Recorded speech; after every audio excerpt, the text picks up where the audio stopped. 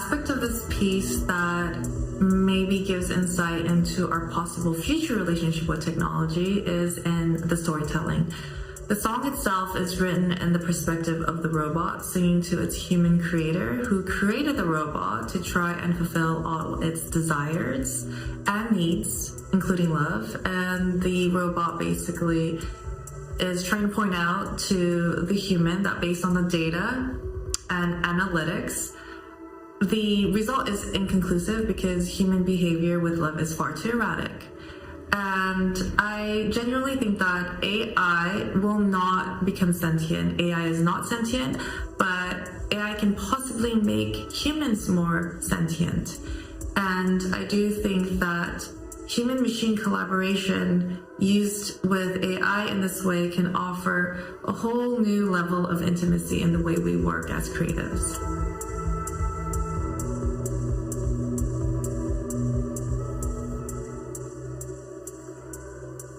I think the next 20 years of human-machine collaboration is going to get really fascinating, full of surprises.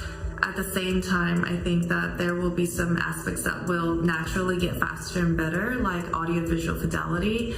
And I think it's really crucial and important for more humans to get into the narrative of AI and understand its impact on us, because humans can save humans, machines cannot save humans. But humans working with machines in particular ways can maybe save humans.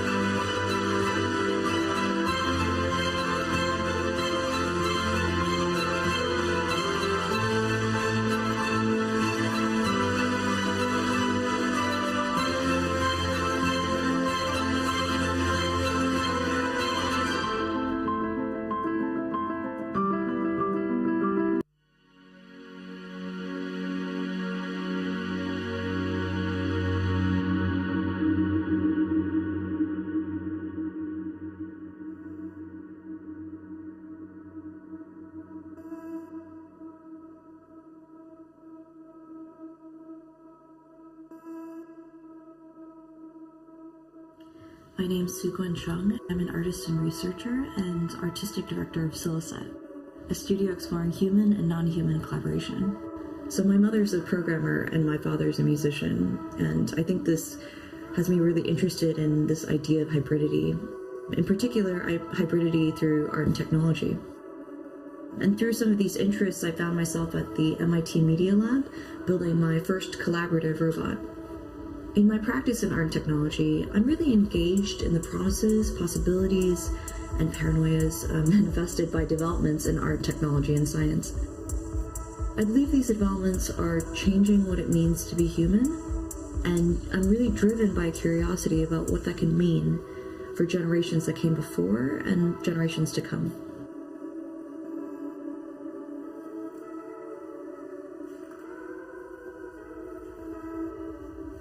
In my practice, I see art and engineering practices as one and the same. Both fields have the potential to uncover something real about the human condition, and I think are grounded in an exploratory process of speculation and discovery. I work with robotics, AI systems, data, and mixed reality as drawing, performance, sculpture, and installation. I'm really inspired by how we think about the idea of a human and of a machine. And I'm really curious about where AI ends and we begin. In the past few decades of technology development, I design what I like to think of as sensory mixes of the future. I've been working on a project called Drawing Operations Unit, Generation 1 to 5, for like the past 8, almost 9 years. Its focus has really been on the potential of human and machine collaboration. In Generation 2, we focused on exploring memory by training a machine learning model on 2 decades of my own drawing data. In Generation 5, designed over the pandemic, I thought about my own meditation practice as a kind of creative catalyst and substrate. I used my own biofeedback recorded through meditation to generate EEG data as drivers for robotic movement in my own painting process. I like to think of it as waves of my mind to lines on a canvas. My most recent work is called Flora Rearing Agricultural Network, FRAN for short, a project exploring human, plant, and machine co-naturality. The work speculates at what I like to think of as an interdependent ecosystem of human, machine, and flora, and explores the linkages between machine and ecology through the development of a networked robotic system stewarding nature.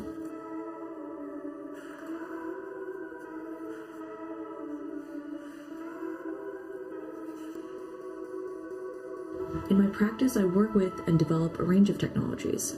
I work with robotics as collaborative partners, machine learning as drivers for painting movements, and EEG to create systems of biofeedback. I'm interested in how research-driven processes, algorithmic systems, and custom computer vision software offer new and speculative human and machine configurations. Using custom and existing research for artistic purposes means extending the possibilities of the research beyond fixing a problem or asking a specific question into a more speculative, playful arena that engages new research prompts, as well as new conditions for philosophical inquiry.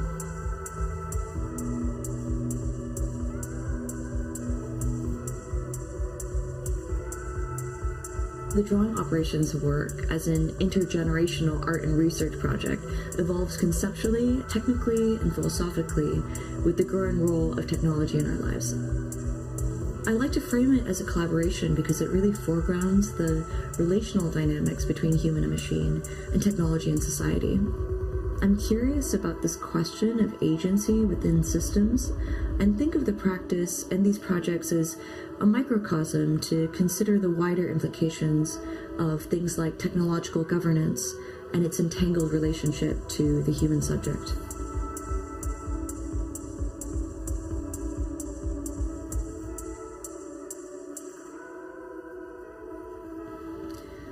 It's so hard to make predictions about even 5 years down the road. And I think we've seen how quickly over the past few years life can really change in an instant. But I hope that the field of human and machine collaboration is increasingly understood and grown as a site of invention and of promise, one that extends a diversity of subjects and points of view. I'm really hopeful about this because it means that we're working towards this transformation of the human and machine in our environment. And I think that as an interdisciplinary aim is really powerful.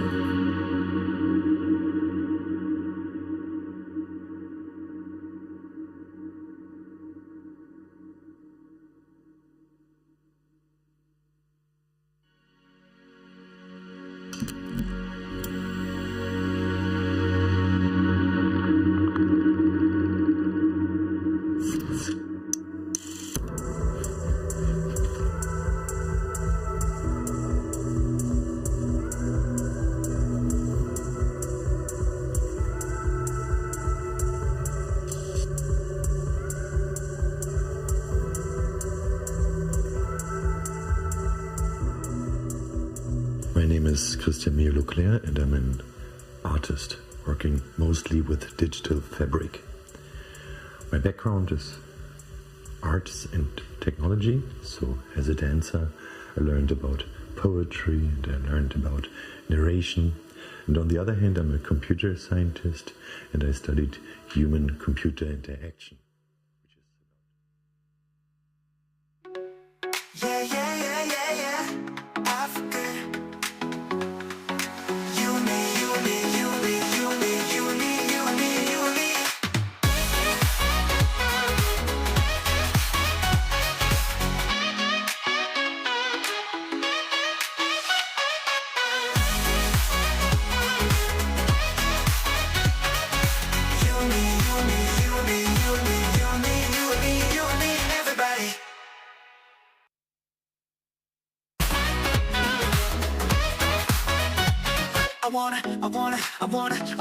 I use AI for good.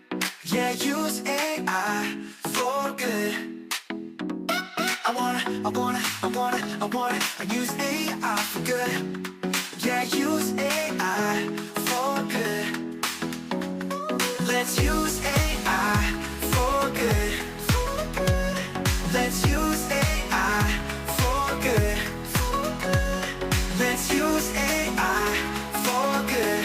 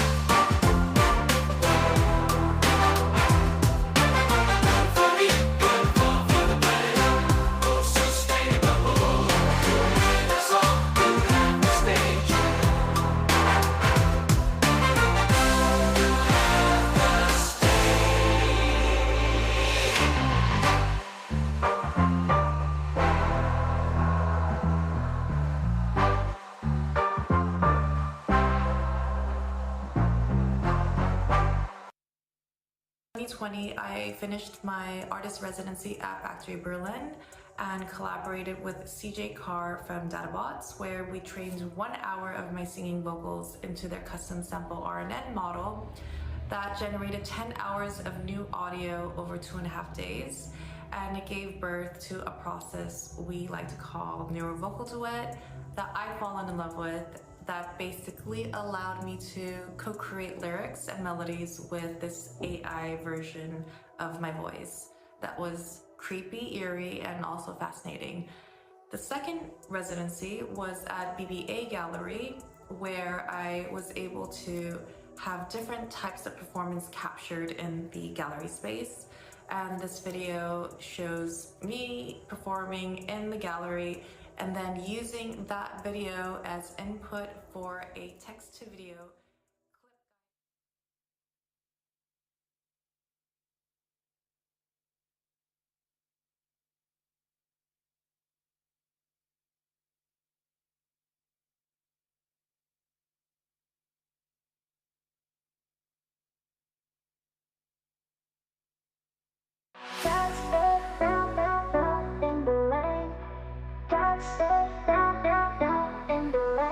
Can't say meow meow meow meow meow meow meow meow meow meow together.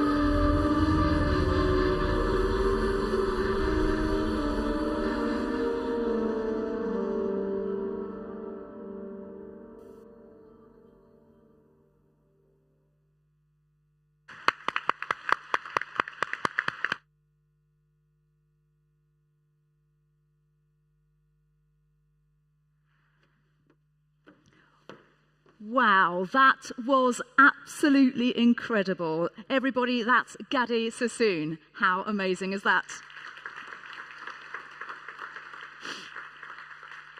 This is the ITU AI for Good Global Summit 2024, and that is just a taste of what's to come over the next couple of days. It's lovely to see you, Gadi. Thank you very much. And audience, it's lovely to meet you all as well. I'm very much looking forward to getting to know you over the next few days.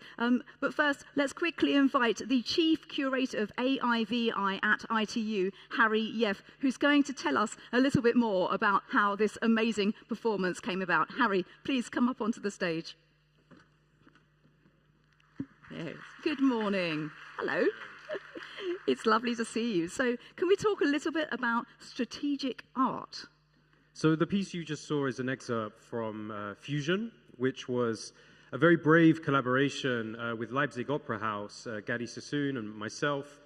And Gadi is a composer, and 17th century opera house embraced AI as a creative partner. No senior creative was replaced, but really there was an augmented relationship.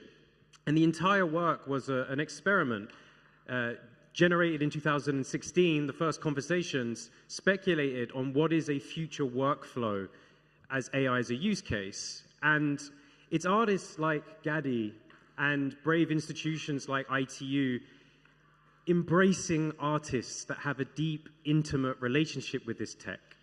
And I think when we move from the decorative arts, which I love, this idea of performance and beautiful things, to actually seeing that a lot of emergent tech depends on creative practice as a first wave of societal integration.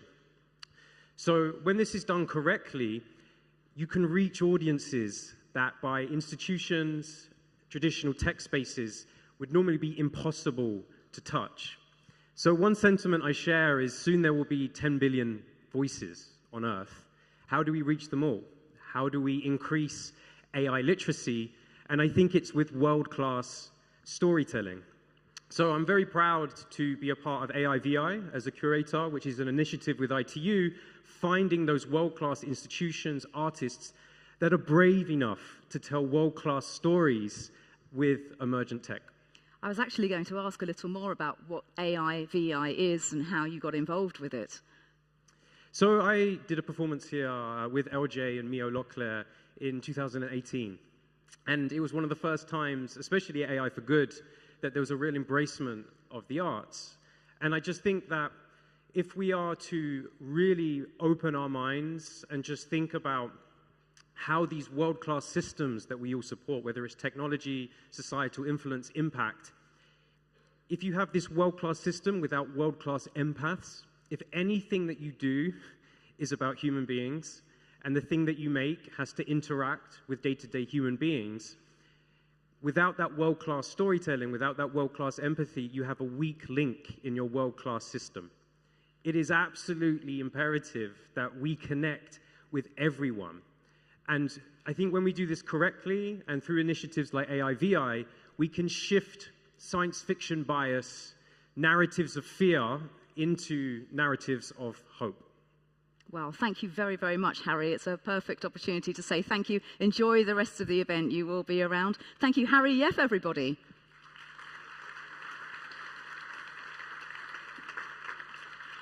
So it's a very, very warm welcome to the 2024 ITU AI for Good Global Summit. But before we go any further, it's an honor to introduce a video welcome address from the Secretary General of the United Nations, Antonio Gutierrez. I'm happy to greet the AI for Good Summit. Artificial intelligence is changing our world and our lives, and it can turbocharge sustainable development. From bringing education and healthcare to remote areas, to helping farmers boost their crops. From designing sustainable housing and transportation, to providing early warning for natural disasters. AI could be a game changer for the SDGs. But transforming its potential into reality requires AI that reduces bias, misinformation, and security threats instead of aggravating them. It also requires helping developing countries harness AI for themselves, connecting the unconnected, building capacity on computing power, data and governance, and creating incentives for AI developers and deployers to share the benefits locally. We need global coordination to build safe and inclusive AI that is accessible to all. I wish to recognize the International Telecommunication Union's early expertise on AI standards and thank you for convening this important meeting on AI for development. My advisory body on artificial intelligence, who has met with many of your organizations, has identified key avenues to enhance AI governance. It recommends an international scientific panel on AI that would conduct independent risk and opportunity assessments, a structured dialogue connecting governance initiatives and harmonizing standards across borders and sectors, and a big effort on capacity building with funding to meet the scale of the challenge. September Summit of the Future will see agreement on a global digital compact, an opportunity to lay the foundations of global AI governance. I count on you to help build momentum around these ambitious solutions. Together, we can harness AI to help achieve the Sustainable Development Goals and leave no one behind.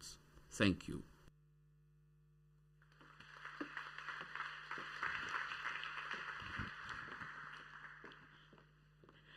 So, the AI for Good event is now in its 8th year, and it's a pleasure to continue hosting. My name is LJ Rich. I will be your MC for the rest of the few days, and it promises to be a mind-expanding next few days here in beautiful Geneva. Thank you so much for joining us, and welcome also to our online guests. So, I'm going to guide you through this immensely rich program designed to help everyone imagine a future where machines and humans help each other. The next 2 days will give everybody an opportunity to dive into all aspects of AI, and it doesn't matter how technical you are, what technical knowledge you have. All you need is curiosity and an open mind to the potential of AI to help everyone. So, to get the most out of this event, I highly recommend that you download the AI for Good Neural Network app, joining around 30,000 others who have already done so. There's some great features on this, including AI-assisted networking, which is kind of interesting. You select what you're interested in, and then you're going to be matched with other people who are interested in the same area. Just connect on site. You can see who else is here. You can join the conversation online, and you can chat. And that's available today, tomorrow, and beyond. We're also providing simultaneous translation in 75 languages. That's quite a lot, isn't it? And we're also doing subtitles using the Amplifier app. Just scan that QR code and you can receive captioning, thanks, of course, to AI. And you can put an earphone in and it will translate audio for you as well. Plus, there's real-time captioning on the screens, as you can see here on either side. And you can stay in the loop online with the hashtag AI for Good or the ITU AI Summit. You will need those if you wish to enter the competitions. More on that later on. But with that in mind, it is a great pleasure for me to give the stage to somebody who has been instrumental in supporting the summit. It gives me a giant amount of pleasure to warmly welcome the Secretary General of the ITU. It's Doreen Bogdan-Martin.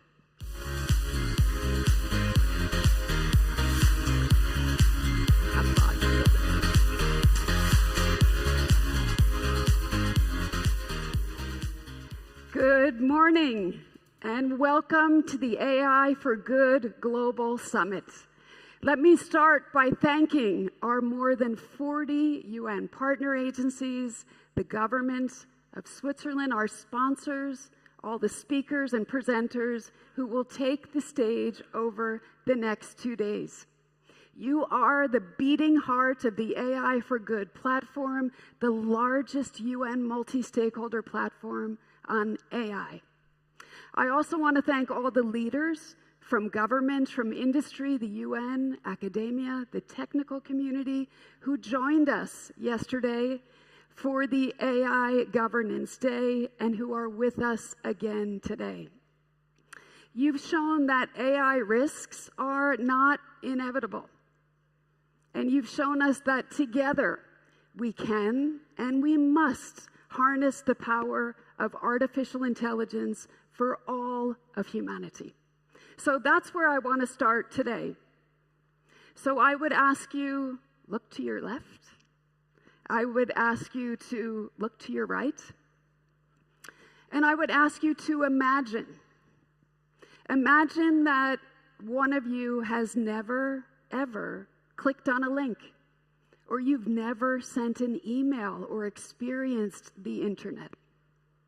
In 2024, in the age of AI, in the age of unimaginable opportunities, 1/3 of humanity remains completely offline, excluded from the AI revolution, without a voice.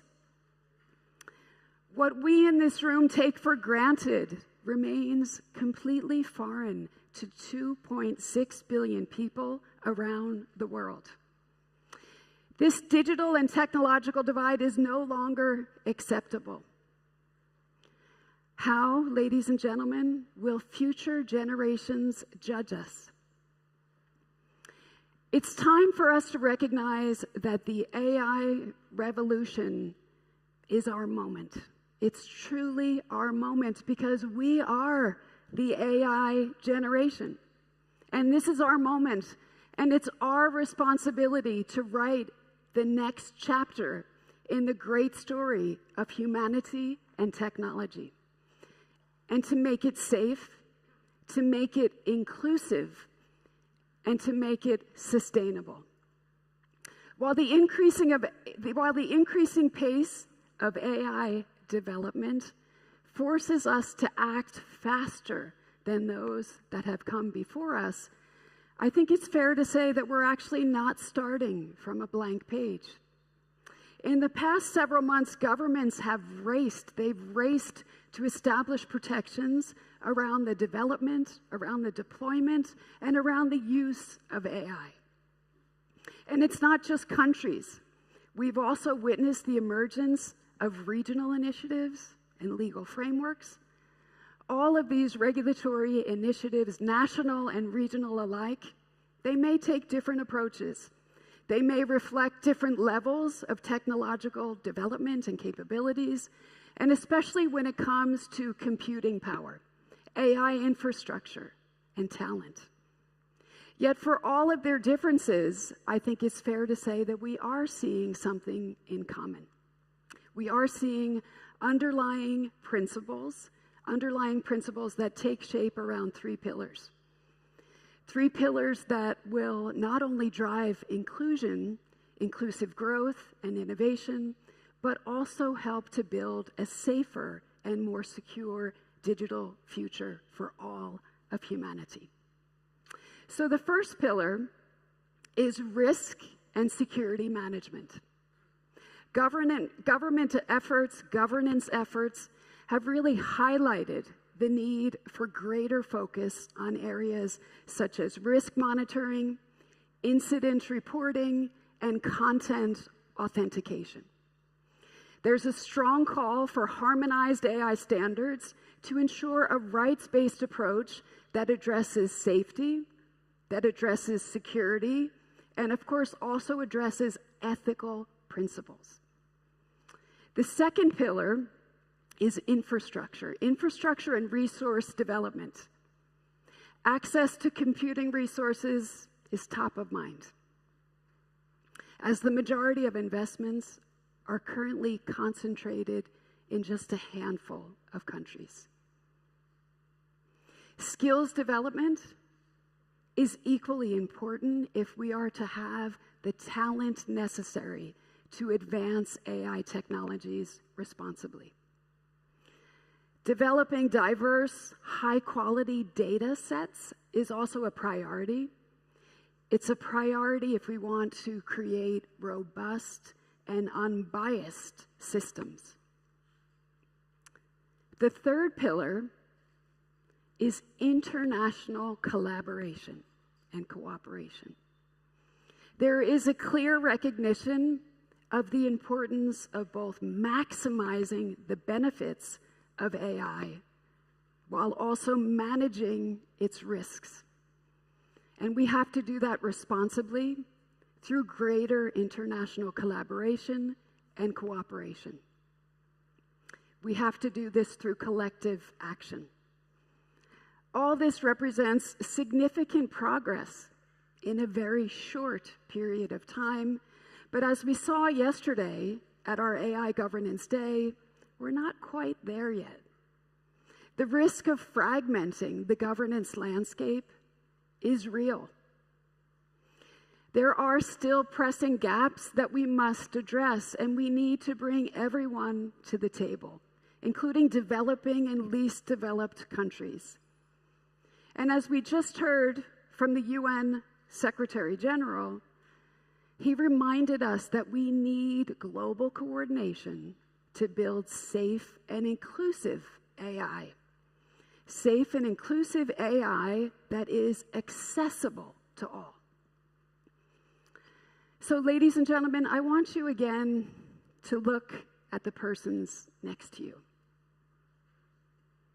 Chances are they come from a country that's not part of the efforts I just described. They may have just started their AI journey, or they're simply contemplating it. As Winston Churchill once said, the pessimist sees difficulty in every opportunity, while the optimist sees opportunity in every difficulty. So call me an optimist, but I see this nascent AI regulatory landscape as a unique opportunity to ensure that every country and every voice counts. The UN Summit of the Future in September and the upcoming WSIS Plus 20 review of the World Summit on the Information Society are going to provide critical opportunities to be able to unify our efforts and to act in a coordinated manner. So let's use the United Nations as a catalyst for progress. The recently adopted UN General Assembly resolution on artificial intelligence, I think in many ways, was historic. It promotes safe, secure, and trustworthy systems. Let me also add that a recent analysis that was led by the ITU and our partner UNESCO has also shown that existing laws and existing normative frameworks in the UN are applicable to AI. But as I said, we do have a lot of work to do. But as governance efforts start to move, and this is one of the reasons we're here, as they start to move from principles to implementation, we must now turn and gain and gather that momentum and turn it into progress for everyone, everywhere. Because we are in a race against time. Recent developments in AI, I think it's fair to say, have been nothing short of extraordinary. Generative AI, among others, has brought us one step closer to a human-level AI. And for many, we've let the genie out of the bottle.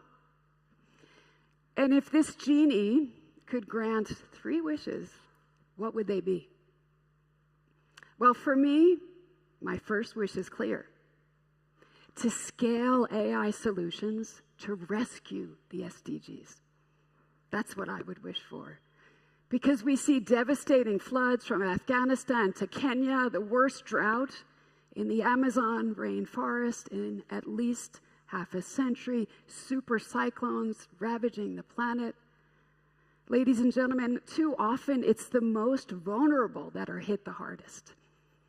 Poverty is spreading, with more than 3 billion people living in countries where governments actually now spend more on debt interest payments than they do on education and healthcare. Under current trends, it will take close to 300 years for the world to achieve gender equality. And the list goes on. The SDGs are off track. Meanwhile, AI can accelerate progress on 70% of the SDG targets. UN agencies, I think it's fair to say, we know this firsthand, using AI in more than 400 projects covering all 17 SDGs. As this year's UN activities report on AI, coordinated by ITU, demonstrates that we now have twice as many efforts and initiatives as we did this time last year. So we are moving in the right direction, but of course we need more. And we need more inside and outside the UN. So my second wish would be to make AI innovation inclusive. So let me give you a couple of examples from the AI for Good Innovation Factory. And there are many, but I'm just going to share two. So the first is Bionics. Bionics is a Pakistani startup that designs artificial limb solutions. And there's a little boy, and his name is Mohammed. When Mohammed was 4, he received his new arm. He received his new arm after a very tragic accident. And he became the youngest person ever to receive a bionic arm. So, what do you think Mohammed asked for after receiving his new bionic arm? Well, he asked for a new shirt. He asked for a new shirt that he could button himself with the power of his brain. Amazing. Let me share a second example. So a baby dies every 40 seconds from prematurity. Ultrasound AI, a woman-led startup in the US, uses AI to accurately predict premature births and improve prenatal care. On a mission to Ghana last year, they helped dozens and dozens of mothers that were at risk. They helped these mothers, giving their babies a better chance for life. Because, of course, no baby should ever have to fight for its life on day one. These two examples, these startups challenge the status quo, and they need our support now more than ever. So my third wish would be that we must make AI systems safe, secure, and trustworthy. 2024 is the biggest election year in history. With the rise of sophisticated deepfakes, disinformation campaigns, it's also the most contentious one. Not only does the misuse of AI threaten democracy, it also endangers young people's mental health and compromises cybersecurity. As AI is being used to blur reality, we have convened the world's foremost experts in AI watermarking and digital content verification to establish robust and reliable standards. Because standards, ladies and gentlemen, build trust. They are the cornerstone of responsible AI. And that's why the World Standards Cooperation, which brings together the ITU, IEC, ISO, we announced yesterday a commitment to work together to develop a unified framework for AI standards that will help to reflect the diverse needs and also to take into account the capacities of standards developers everywhere. This will help to foster inclusivity and equitable access to AI technologies in support of the SDGs. As we look to 2030, we must act decisively. We have to act decisively to turn these wishes into reality. I think the choice that we face, it's not a simple choice between risks and opportunities. AI technologies, like those before them, hold immense potential for both good and bad. It's not about choosing between humans versus machines. Machines have been part of the fabric of our life for generations. The real challenge is to foster responsible AI without stifling innovation. It is a delicate balance to strike, but we need to put humanity at the center, at the front and center. Instead of asking what role humanity will play in AI's future, we should be asking ourselves, what role will AI play in humanity's future? If we shift our perspective, I am confident that we can develop and implement AI technologies that serve the goals and the universal values that are enshrined in the UN 2030 Agenda for Sustainable Development. We are the AI generation, so let's meet the moment. Let's write the next chapter of the great story of humanity and technology. Let's remember that the future starts not with algorithms, but with us, with all of you, right here in our brain that is the most complex, powerful, creative computer that the world has ever known. Thank you very much. It's amazing. Wow, thank you so much to the Secretary General of the ITU, Doreen Bogdan-Martin, for setting the scene so well.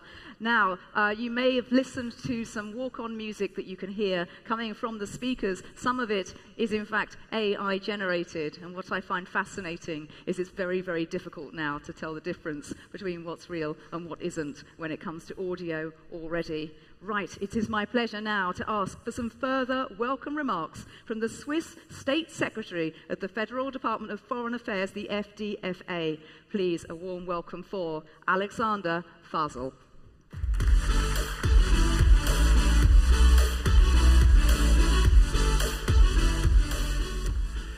Madame la Secrétaire Générale, Mesdames et Messieurs, bienvenue à Genève. Since 2017, this summit brings together various stakeholders committed to develop concrete implementation of AI for the SDGs. Switzerland is a proud co-host alongside ITU in partnership with many UN agencies and other partners. Artificial intelligence is one of the key technologies of our time. It already has a lasting impact on society, on the economy, and on world politics. And you will today and tomorrow witness many positive use cases for fighting climate change, enhancing education or health. However, we have to recognize that not all regions or countries have the same access and resources needed to implement AI projects. There are major disparities in access to data, to algorithms, to computing power, to human expertise, which form the material and immaterial components of AI.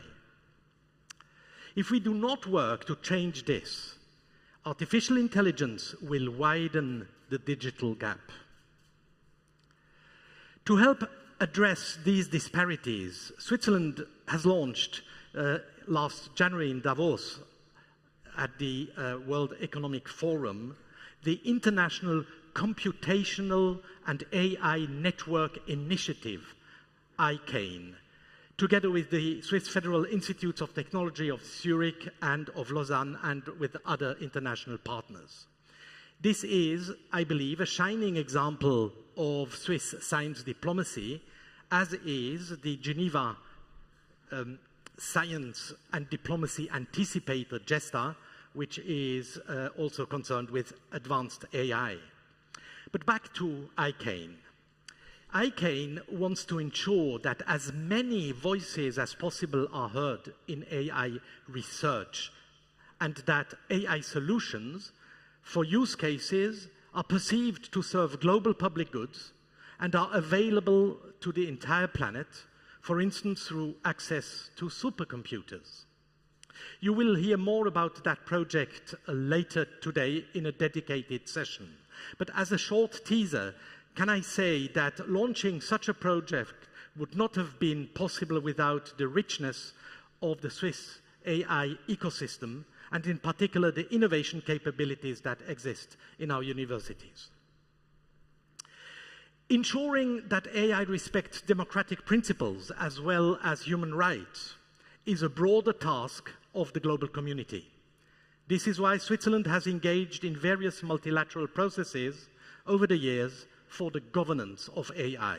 And in this regard, I would like to highlight the Convention on AI, Human Rights, Democracy, and the Rule of Law, which was successfully negotiated and concluded under the auspices of the Council of Europe under the Swiss chairmanship. And I would like to stress and to remind everyone that this is a global convention which is open to all countries around the world. In addition, we are now in the UN, of course, working actively for the adoption of the Global Digital Compact, which will include provisions on AI. In this regard, international Geneva's institutions stand ready to implement and to monitor the Global Digital Compact. The WISES Summit, as well as the AI for Good Summit, are examples of transversal United Nations collaborations that are useful blueprints for AI government. Dear colleagues, after this summit, we will all go home to the four corners of this globe. But we need to remind ourselves that AI for Good never sleeps. It is always online. AI for Good is not a one-off event. It is a year-round digital platform on which we can connect and work together. And AI for Good is like a movement, rather, a movement that is based in Geneva, but that has a global ambition and a global outreach. And with that, je vous dis merci de votre intérêt et bon travail.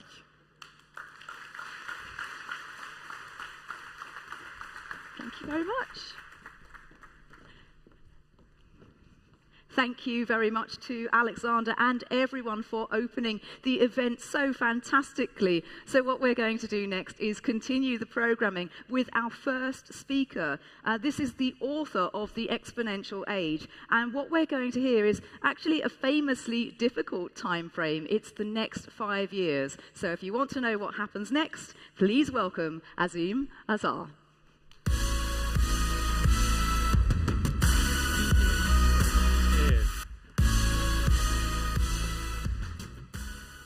Well, good morning, everyone. It's really wonderful to be here, and thank you, LJ, for just reminding me that 5 years is a very difficult time frame to make any kind of predictions. But I would really like to start with a very, very warm welcome, Secretary General, to all of the leaders from government and industry, academia, civil society, UN organizations, and of course, all of the scientists, all of the founders, all of the private sector.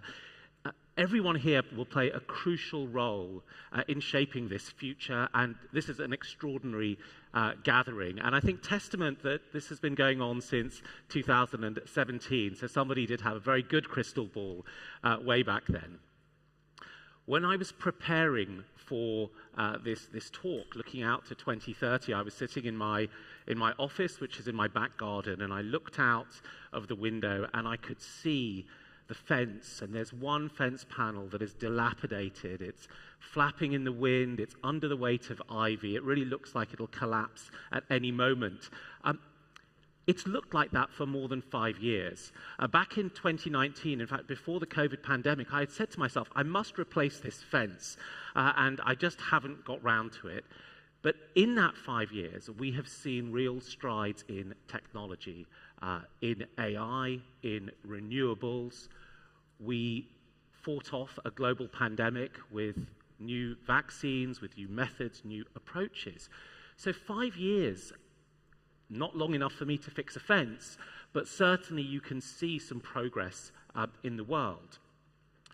But one question I think we really need to ask ourselves is, can we see the impact of AI in our daily lives at scale yet? Will AI's impact in the next few years be significant? Why would those next years be different? And what should we do to get the most out of them? So if we think a little bit about where we have come from over the past few years, the economist, Robert Solow, said of the computing age back in 1987, he said, you can see the computing age everywhere but in the productivity statistics. Now, when I look at the AI world, I think the same thing seems to be true today. We can see AI everywhere except in the productivity statistics. We can see AI everywhere except in getting ahead of the SDG targets, getting ahead of carbon emissions. Go back a few years, 2017, we were promised autonomous vehicles everywhere in our streets, roughly by about now. Even though I'm involved in this area, I've only spent 25 minutes in an autonomous vehicle in the last decade. We were told that medical AI would be improving patient outcomes. We were told that we wouldn't need radiologists anymore. We get to 2024, and in the US, there are more radiologists than ever, and there's a shortage of radiologists in the US, shortages that will be compounded as we go across the globe to emerging economies. And let's tackle that question of productivity and the economic impact. Well, go to the US, again, the most advanced economy when it comes to AI. Productivity growth between 2019 and today has been roughly 1.5% per annum. That is a smidgen above the dark days of the 1970s of oil crises and of stagflation. So perhaps we aren't yet seeing AI show up in the statistics. But a lot can happen in that 5 years. If we look at the world of renewables, the amount of solar electricity capacity we have has tripled just in those past 5 years. Incredible strides in China, for example, in changing their energy system, and now in India as well. The cost of batteries in electric vehicles has declined by 40, 50, 60% in that period of time. And to the point that 1 in 5 of all cars sold globally is now an electric vehicle. Going back to China, it's 1/2 of all cars that are sold that are electric vehicles. And if we look at other technologies that really matter for human welfare, take genome sequencing. Well, back in 2019, it cost about $1,000 to sequence a human genome. Today, that price is around $100. So there's clearly something going on in that 5-year period. And the reason for that is that these technologies are exponential technologies. So exponential technologies are technologies that get better and better or cheaper and cheaper on a compounding basis year after year. They, at some point, hit a tipping point. They hit a tipping point where they're just good enough or they're just cheap enough for businesses, for governments, for consumers to want to use them. And we hit those tipping points in things like solar and things like lithium-ion batteries for electric vehicles in the past few years. And we're familiar with lots of exponential technologies. The original one, the OG, is computing, and the microchip, and the famous story that, you know, your typical smartphone is more powerful than all the computers in the world when the Apollo 11 landed on the moon in 1969. But when we think about AI, the question is, where is that tipping point? And I think one tipping point that we hit has been with large language models, or LLMs as I'll refer to them. So GPT-2 was made available in 2019, and I think it was the first time that the wider technology community, the developers rather than the AI specialists, started to think this is a technology we can do useful things with. And what's happened in those 5 years?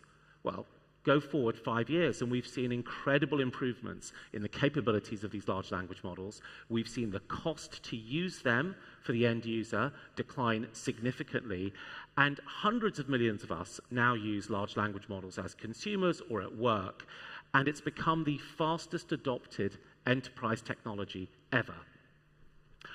And the reason is, it's unreliable, sure, we know that. We'll hear about that, I'm sure, later in the next couple of days. But as a technology, it is just good enough for just enough of us. And so even though there are many, many improvements to come, don't let anyone tell you that GPT-4 is as good as it will ever get, that there aren't new technical approaches that we will use over the coming years and decades.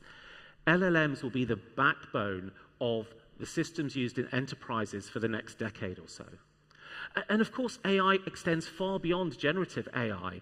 Yeah, AlphaFold has helped us discover protein structures 1,000,000% faster than humans, augmenting our capabilities, and there are AI systems being used by scientists to develop new catalysts. There are systems being used to improve battery performance or to optimize the use of energy in data centers. Once you have technologies that are good enough and cheap enough, they go past that particular threshold. You can see rapid and widespread diffusion. You go from a very quick shift from the old methods, old tools and practices, to new tools and practices. This happens even with big physical clunky technologies. So if you look at the transatlantic passenger route from Europe to the United States at the turn of the 20th century, it was dominated by steamships, but it only took 15 years for that route to be replaced by, it was dominated by sailing ships, and it only took 15 years for that route to be replaced by steamships, and that grew the market significantly. It didn't even matter that there was a human catastrophe in 1912 with the sinking of the Titanic. The market continued to grow, the transition happened. We've of course seen that happen with smartphones. In 2012, 1 in 3 smartphones sold were smartphones. By 2017, it was 86%. Last year, 9 out of 10 phones sold in India were smartphones. 5 years earlier, it was about half. And so we can see that new innovations can make their way into our lives in unprecedented pace. We delivered COVID vaccines from discovering there was such a thing as COVID, although we didn't call it that when it started, to developing multiple vaccines, to putting it in over 5 billion arms in just a few years. And it was enabled by digital infrastructure, from supply chains to logistics, databases, and simple things like SMS alerts.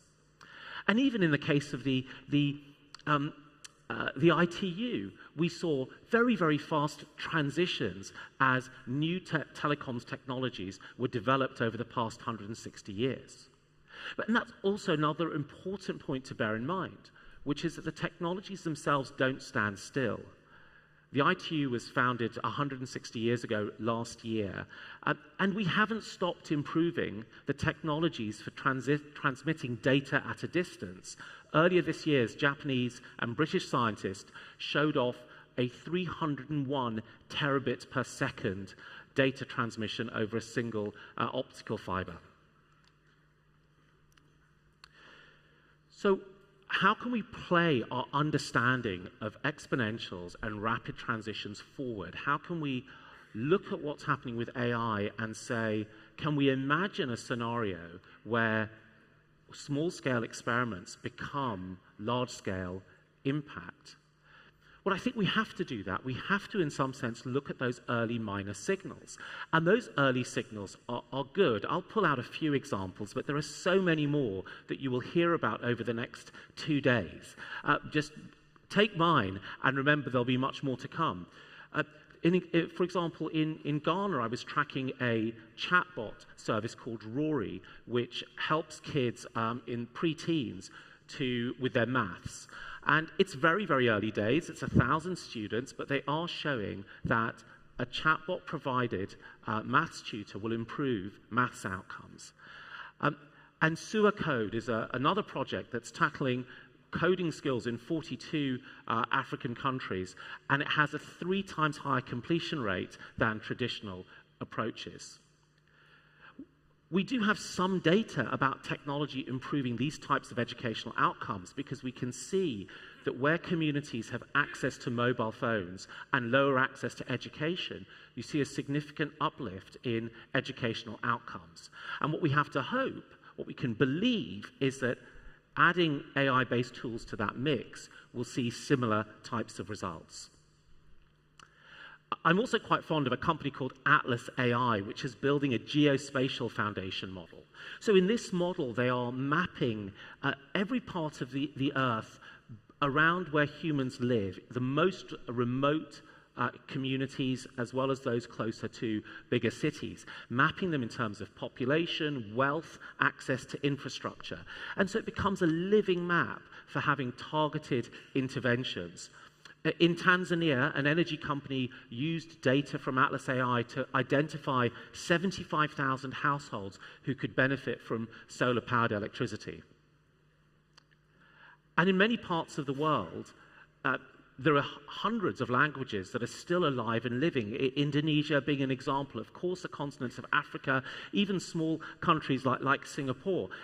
And here, the ability for multilingual LLMs to step in to improve educational outcomes, but also improve the delivery of services to people in their native tongue and increase economic opportunities for businesses is pretty significant. We've got startups doing that, as well as the big labs like Cohere and Meta.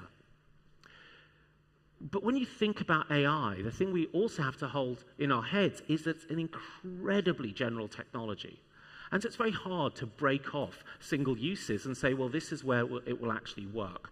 And so the way that I think about this is that AI is fundamentally a technology that, for the next few years, can augment human skills. Now, some colleagues of mine at the consultancy BCG and at Harvard Business School ran an amazing study.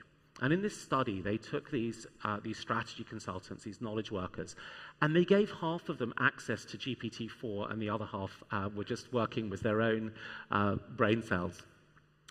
And those with GPT-4 completed tasks about 25% faster than those who didn't. But the quality had rose by about 40%. And it was pretty remarkable as a result goes. So in some sense, the way to think about this is that AI can give us superpowers. It becomes a skill-enhancing technology. It expands human capital. The interesting thing about the HBS results, which is one that has been, we've seen similar results with other experiments, is that the technology seems to be skill equalizing. That is, it improves those in the bottom half of the distribution more than it improves those at the top half. And that is an incredibly rosy outcome, because every single one of us is bad at something. So I'm quite pleased at this idea that I will get lifted up for all of those skills that I haven't quite mastered. In the Global South, this has huge potential, because there you tend to have lower levels of human capital. And human capital depends on knowledge-intensive professions, whether it's education or whether it's teaching and healthcare. Being able to expand the capacity of the existing professionals in those spaces could see us develop human capital more robustly than we have in the past. Now, of course, an AI-augmented human or an AI coach on its own will never be perfect. But at this point, we should recognize that the best can be the enemy of the good. The Pareto principle is quite powerful. 80% is sometimes good enough. So AI can give us superpowers. It offers us a chance to improve at things we're not necessarily great at. But the question is this really how AI is going to be developed? I mean, we have to think about whether companies will look at this technology as a way of upskilling, augmenting, powering up their workers, or as a way of driving down costs and improving efficiencies. And if it's the latter, it's that old battle of capital versus labor once again. Now, at this point, maybe we should take off our rose-tinted glasses, and maybe we should assume that without any steering, the market will choose a path of efficiency, that short-termism will be more alluring. And given that the technology will roll out very quickly, what can policymakers do to maximize the chance that it will be done so beneficially? So I think there are three things. So the first is that we need to ensure that technology can augment and expand human capacities. And we don't start, if I'm frank, in some parts of the world from a very good place. The consultants Edelman do a survey of trust in technology every year, and in 15 out of 28 richer countries, citizens are negative about the prospects of AI. By the way, the reverse is true in the global south and in emerging economies. But this is a warning to firms and policymakers that we haven't brought people with us. Our narratives have not been reasoned, defensible, and constructive.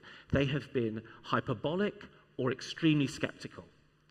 So what we need to do is we have to bring our narratives back to a place of greater reason and consideration and find the policies that we need for augmentation. Now, it's not just about engaging with workers and providing training, education, and upskilling.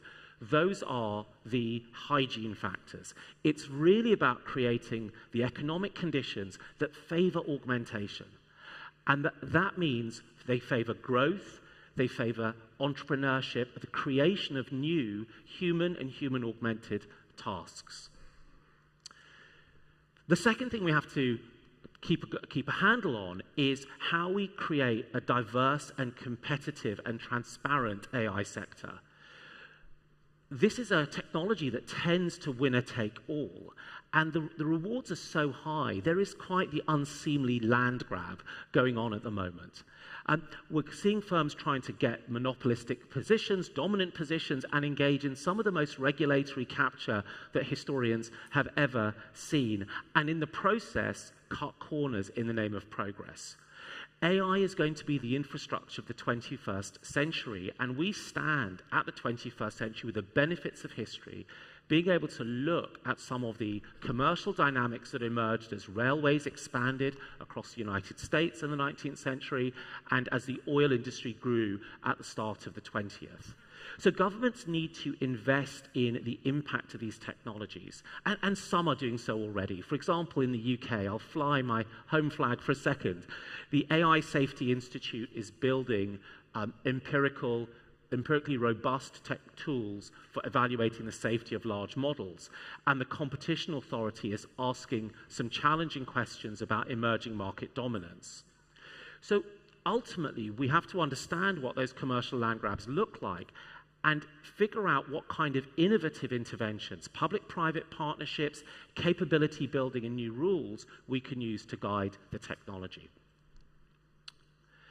And the final thing, which is really a message for those of us here who are leaders of people, this is my imagination of what the inside of an LLM is like, by the way, lots of kind of books and some machinery.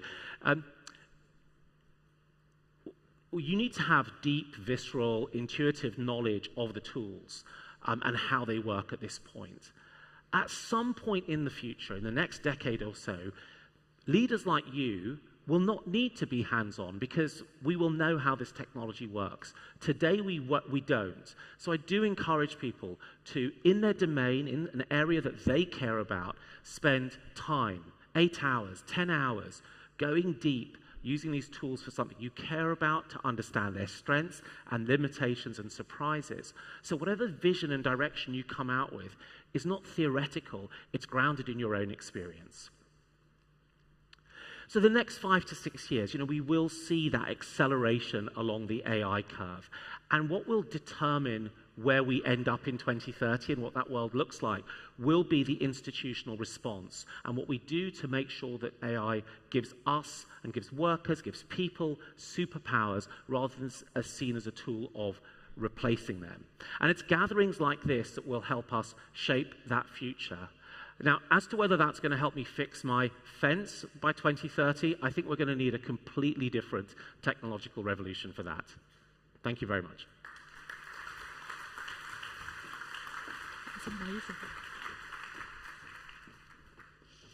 Thank you very much there, Azeem. It is a brave person to take a leap on our behalf and make predictions here on stage. So we really appreciate that fascinating insight into the future for all of us. And also, Azeem's fence, best of luck with that too. Next up then, please welcome the co-founder and executive director at the Center for Humane Technology, the CHT. Oh, this is going to be good, just like the last one and like the rest of the content today. Please welcome, talking on the social dilemma, it's Tristan Harris.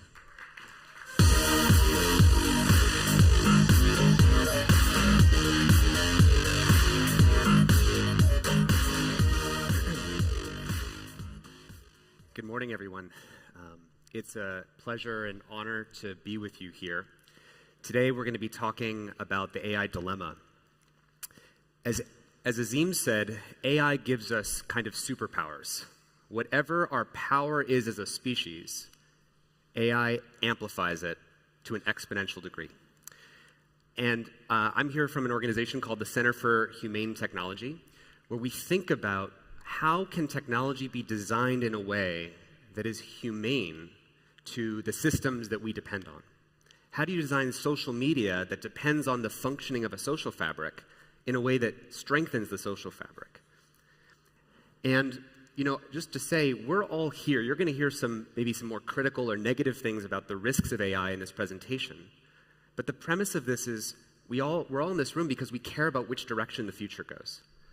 And one of the things that we think is if we don't understand the risks appropriately, then we won't get to that positive future. So we have to understand what we're steering towards. And one of the meta challenges is that the complexity of the world is going up. Right? We've got more issues. Social media introduced 20 new issues that every school teacher or parent had to deal with that they didn't have to deal with before. AI introduces many new issues for banks to have to deal with: voice cloning, cyber attacks. So as the complexity of the world is going up, the question is our ability to respond and govern technology has to go up at the same rate, right? It's like you're going faster and faster in a car, but your steering wheel and your brakes have to get more and more precise as the complexity is going up.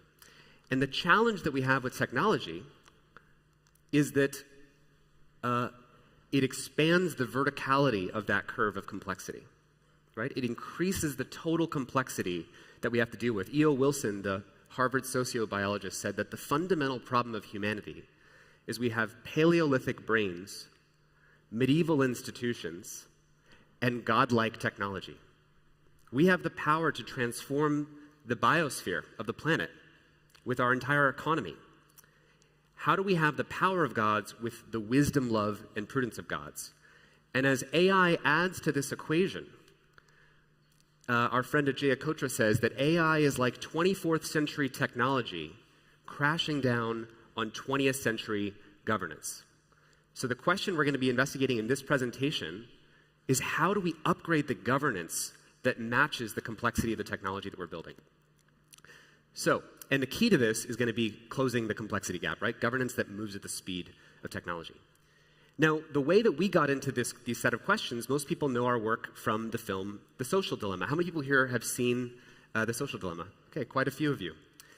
We just found out recently that it was actually the most popular documentary on Netflix of all time, which is a great accomplishment. It was, thank you. And it was really about, you might say, why are we talking about social media in a conference that's about AI? But if you think about it, social media was kind of like first contact between humanity and a runaway AI. What do I mean? When your 13-year-old child or you flick your finger up like this on TikTok or on Twitter, you just activated a supercomputer behind that sheet of glass, pointed at your kid's brain, that's calculating from the behavior of 3 billion human social primates the perfect video or photo or tweet to show that next person. And that little baby AI that's just a curation AI was enough to cause a ton of problems. So how did first contact go? Well, I would say we lost. How did we lose? How did we lose? We had really good people that were actually friends of mine in college who built some of the social media platforms. I saw the people building it. I was in San Francisco. So how did we lose? And Charlie Munger, who is Warren Buffett's business partner, said, if you want to predict what's going to happen, if you show me the incentive, and I will show you the outcome. So what was the incentive behind social media? Well, first of all, let's talk about how do we tend to relate to technology? Well, we relate through stories. Here were these social media apps. What were the stories we told ourselves about social media? We said, we're going to give everybody a voice. We're going to connect with your friends, join like-minded communities. We're going to enable small, medium-sized businesses to reach customers. And these stories are true. These are totally things that social media has done. But underneath those stories, we started to see, beneath the iceberg, there's some problems. But these are symptoms, and they feel like there's separate problems. We have addiction over here. We have viral misinformation over here. We have mental health issues for teenagers. But beneath those symptoms were incentives. The incentives that in 2013 allowed us to predict exactly where social media was going to go, which is that social media is competing for what? Your attention. There's only so much attention, so it becomes the race to the bottom of the brainstem for who's willing to go lower to create that engagement. And let's take a look at what that actually created in society. So information overload, addiction, doom scrolling, influencer culture, the sexualization of young girls, online harassment, shortening attention spans, polarization, right? This is a lot of really negative consequences from a very simple misaligned AI called social media that we already released into the world. And so what matters is we think about AI multiplied by social media. This is a recent example from TikTok. There's a new beautification filter with generative AI. Oops. Can someone turn up the audio of this? I grew up with the dog filter on. Here, I'll do this one more time. Here we go. I can't believe this is a filter. The fact that this is what filters have evolved into is actually crazy to me. I grew up with the dog filter on Snapchat, and now this filter gave me lip fillers. This is what I look like in real life. Are you kidding me? So why are we shipping these filters to young kids? Do we think this is good for children? The answer is because it's good for engagement. Because beautification apps that make me look better are going to be used more than beautification apps that don't have those filters. And so this race for engagement actually didn't just get deployed into society. It kind of ensnared society into the spider web. It took over media and journalism. Media and journalism run through the click economy of Twitter. It took over the way that elections are run. President Biden simultaneously said he wants to ban TikTok at the same time that he just joined TikTok, because he knows that to win elections, you have to be on the latest platforms. It's taken over GDP, children's development. Social media is now the digital parent for an entire generation. And so, have we fixed the incentives with first contact with AI? Have we fixed them? No. So, we have to get clear before we deploy second contact with AI, which is not curation AI, but creation AI, of generative AI. What are the incentives that are driving this next AI revolution? Okay, well, let's do it again. What are the stories we're telling ourselves about AI? AI is going to make us more efficient. All the things that Azeem just said, which are all true. It's going to help us code faster. It's going to help us find solutions to climate change. It can increase GDP. And these stories are all true. But beneath those stories, we also know that there's these problems. Everyone in the room is aware of these problems. But beneath those problems, what's driving those problems? What's the incentive that will allow us to predict the outcome of where AI is going? And that incentive is what we call the race to roll out. The number one thing that is driving OpenAI or Google's behavior is the race to actually achieve market dominance, to train the next big AI model and release it faster and get users before their competitor does. And the logic is, if we don't build it or deploy it, we're just going to lose to the company or the country that will. And so what is the race to roll out going to cause in terms of second contact with AI?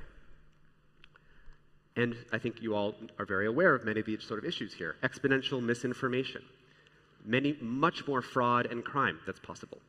Neglected languages. When they race to release AI systems to achieve market dominance, they're going to focus on the top 10 languages and not focus on the bottom 200. So this thing that's talked about in this room, we were just at the event yesterday, inclusion. How do we make sure we're including the whole world, where when you're racing to win market dominance, you're not racing to support the bottom 200 languages in the world. When you race to release models, you also race to release models that can be jailbroken. The AI companies will talk about security, but all of the models that are publicly online right now, there's clever techniques to jailbreak them, basically get access to the unfiltered model that doesn't have the safety controls.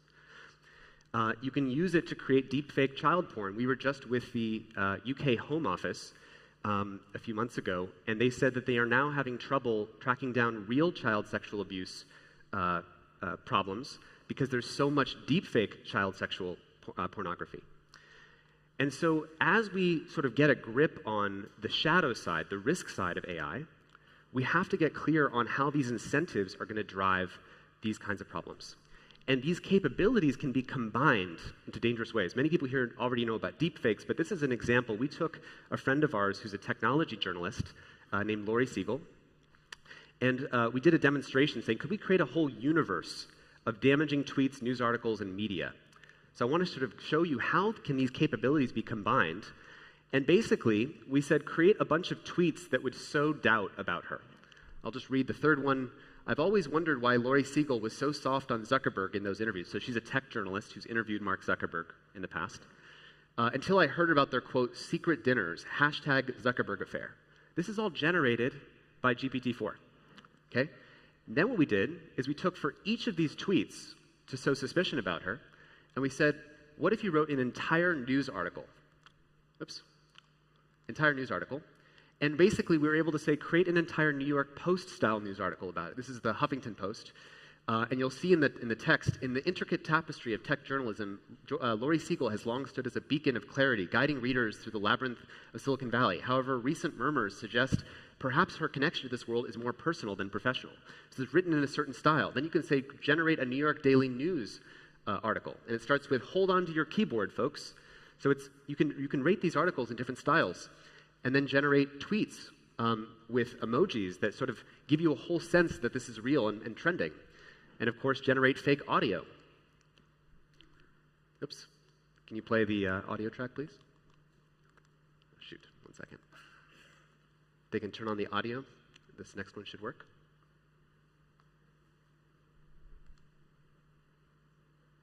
No? Okay. Well, it's a example of her voice basically saying to Mark Zuckerberg, we have to not let people know about our secret affair. My career would be over. I just can't have that constantly hanging over my head.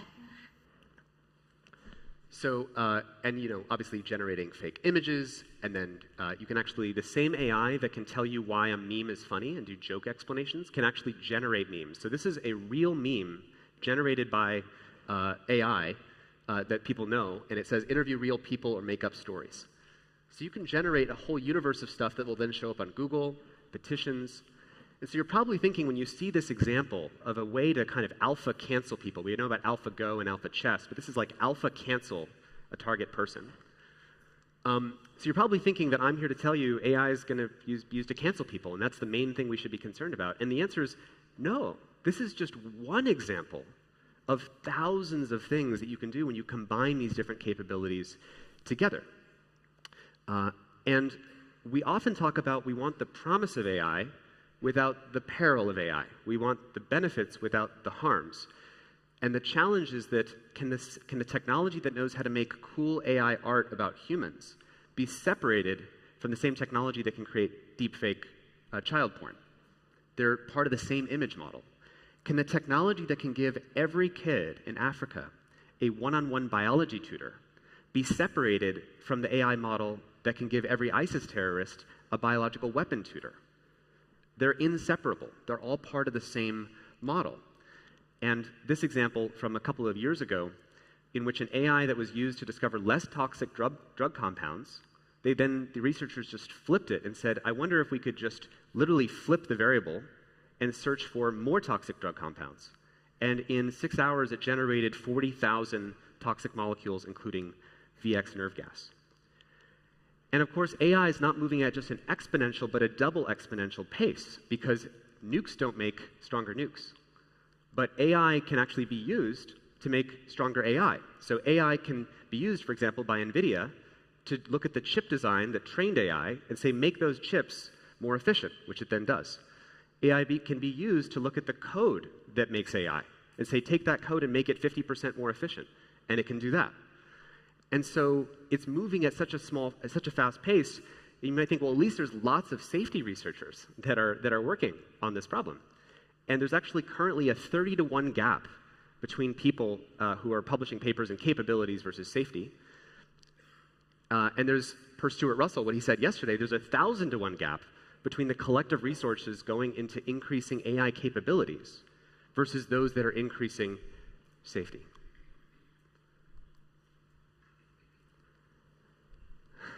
So this is a lot. And actually, at this point in the presentation, I would actually just encourage you, if you want to just take a breath together.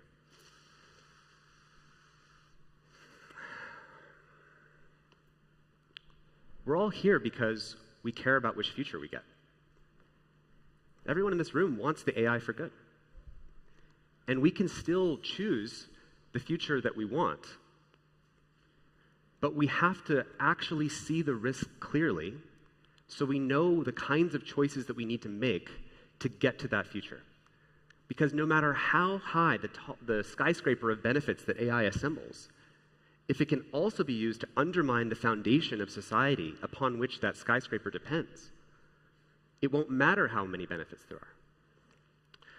And to repeat, if this is the problem statement, that AI is like 24th century technology crashing down on 20th century governance, if you imagine 20th century technology crashing down on 16th century governance, and the king is sitting there, and suddenly smartphones and social media and Wi-Fi and radio and television all dumped on his society at the same time, and he assembles his advisors, he doesn't have the governance tools to deal with those problems. So the meta issue is not to focus on what's the one solution that's going to fix all of AI, it's how do we get, if we're spending trillions of dollars on increasing AI capabilities, shouldn't we be spending 5% of that, like $50 billion, on getting all the governance, of upgrading the governance itself? You know, democracy was invented with 17th century technologies, communications technologies. We had law, we had the printing press, and we used those institutions and those systems to invent the kind of governance that we had. But now we have new 21st century tools. You're probably thinking, that sounds weird coming from him. Sounds like a techno-optimist. But I think we need to be thinking about how do we use technology to upgrade the process of governance itself so it moves at the speed of technology. And we could call this, the upgrade governance plan. What if for every $1 million that were spent on increasing AI capabilities, AGI Labs had to spend a corresponding $1 million on actually going into safety? And I'm sure many of you are tracking that the super alignment team at AI actually left recently out of, I think, many safety-oriented concerns. So we need to get the safety right. That means the investments need to be right. I think Stuart Russell said yesterday that for every 1 kilogram of weight of a nuclear power plant, there's 7 kilograms of paperwork to sort of ensure that the nuclear power plant is safe. And we could call that the AI safety plan. And at CHT, we're trying to map what are the other kinds of things that can change the incentives for AI deployment. Stuart Russell yesterday talked about provably safe requirements, that when model developers can prove that their AI model will not tell you how to create a biological weapon, then they can release that model. Because we lack governance and good regulation right now that's adequate, what if we protected whistleblowers so that the companies knew that the people who are closest to building it, when they see the early warning signs, what if they were protected in being able to share certain information to high-level institutions to make sure that we could get that safe future? What if developers of AI models were liable for the kinds of downstream harms that occurred? That would move the pace of release of AI models to a slow enough pace that everyone would know, I'm not going to release it, I'm not going to be forced to release it as fast as everybody else because I know everyone has to go at the pace of being responsible for the things that you create. And then, of course, we could actually think in very inspiring ways about how would we use AI to upgrade governance, upgrade the green line. A friend of ours, the digital minister of Taiwan, Audrey Tang. How many people in this room know Audrey Tang's work? some of you. We did a great podcast episode with her called Future Proofing Democracy. And she sort of has this system that looks for when people of very different political affiliations click on different posts on social media, on their sort of their citizen voting database. And when people tend to disagree, actually like the same thing. So imagine on social media, it's sort of like people who like different things suddenly agree on something, ranking for the synthesis or bridge between two different tribes and perspectives. And how quickly could the world be different if social media was ranking by the synthesis of our perspectives rather than rewarding our division? And we can imagine laws that actually are aware. You could use AI to optimize laws to be saying, how do we look at all the laws that are getting outdated because the assumptions upon which the law was written have actually changed? And AI could be used to accelerate those kinds of processes. We could have AI systems that help negotiate treaties with zero knowledge proofs. We can use 21st century technology to help upgrade our governance. And so this is just a small sample. This is not the solution to all the problems that I've laid out. But I hope what I've provoked for you is that in this map are the kinds of things we need to be thinking about to get to the future that I know that we all care about. So thank you very much.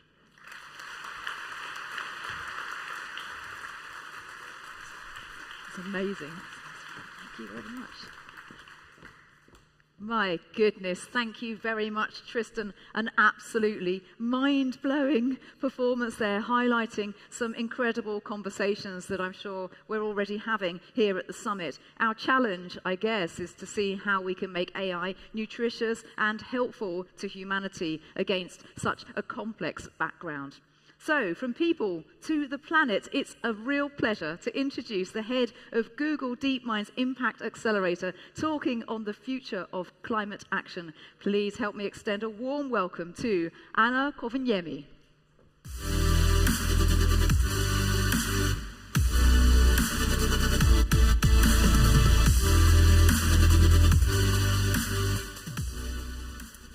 Hello, everybody. It's an honor to be here. And it's an honor to be in front of such a huge group of people who care about the planet. Bless you. I'm Anna, and I lead the Google DeepMind's Impact Accelerator. Our work is to look at the technologies and expertise we have and see how we can accelerate social impact with them.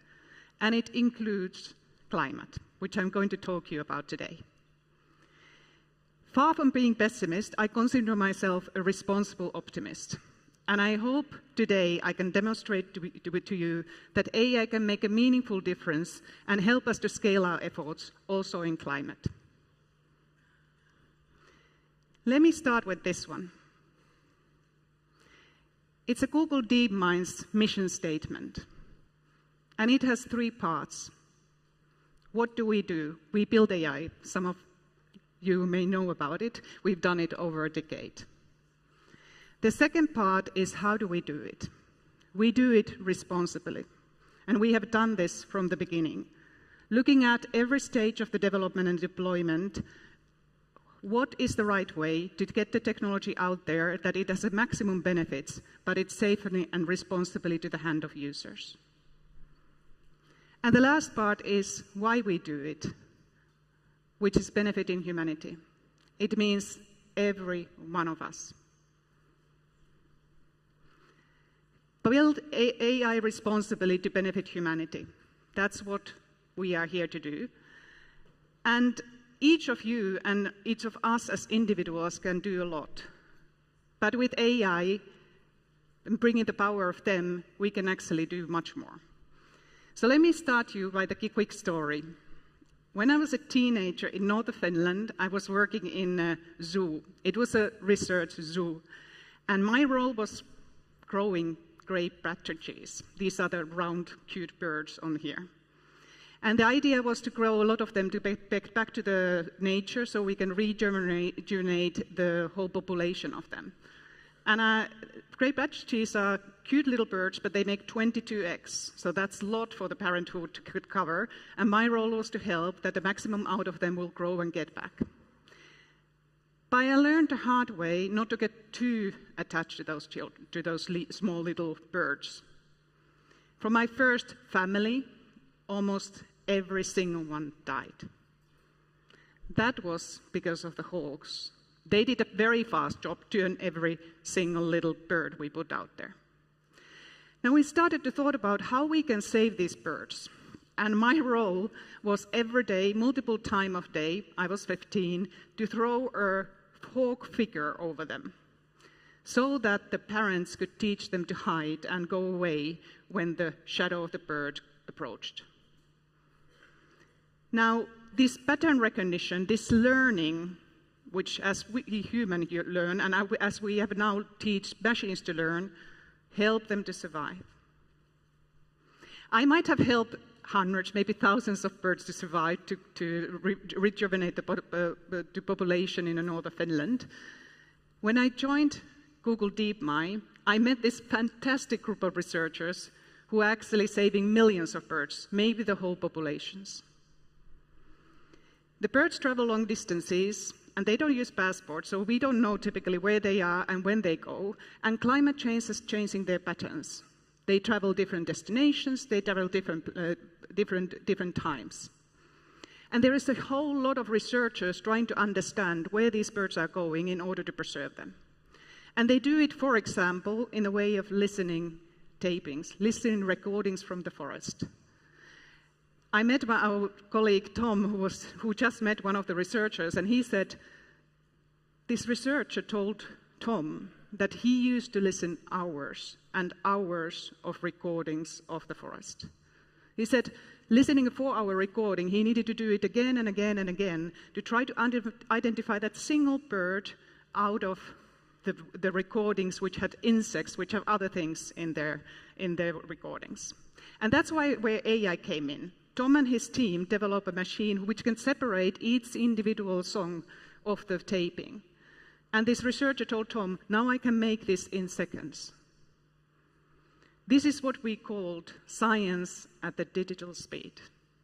And we hope that this kind of technologies will help the researchers who are doing important work to preserve birds to save millions, the whole populations.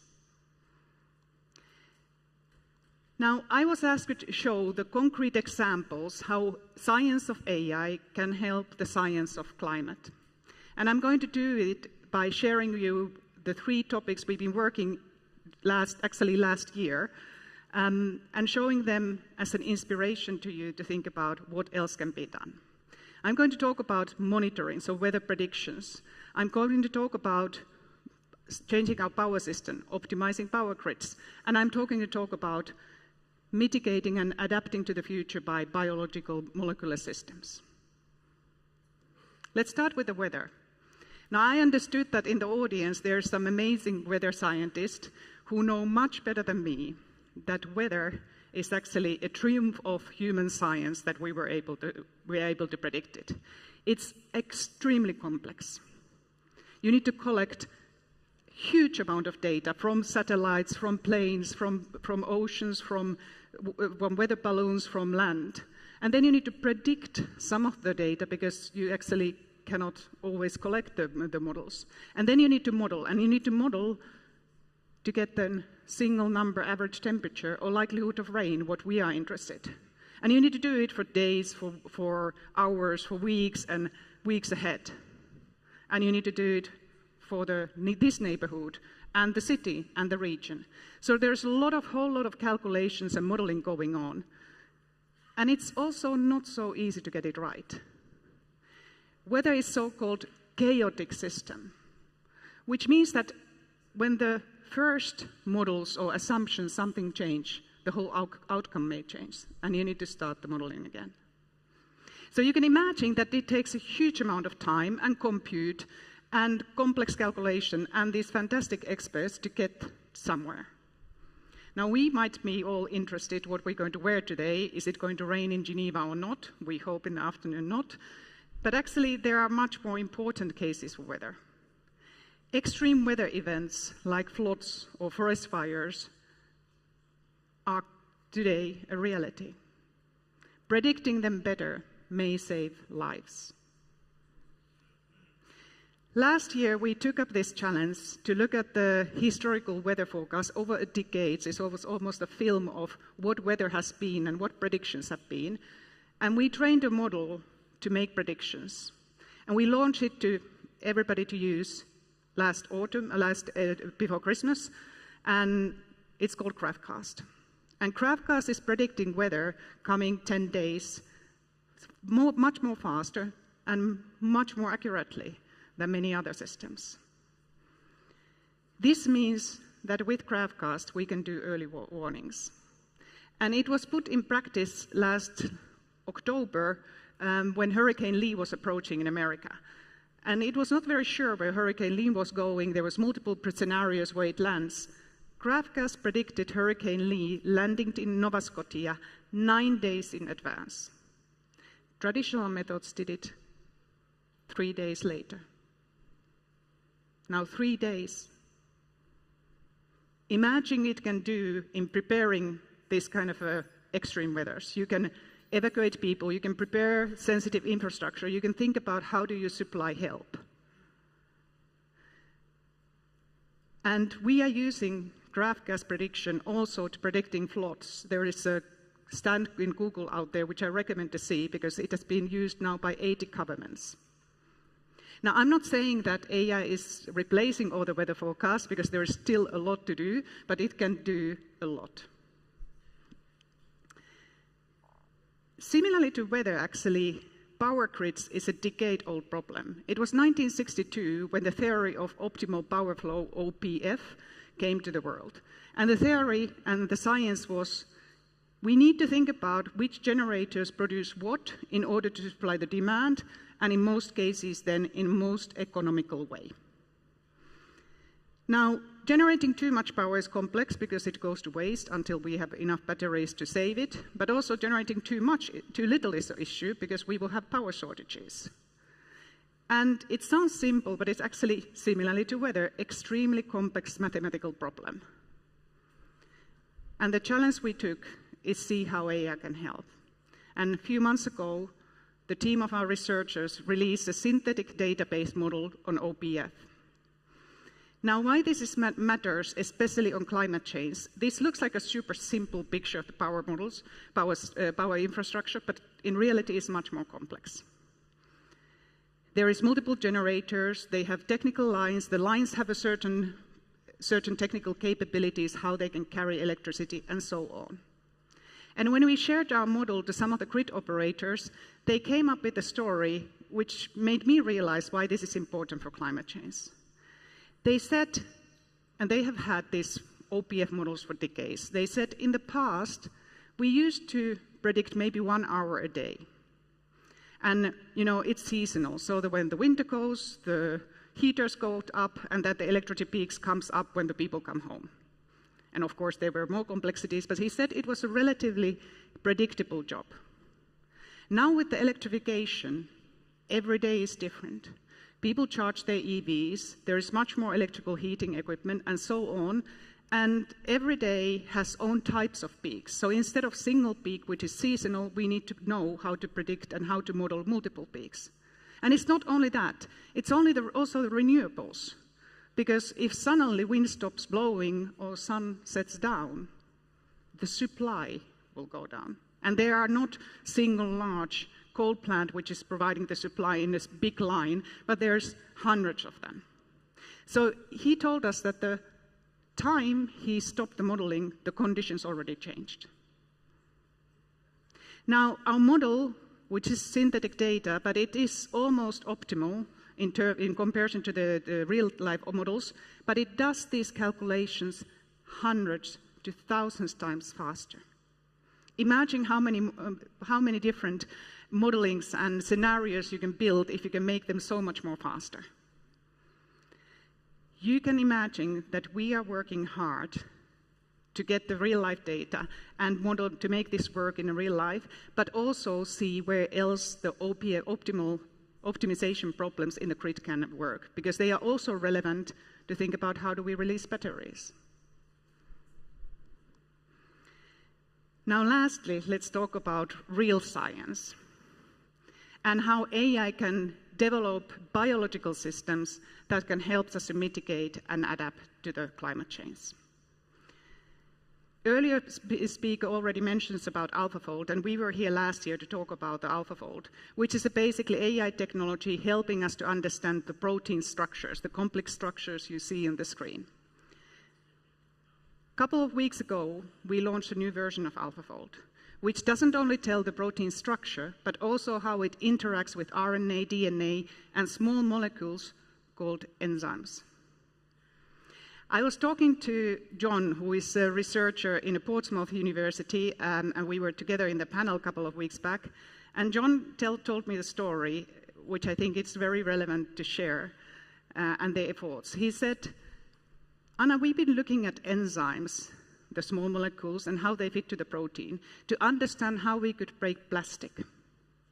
And I was just about applying funds to get the new research ongoing, which would have taken probably from my team months, maybe years to figure out the right enzymes.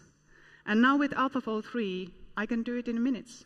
I can customize my own proteins and enzymes to figure out what is the right batch. Now again, John and team has a lot to work to do to make it scalable in the industrial scale and find the right enzymes to really break hard, pure plastic. But these kind of examples, which I every quarter read from my impact reports of scientists, 1.8 million of them using AlphaFold, and some part of them using it to find biological machines to help us to tackle climate change. This gives me hope that AI can really enhance and scale our capabilities. Now, I hope these 3 examples have given you ideas that AI can benefit humanity when deployed in right places. And often I get the question, well, so what? How can we do more of it? How can we put it in place in much more different situations? There are a lot that needs to be happening, but let me discuss about the 3 things what we keep tackling and facing every time, which is data, capabilities, and responsible collaboration. Starting with the data, like in every science, it starts with the data. And we could have not fixed the weather modeling or developed AI if there would have not been the data we as humans have been collected. There was 170,000 proteins already available and folded, which we leveraged. Now in climate, there is a lot of data already available, and there are great platforms like Data Commons, which is working together with the UN to share it to maximum amount of people. But to our surprise, the real climate action, we are also lacking a lot of data. Or it is not shared, or it is not in the format that machines can use, or it's not presentable for the problem we're trying to solve.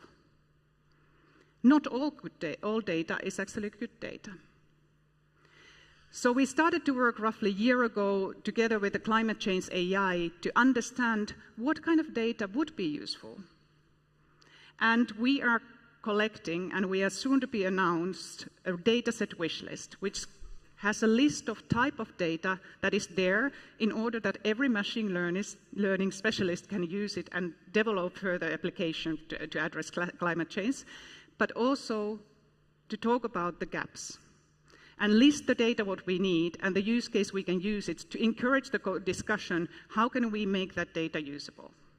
For example, at Google, we have some great predictions on forest fires, and they are good. But in forest fires, we don't have data about the soil moisture or so-called the moisture of what is burning. And if we would have, those models would be even better. So stay tuned. We're going to launch it, and hopefully we collect a lot of feedback and get a lot of actions to think about what kind of data we can collect to have even more action on climate change.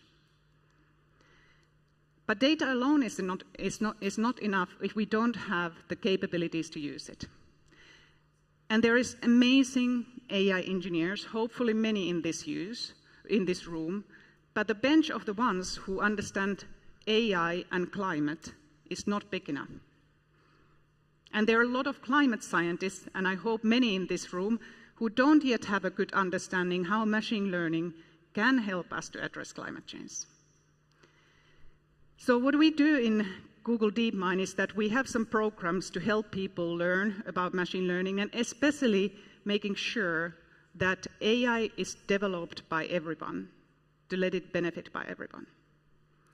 And one of these programs we have is that we take diverse background scientists, and we have our AI scientists to mentor them, and we support them to finalize their research. Julia is one of them. Julia is doing a PhD on climate change and how AI can help it, and specifically she's doing that on snow. Now, some of you might think about that, why snow is relevant. I come from Finland, as I said, that we have 40 words for snow. I heard a rumor that Scottish have 400 words for snow, so if there is any Scot in the room, please clarify that to me. Every single snowflake is different.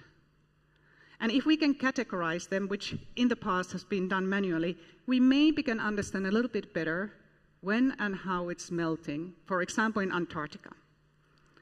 So that's Julia is up to do. And we need much more Julias in this world to make sure that we have a diverse set of people to develop technologies that can help us to scale our efforts in climate change. And the final piece, and a very important piece, like also earlier speaker already emphasized, is responsible collaboration. Now, this will look very different from every single organization, but how we have approached it from the very beginning has multiple layers. I'll try to explain them by one.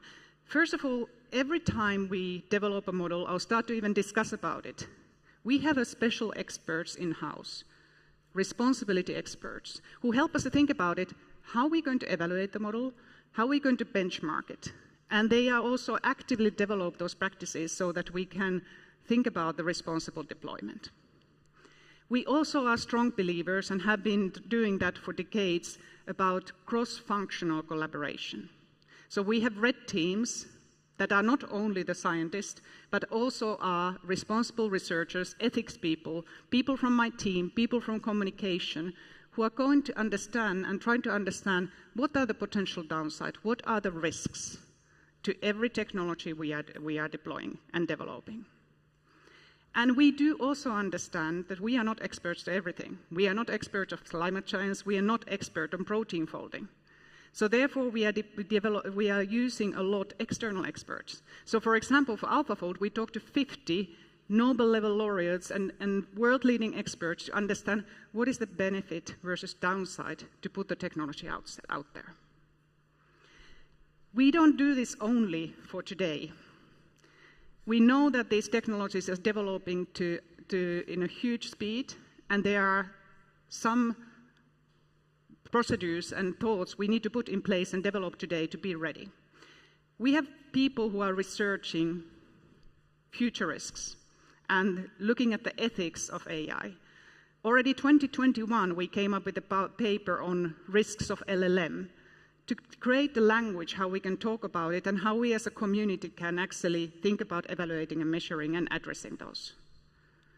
And we work together with our other parties, the fellow travelers in the industry, for example, in Frontier Model Forum, which is developing the research, but also measures for the future models, the most powerful models. And lastly, we do understand that we cannot just as an ecosystem to do it by ourselves. We need to be strongly connected to the society. So we are actively engaging with the governments and with the different institutions, including UK and US safety councils, to think about and discuss what kind of measures and governance structures we need to put in place. And lastly, and most importantly, we are also engaging with the publics in events like that, like this, with the experts, with the people who use the technology to get their views. Now, we do all this because we understand that AI is part of the larger solution. And AI alone cannot do things, but AI can enable humans to do things. Climate change cannot be solved by a single person, single country, institutions, or government. Like Julia said, AI cannot solve climate change, but humans can. Like from my story of saving a few thousand of grey badger cheese in northern Finland, to my colleagues who are developing solutions to save populations and millions of them. AI can scale up our efforts and make a really difference of our fight against the climate change. Thank you.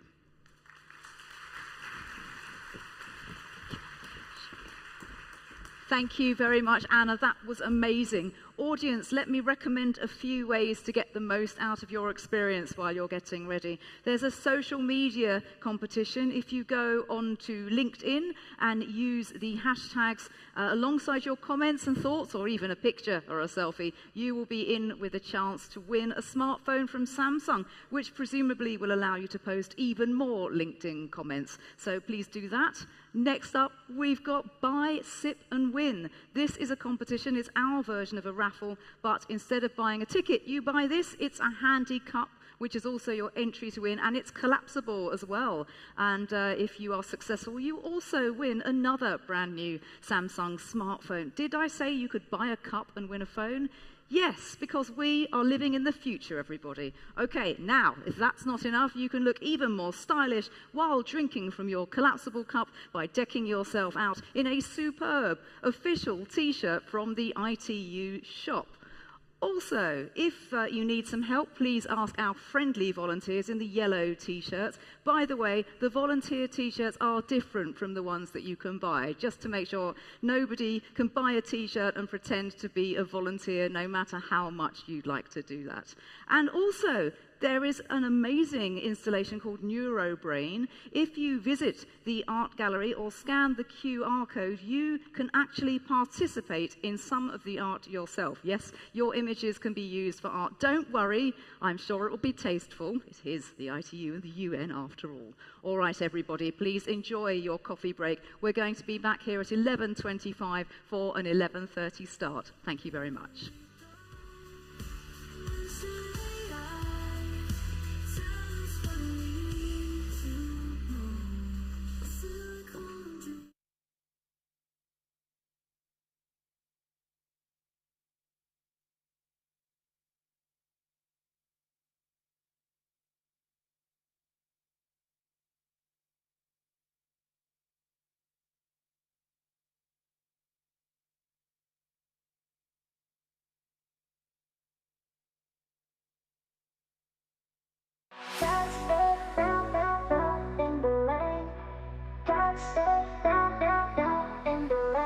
Can't say yo, yo, yo, yo, yo, yo, yo, yo, yo, yo, together forever.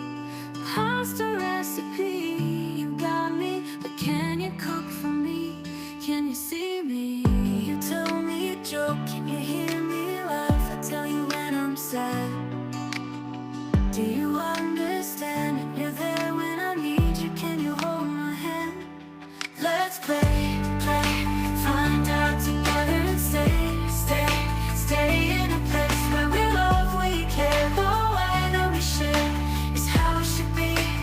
Ethically, let's play, play, thinking together and stay in a world that we love, we care. One day we'll share, it's how it should be. Ethically.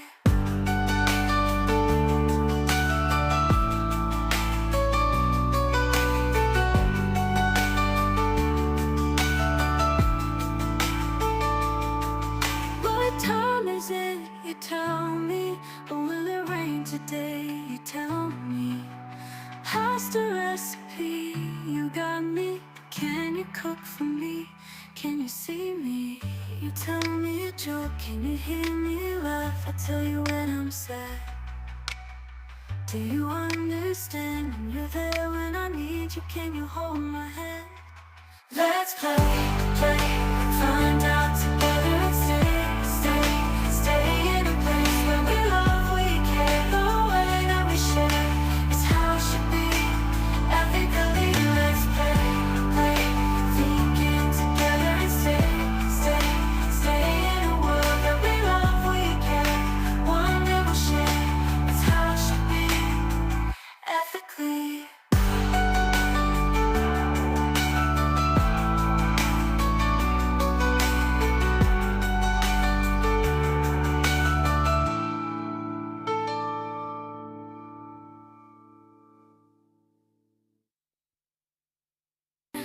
What time is it? You tell me.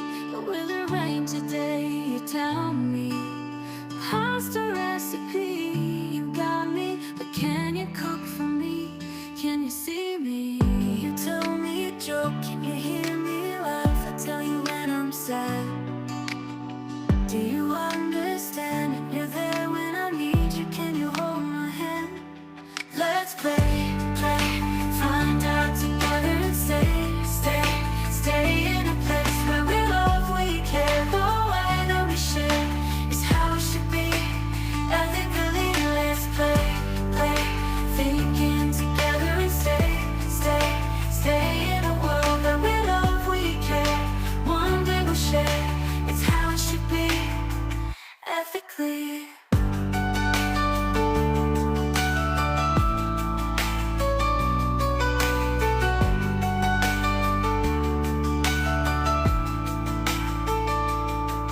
What time is it? You tell me.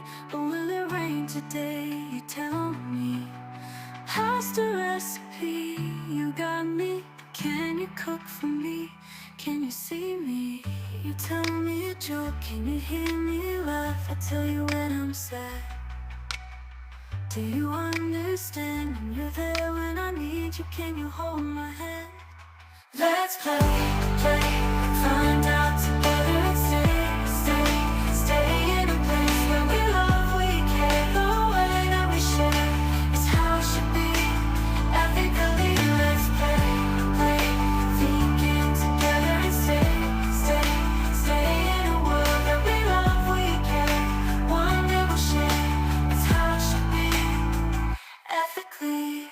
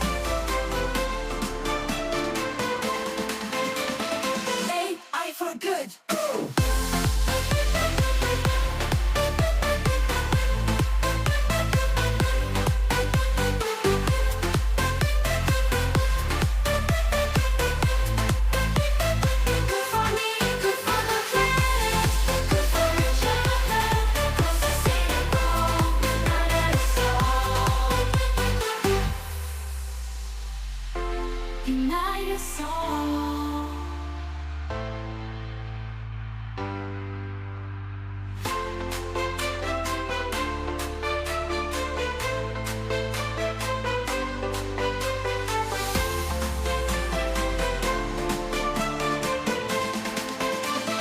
AI for good.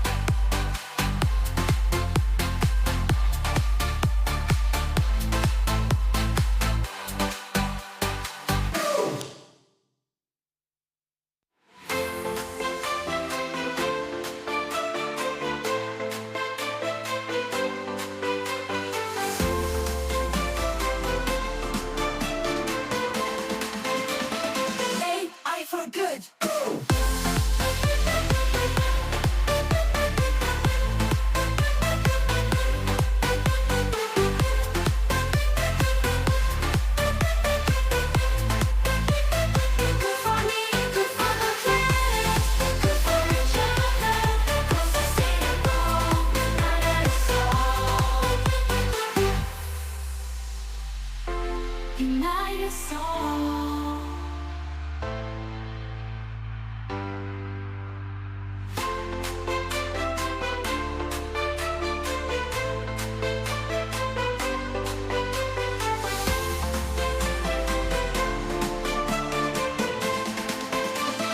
AI for good.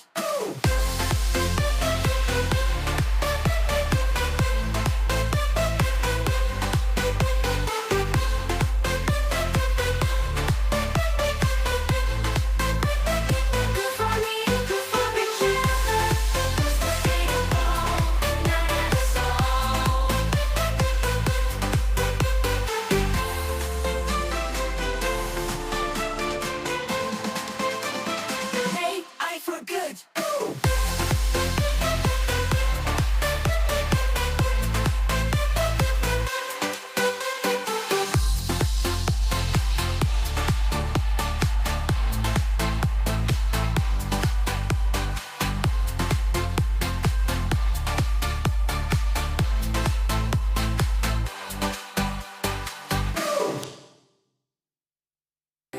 Can machines help us help each other, help us be better there for one another?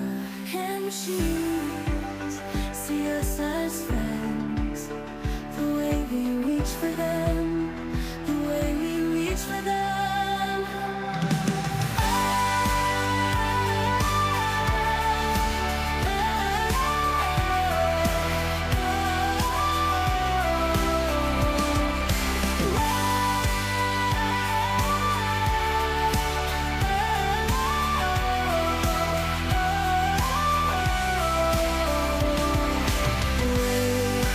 Where do we go? When should AI tell us what we need to know? Silicon dreams, memory rights, only one chance, change all our lives. Silicon dreams, memory rights, right only between the lines.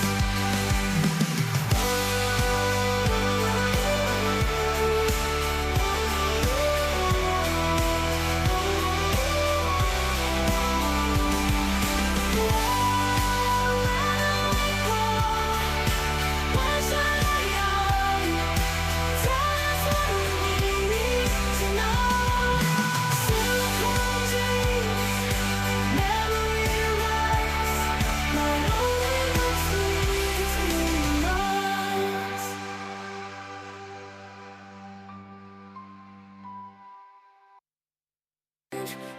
machines help us help each other, help us be better there for one another. And machines see us as friends, the way we reach for them, the way we reach for them.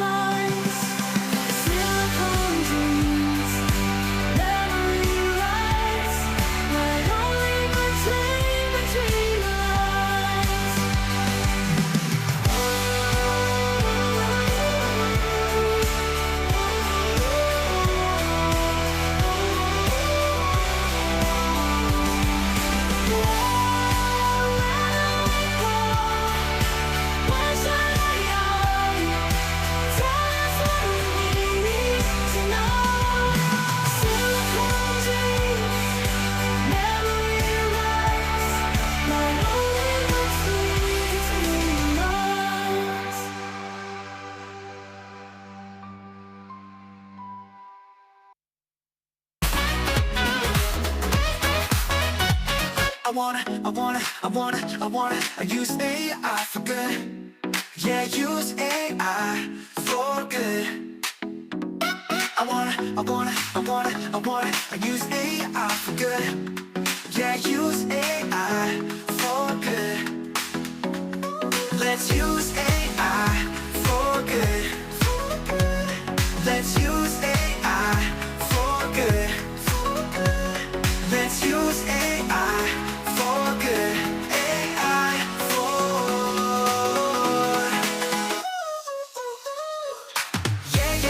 yeah, SDG. Yeah, you and me. Yeah, SDG. Yeah, you and me. Yeah, SDG. Yeah, you and me. You and me, you and me, you and me, never me, you and me, everybody.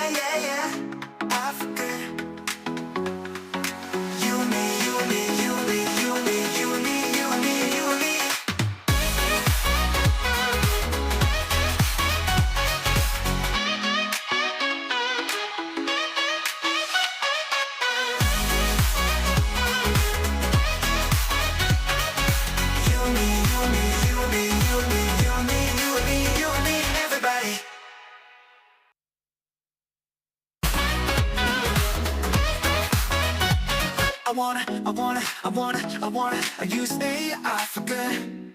Yeah, use AI for good. I use AI for good. Yeah, use AI for good. Let's use AI for good. Let's use AI for good. Let's use AI for good. AI for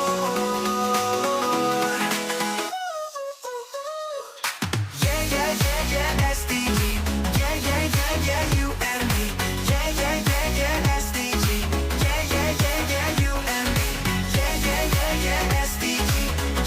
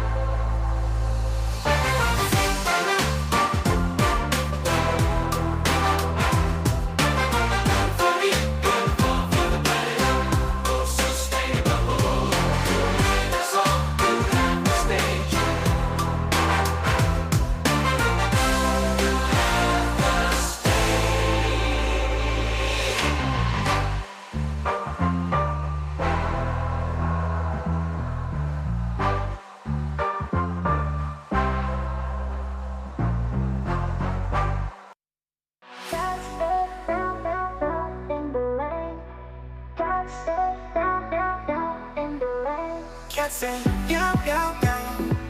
Meow, meow, meow, meow. Meow, meow, meow. Meow together forever.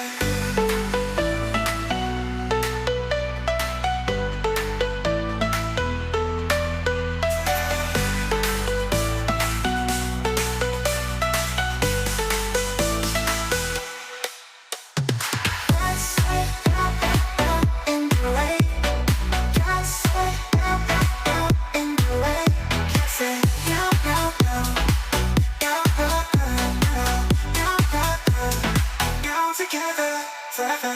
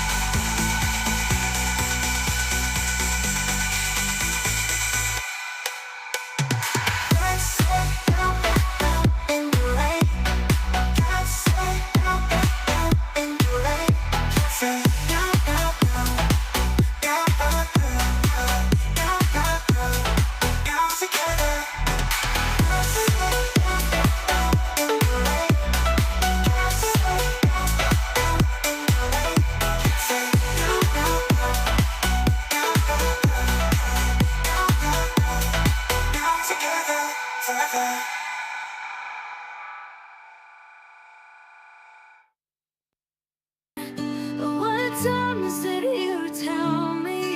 Will it rain today? You tell me.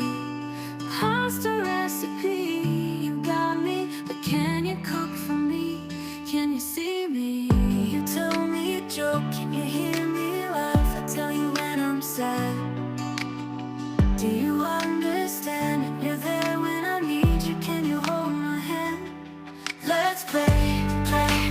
Find out together and stay in a place where we love, we care. The way that we share is how it should be.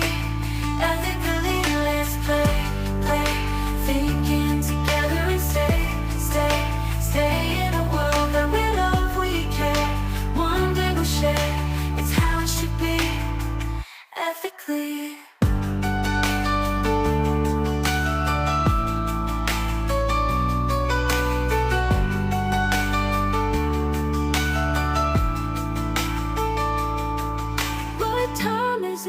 You tell me, or will it rain today? You tell me.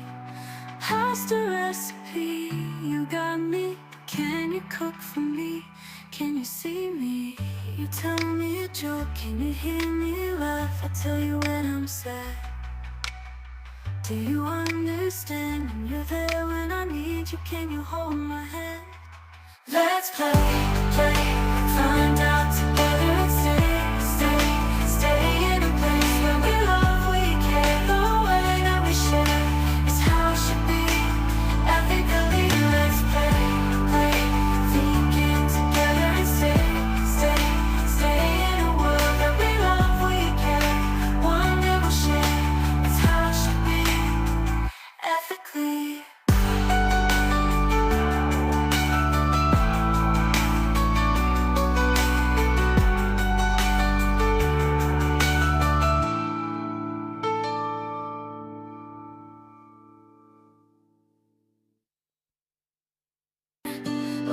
Time is it? You tell me.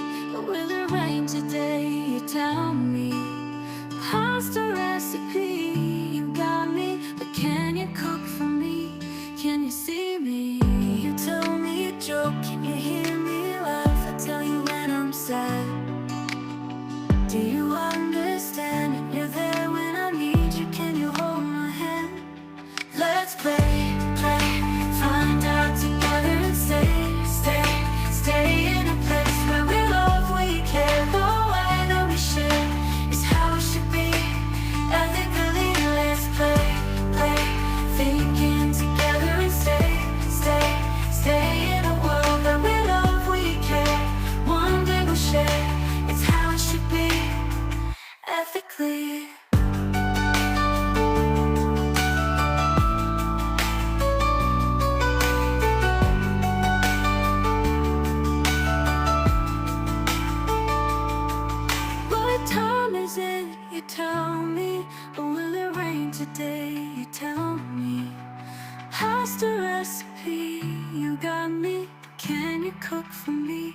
can you see me? You tell me a joke, can you hear me laugh? I tell you when I'm sad. Do you understand? And you're there when I need you, can you hold my hand? Let's play, find out together and stay in a place where we love, we care. The way that we share is how it should be. Ethically, let's play, thinking together and stay in a world that we love, we care. One that we'll share, it's how it should be. Ethically.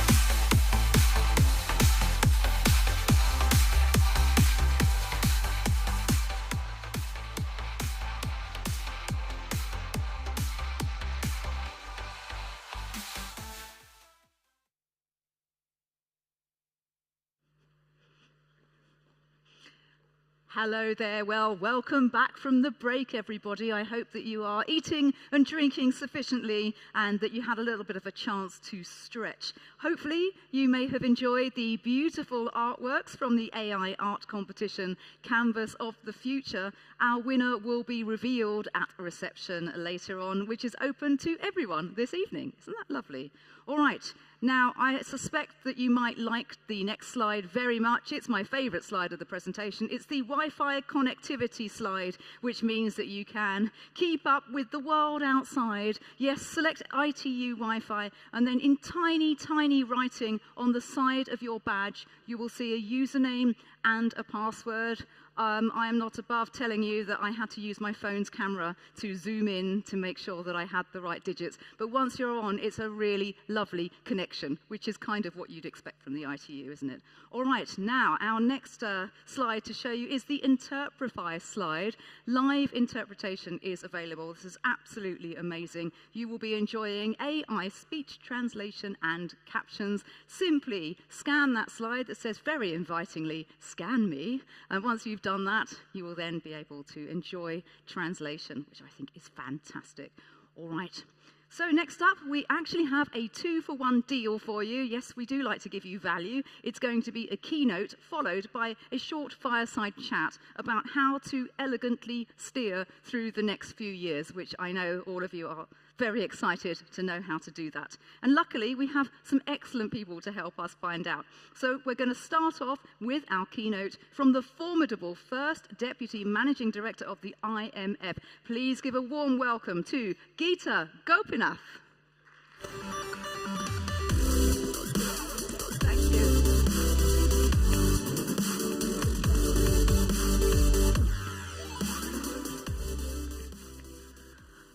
Hello, everyone. It's a real pleasure to join you all for this summit on AI for global goods.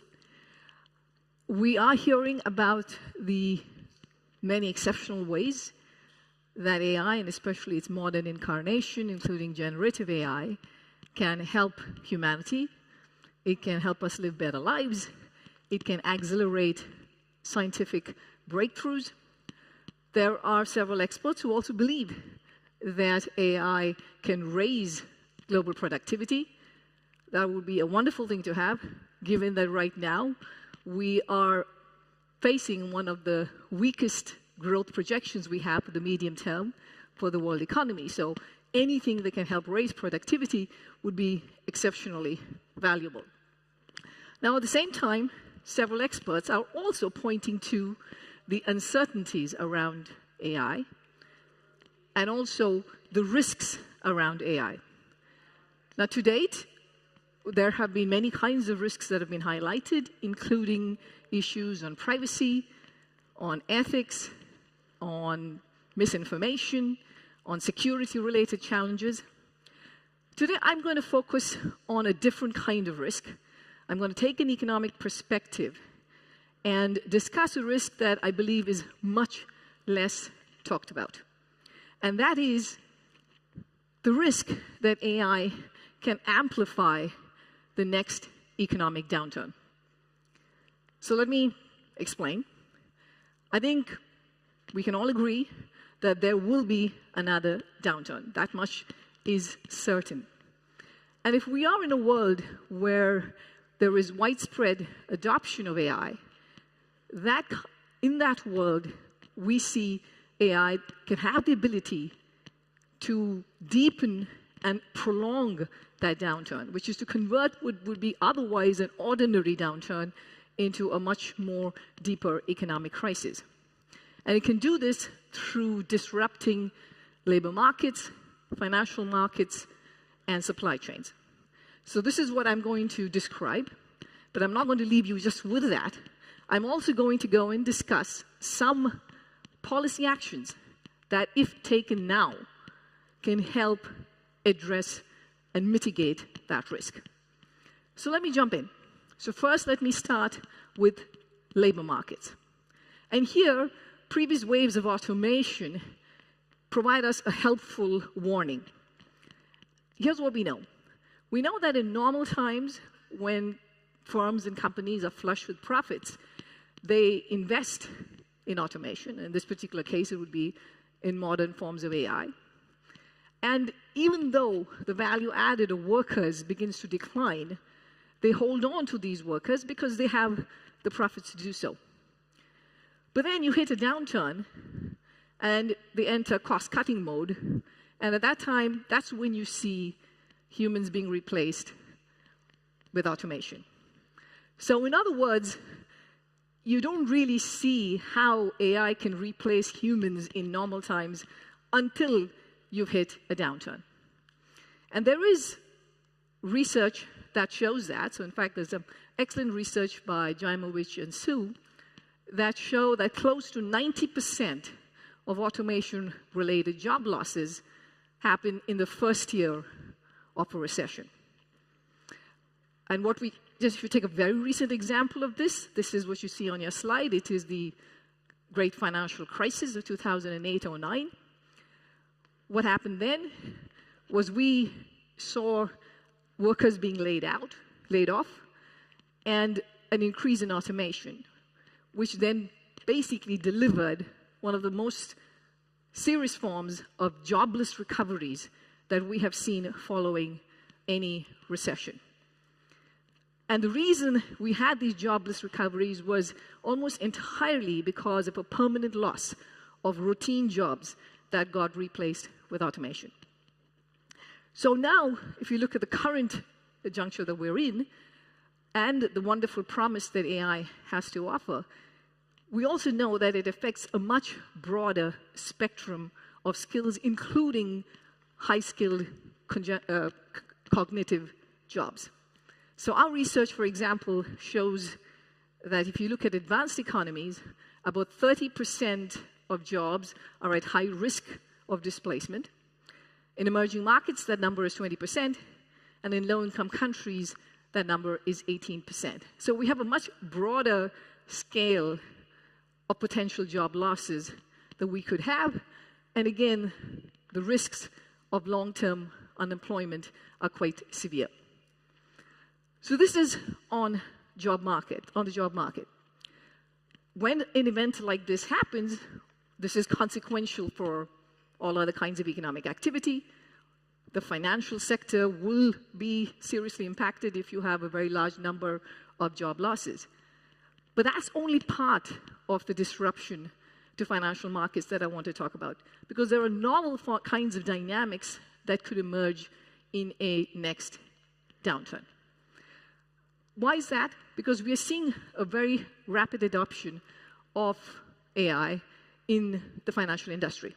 Now, to be clear, the financial industry has been using algorithmic trading for a very long time. You see that on the left graph. This is not new. Machine learning has been used. But we are seeing financial companies replace older models with more complex models that have the ability to learn on their own. And some of the inner workings of these models are even complex for an expert to deal with. So we could see a much more client-facing use of AI in the investment industry. And so, for example, the right slide shows you that if you look at projections of robo-advisors controlling assets, that number goes up to around 2.8 trillion by 2028. Now, again, in normal times, this is all good. There are lots of reasons to believe, because AI has the ability to use a vast amount of information to make predictions, you could end up with greater market efficiency, you could end up with greater financial inclusion, and that's wonderful. In fact, if you look at surveys of investors, about 60% of them say that within 3 years, this technology has the ability to increase market efficiency in the financial markets.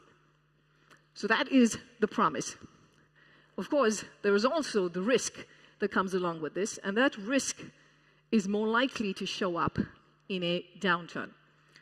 And why is that?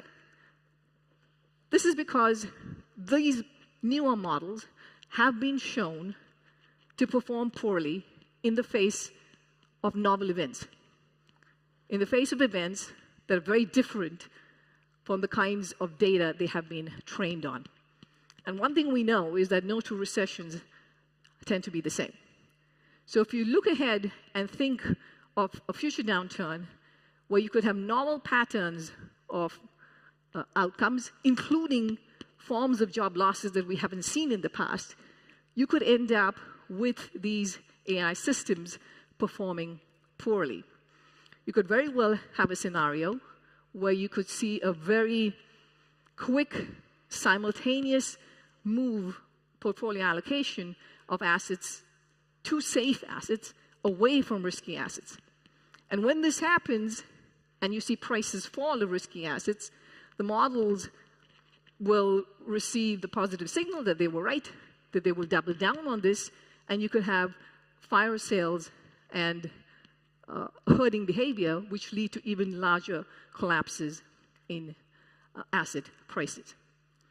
This, of course, would be a scary situation in of its own, but given the black box nature of these applications, it could be a pretty difficult event to control. And lastly, I want to talk about the third source of amplification that can come through supply chains. Here again, because of the more user-friendly nature of this technology, we could see companies using generative AI to make predictions about how much inventories to hold of different kinds of goods, how much to produce. And again, just like for the financial markets, this could be very good in normal times. It can increase efficiency, it can increase productivity. But again, in a future downturn, when you have events like no other, these AI models trained on stale data can generate serious forecast errors and lead to cascading breakdowns in supply chains. And we don't really have to think back too far to recall how costly supply chain breakdown can be.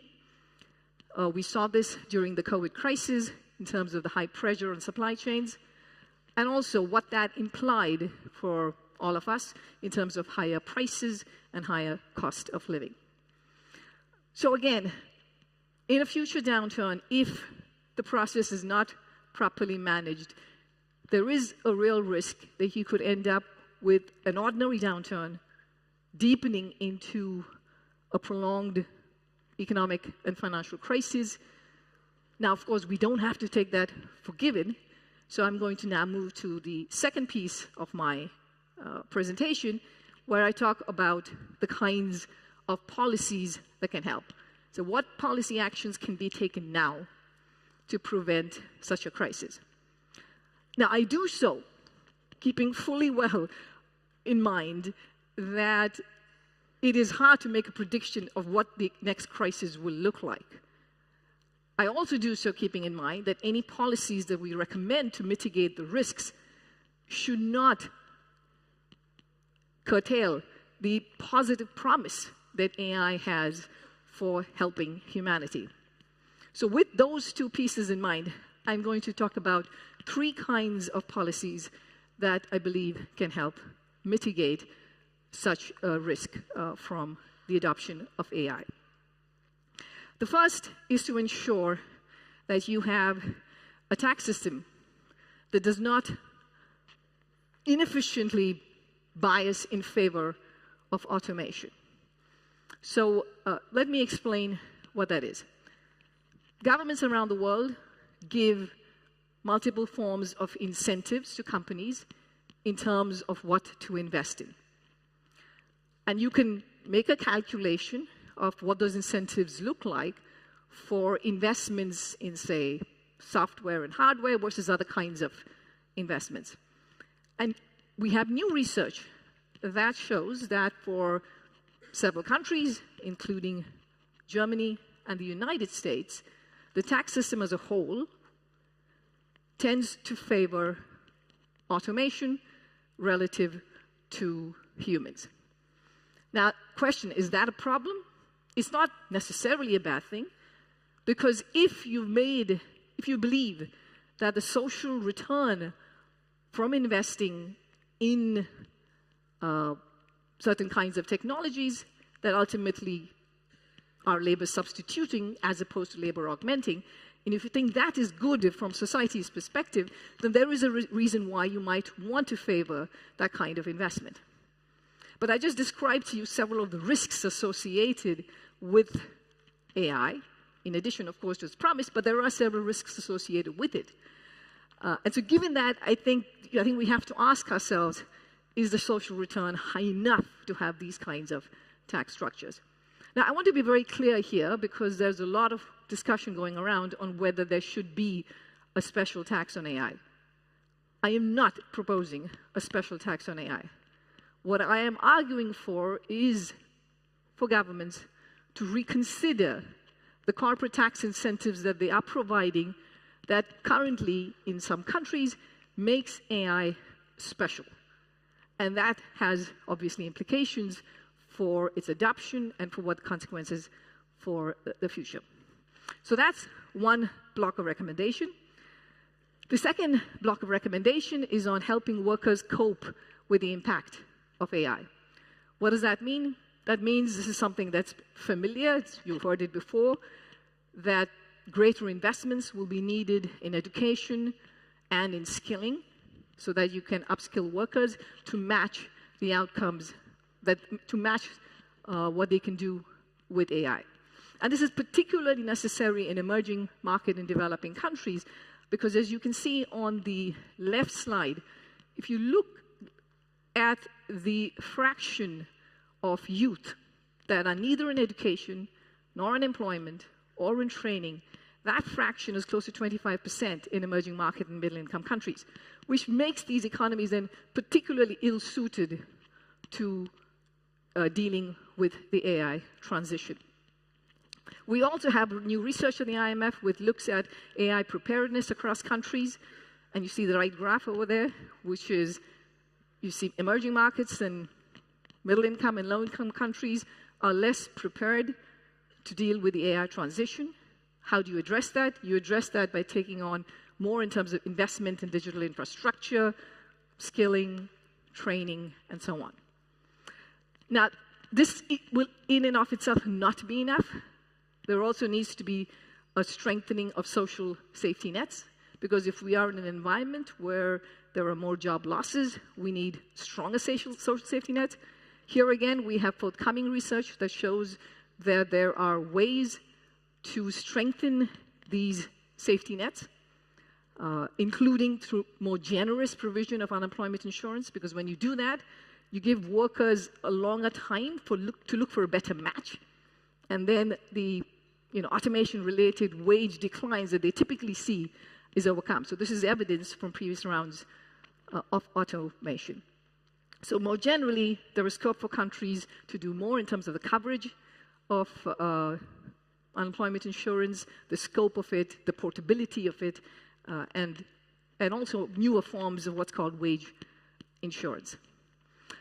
Now, the last bit in terms of the third block of policies that I want to speak to is what will help lower the risks coming from financial and supply chain amplification. So when it comes to financial markets, this will mean improving forms of supervision and regulation.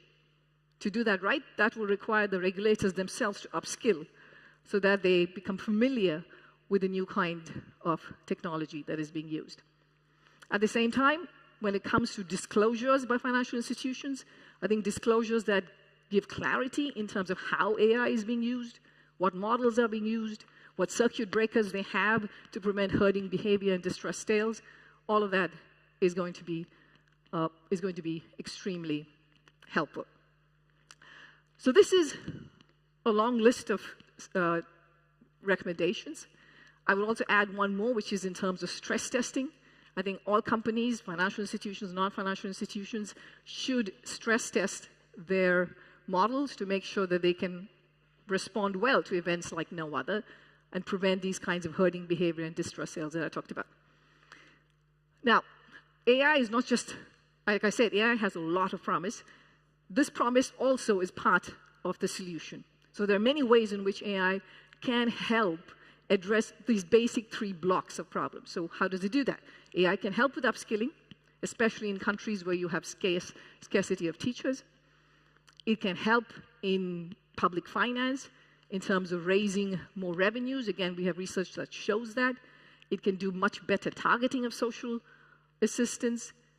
It can help giving an early warning in terms of financial risks Again, that's something that AI can do. And the more AI developers can focus on improving the robustness of their models to events like no other, that would be hugely valuable in preventing these kinds of risks that I described.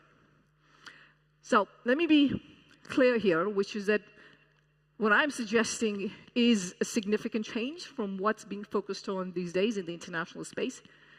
Most international efforts are focused on how to address issues of privacy, ethics, and misinformation, all extremely important and should be done. But I believe there is a real need to have a parallel effort to make sure that we're also AI-proofing the global economy. And this will require, firstly, policymakers to start with having granular, following in a granular sense how AI is being adopted, what it implies for economic outcomes, including employment and productivity and prices and financial stability. The only way you can do this, given the tremendous uncertainty, is to do scenario planning, and that's going to be extremely beneficial. So let me close, and let me first reiterate that what I am describing is a potential risk. I am not making a prediction. But given the hugely disruptive nature of that risk, it's going to be very important for policymakers to invest in all of these questions that I laid out. Because if they don't do so, they could very likely be flying blind in the next recession. So again, this is a risk. We want to mitigate it. At the same time, we absolutely need to recognize the huge positive potential AI has for the world, and I certainly do not want to discount that. So we should be careful on how we implement policies. I mean, just as I would say, AI has the power to change our lives and the global economy, and we have the power to shape that change for the better. Thank you.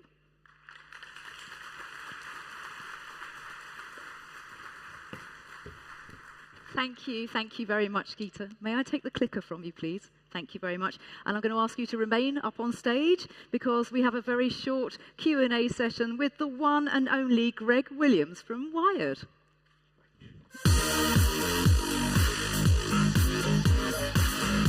Hi, Gita. Thank you so much. Thank you so much for that, Gita. A very bracing, I think, assessment about some of the challenges that we face.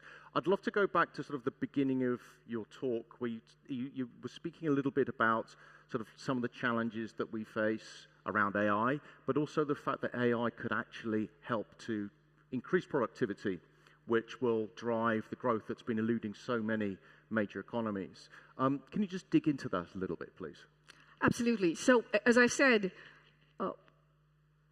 we are projecting a medium-term growth outlook, as in we at the IMF are projecting a medium-term growth outlook. That's one of the weakest in decades.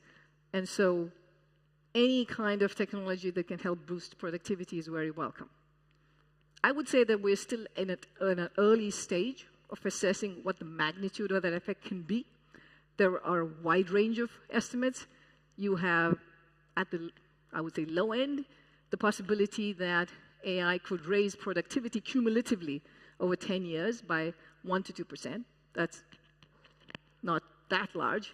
Yep. But there are also other studies that show that you could have it increase by, say, 10 to 15%.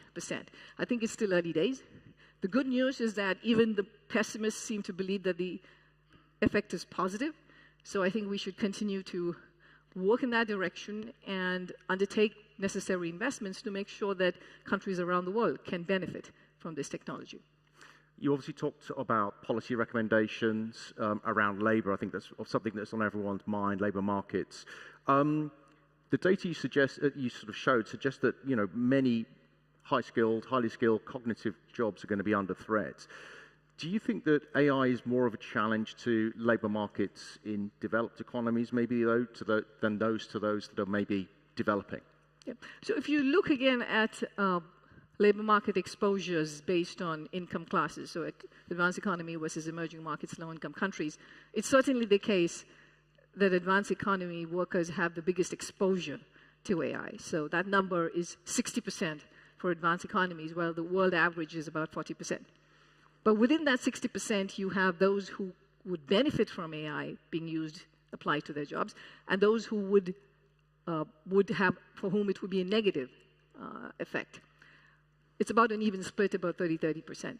So advanced economies certainly have greater exposure to AI. The risks of job displacement in that sense look higher. But on the other hand, they also have the huge benefits of AI in terms of being able to use AI to raise labor productivity. That is, again, something that they have access to, unlike low-income countries where, even though their exposure is smaller, they're not necessarily able to use AI as much in terms of raising productivity. Okay, well, I'm afraid we're out of time, but, like so many speakers today, obviously lots of opportunity, lots of reasons for optimism, but obviously we have to think about mitigating the risks. Gita, thank you so much for your talk today. Thank you. Thank you. Thank you. Brilliant. That was brilliant. Thank you. Thank you very much to Greg and Gita. Now, with the power of technology, our next presentation is accessible no matter how good you are at Mandarin Chinese. So you're welcome to use Interprify. Our live translating captions will also be working. And if you prefer audio, then if you're in the main room and upstairs, you will be able to hear a live translation through the headset in front of you. And that will be on channel 1 in English. So, without further ado, please place your headphones on and join me in welcoming the president of the China Mobile Communications Group company. It's He Biao.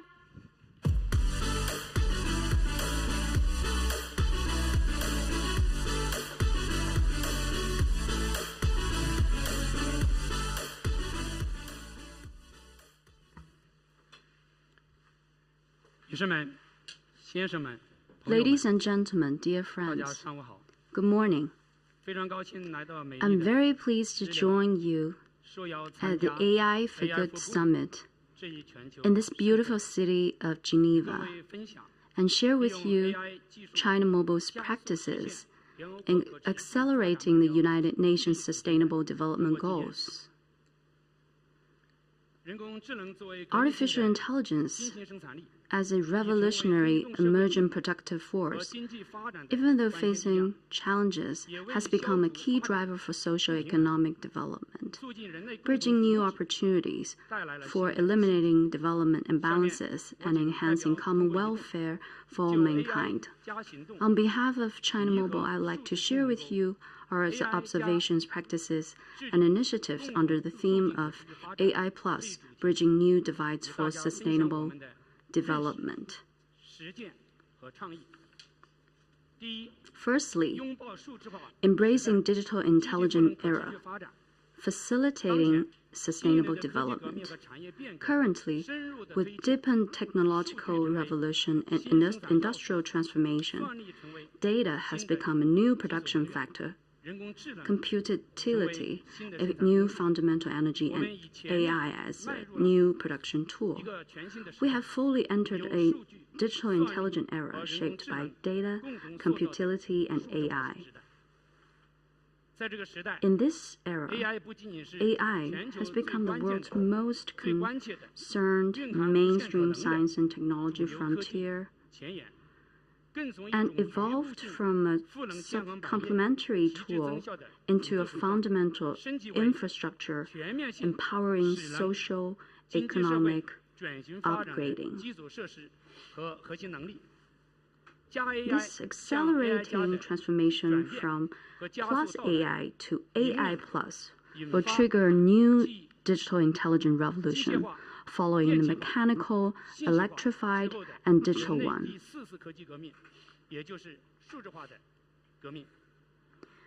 China Mobile recognizes the significant role of AI in creating a better life, improving productivity, and facilitating sustainable development from an all-encompassing way in the long term. Meanwhile, we are keenly aware of the fact that the in-depth AI empowerment still faces new challenges of three divides, restricting sustainable development. Firstly, there is a data divide with significant differences in the scale and quality of data across various industries and fields. The ability to collect, process, and analyze data varies, and obstacles still exist in the circulation, interaction, and sharing of data, leading to the insufficient supply of quality data needed for AI training. Secondly, there is a computility divide with significant disparities in computility resources among different regions and organizations.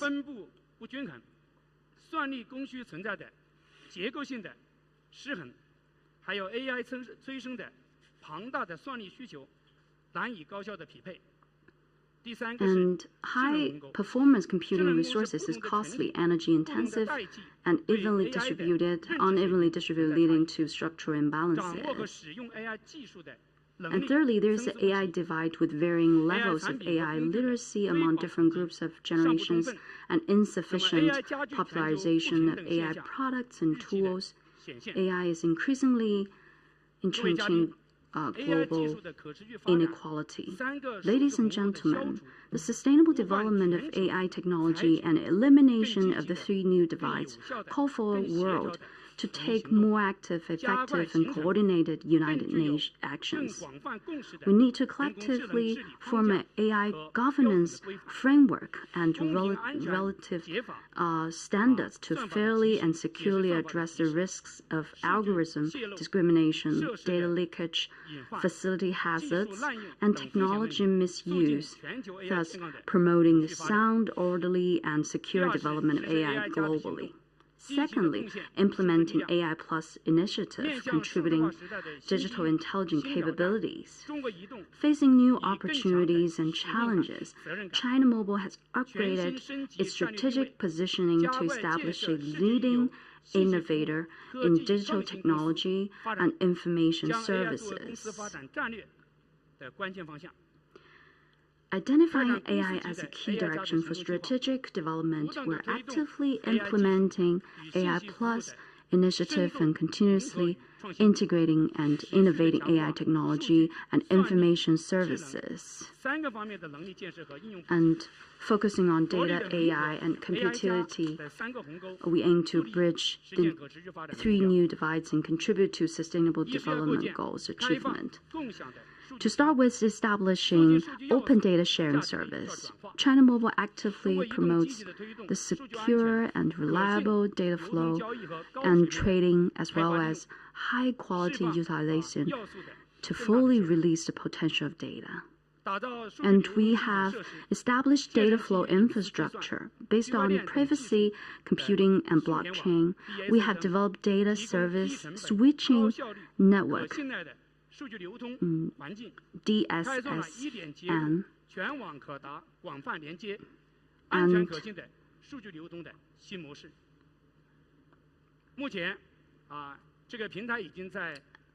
currently, this platform has been applied to several data exchanges offering functional services such as data delivery and transaction certification to facilitate on-site data transactions and online delivery. We have developed a big data open platform. Leveraging our data resource advantages, we have constructed a big data platform. This platform provides a big data application development environment utilizing both internal and external data to enhance decision-making efficiency in various scenarios. For example, in emergency relief scenarios, our big data platform could conduct statistical analysis to support rescue agencies in formulating emergency plans and carrying out rescue operations. And cumulatively, the platform has aided over 100 million disaster-affected people, ensuring the safety of people's lives and property. We have developed big data application services, focusing on 8 key industries, including public governance, finance, and transportation. And China Mobile is continuously optimizing big data products and services. And the positive results we have achieved in urban planning, national census, fraud prevention, etc. For example, we have developed fraud prevention big data products to precisely identify fraud risks. And in 2023, these efforts resulted in the interception of 370 million scam calls and 280 million fraudulent text messages, protecting the vital interests of the populace. And in addition, constructing hyper-integrated computility network, China Mobile introduces a new concept of computility network, where computility represents a combination of computing power and utility. And computility network will provide computing power as a utility service, like gas and water. And based on this concept, we have built a new computility infrastructure. And for example, we have developed large-scale intelligent computing clusters, commercialized the first 400G optical transport network, and built a three-tier low-latency computility service circle for continuously improving the computility supply. And we have also developed the so-called computility network brain to achieve unified scheduling of computility network resources and support the precise matching of supply and demand. For example, in the media industry previously, independently evaluation needs to be conducted to meet users' various rendering requirements. Now, the computility network brain can autonomously analyze users' needs, match computility network resources, initiate rendering services, thus significantly improve time and cost efficiencies. We have established a computility product service system. We have vigorously developed cloud services and launched new computility network applications such as Data Express service. And just the day before yesterday, our Data Express project won the winner of the World Summit on the Information Society Prizes 2024. Additionally, we have also developed cloud-based terminals such as cloud computers, which leverage on pure cloud computing power and storage capabilities. And for instance, the cloud computers have developed, are able to reduce the computility constraints of traditional computers and lower the overall cost by 1/3. Moreover, promoting the innovation in AI application. China Mobile accelerates AI innovation breakthroughs and actively promotes easier-to-use and practical AI applications to reach households and empower industries. We are deploying large-scale AI model in different industries. We have developed a large language model called Gutian and implemented it in industries including customer service, and public governance and medical service, and which provides professional intelligence services with deeply integrated industry knowledge. For example, our public governance model has been implemented in local governments to protect complex government inquiries and provide professional and efficient public services.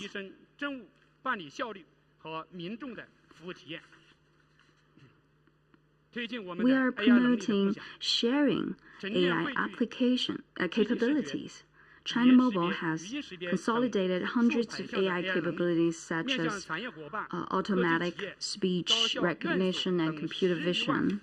We have opened the capabilities so as to many developers as possible, including industry partners and research institutes. in institutes. For example, we have built an integrated AI learning platform to provide AI capability libraries and practical tools so that teachers and students can deeply engage in AI research and innovation, as well as quickly master AI skills. We are enabling economic and social development empowered by AI.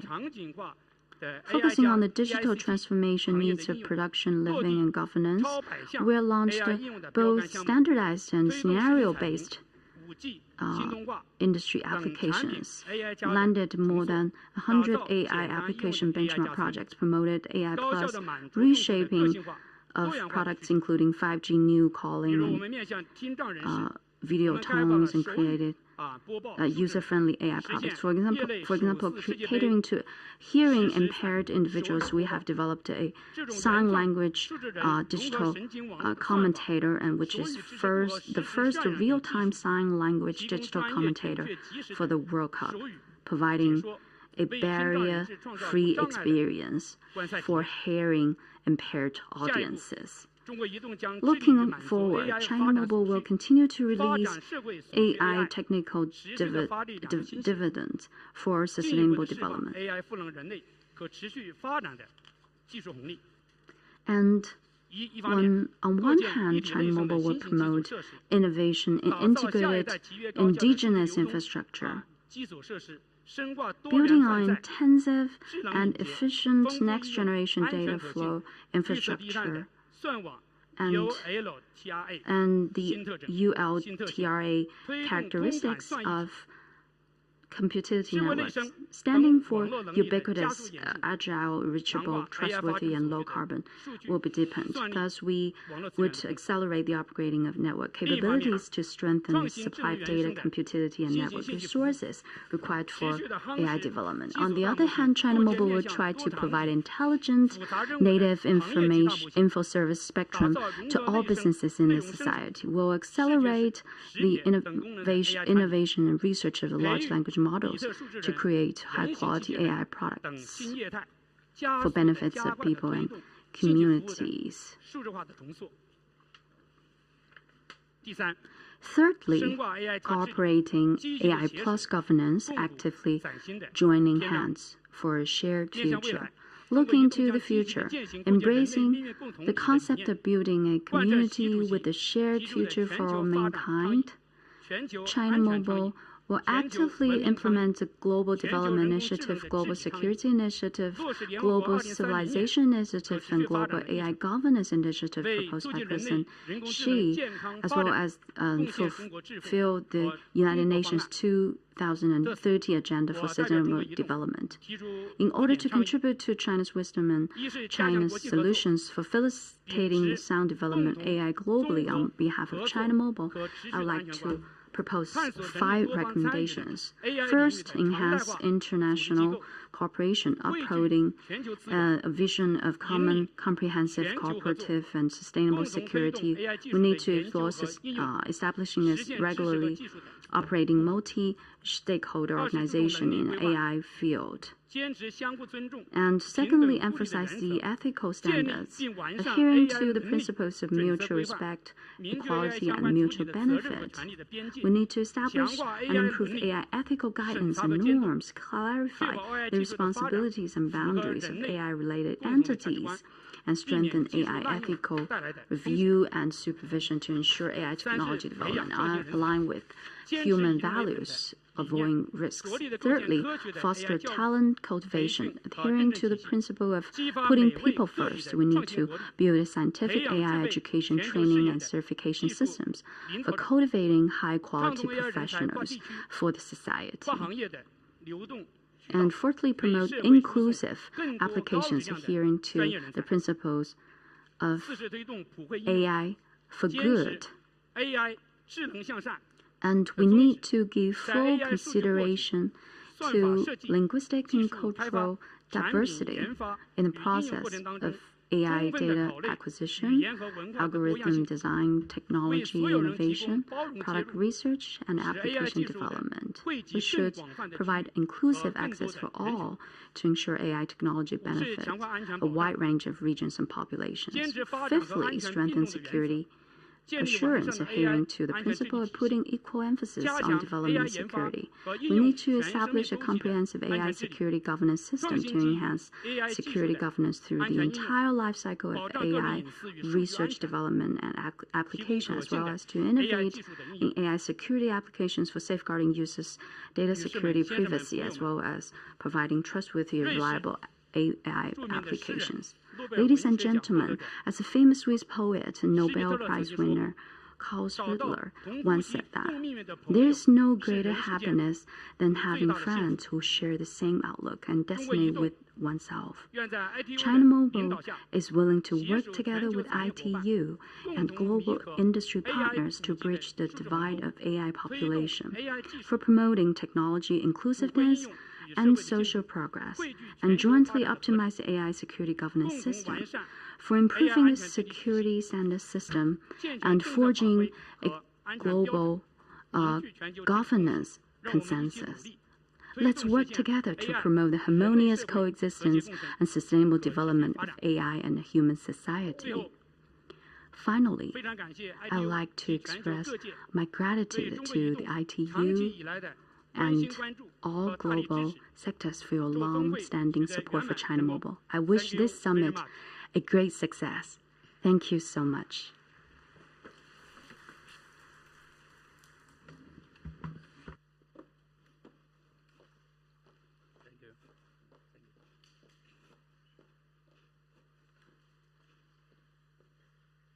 Right, thank you very much, Xie to He Biao from China Mobile Communications Group.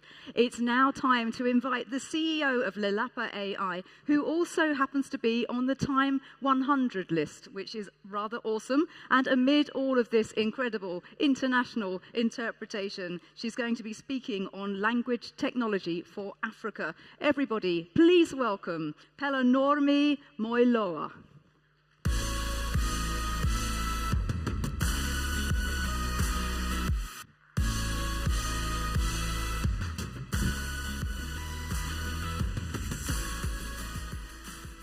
Hello, everybody. It is such a joy to be here with you all today, and thank you, AI for Good, for having me. Today, I'm going to be talking on a situation that sometimes doesn't occur to all people, but is really important if we're looking to address the developmental challenges that are facing Africa as a whole, but also generally, more speaking, the majority world, or what is otherwise known as the Global South.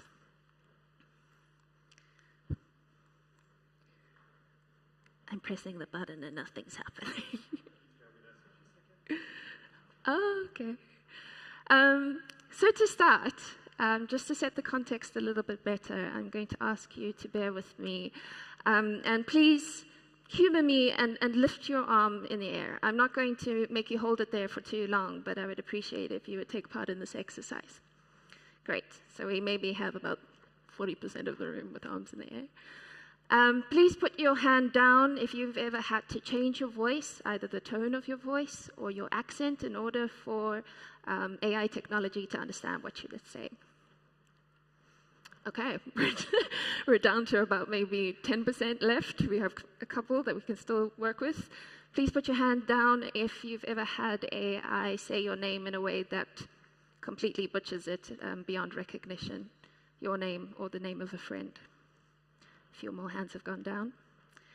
And please put your hand down if you've ever texted somebody in your family or in your life and autocorrect or something similar has made you send a really embarrassing message. Okay, I think all the hands are now finally down. Cool, great. So for many of us, engaging with technology that doesn't understand and that we can't communicate with is a minor convenience. But for many more people all around the world, and in the majority world, technology not understanding you can be the difference between having access to opportunities or missing out on opportunities to participate in the digital economy. And what this means is that we have a very severe problem in terms of equity and equality access to technology. But at the same time, I'm a desperate optimist, it's also a really incredible development opportunity to leapfrog developmental challenges. So on the African continent, we have large populations of people that are situated quite far from all kinds of essential products and services. This can include medical care, education, financial institutions, etc. And people can take up to days in order to travel to be able to access these essential services and products. And on the African continent, internet is mostly accessed via mobile phone. It's not always a smartphone like you might be taking pictures of the screen with now. It is often a feature phone. But it does mean that the mobile phone and mobile penetration on the African continent has given us an incredible opportunity to increase the access to products and services via mobile. And this means we're able to scale up access to these products and services, but at a lower cost. And this means for things like the SDGs that we have opportunities to approach developmental challenges with lower budgets, but with greater reach. So in the area of zero hunger, we're able to give access to farmers to information that can help them increase their crop yields or navigate through risks and challenges posed by weather events or extreme other indicators. There's an opportunity for the commercial sphere in terms of being able to use mobile money, which, by the way, on the African continent, our mobile money is far advanced compared to the rest of the world.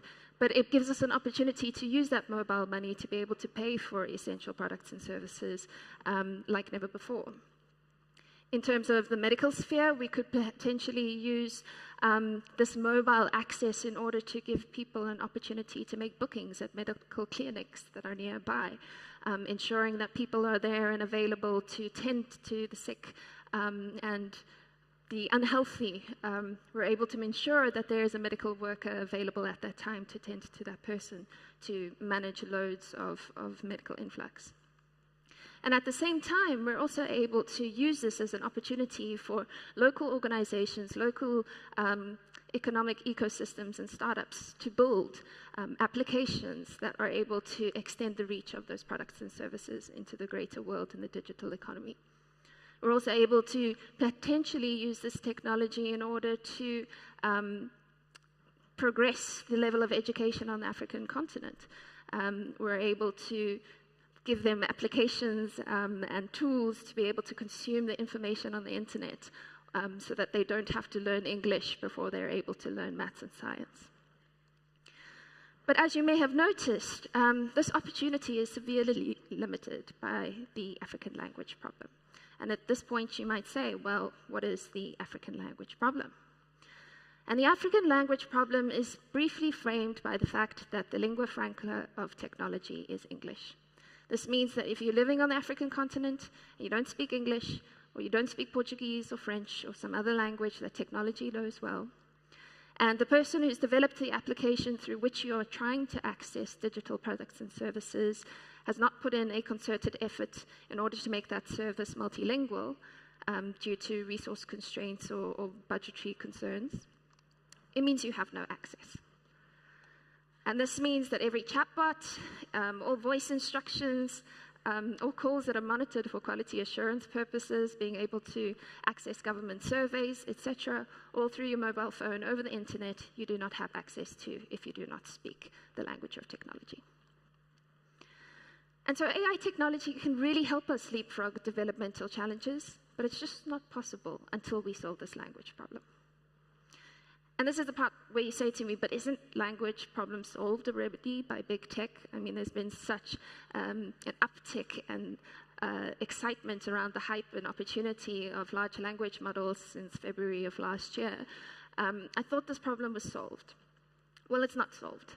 There is a very long tail of the majority of the world's languages that are not covered by this advanced technology, and we're being left behind. And it's also not being solved by big tech because they're not the right people to do it. But we are. And who are we? We are the African AI Network. more specifically, the African language solution. The African AI NLP network consists of top labs on the continent, thriving communities such as the Deep Learning Indaba, and the Masakanati grassroots research movement, which isn't only just pioneering the way in terms of NLP, low resource research, but also in terms of collaborative research and how to do that, but also with successful organizations.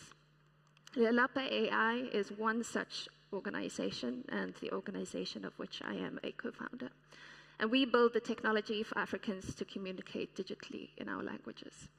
So the technology can hear us when we speak to it. We don't have to change our accent or the language that we speak in order to be understood.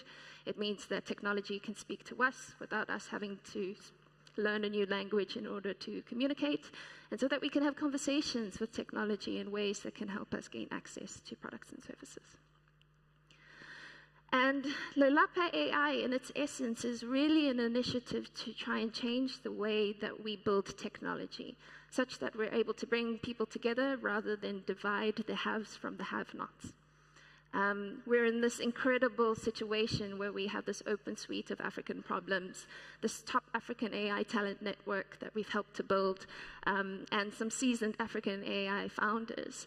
And we really have these two initiatives that we're driving quite hard around becoming a leading research lab, not just for the African continent, but also teaching the world how to develop AI technology in the language space with more resource efficiency, but also to commercialize research and development on the ground.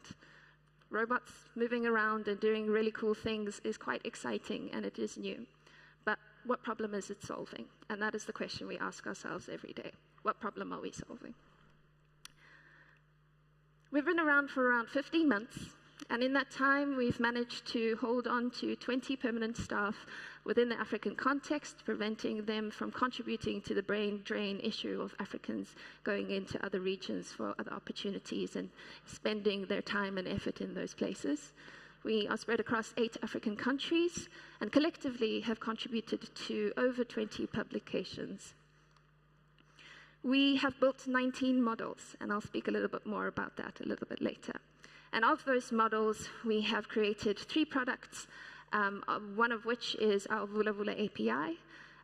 It enables 5 features, so 5 mechanisms of human communication, that is speech, hearing, basically conversation, being able to analyze and understand text.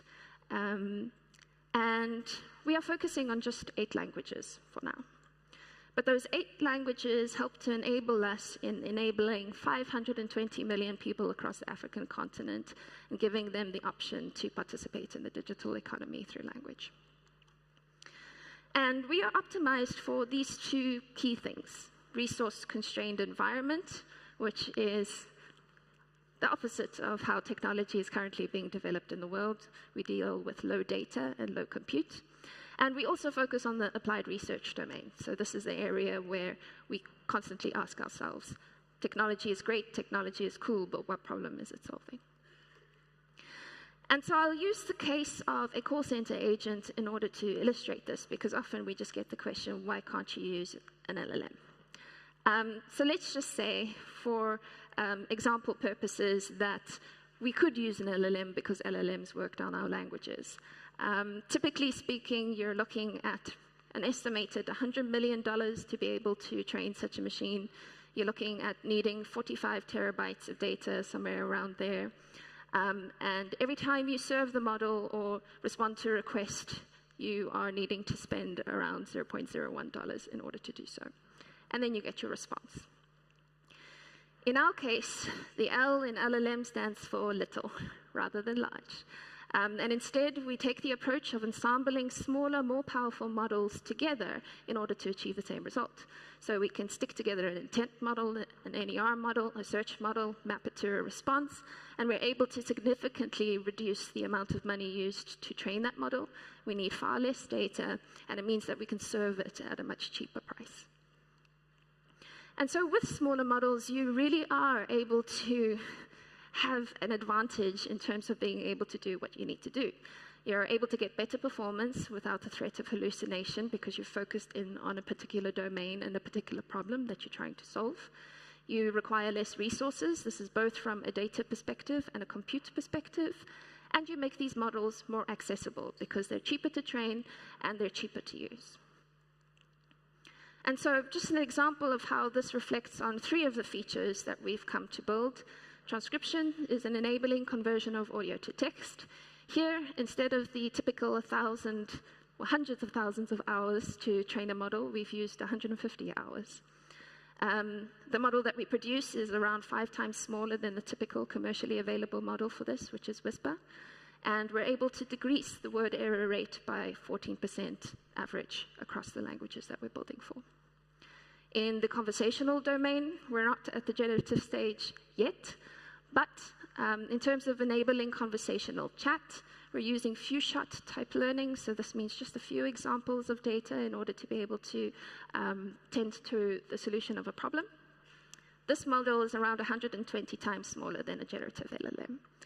And if we're comparing to what exists on the market for our languages currently, those models don't exist. So we don't have a performance measure for that yet and how much better it's doing than the state of the art. And the same can be said for the analysis domain. So this is the opportunity of gaining insight into the text that you create through things like sentiment analysis and such. Here we use a model called an XLMR. It is pre-trained, so there is a bunch of data that has gone into that. But on top of it, we've only used 9,000 tokens to help refine and fine-tune it. This model then ends up being 12 times smaller than the GPT LLMs. And again, commercially, we don't really have anyone to compare against because that isn't available just yet. There is a saying in the Southern African context which is inspired by the philosophy of Ubuntu, which is I am because we are. And this saying is that if you want to go fast, go alone, but if you want to go far, go together. So this is an invite for you to join us in this mission in helping the future arrive well. And there are a couple of pointers that I've touched on throughout this presentation, but there are a couple that I would like to hone in on more specifically. The major challenges that we face in building technology for African languages and generally speaking languages in the global south that don't have huge text bodies of evidence for multiple reasons, maybe they're an oral heritage and an oral culture. We are facing a number of things that make our jobs very difficult. Very cool and exciting, but very difficult. So, for example, in terms of the data aspect, this is a stat that is taken from a Wikipedia page that summarizes the languages of which the internet consists of. There isn't any African language on that list. I think it summarizes it to 34 or 38 languages. So we just don't have the option to scrape the internet for information around our language. We're having to very purposefully curate data sets, build data sets, and be very smart about how we use that data in order to train our models. But we need a lot of help there. In terms of the compute power, we often have to wait for the US to go to sleep in order to be able to use the compute power available commercially. But on the African continent, so far, there is only one commercially available data center with GPUs. And then in terms of organizations like ours, who are really trying to be here on the ground, solve the problems of the people that are within our communities, we're not being funded very well. Only 2.2% of startups on the African continent focusing on AI and IoT are funded by VCs. So in terms of joining the mission, I've summarized it into these points. First and foremost, build with us, not for us. It is very difficult to build for people if they're not at the table to help you understand what it is that needs building, how it will work, when it will work, and how you can measure its success. So make sure we're in the room with you when you're trying to help us in our quest for equity around language solutions. You cannot open source your way out of the problem. So democratizing access to open source models is great, But it doesn't mean very much unless you're also democratizing compute or supporting communities to generate their data, own their own data, and be able to license their data in order to improve their NLP ecosystems. You can lay down internet cables, and that is fantastic. But what is even cooler is if the information going down those cables is something that the end consumer can consume. At the moment, you have schools all across the African continent, all across the global south, that have access to internet, but do not have access to any content in a language that they can understand. Third and foremost, so support content creation, content translation, and application building. And then last off, join us in building essential smaller models. The excess use of resources has put an extensive strain on Africa, our social systems, on climate change, etc. It is not necessary to build all of these really large, powerful machines when we know that we can solve problems with far less. So to conclude, the African language problem is not solved, and there is no solving the SDGs without solving the language problem. And when we say here there is no solution without Africans, it's not as a war cry. It's like invite us to the table, and we can work together and go far together. Thank you very much.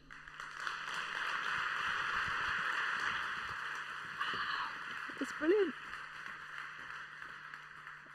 That was absolutely amazing. Thank you so much to all of our speakers this morning. And audience, please enjoy some self-directed time and return at 1:55 for a 2 p.m. start. We've actually got some live interactive generative AI art here on stage from MIT Media Lab, and you won't want to miss that. But we'll see you after lunch, 1:55 for a 2 p.m. start, and enjoy your break. Thank you.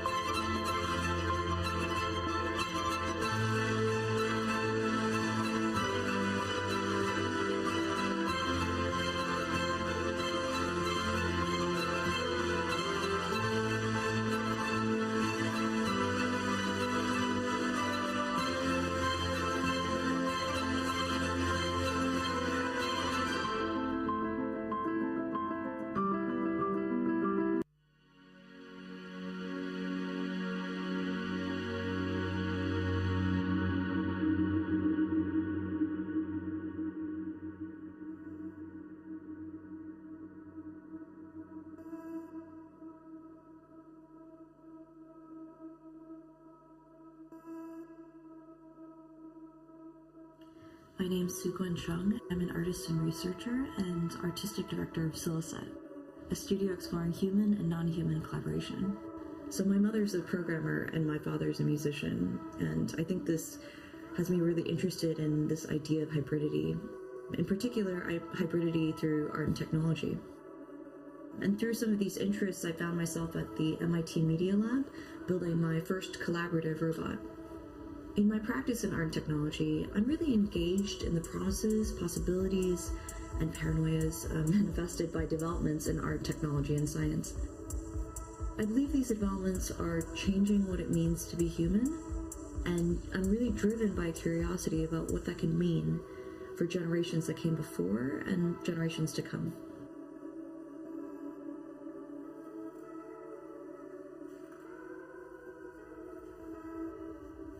In my practice, I see art and engineering practices as one and the same. Both fields have the potential to uncover something real about the human condition, and I think are grounded in an exploratory process of speculation and discovery. I work with robotics, AI systems, data, and mixed reality as drawing, performance, sculpture, and installation. I'm really inspired by how we think about the idea of a human and of a machine. And I'm really curious about where AI ends and we begin. In the past few decades of technology development, I design what I like to think of as sensory mixes of the future. I've been working on a project called Drawing Operations Unit, Generation 1 to 5, for like the past 8, almost 9 years. Its focus has really been on the potential of human and machine collaboration. In Generation 2, we focused on exploring memory by training a machine learning model on 2 decades of my own drawing data. In Generation 5, designed over the pandemic, I thought about my own meditation practice as a kind of creative catalyst and substrate. I used my own biofeedback recorded through meditation to generate EEG data as drivers for robotic movement in my own painting process. I like to think of it as waves of my mind to lines on a canvas. My most recent work is called Flora Rearing Agricultural Network, FRAN for short, a project exploring human, plant, and machine co-naturality. The work speculates at what I like to think of as an interdependent ecosystem of human, machine, and flora, and explores the linkages between machine and ecology through the development of a networked robotic system stewarding nature.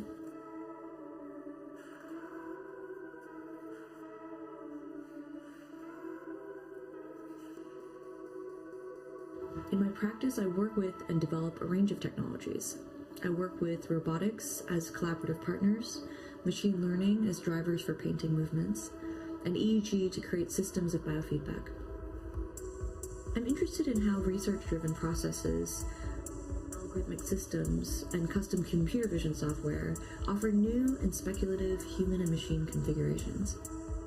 Using custom and existing research for artistic purposes means extending the possibilities of the research beyond fixing a problem or asking a specific question into a more speculative, playful arena that engages new research prompts, as well as new conditions for philosophical inquiry.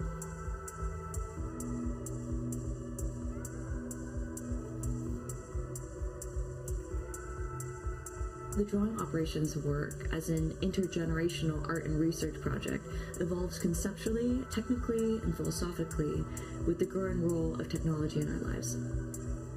I like to frame it as a collaboration because it really foregrounds the relational dynamics between human and machine and technology and society. I'm curious about this question of agency within systems and think of the practice and these projects as a microcosm to consider the wider implications of things like technological governance and its entangled relationship to the human subject.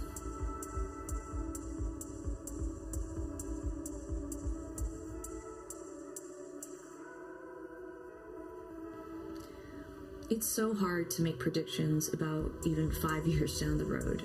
And I think we've seen how quickly over the past few years life can really change in an instant. But I hope that the field of human and machine collaboration is increasingly understood and grown as a site of invention and of promise, one that extends a diversity of subjects and points of view. I'm really hopeful about this because it means that we're working towards this transformation of the human and machine in our environment. And I think that as an interdisciplinary aim is really powerful.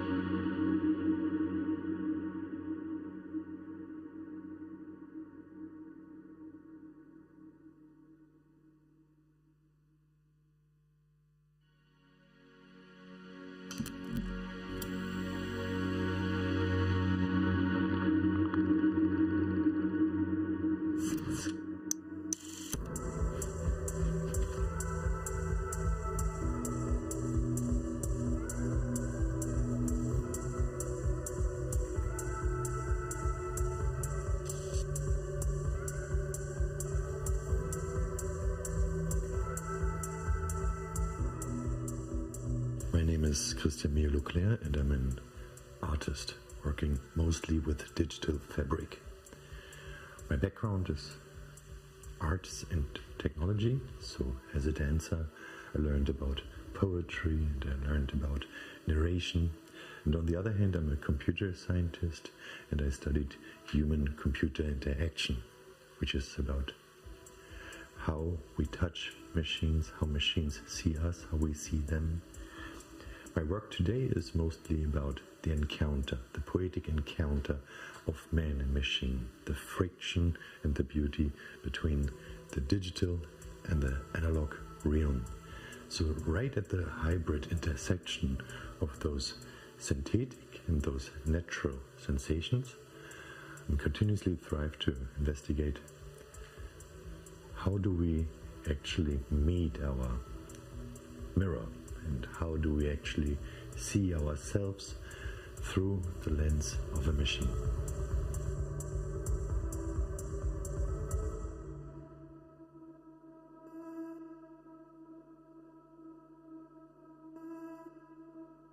My selected artwork is called Helen.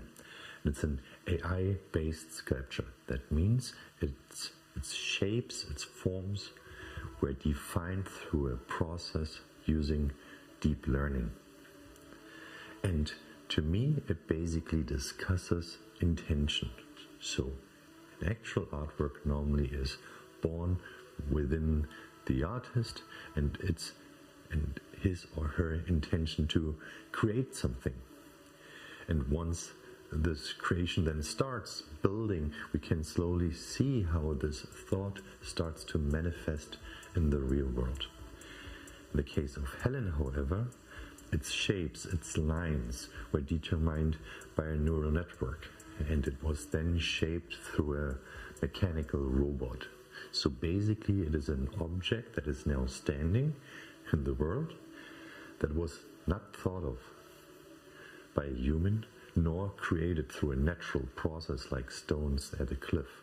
It just comes out of nowhere, and to me it also feels like that. It's a dark, cold stone, and it's quite beautiful. However, there is something missing, and I think you see it when you're standing right in front of it. There's a certain emptiness, and that emptiness is something that interests me.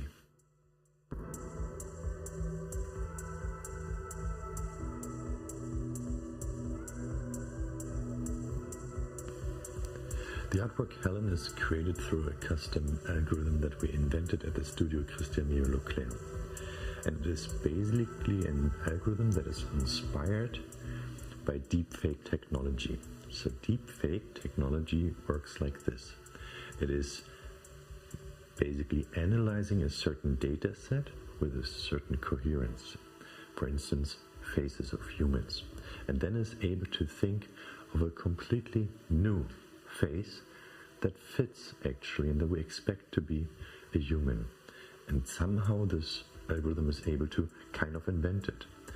We applied this technology of deepfake to art history and showed our algorithm 60,000 busts that were made in human history, and then asked the machine, could you create another one that wasn't done before, but still fits to the style of what, well, humans do and did in the last 2,000-3,000 years.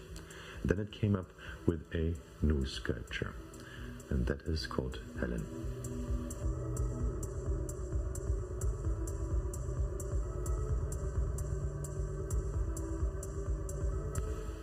The aspect of Helen that brings insights into our possible future is actually the way it was created. If you think of institutions as well as brands, what they try to do is to analyze what serves us best and then feed back this to us by predicting what could be done. Brands try to increase revenue through this continuous interaction with a population, and institutions try to serve and help humans to improve the way they live. Now, that is exactly how machines work. They analyze data and predict. Imagine that there's in the future an emptiness inside of institutions and brands that continuously analyze with machines how we feel and what we do and accelerate exactly this, but without opinions made by humans.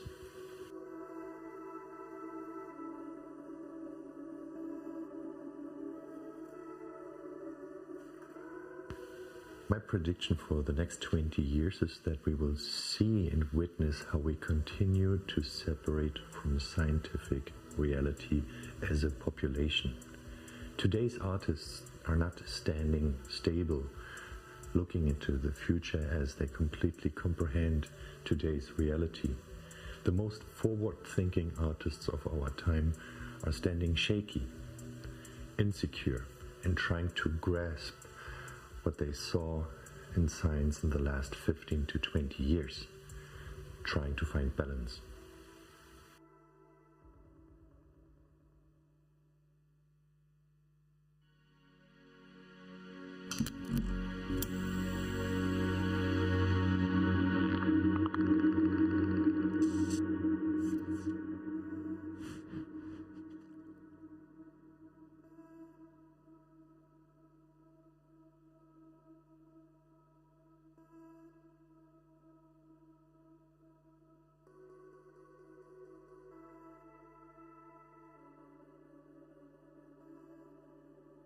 Hello, my name is Sofia Crespo.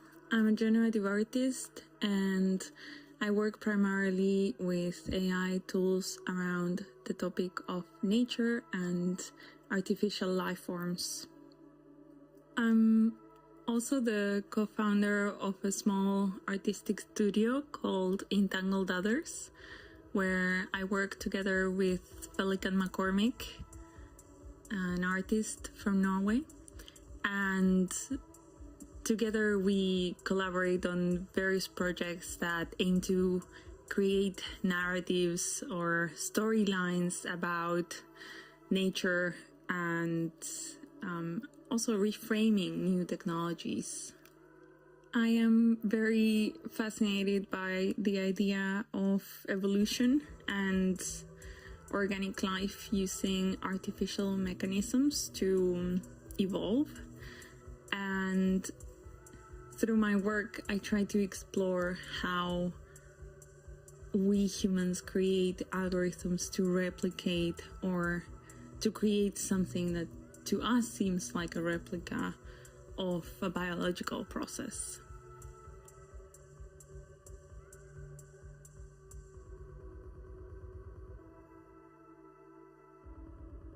My practice focuses on imagining artificial life forms, and every project that we worked on somehow touches on that, aims to do that. Hybrid Ecosystems is a series about the boundary of nature and technology and where that boundary actually lays, and a future where that boundary could be very blurry. So one struggles to tell where a technological artifact ends and where a nature begins.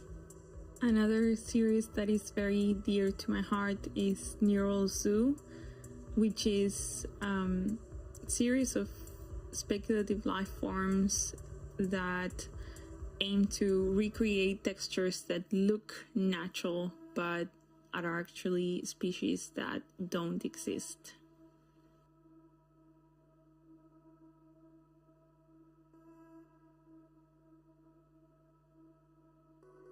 In my work, I use a wide range of different neural networks, and very often that depends on the concept of the project. So it usually begins with an idea that I want to produce. And the neural networks can take a lot of different shapes. They can be text or text-to-image models, or audio, GANs, 3D GANs, 3D style transfer, etc. This means that, to me, machine learning isn't an end in itself. It's a tool that I have available right now, but to me it feels part of a larger project that in the future could take a completely different shape.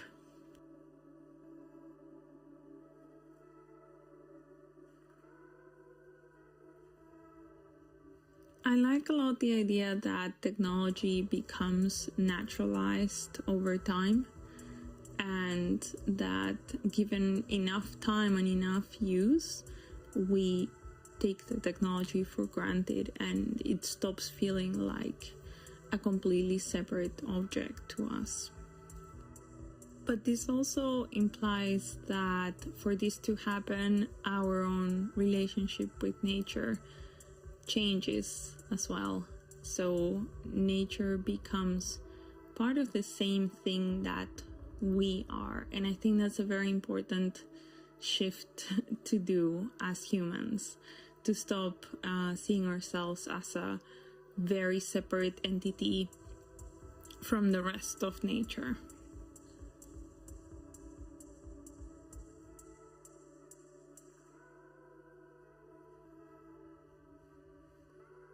I don't like making predictions of what's going to happen in the future, because I prefer approaching the present as it comes and finding ways to adapt to it. But I do really enjoy the place of dreaming speculative futures and trying to think what are potential ways that we can collaborate and come together as humans to change our way of connecting with the world. So I can only hope that we will use technologies in ways that help us do that.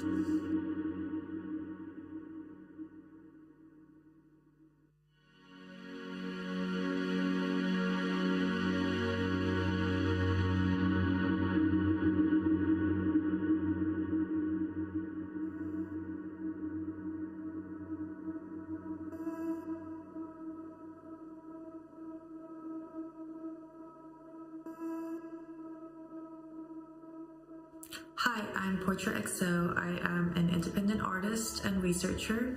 I have been heavily sonically obsessed with space and time.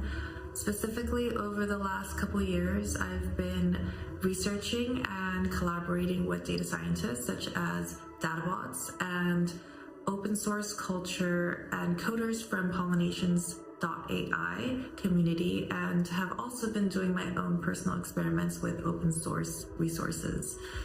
And I'm forever curious about what all of this means to us living in a data-driven society, the impact on me as an individual, as well as collective impact, the impact on society and our environment. And I am searching for the humanity between art, music, science, and technology through exploration and experimentation of how far I can take sounds and storytelling through latent space.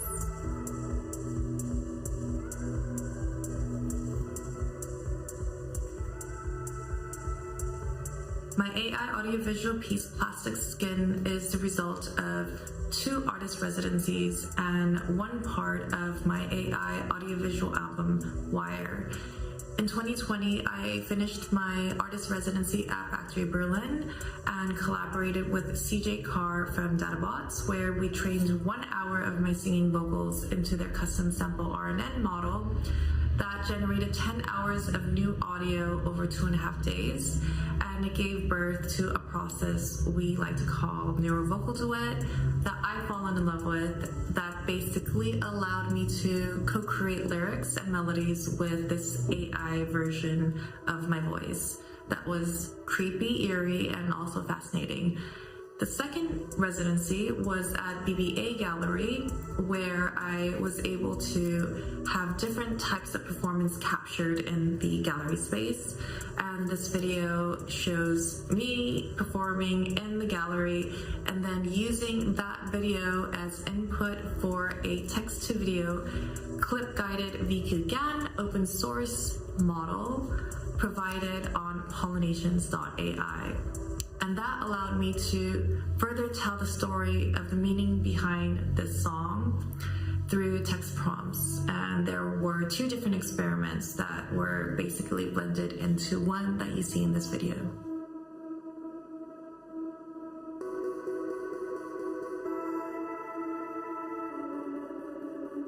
There were several types of technology used to produce this work. First step was to gather 1 hour of my vocals, which I took from over 200 songs that I wrote in a year, and took the best from that. And for that to happen, I used Ableton, which is my go-to recording software. The second was custom sample RNN model by DataBots, which was the way we got this raw audio AI generation of my voice. And the second piece of technology was provided by pollinations.ai, which is the text-to-video clip-guided VQ-GAN model.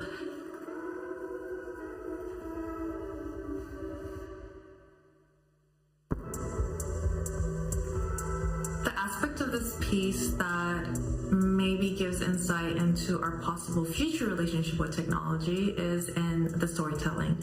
The song itself is written in the perspective of the robot singing to its human creator, who created the robot to try and fulfill all its desires and needs, including love. And the robot basically is trying to point out to the human that based on the data and analytics, the result is inconclusive because human behavior with love is far too erratic. And I genuinely think that AI will not become sentient. AI is not sentient, but AI can possibly make humans more sentient.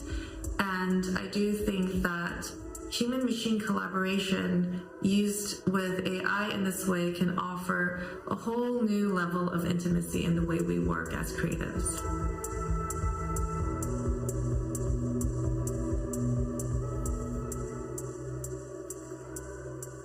I think the next 20 years of human-machine collaboration is going to get really fascinating, full of surprises.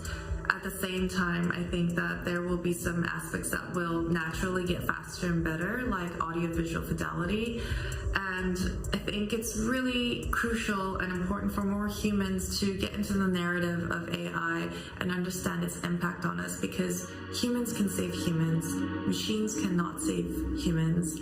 But humans working with machines in particular ways can maybe save humans.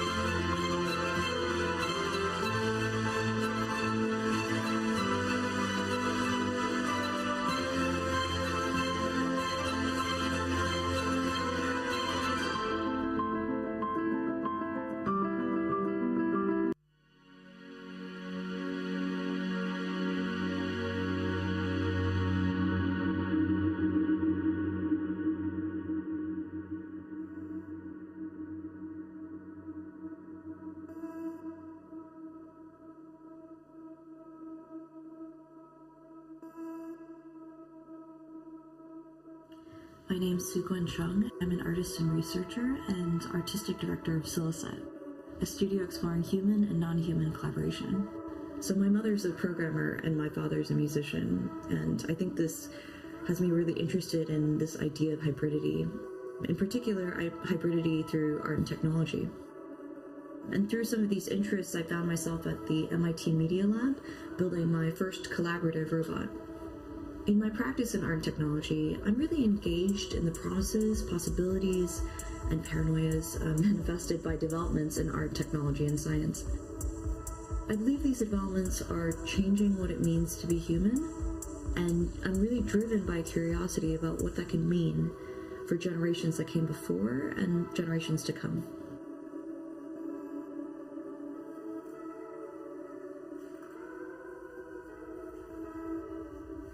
In my practice, I see art and engineering practices as one and the same. Both fields have the potential to uncover something real about the human condition, and I think are grounded in an exploratory process of speculation and discovery. I work with robotics, AI systems, data, and mixed reality, as drawing, performance, sculpture, and installation. I'm really inspired by how we think about the idea of a human and of a machine. And I'm really curious about where AI ends and we begin. In the past few decades of technology development, I design what I like to think of as sensory mixes of the future. I've been working on a project called Drawing Operations Unit, Generation 1 to 5, for like the past 8, almost 9 years. Its focus has really been on the potential of human and machine collaboration. In Generation 2, we focused on exploring memory by training a machine learning model on 2 decades of my own drawing data. In Generation 5, designed over the pandemic, I thought about my own meditation practice as a kind of creative catalyst and substrate. I used my own biofeedback recorded through meditation to generate EEG data as drivers for robotic movement in my own painting process. I like to think of it as waves of my mind to lines on a canvas. My most recent work is called Flora Rearing Agricultural Network, FRAN for short, a project exploring human, plant, and machine co-naturality. The work speculates at what I like to think of as an interdependent ecosystem of human, machine, and flora, and explores the linkages between machine and ecology through the development of a networked robotic system stewarding nature.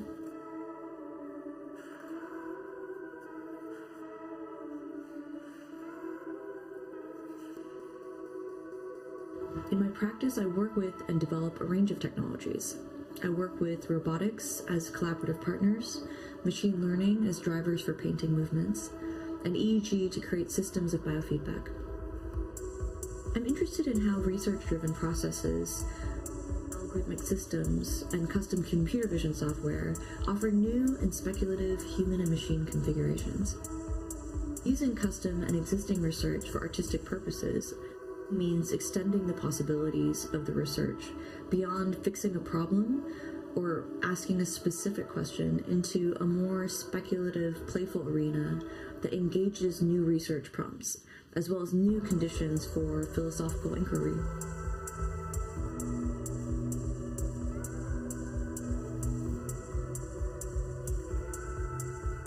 The drawing operations work as an intergenerational art and research project evolves conceptually, technically, and philosophically with the growing role of technology in our lives. I like to frame it as a collaboration because it really foregrounds the relational dynamics between human and machine and technology and society. I'm curious about this question of agency within systems and think of the practice and these projects as a microcosm to consider the wider implications of things like technological governance and its entangled relationship to the human subject.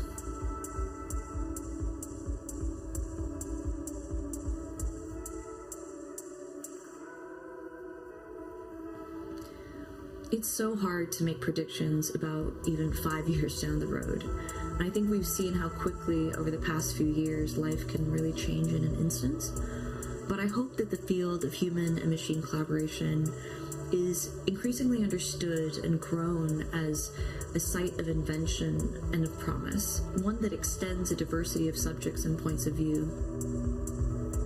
I'm really hopeful about this because it means that we're working towards this transformation of the human and machine in our environment. And I think that as an interdisciplinary aim is really powerful.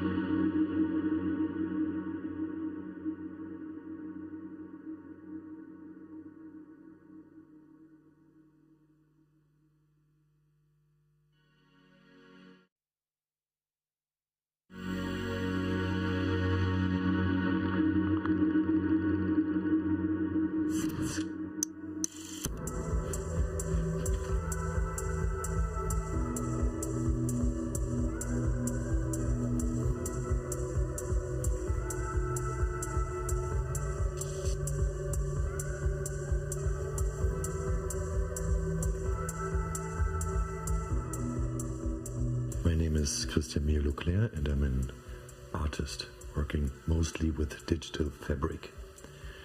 My background is arts and technology, so as a dancer I learned about poetry and I learned about narration, and on the other hand I'm a computer scientist and I studied human-computer interaction, which is about how we touch machines, how machines see us, how we see them.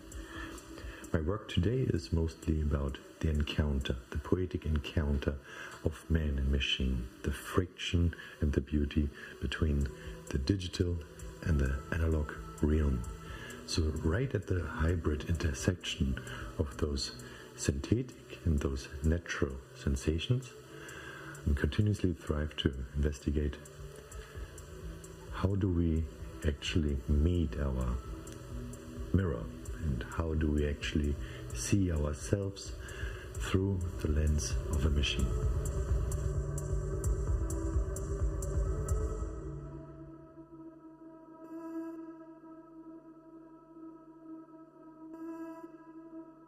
My selected artwork is called Helen.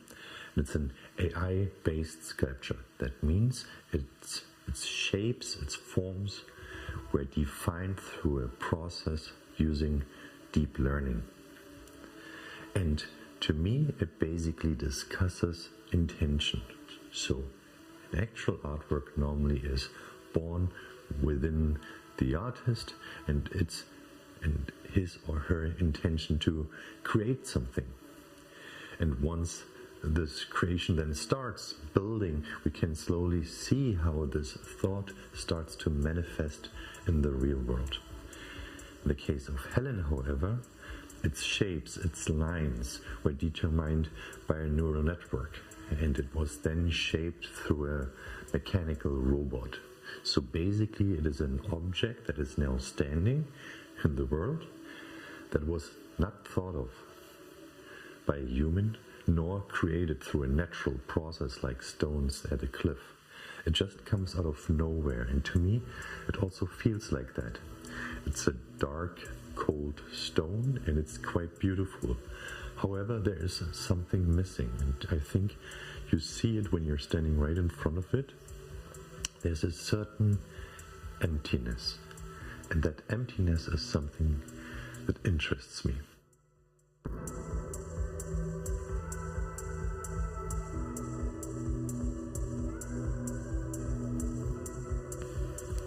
The artwork Helen is created through a custom algorithm that we invented at the studio Loclair. And it is basically an algorithm that is inspired by deepfake technology. So deepfake technology works like this. It is basically analyzing a certain data set with a certain coherence. For instance, faces of humans.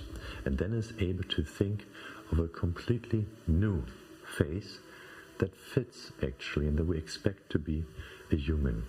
And somehow this algorithm is able to kind of invent it. We applied this technology of deepfake to art history and showed our algorithm 60,000 busts that were made in human history, and then ask the machine, could you create another one that wasn't done before, but still fits to the style of what, well, humans do and did in the last 2,000-3,000 years. And then it came up with a new sculpture, and that is called Helen.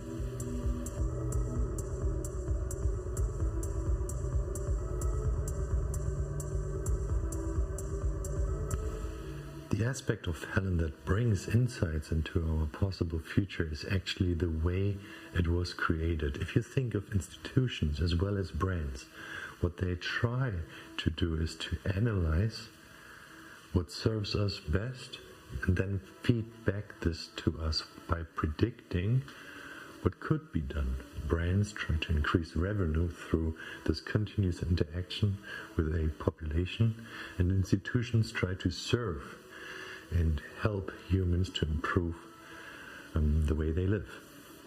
Now, that is exactly how machines work. They analyze data and predict. Imagine that there's in the future an emptiness inside of institutions and brands that continuously analyze with machines how we feel and what we do and accelerate exactly this, but without opinions made by humans.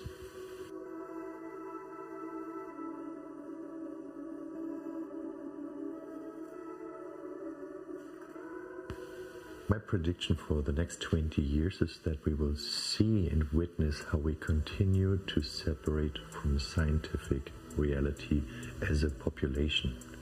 Today's artists are not standing stable, looking into the future as they completely comprehend today's reality. The most forward-thinking artists of our time are standing shaky, insecure, and trying to grasp what they saw in science in the last 15 to 20 years, trying to find balance.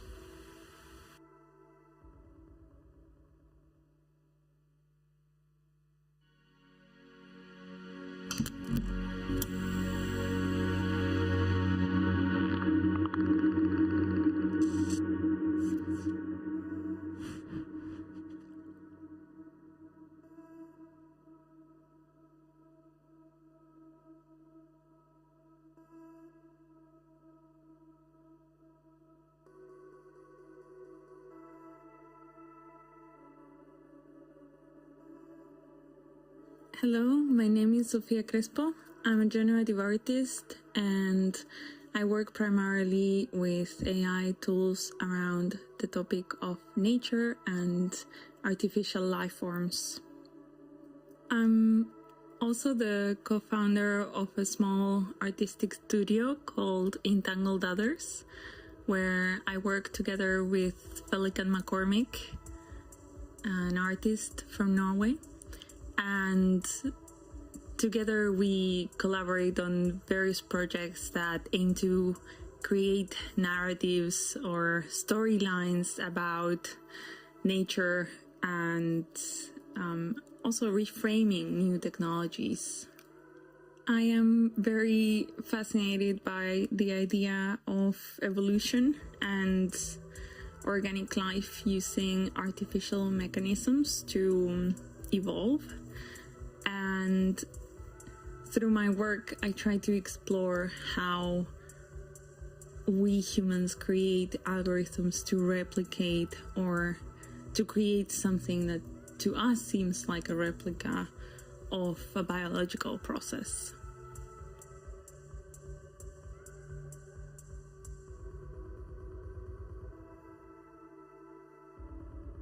My practice focuses on imagining artificial life forms, and every project that we worked on somehow touches on that, aims to do that.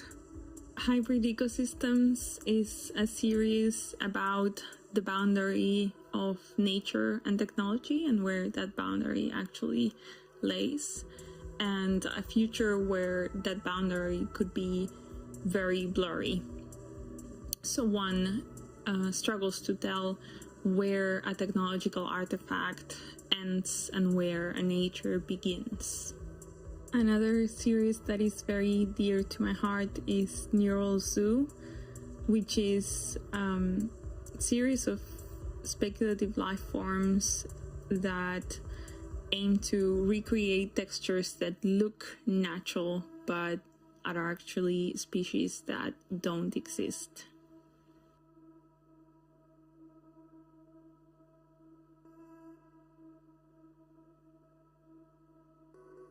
In my work, I use a wide range of different neural networks, and very often that depends on the concept of the project. So it usually begins with an idea that I want to produce.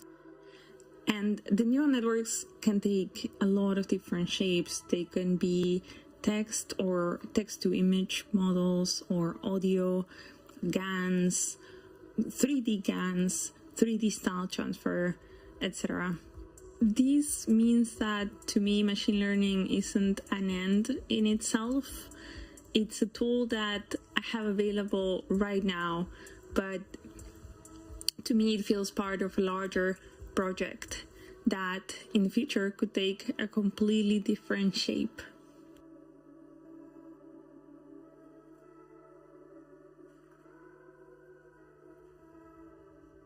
I like a lot the idea that technology becomes naturalized over time, and that given enough time and enough use, we take the technology for granted and it stops feeling like a completely separate object to us. But this also implies that for this to happen, our own relationship with nature changes as well. So nature becomes part of the same thing that we are. And I think that's a very important shift to do as humans, to stop seeing ourselves as a very separate entity from the rest of nature.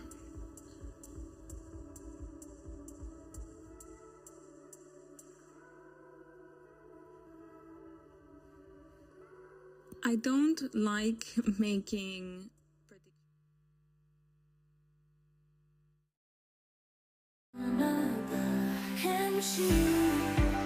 see us as friends, the way we reach for them, the way we reach for them.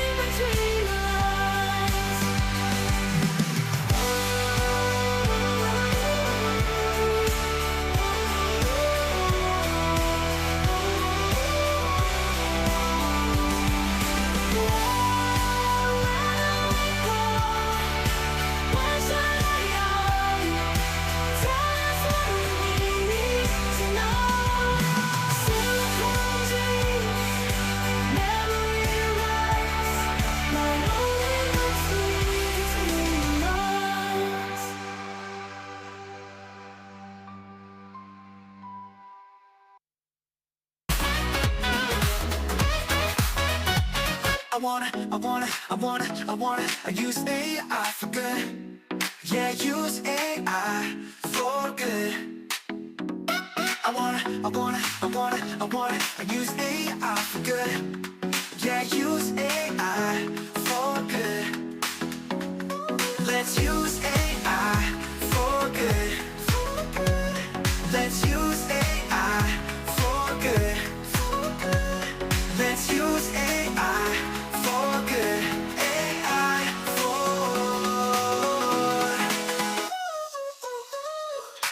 Yeah, yeah, yeah, yeah.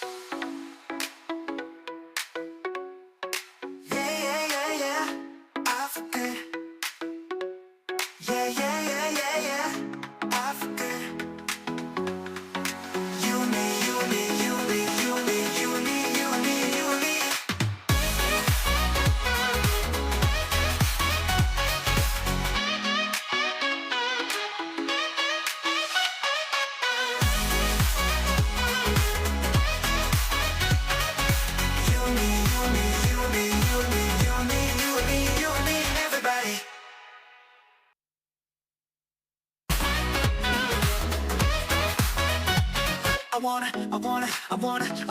I use AI for good. Yeah, use AI for good. I use AI for good. Yeah, use AI for good. Let's use AI for good. Let's use AI for good. Let's use AI for good. AI for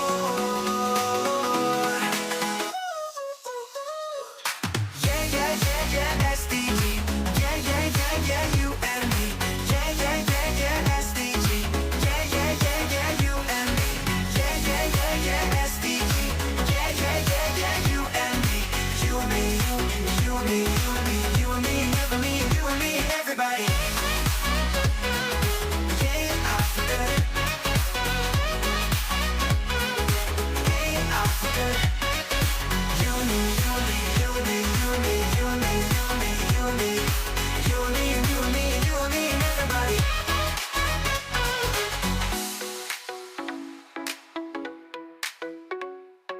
Yeah, I forget.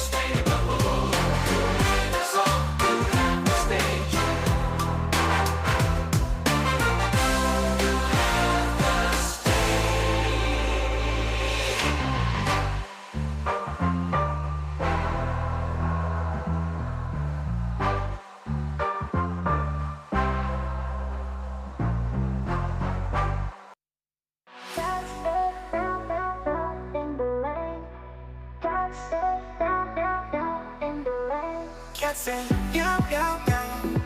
Yo, yo, yo, yo, yo, yo, yo. Yo, together forever.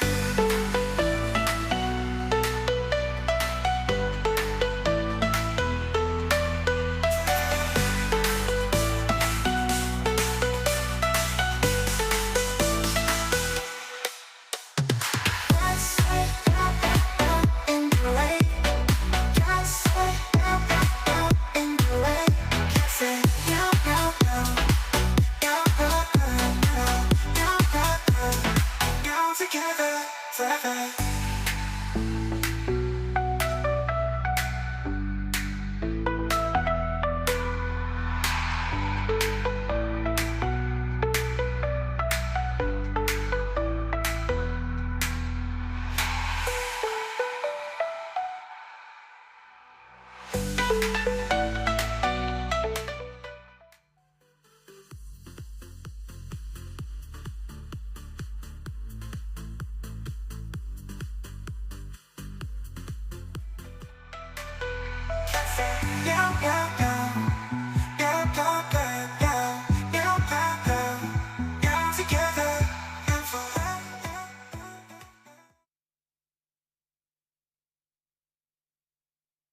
Isn't it? It's an infinitesimal amount between that introduction and me returning to the stage, and it is truly a pleasure to see you all back here at the ITU AI for Good Global Summit. Can I start, please, by apologising to those of you who were unable to get a full lunch this afternoon. The venue has actually broken all records. There's been queues around the block.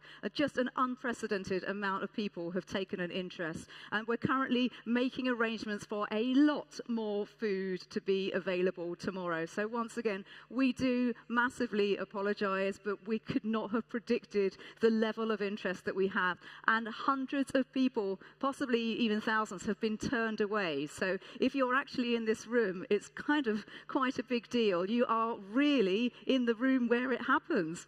So the organisers are doing everything they can to rectify the situation. Clearly, the interest in AI for Good is greater than anyone realised. But don't worry, because we've still got lots more AI programming. Shortly, I'll be bringing Marco on to help you understand whatever this amazing thing is.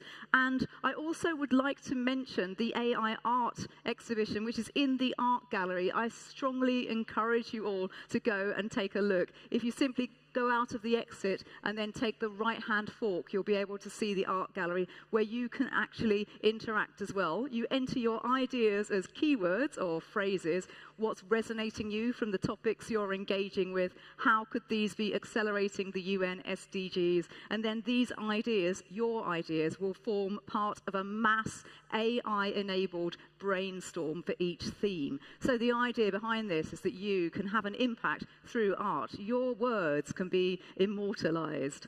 And the group brainstorm will then output strategies, tools, and designs in output decks, which will be shared at the AI Art Gallery NeuroCreate stand. So you can all be artists. Once again, just exit out of there in an event, in a break, and then move around to the right, and you'll be able to enjoy the art gallery.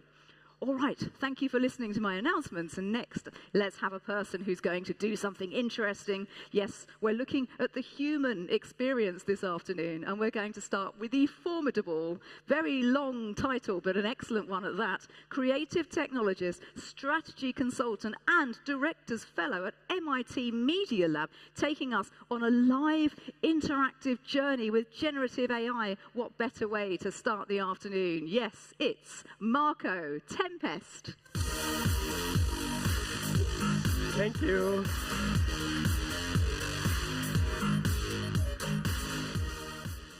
Hello, everyone.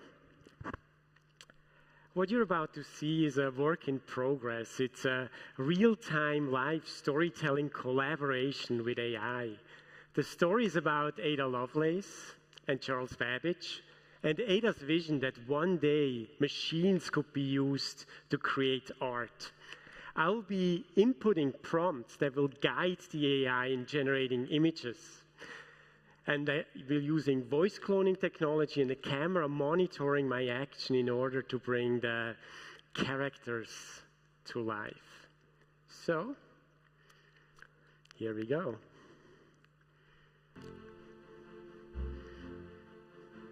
Imagination is the discovery faculty.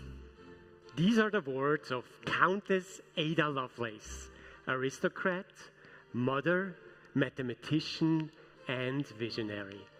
Welcome to London. It is Wednesday, June 5th, 1833.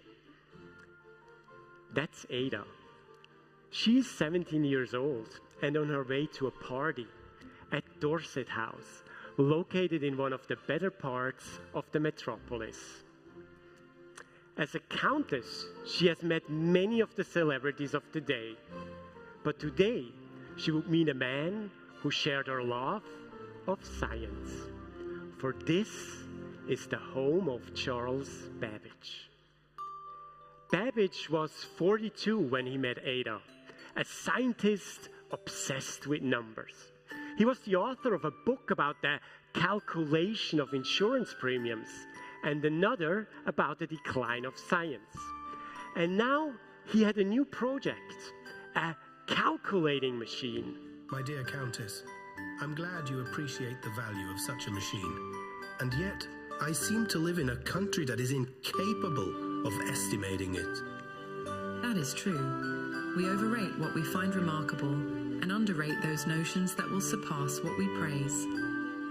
Babbage shared his plans for the difference engine, and Ada immediately saw its possibilities.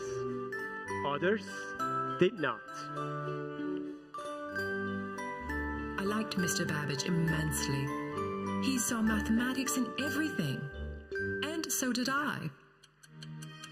In 1837, Victoria became Queen of England, and Charles Babbage devised a new calculating machine. It used punch cards to guide his computations. It was a mechanical marvel of cogs and wheels, a machine for processing numbers way beyond anything that had been attempted before. Not many people understood the concept. One fellow asked me to explain the principle of the machine in 2 words. And what were they? The method of differences. That's 4 words. I can see why people were confused. Babbage's life was a turbulent mix of hope and failure. He failed to sell his machines to industry and government. He had always despaired about the lack of scientific progress. Now he despaired about his inability to convince the world that they needed his analytical engine. In 1843, a new opportunity came to publicize the analytical engine. The Italian mathematician Luigi Federico Menebrea had written a paper about Babbage's machine.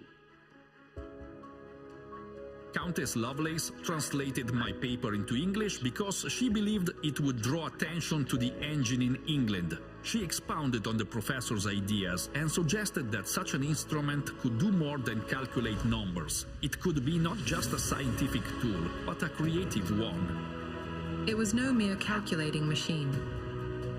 Imagine an engine that create art or music, compose elaborate concertos, sonatas, arias of any degree or complexity. The possibilities are endless. Ada wrote what many consider to be the first computer algorithm, and in doing so, Ada Lovelace became the world's first computer programmer. Mathematics is the unseen relationship between things. To see them, we need our imagination. It is poetical science. The analytical engine weaves algebraical patterns, just as the jacquard loom weaves flowers and leaves. For some time, Ada had been in ill health. Laudanum was her medication.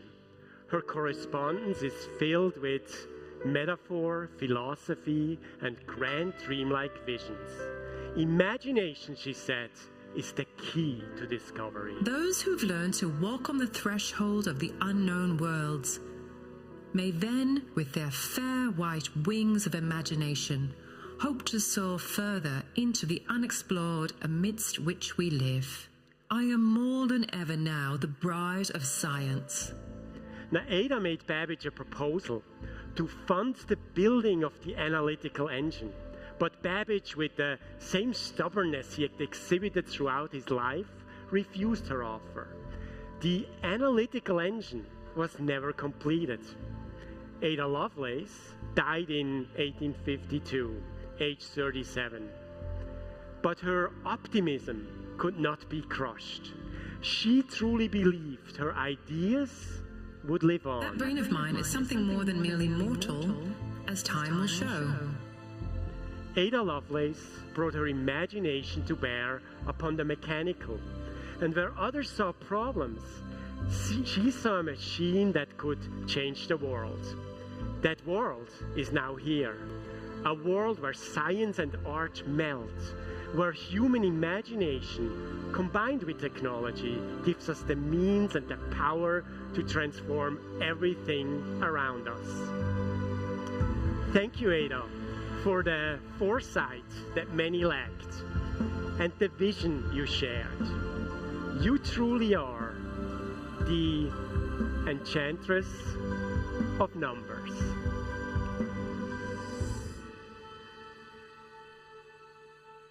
All right, thank you.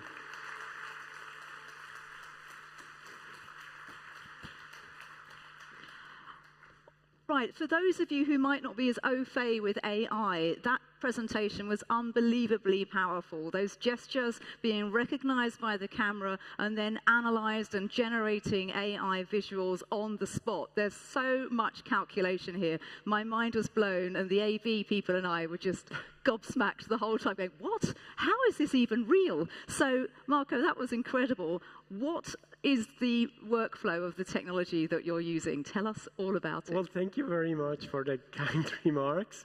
So I'm using a laptop, and I know it looks a little bit glitchy.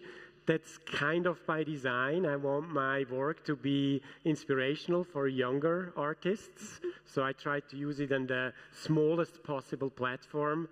I'm running a local image model here. I'm using Comfy UI. It's an open source tool, which I wired a few extra magical things into. If you look at the screen right now, if we still see it, there's a bunch of prompts which guide the story, and these prompts are fed at certain moments to the image engine, which then creates the images based and guided on what this little camera here sees. Right.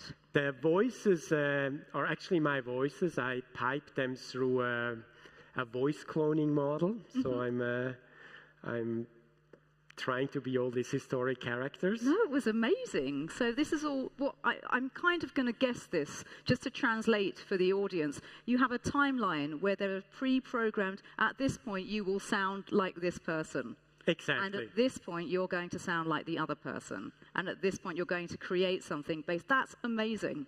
And it's going to change the face of storytelling. So my next question is, probably you're going to know the answer to this. Why? Why would you make something like this? You mentioned young people. Right. So, like, first of all, it's fun. Like, these tools are available to pretty much everyone right now. So it's super democratized. Everyone can play. And I, with my work, try to inspire people to come along and play. I think AI is, for the very first time, a tech which we all talk about upon its arrival, and we all have a little bit of a say, I guess, thinking naively, in influencing the trajectory of where this might go, especially for people like me or somewhere in that intersection between art or story and maybe even magic. Right? Yes, I definitely think as a use case, this is a real kind of, it's very engaging. If, like me, you would like to have a go on this device, can you just raise your hands, just as a quick look? Yes, you see, it's a really popular idea. A last question for you, what's next for you? Are you going to develop this further, or what's happening? I think the next thing is kind of doing a little bit of tech watch and seeing what else systems like this could inhabit. I'm thinking robotics would be a really interesting topic. There's lots of interesting experiments going on. And then, of course, anything that is even remotely related with our stories, our narratives, should be explored. Brilliant. Thank you so much, Marco. Thank you very much for having me. It's Marco Tempest, everybody. Thank you, everybody. Wow. Thank you. It's amazing. Thank you. So whilst we de-rig from the incredible storytelling machine that really does look like something out of the future, I would like to say hello, I'm LJ Rich, your host for today and tomorrow. And next we're going to have an amazing panel which really showcases the impact of AI on quality of life with these next sessions that are going to concentrate on something I find amazing. It's the brain-computer interface. And we're going to be speaking about reconnecting ALS patients with their loved ones. I would like you to join me in welcoming someone who is going to run the next part of the stage. Please welcome the co-founder and CEO of Forest Neurotech. It's Sumner Norman.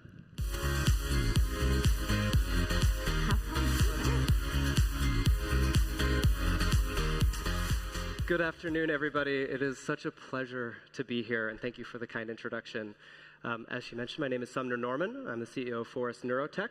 We are a non-profit focused research organization developing a minimally invasive brain implant. And that's all to say that my passion really lies in two things, public impact and neurotechnologies, but especially the people that make those sorts of things possible. And that's why I'm really excited to share with you today two incredible groups. So in the first session, we're going to learn about the state of the art in reconnecting ALS patients with their loved ones. And then in the next session, we'll learn about the next generation of brain-machine interfaces and how that technology will change the future of movement, communication, and quality of life for people living with neurological disabilities and injuries. So make sure to stick around for both. They're wonderful complementary sessions. And then I also want to invite you to join me tomorrow for another session on neurotechnology and its intersection with AI. That's from 3 to 6 p.m. So these two sessions share a couple things in common. So you'll notice these notes as I go through them. The first one is a UN Sustainable Development Goal of good health and well-being. And the second one is reducing inequality. And you'll notice those themes throughout both of these next sessions. Okay, first up today, I'm going to introduce you to a visionary in the field of AI-powered language translation, Vasco Pedro. Vasco is the CEO and co-founder of Unbabel, an AI-driven language translation platform. So they're combining machine learning together with human translation to deliver some of the highest quality multilingual content you can imagine. So Vasco and his colleagues are going to be sharing a demonstration with us today, which I'm really excited to see. This is the Halo, which uses generative AI together with non-invasive neural interfaces to transform biosignals into language, again, helping ALS patients reconnect with their families and loved ones. So under Vasco's leadership, Unbabel is really revolutionizing this space in machine translation and multilingual conversations.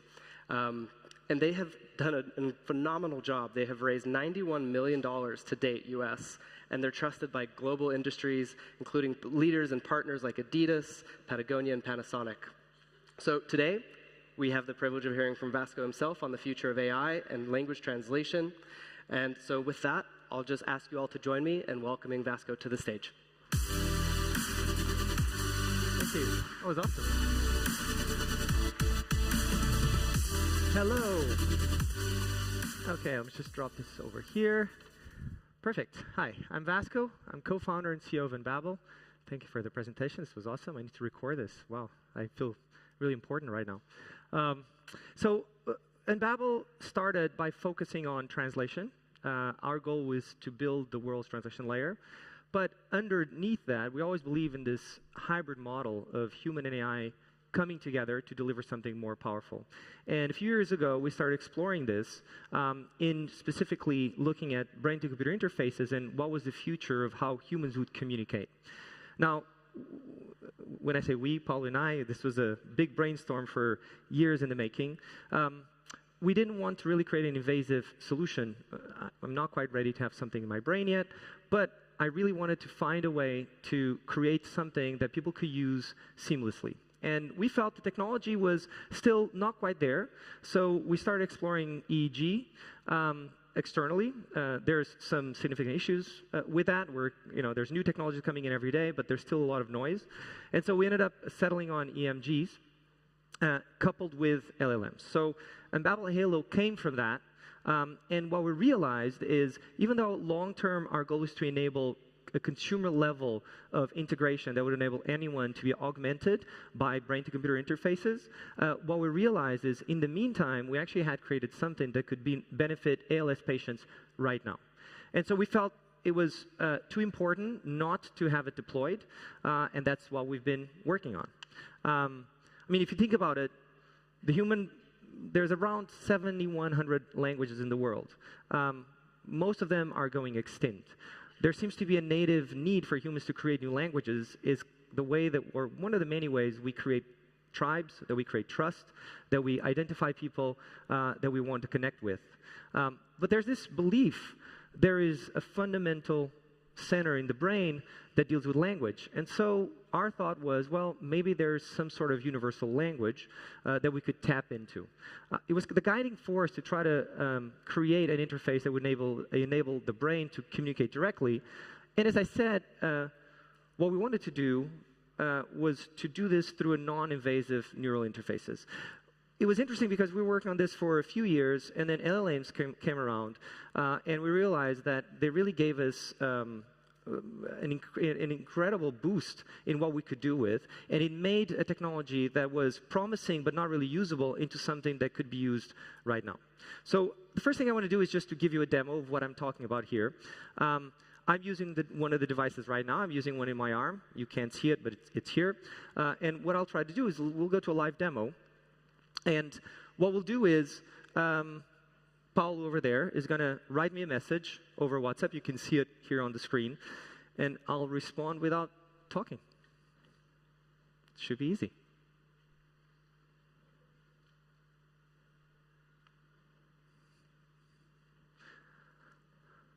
Okay, I got the message.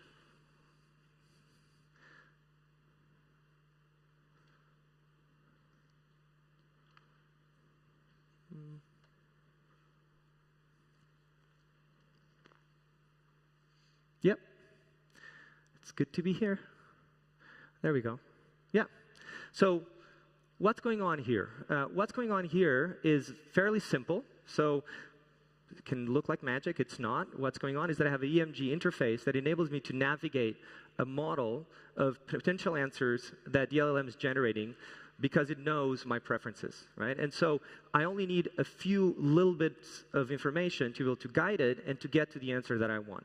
Meaning that all I need to do, think of this, a metaphor for me is, all you need to do is really type one word and it expands into a full sentence, right? So it reduces the cognitive load to be able to interact and to respond, and in that sense makes it much easier for me to be able to actually appear in a conversation and express what I want to say in a usable amount of time. Now, if you had to do this on an ongoing basis, you know, it's not quite ready for us to have a real-time conversation. As you can see, there's a bit of a delay.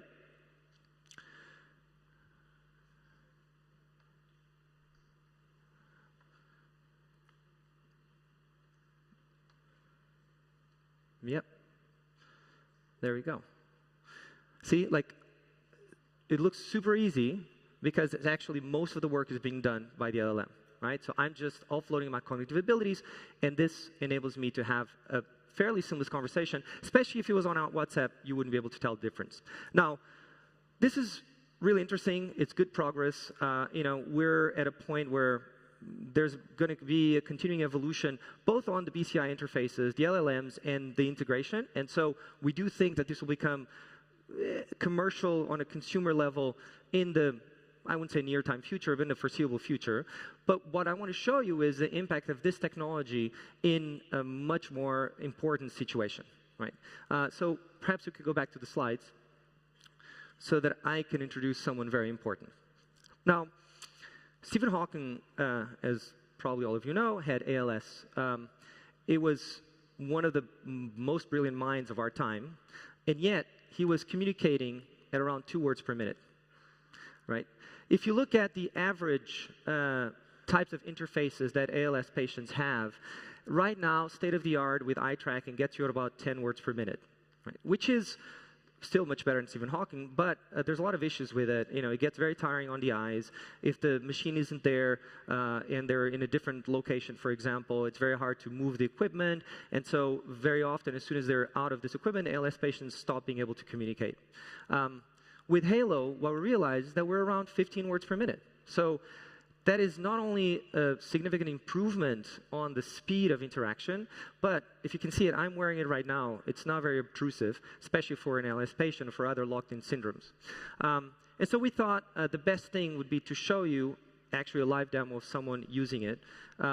And I'd like to introduce you to Luis. Luis will be remote. He's an ALS patient. He has been fundamental in the collaboration and development of Halo. He has had ALS for 2 years, and he went from a very active lifestyle, as you can imagine, with dealing with severe issues in communication, and unfortunately lost the ability to communicate with his family in the process. Maybe we can go to the live demo. There we go. Here's Luis. Hello, Luis. It's great to have you on the stage. And so what we'll do is Paulo will be typing in Portuguese because Luis speaks Portuguese. And you'll be able to see the monitor so you can see the interaction. So Luis is not able to speak, so he will be communicating exclusively through Halo. And maybe we can put the computer on the screen just so that we can, there we go. Perfect. So Paulo is asking, how do you feel in the AI for Good Global Summit? Right. There we go. So, okay. And Luis answered, I feel honored and very excited to be here. It is an incredible experience, right? You can see the device. I'm wearing my device on my arm. Luis is wearing his device on his head. Now, an interesting thing, and we're announcing today a partnership with OpenAI. We're using their new voice LLM, which enables us to do something really incredible that completes the circle. Most ALS patients tend to have their voice recorded in one way or another, either through voice messages or other means. And so what we're able to do is to recreate Luis' voice using the voice LLM so that actually when he communicates, he's communicating with his voice. And we're going to try and play his voice for you here. I don't know if you can press play. Sinto-me honrado e entusiasmado por estar aqui. É uma experiência incrível. For Luis, it's always emotional when he gets his voice back.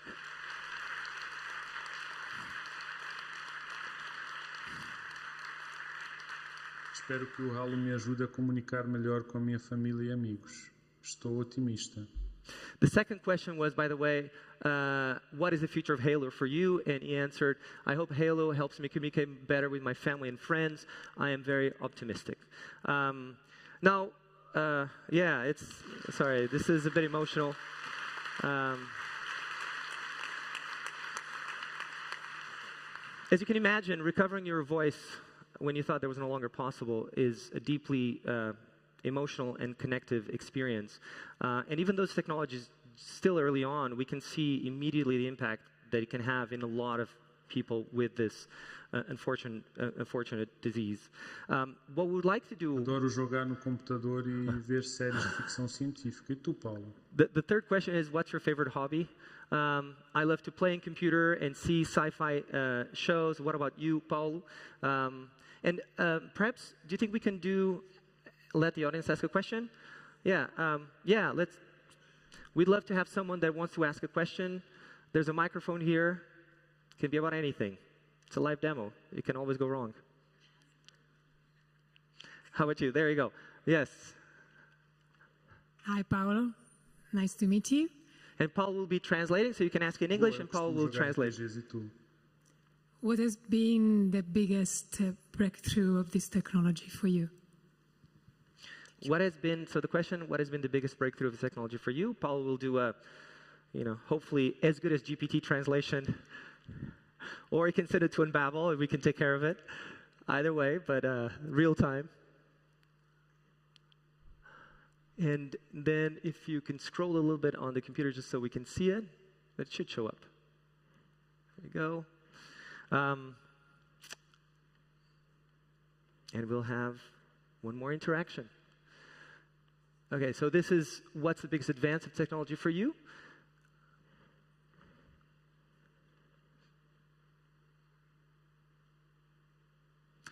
As you can see, the headband is important for ALS patients because it requires EMGs, require muscle movement to decode biosignals, and the last muscles, or the muscles that tend to stay the longest, tend to be on the vai face. revolucionar a forma como comunicamos, especialmente para quem tem dificuldades. Estou muito entusiasmado.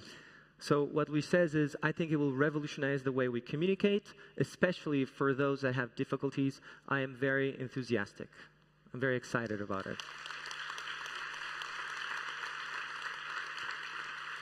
Thank you. I want to thank Luis. We're going to go back to the presentation. Thank you so much for your help. Luis has been completely instrumental and fundamental in advancing the state.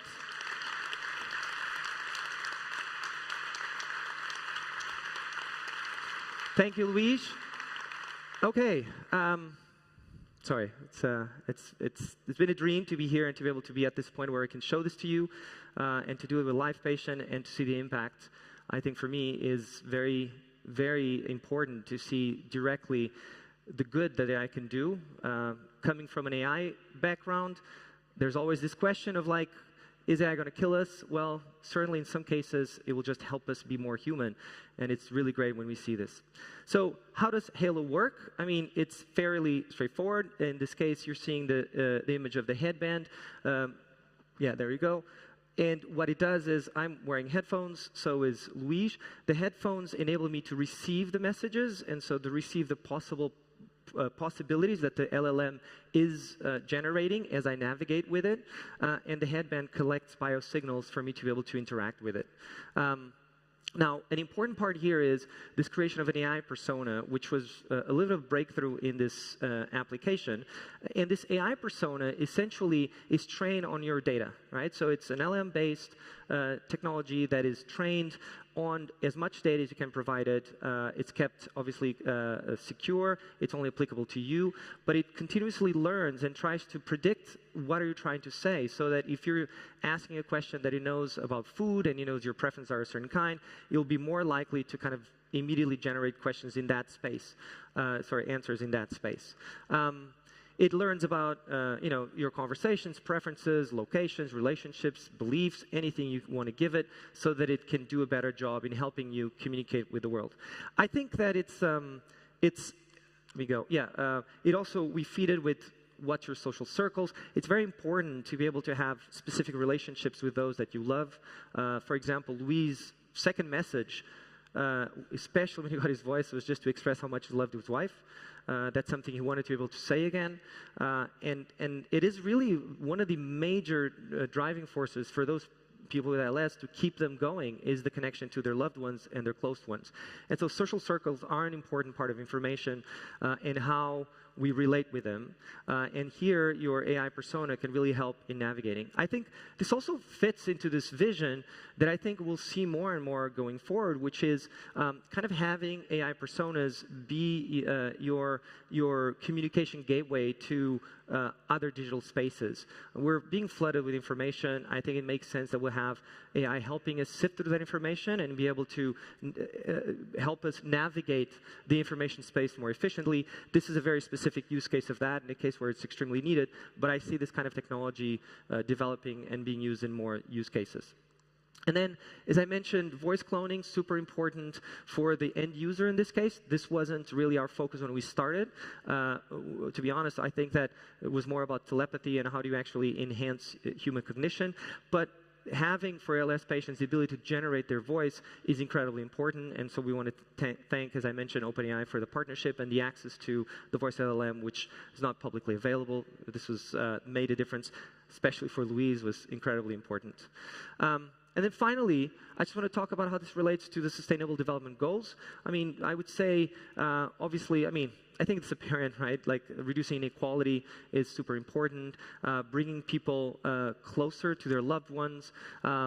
Enabling people to have a better health, more life expansion. I mean, communication is essential to maintaining health, to express what you need, to be able to say what's wrong with you or what's going well.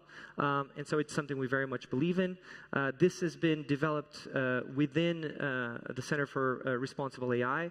and Babel is leading this consortium in Portugal. There's been a bunch of investment in it, and the whole consortium is about creating AI that is responsible, transparent, which Paulo, by the way, is the CEO of, and has done a brilliant, brilliant work. With that, I just want to say thank you. It's been a pleasure to be able to demo this to you, and we look forward to what's coming in the future. Thank you very much.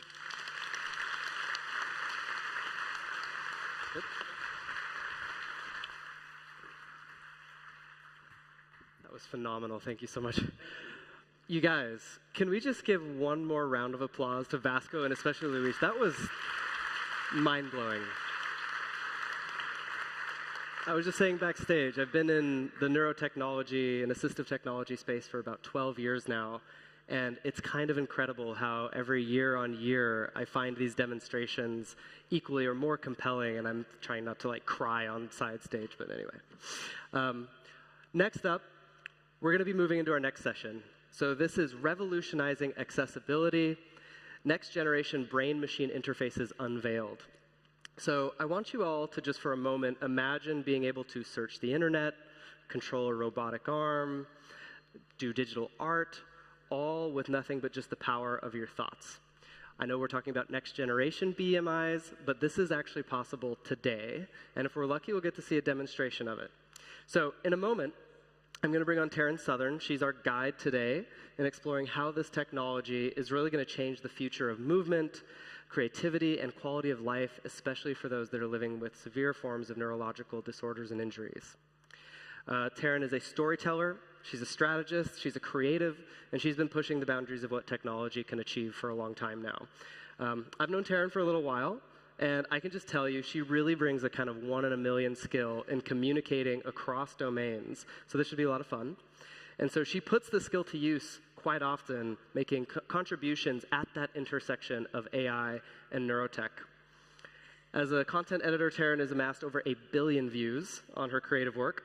She released the world's first AI-composed pop album, which you should definitely check out. She produced a Tribeca film documentary, I Am Human, that explores all the facets of neurotechnology.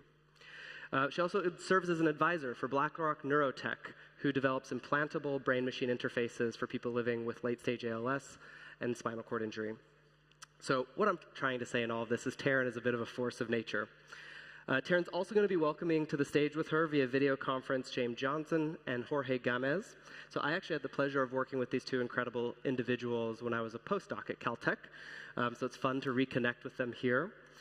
Jorge is a postdoc in the Biology and Biological Engineering Division at Caltech. And James Johnson is a pioneer in implanted BCIs. So he actually volunteered to be implanted and is literally driving the field forward. And I mean that because he literally drove a car from across the country using nothing but his thoughts at one point. So maybe he can tell you about it. But I will stop there, take no more of your time. So please welcome with me to the stage, Taryn Southern. Did they just I think that's Thank you. Hi, everyone. It is such a pleasure to be here with all of you today. Thank you so much. So, as Sumner said, my name is Taryn Southern, and I'm often asked how I got into the field of neurotechnology, given my background is in storytelling, not science. And the answer really lies in this quote from Arthur C. Clarke. It's my absolute favorite quote. Any sufficiently advanced technology is indistinguishable from magic. And I believe I have the coolest job in the world because storytelling is really the bridge between imagination and discovery, between technology and magic. Storytelling merges the art of science with the art of possibility. And to me, neurotechnology really represents the pinnacle of this intersection. Just imagine if you could operate a robotic arm, type 90 characters per minute, or surf the internet, sense touch through an external object, all with just your mind.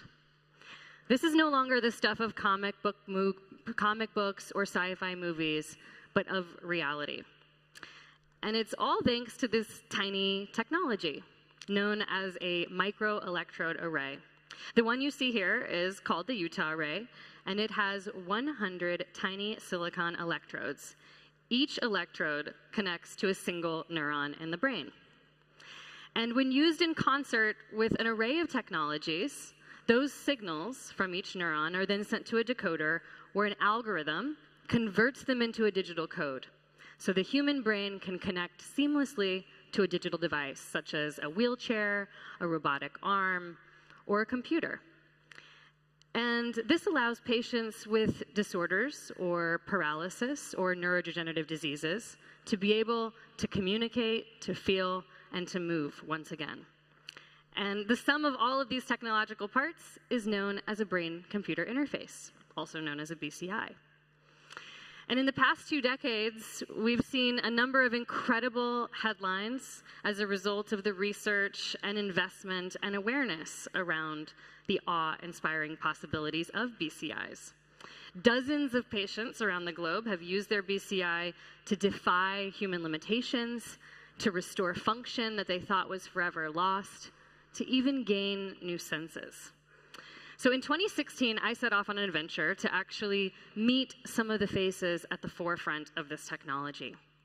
And the result was this film called I Am Human. It's a documentary that follows 3 extraordinary individuals and their difficult decisions to pursue invasive brain surgery, the impact on their families, and most importantly, what this technology did for their lives. So you have Bill. Bill was a tetraplegic, and his one wish was to feed himself once again. There was Anne, an artist with Parkinson's, who was desperate to once again pick up a paintbrush and do her art. And finally, Stephen, who was afflicted with a neurodegenerative disease that left him blind, and he was desperate to regain his independence. Now, I'm not going to ruin the film for you. You'll have to watch it to see how the stories of these individuals evolved. But I was so inspired by both their stories and the story of possibility and hope that this technology brought to their lives. So since my film debuted, I've been working with BlackRock Neurotech, which is the company responsible for the microelectrode array that you saw pictured, and the company responsible for the most human research studies with BCIs. And I've been very fortunate to get to work with or meet many of the patients that you see pictured behind me. And unlike the comic books or the sci-fi films, these individuals do not wear capes, nor do they star in blockbuster movies, but they are absolutely charting new frontiers in science and redefining future possibilities for people with disabilities. And today I want to introduce you to one of these individuals, James Johnson, who is absolutely incredible in every single way. Here's a little snippet of his story.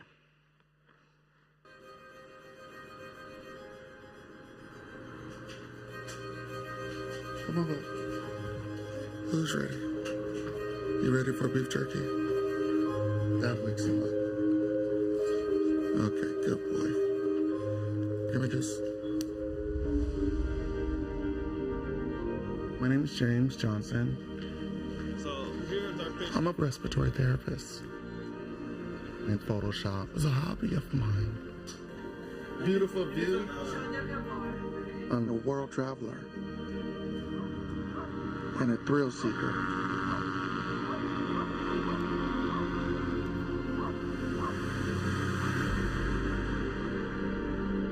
But I was involved in a paramotor accident, causing my neck to snap. I instantly knew I was paralyzed.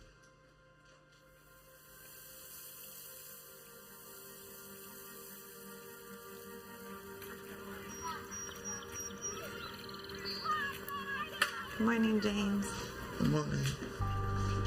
Did you sleep okay? Yeah, I slept pretty good. I went to bed early. Yeah. You don't look tired today. What are you trying to say? Okay. Let me focus. I knew that I could possibly succumb to my injury. Let me get this arm. That's really good.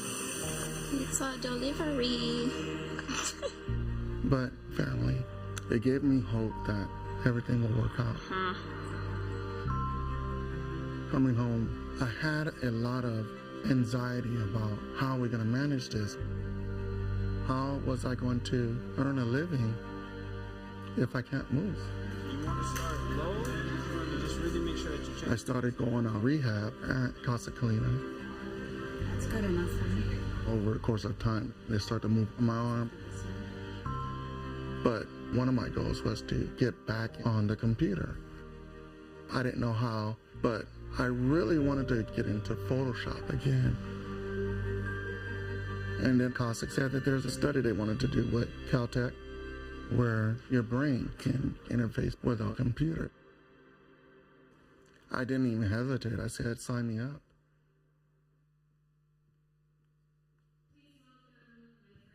James Johnson and scientist Jorge Gamez from Caltech, live from Los Angeles.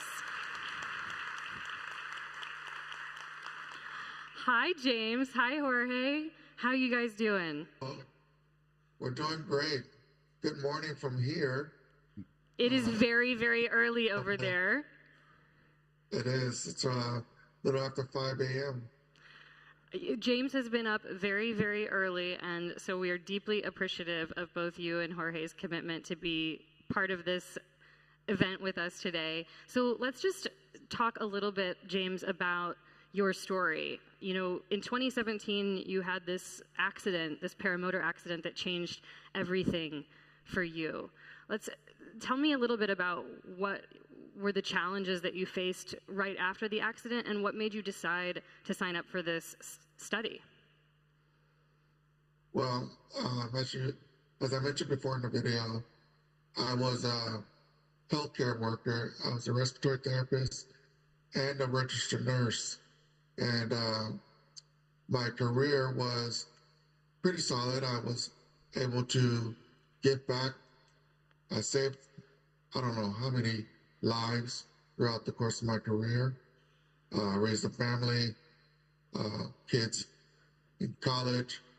But then one day, it all was taken away from me. I was paralyzed, unable to move. And getting back to, or getting some semblance of my previous life was really challenging. But thanks to this technology, I was able to find a way to regain some of what I had lost. And that's nothing short of a miracle. Really is. And now it's pretty obvious what the technology is. We can see it. So, Jorge, tell us a little bit about, the process of actually setting James up when he comes into the lab to actually run the experiments. Yeah, sure. So James has two brain chips implanted in his brain. So we can see the two connections, the two pedestals that protrude from his skull. So every time that he comes to our laboratory, we have to connect these cables that we can see on his head. And then we start doing some tasks, some simple tasks that allow us to read his brain signals. And we use that signal to train a machine learning algorithm that is decoding the motor intentions of James. So every session, every day that we work with James, we have to start training these decoders, and that process takes around 10 to 20 minutes, something like that. So it's not a fun process, I guess, but the result it's very interesting. I think we will see some examples today. Yes, and when you train the decoders, it's essentially because the brain is always changing, is that right? So whenever James is about to run experiments, you have to make sure that the electrodes are actually pointing to the right neurons? Exactly. The type of electrodes that we use are actually on top of the cortex, on top of the external part of the brain, of James' brain.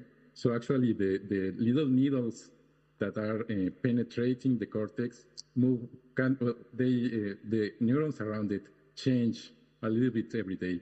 So the signals that we are getting are changing in time. That's why we need to let these algorithms know how these neurons are encoding the information in one particular day. So that's why it requires Wonderful. training. Wonderful. Well, I think one of the best ways to actually show the audience here how this works is with a video that we have from James in the lab doing one of his favorite activities. So let me go ahead and play that. Next slide. There we go. All right, James, you ready? I'm all set. And I came across this program where your brain can interface with a computer. I'm just going to do a quick test. I didn't even hesitate. I said, sign me up.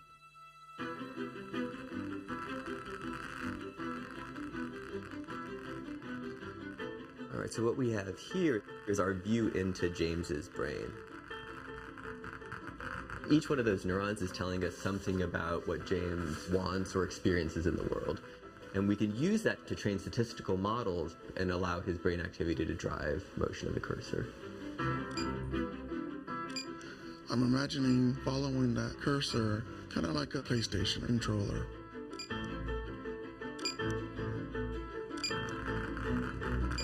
To think that I can control the computer, the cursor, just by thinking about it is mind-blowing. But now I'm going to apply it to what I love to do the most, Photoshop.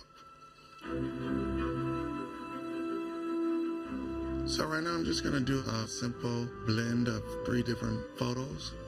We're going to put her face in the background, get like a soft brush that allows me to fade and make my brush a little bigger. I'm just gonna fade. We need to create a new Bob Ross series with you in Photoshop. So here's some of James' art that he has created in Photoshop using only his interface. It's so impressive. And last year, there we go.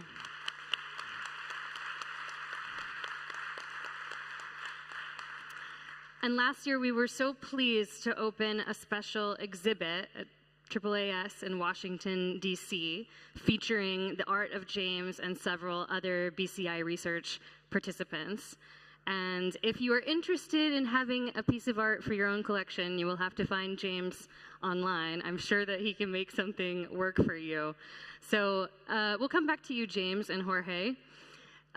James, tell me, out of all the activities that you do, and we'll showcase a few of the other activities with your BCI as well, is art your favorite? And tell us a little bit about what you hope to be able to do in the near term.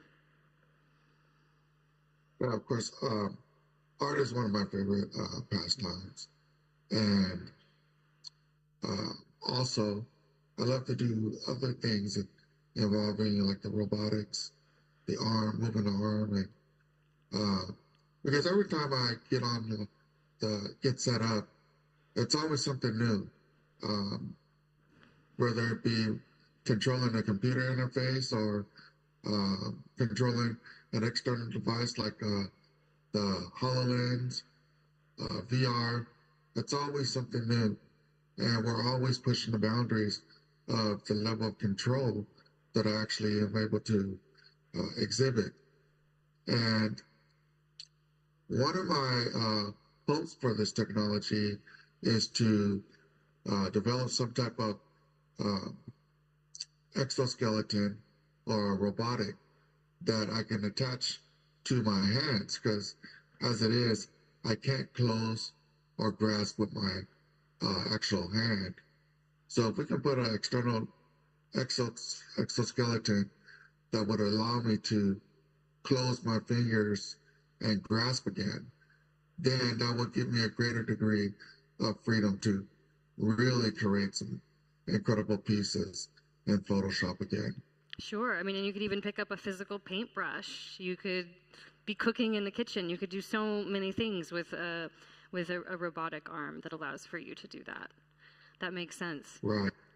Jorge, for you, what has been the most challenging aspect on the science side of getting these experiments to work, because it looks so seamless. We watched that video of James, and I can't tell you how many people have seen that video and thought, wait, I'm confused. Isn't he just using a cursor? And you have to explain, no, that's just him thinking about moving the cursor, and he's doing it with the same speed and seeming effortlessness as one of us on Photoshop. I mean, quite frankly, James, you're way better than I am at Photoshop. I think that one of this technology is still in its infancy. So actually it has a lot of moving parts, the cables, the electrodes, the algorithms. So it's always hard to make everything work at the same time. So some days, one of our participants sometimes says, some days it works, some days it doesn't. So I guess that's one of the challenges, that every day we have to be figuring out what those small changes that could be degrading the performance of our BMI.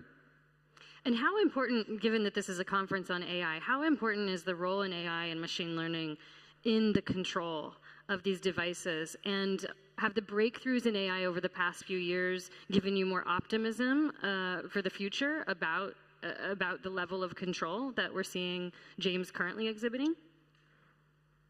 Of course. Yeah, actually, I think that in our field, AI is being underused. I think there is a lot of space to incorporate new algorithms that can actually decode brain signals better, and that will give James more control. For example, one of our main findings in our laboratory is that the human brain is more complex than what we expected. So from these brain chips that brain has implanted, we can actually decode the movement of all James' body. We are not limited to only one finger or one arm.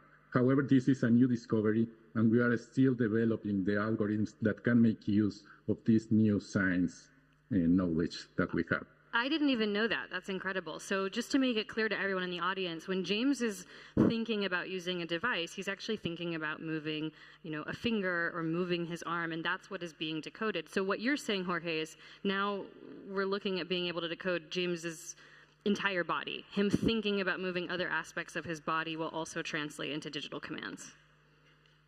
Exactly. Yeah, that's what we have seen. The science says that we can do. However, we now need to create the technical aspects that can use this information.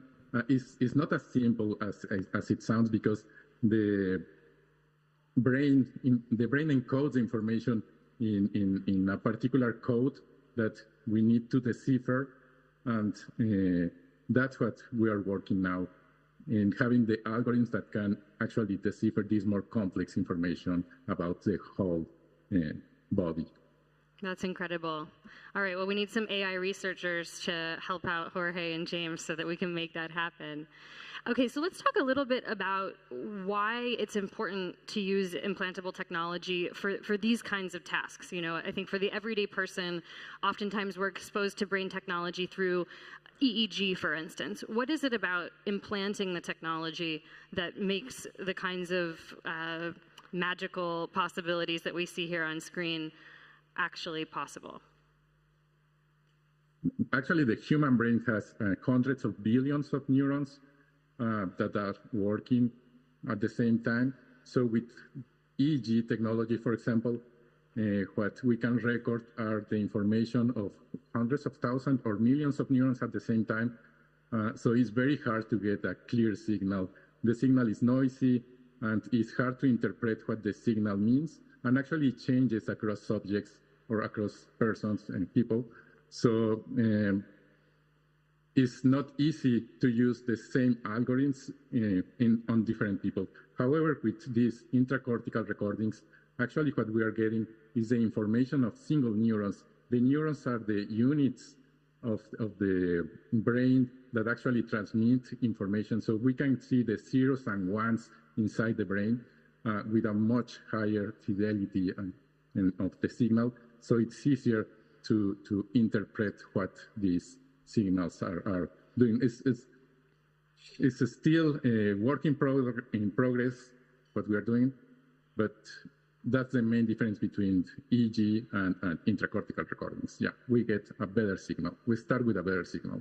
Sure. Now, James, obviously going under the surgical knife for this kind of research is no small task. So let's talk a little bit about that. You know, when you decided to sign up for surgery, was that a hard decision? How did your family feel about it? Well, of course, my family was concerned about me having to undergo brain surgery to get implants. And however, my wife and I are both medical professionals, and we both understood more or less the reasoning and the science behind putting implants on top of the brain. I particularly, I worked with neuro patients in the past in my career. So having said that, I was quite familiar with the areas of the brain that they wanted to put the microchips into. So I was okay. And after careful discussion with not only my wife, but my kids as well, we felt that it would be okay. And before this whole venture into the BCI, you know, I was concerned about what can I do to continue my legacy of being able to give back, because that's what I love to do prior to my accident. But I felt that this avenue would allow me to rekindle some of what I had lost, and again return to giving back to those who need that hope and inspiration. That is so, James, only you are thinking about that, and it's one of the reasons that I adore you so much. And yeah, let's hear it for James.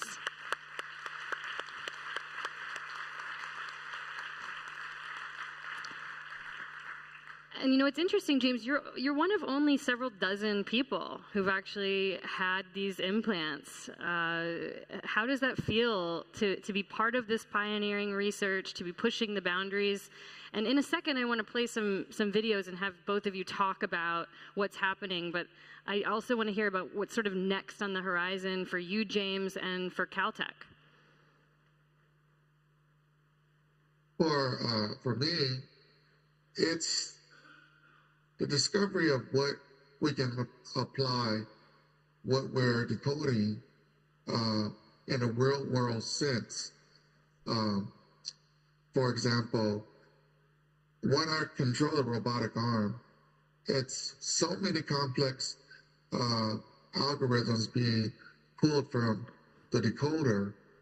You know, you don't think about these things in your normal life, but how much pressure to apply without crushing the cup with a robotic arm. These are things that I'm actively considering when I'm utilizing these or doing these tasks. How fast can I move the cup from one end to another? All these things are being picked up as separate individual neurons, but all working in concert together, and understanding those abilities is just so incredibly fascinating to me. And we're always discovering new things. For example, when I do use the robotic arm, believe it or not, I'm able to have a tactile feedback. In other words, I can literally feel the arm moving. I can feel the fingers grasping. And so my mind is being stimulated to believe that that robotic limb is my actual limb. So these are things we discover at every day, something new. So I believe that this technology will eventually be available for a whole host of individuals with brain injuries, spinal injuries, amputees. It's just sky's the limit at this point.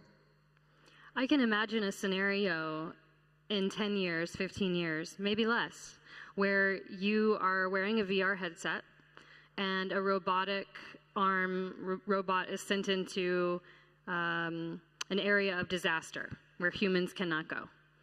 And you're able to actually check pulses, administer CPR, do certain things, look through rubble, because you have tactile feedback by way of embodying this robotic arm. That is just one of so many examples of ways that you could do something that the rest of us actually would not be able to do. Right. We are on the cusp of something incredible at this point. Well, even what we're doing in the lab now, well, this is my home. We're set up in my house to do our research now. But we're on the cusp of doing incredible things. I mean, I am driving in VR right now, a vehicle, controlling every aspect of the vehicle, accelerating, turning, braking. One of the tasks that we are working with is my reaction time. For you, when you react to anything that comes your way, such as someone crossing the road and you have to slam on your brake,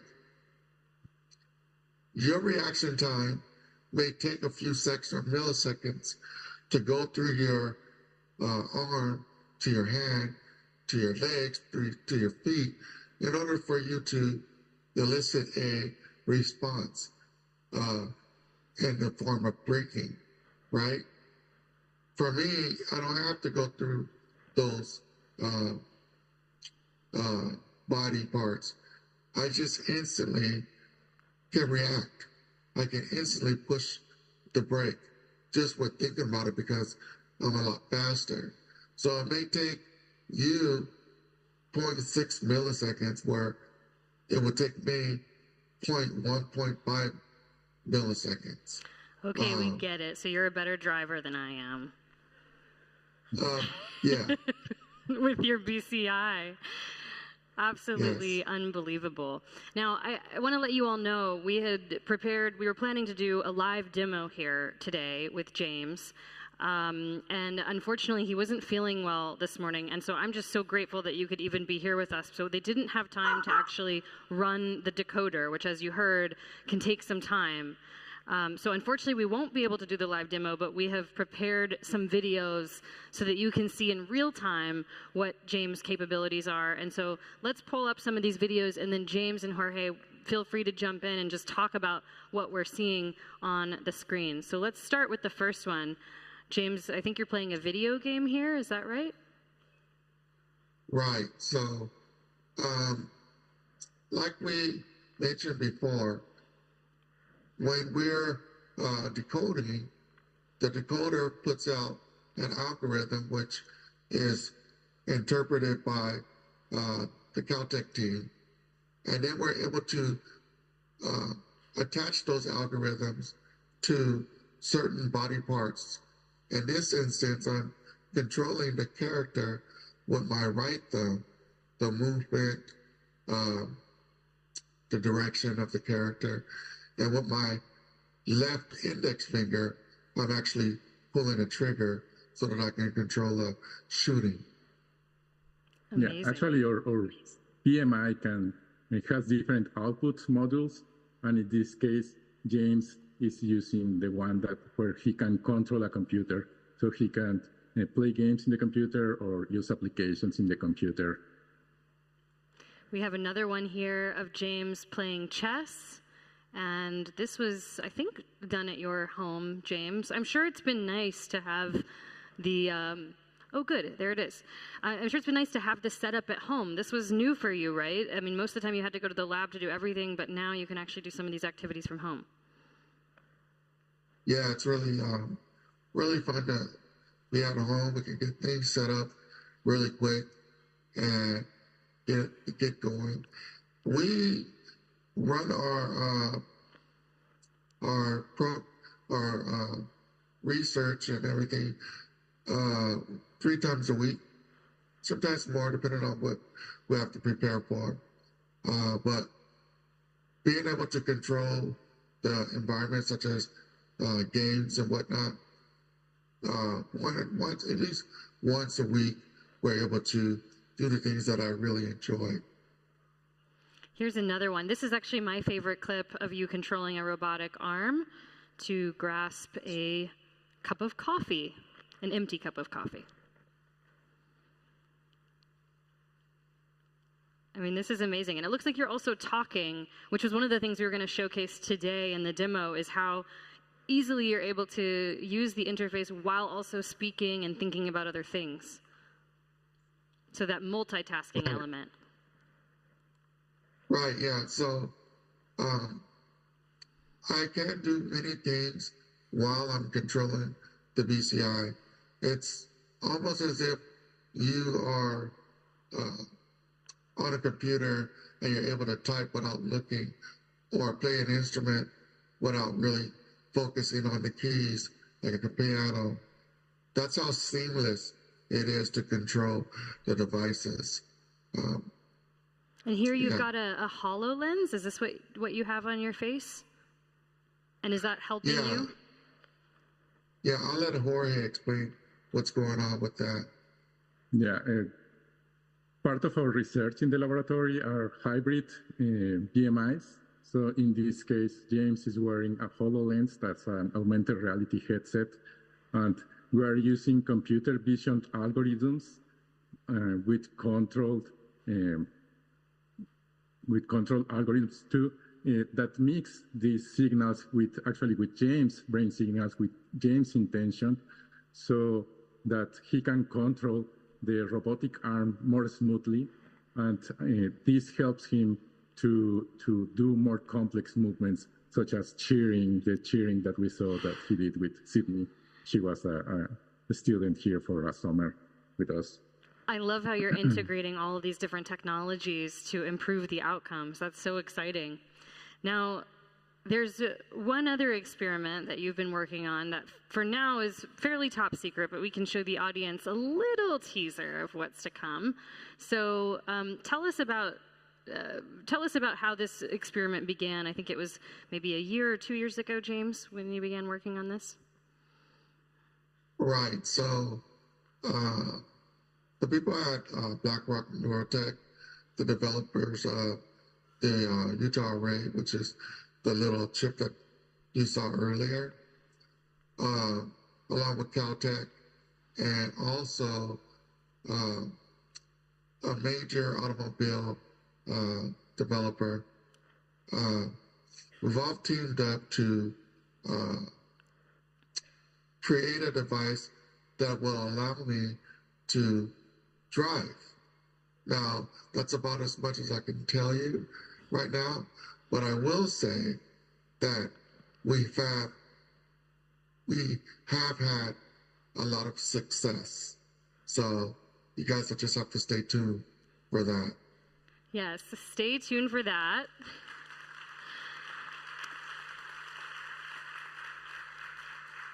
We do have a little clip here that I'd like to play of James training, so you can just see the training in action.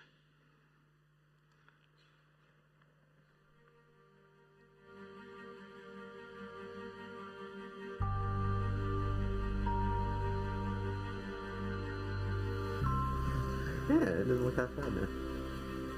Just fine tune it. Are you trying to stay in a lane, or? Yeah, I'm trying to stabilize it. We're doing pretty good. This is the first time we've applied what we're doing to a real world event. Me being able to drive from my mind is pretty impressive. no one else is doing that. So I'm really happy to be a part of this project. Getting behind the wheel again, actually sitting in the front seat, in the driver's seat, that's going to be pretty awesome because it's been almost 5 years now. And 5 years of sitting in the back seat, being at the mercy of my teenage son driving, it'd be great to finally have some control for myself.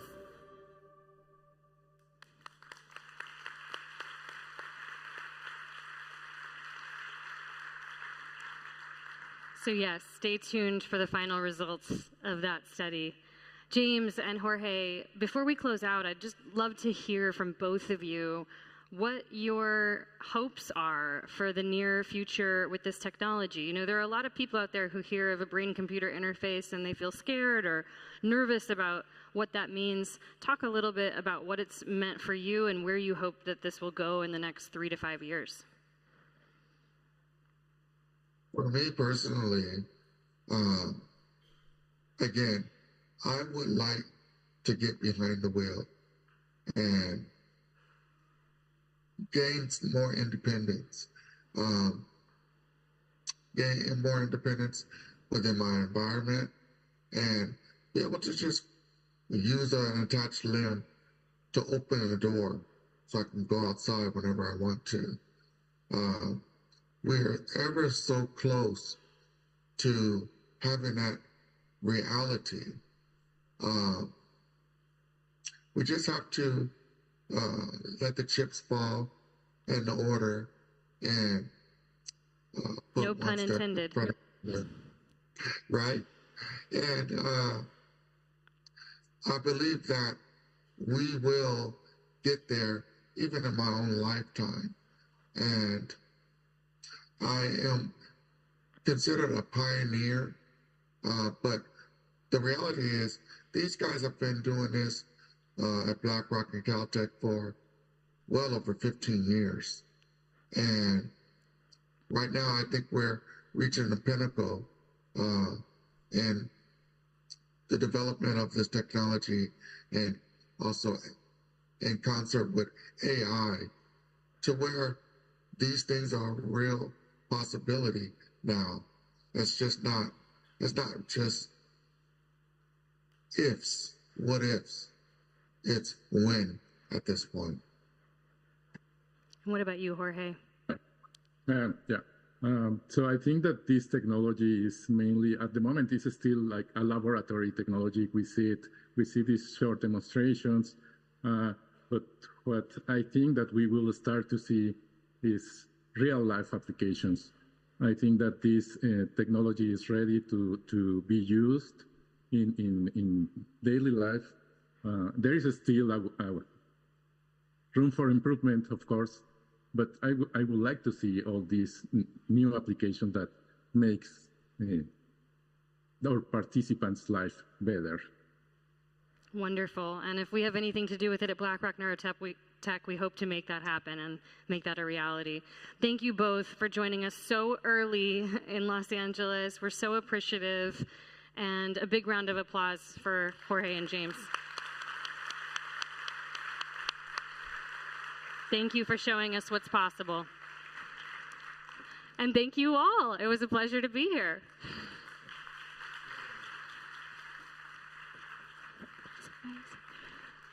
Wow, that was quite something, wasn't it? It was an incredibly emotional experience, and it's kind of overwhelming having to get up on stage and compose myself and make enough sense to give you some information. So thank you to everybody from that segment. My goodness.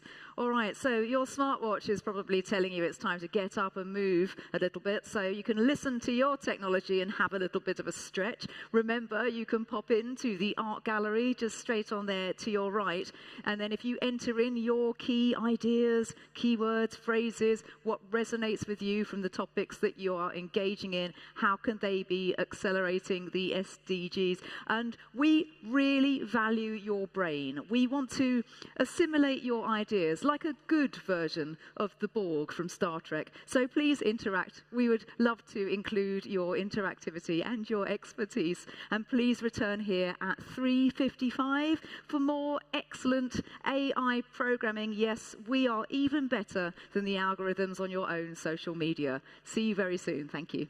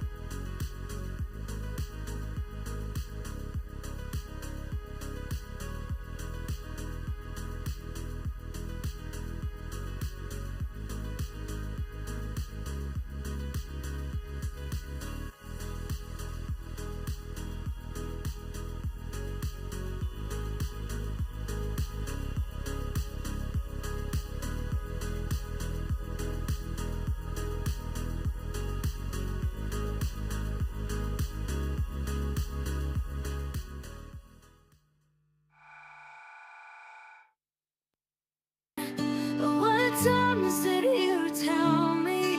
Will it rain today? You tell me. Pasta recipe, you got me. But can you cook for me?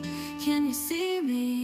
You tell me a joke, can you hear me laugh? I tell you when I'm sad. Do you understand? You're there when I need you. Can you hold my hand?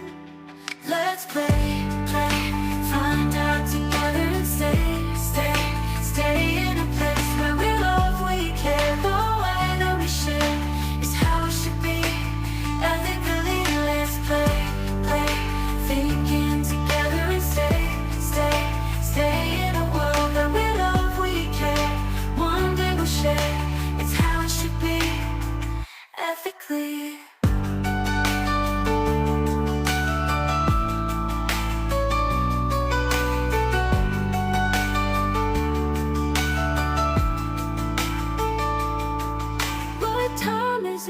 You tell me, or will it rain today? You tell me. Pasta recipe, you got me. Can you cook for me? Can you see me? You tell me a joke, can you hear me laugh? I tell you when I'm sad. Do you understand? And you're there when I need you. Can you hold my hand? Let's play, find out together and stay in a place where we love, we care. The way that we share is how it should be. Ethically, let's play, thinking together and stay in a world that we love, we care. One day we'll share, it's how it should be. Ethically.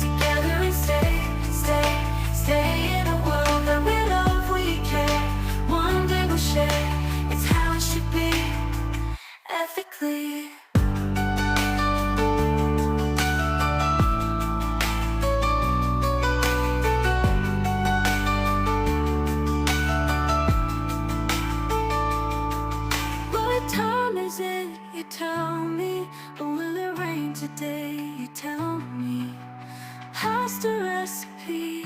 You got me. Can you cook for me? Can you see me? You tell me a joke. Can you hear me laugh? I tell you when I'm sad. Do you understand? And you're there when I need you. Can you hold my hand? Let's play, find out together and stay in a place where we love, we care, the way that we share is how it should be.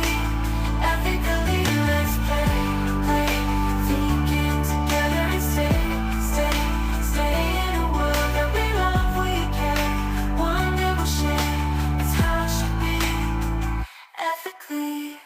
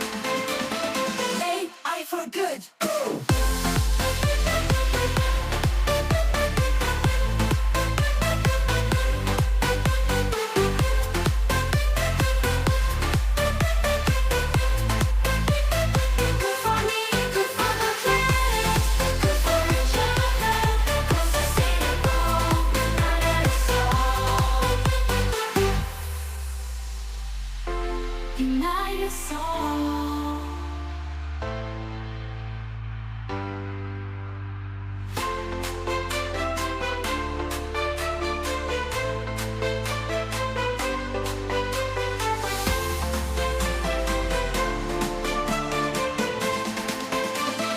AI for good.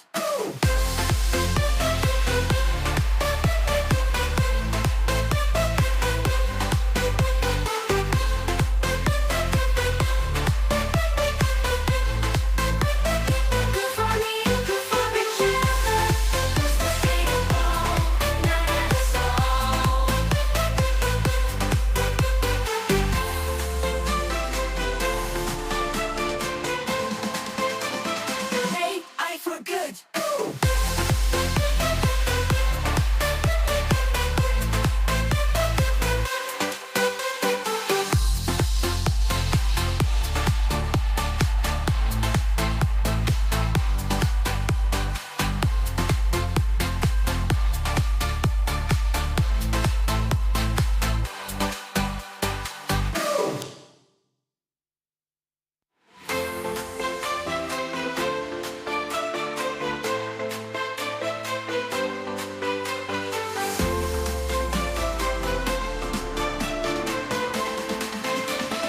AI for good.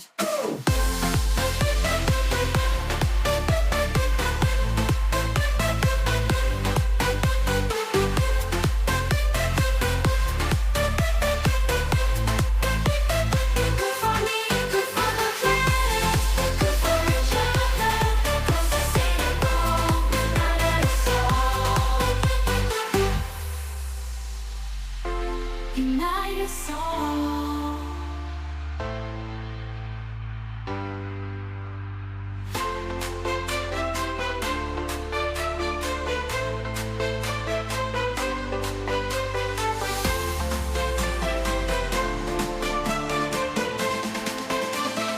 AI for good.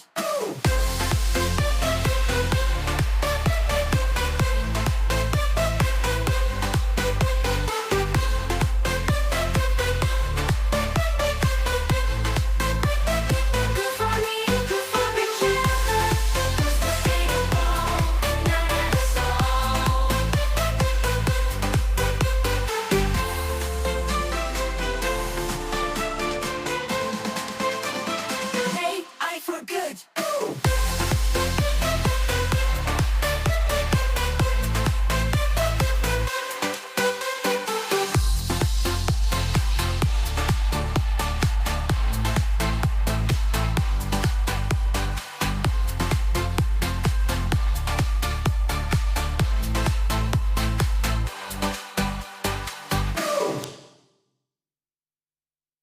Can machines help us see, help each other, help us be better there for one another? Can machines see us as friends, the way we reach for them, the way we reach for them?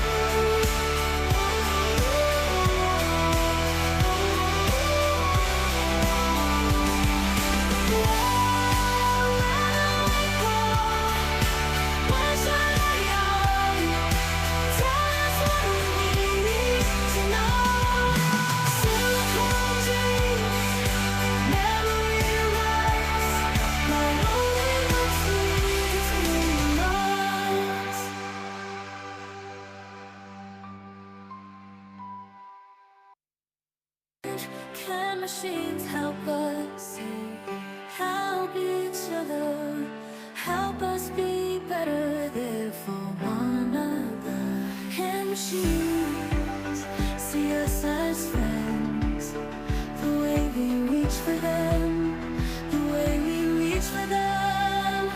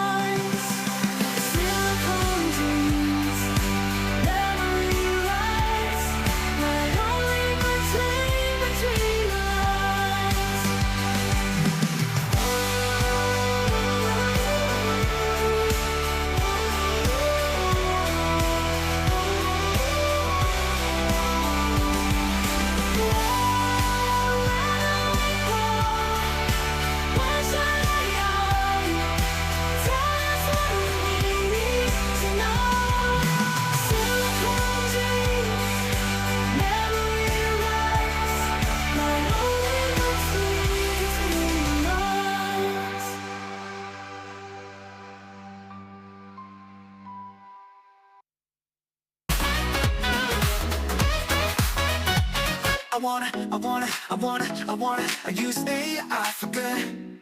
Yeah, use AI for good. I use AI for good. Yeah, use AI for good. Let's use AI for good. Let's use AI for good. Let's use AI for good. AI for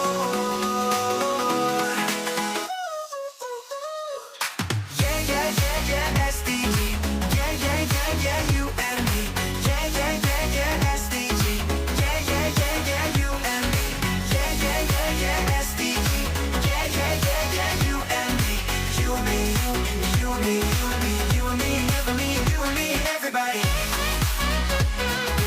Yeah, Africa. Yeah, Africa. You and me, you and me, you and me, you and me, you and me, you and me, you and me, you and me, you and me, you and me, everybody.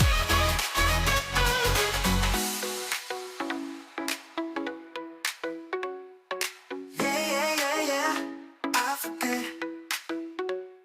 Yeah, Africa. You and me, you and me, you and me, you and me, you and me, you and me, you and me.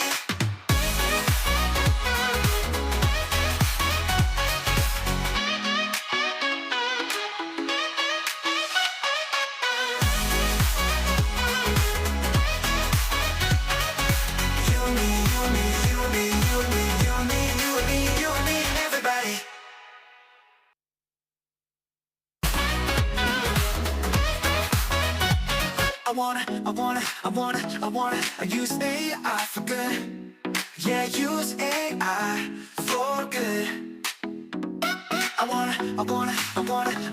I use AI for good. Yeah, use AI for good. Let's use AI for good. Let's use AI for good. Let's use AI for good. AI for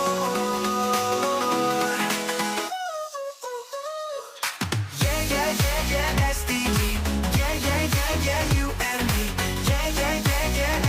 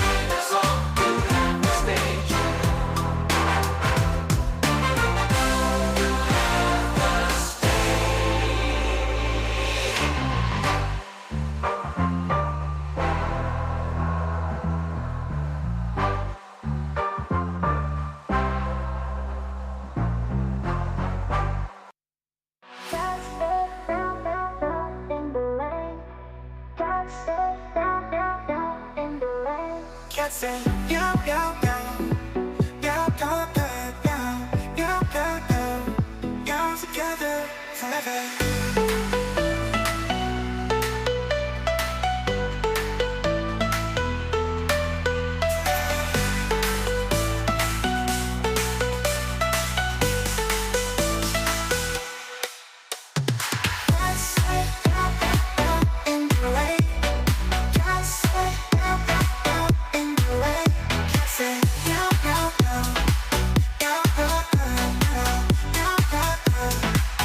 Together forever.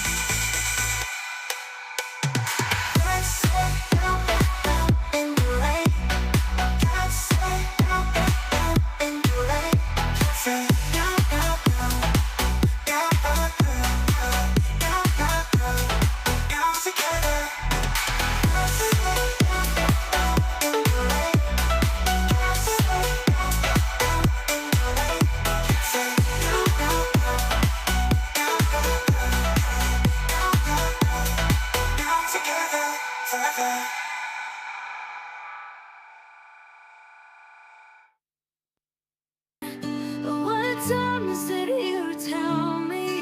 Will it rain today? You tell me.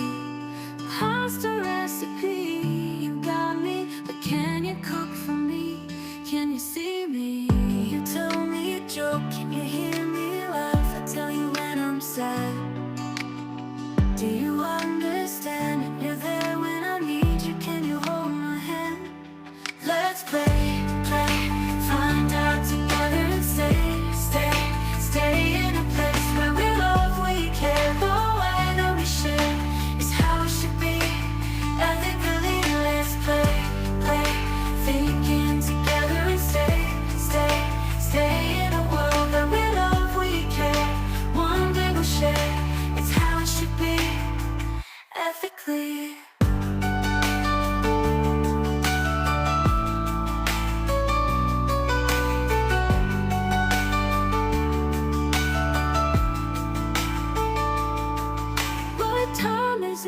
You tell me, or will it rain today? You tell me.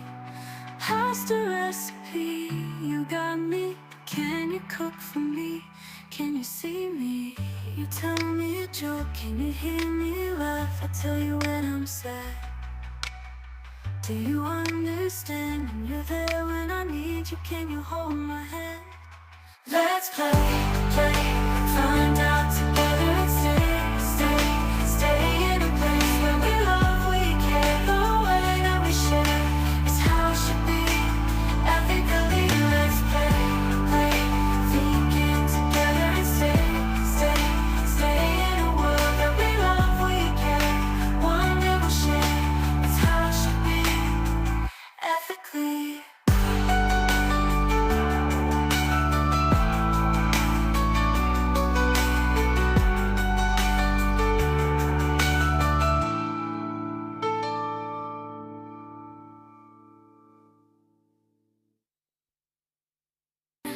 What time is it? You tell me. Will it rain today? You tell me. Pasta recipe, you got me. But can you cook for me?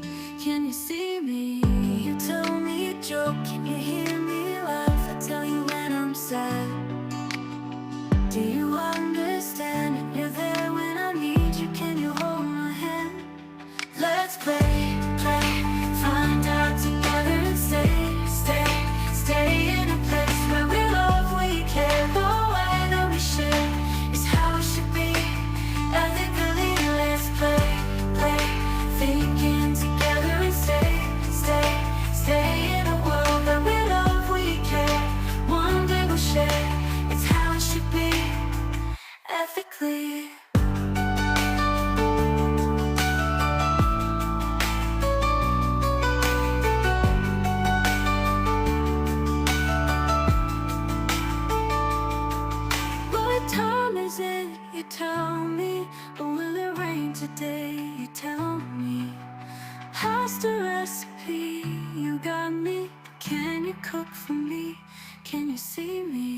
You tell me a joke, can you hear me laugh? I tell you when I'm sad. Do you understand? And you're there when I need you. Can you hold my hand? Let's play, find out together and stay in a place where we love, we care. The way that we share is how it should be. Ethically, let's play, thinking together and stay in a world that we love, we care. One day we'll share, it's how it should be. Ethically.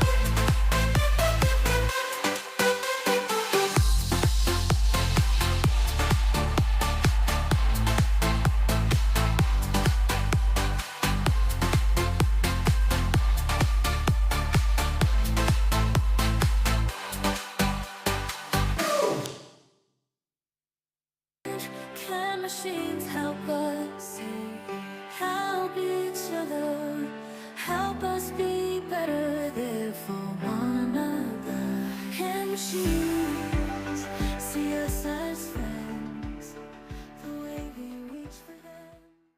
Good afternoon, everybody, and welcome back from the break. I hope you're all doing incredibly well. We've had such a giant amount of content, haven't we, so far today, and it's only going to get even more dense. That's what I love about this event. There's just so much to take in. And I do know that some of you have already donated your thoughts to the art gallery just behind.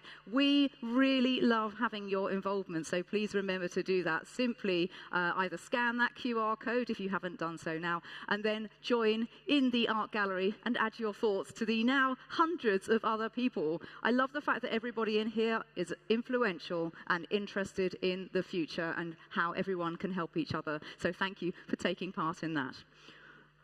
Right, next, how can we give children the best chance at life? How can we use AI to safeguard them? This next panel will deal with some upsetting aspects of crimes against children. However, the focus is on the tools available to help. This is AI for good, after all. So it may deal with themes that some people may find upsetting, but we're here to help. So let me introduce our moderator and panel for this event. I'm going to invite them onto the stage. We have Baroness Joanna Shields, Group CEO, Recognition, and a former UK Minister. We have Yalda Alka, President of the Bracket Foundation. Sherry Caltagirone, Founder and Executive Director of the Global Emancipation Network. And Mike Friend, a law enforcement officer involved with protecting children online. And all of them will be ably moderated by the head of the Center for AI and Robotics at UNICRI, United Nations. That's Irakli Beridze. Please give them all a lovely round of applause.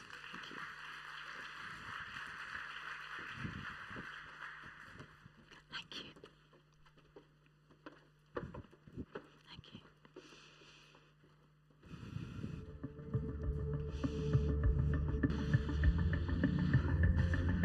In a modern and connected world, the risk of children encountering a predator online is significantly elevated. Reports of child sexual abuse imagery exploded over the last 2 decades.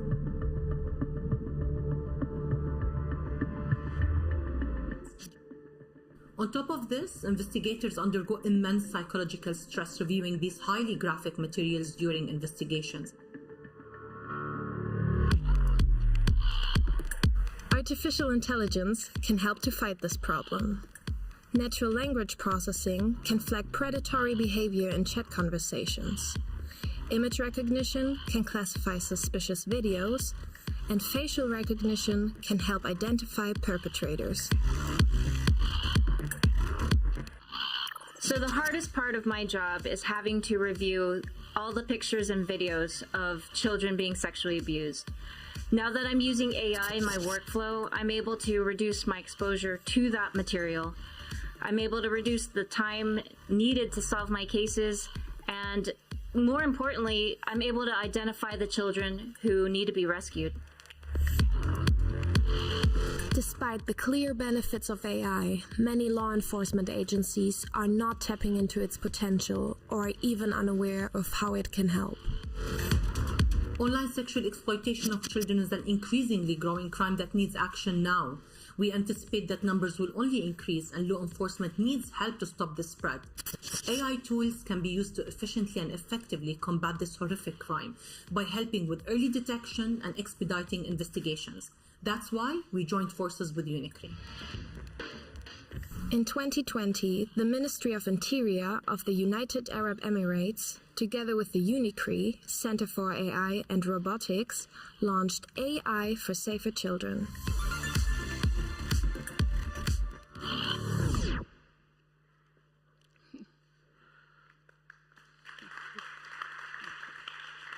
Hello, everybody. It's a pleasure to be with you.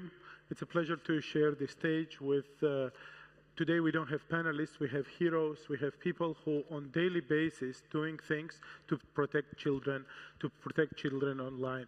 Did you know that according to the latest data, every 1 second, there is a case of the child sexual abuse reported. There are more than 300 million children affected with this worldwide. This is a phenomenal numbers. And to fight this, there is no single law enforcement officer, no combination of law enforcement officers can deal with that amount of data on that scale. What we need, and this is according to the people who are directly involved with this fight, with the detectives, with the law enforcement officers, is more artificial intelligence tools, more awareness of these tools, and training so that they can use this technology to fight these horrendous crimes. Together with the Ministry of Interior of United Arab Emirates, 4 years ago, we set up an AI for Safer Children initiative which right now services 112 countries worldwide. It covers, we have created a global platform which has more than 80 artificial intelligence tools available for these countries. Uniquely, together with colleagues from the United Arab Emirates, training law enforcement officers all over the world with AI tools, with the techniques, with the knowledge, with the understanding how to use these tools. So far, we already trained 27 countries. With this platform, what we've set up, and according to the latest information, more than 2,000 children being saved. Now, we'll go to the panelists. We have, as I said it, we have heroes here. We have somebody who is a law enforcement officer and directly working to protect children online. We have Sherry here, another hero who is developing AI tools, enabling law enforcement officers to work with it. We have Yalda, who is setting up global processes, identifying and raising awareness of the problems, and coming up with creative solutions how to deal with this. And we have Baroness Joanna Shields, who sets up major international processes, founder of the We Protect Global Alliance, working with governments all over the world to save children online. So I'm going to dive in directly to first question, and I would like all of you to answer that. So what is the latest use cases? What is the latest technological breakthroughs from bad and worse, how AI can be used to save children online? So perhaps we can start with you, Mike. Yeah, thanks, directly. Yeah, obviously, in my line of work, we're always hearing about how technology is increasing the risk to children. But we're also starting to hear about how AI can help solve those problems, which is really quite heartening to hear. One particular fantastic tool I've seen recently is a camera forensics tool that looks at bulk volumes of imagery. Obviously, there's a lot of imagery being produced, a lot of AI imagery being produced by offenders. And this tool can intelligently review the imagery. It can classify and attribute that imagery. So what it effectively does is group the imagery together into similar images. And this is crucial for us when we look at repeat victims or offences such as live streaming, where there's offences over a period of time. And this really helps law enforcement look at a huge volume of images and effectively identify and then safeguard children. So, yeah, it's really positive, and it's helping sway the balance a little bit for us. Thank you, Mike. Sherry? Yeah, absolutely. So one of the most promising use cases that I have seen recently in our work is actually a project that's developed right now through Interpol and the Crimes Against Children Task Force, where, very similar to we heard in the opening video, Detective Torres mentioned that the most harmful and difficult part of her work is to look at the images and to watch this horrific abuse time and again, full time.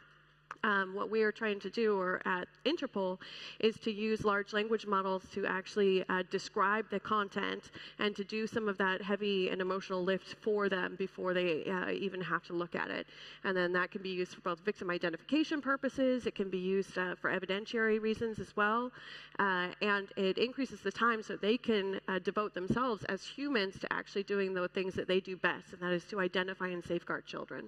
Thank you, Sherry. Now we go with Yelda. Well, first of all, thank you, Irakli, for having us. Thank you, the ITU. It's a pleasure to be among such a distinguished co-panelist. I have to say, both as a a peer, but also as a mother, thank you for all the work that you do to make the internet safer for kids. Bracket Foundation has been working in the field of online child sexual abuse and exploitation since 2019, and we've really seen AI in all its different shapes and forms. We've seen AI being labeled as a threat and as an opportunity by law enforcement agents that are trying to tackle the rise of child sexual abuse material. We've seen AI manifest itself as a force of good on online platforms, whereby we deter perpetrators from the crimes that they're about to commit, but also manifests itself as a force of evil when it's enabling them to and empowering them to do more harm. I would have to say, in terms of single best use and single worst use of the technology that we've been witnessing, we've seen really remarkable progress in the field of image recognition software. Even through our work with AI for Safer Children, the use, the empowerment of law enforcement agents to use these image recognition software has really reduced the amount of forensic backlogs. It's cut investigation time. Bracket Foundation has enabled a public-private partnership with Palantir, the data analytics company, and as a result of that partnership, where they onboarded Foundry, the image recognition software of Palantir, onto their system, they've reported really great progress, an 80% reduction in time to identify a victim, a 50% reduction in actually improvement in operational efficiencies, which means that you can protect kids faster, and most importantly, an 80% improvement in the mental health of law enforcement agents that are no longer as exposed to the gruesome images that is child sexual abuse material. In terms of, I'm almost done, in terms of the single worst use case that we're seeing, I'd have to say that it's an AI-generated CSAM. The FBI has issued, actually the Internet Watch Foundation has issued a report of different types of catalogs that are being circulated online, empowering predators with the tools and the prompts to generate these images for kids. We're also seeing a normalization in the consumption as a result of the production of these images. And in a world where the National Crime Agency suspects that 1.6% of adults pose a threat for kids, the consumption of these images online is increasing the chances of abusers abusing children in the real world. Thank you, Yalda and Baroness Schultz. Thank you, Irakli. I think it's important to recognize this is a moment of global expansion of the availability of these tools, which is creating scale on a level that is unprecedented. But the fact that we're here and that you're convening this group and that you're many, many years into this mission gives me a lot of hope.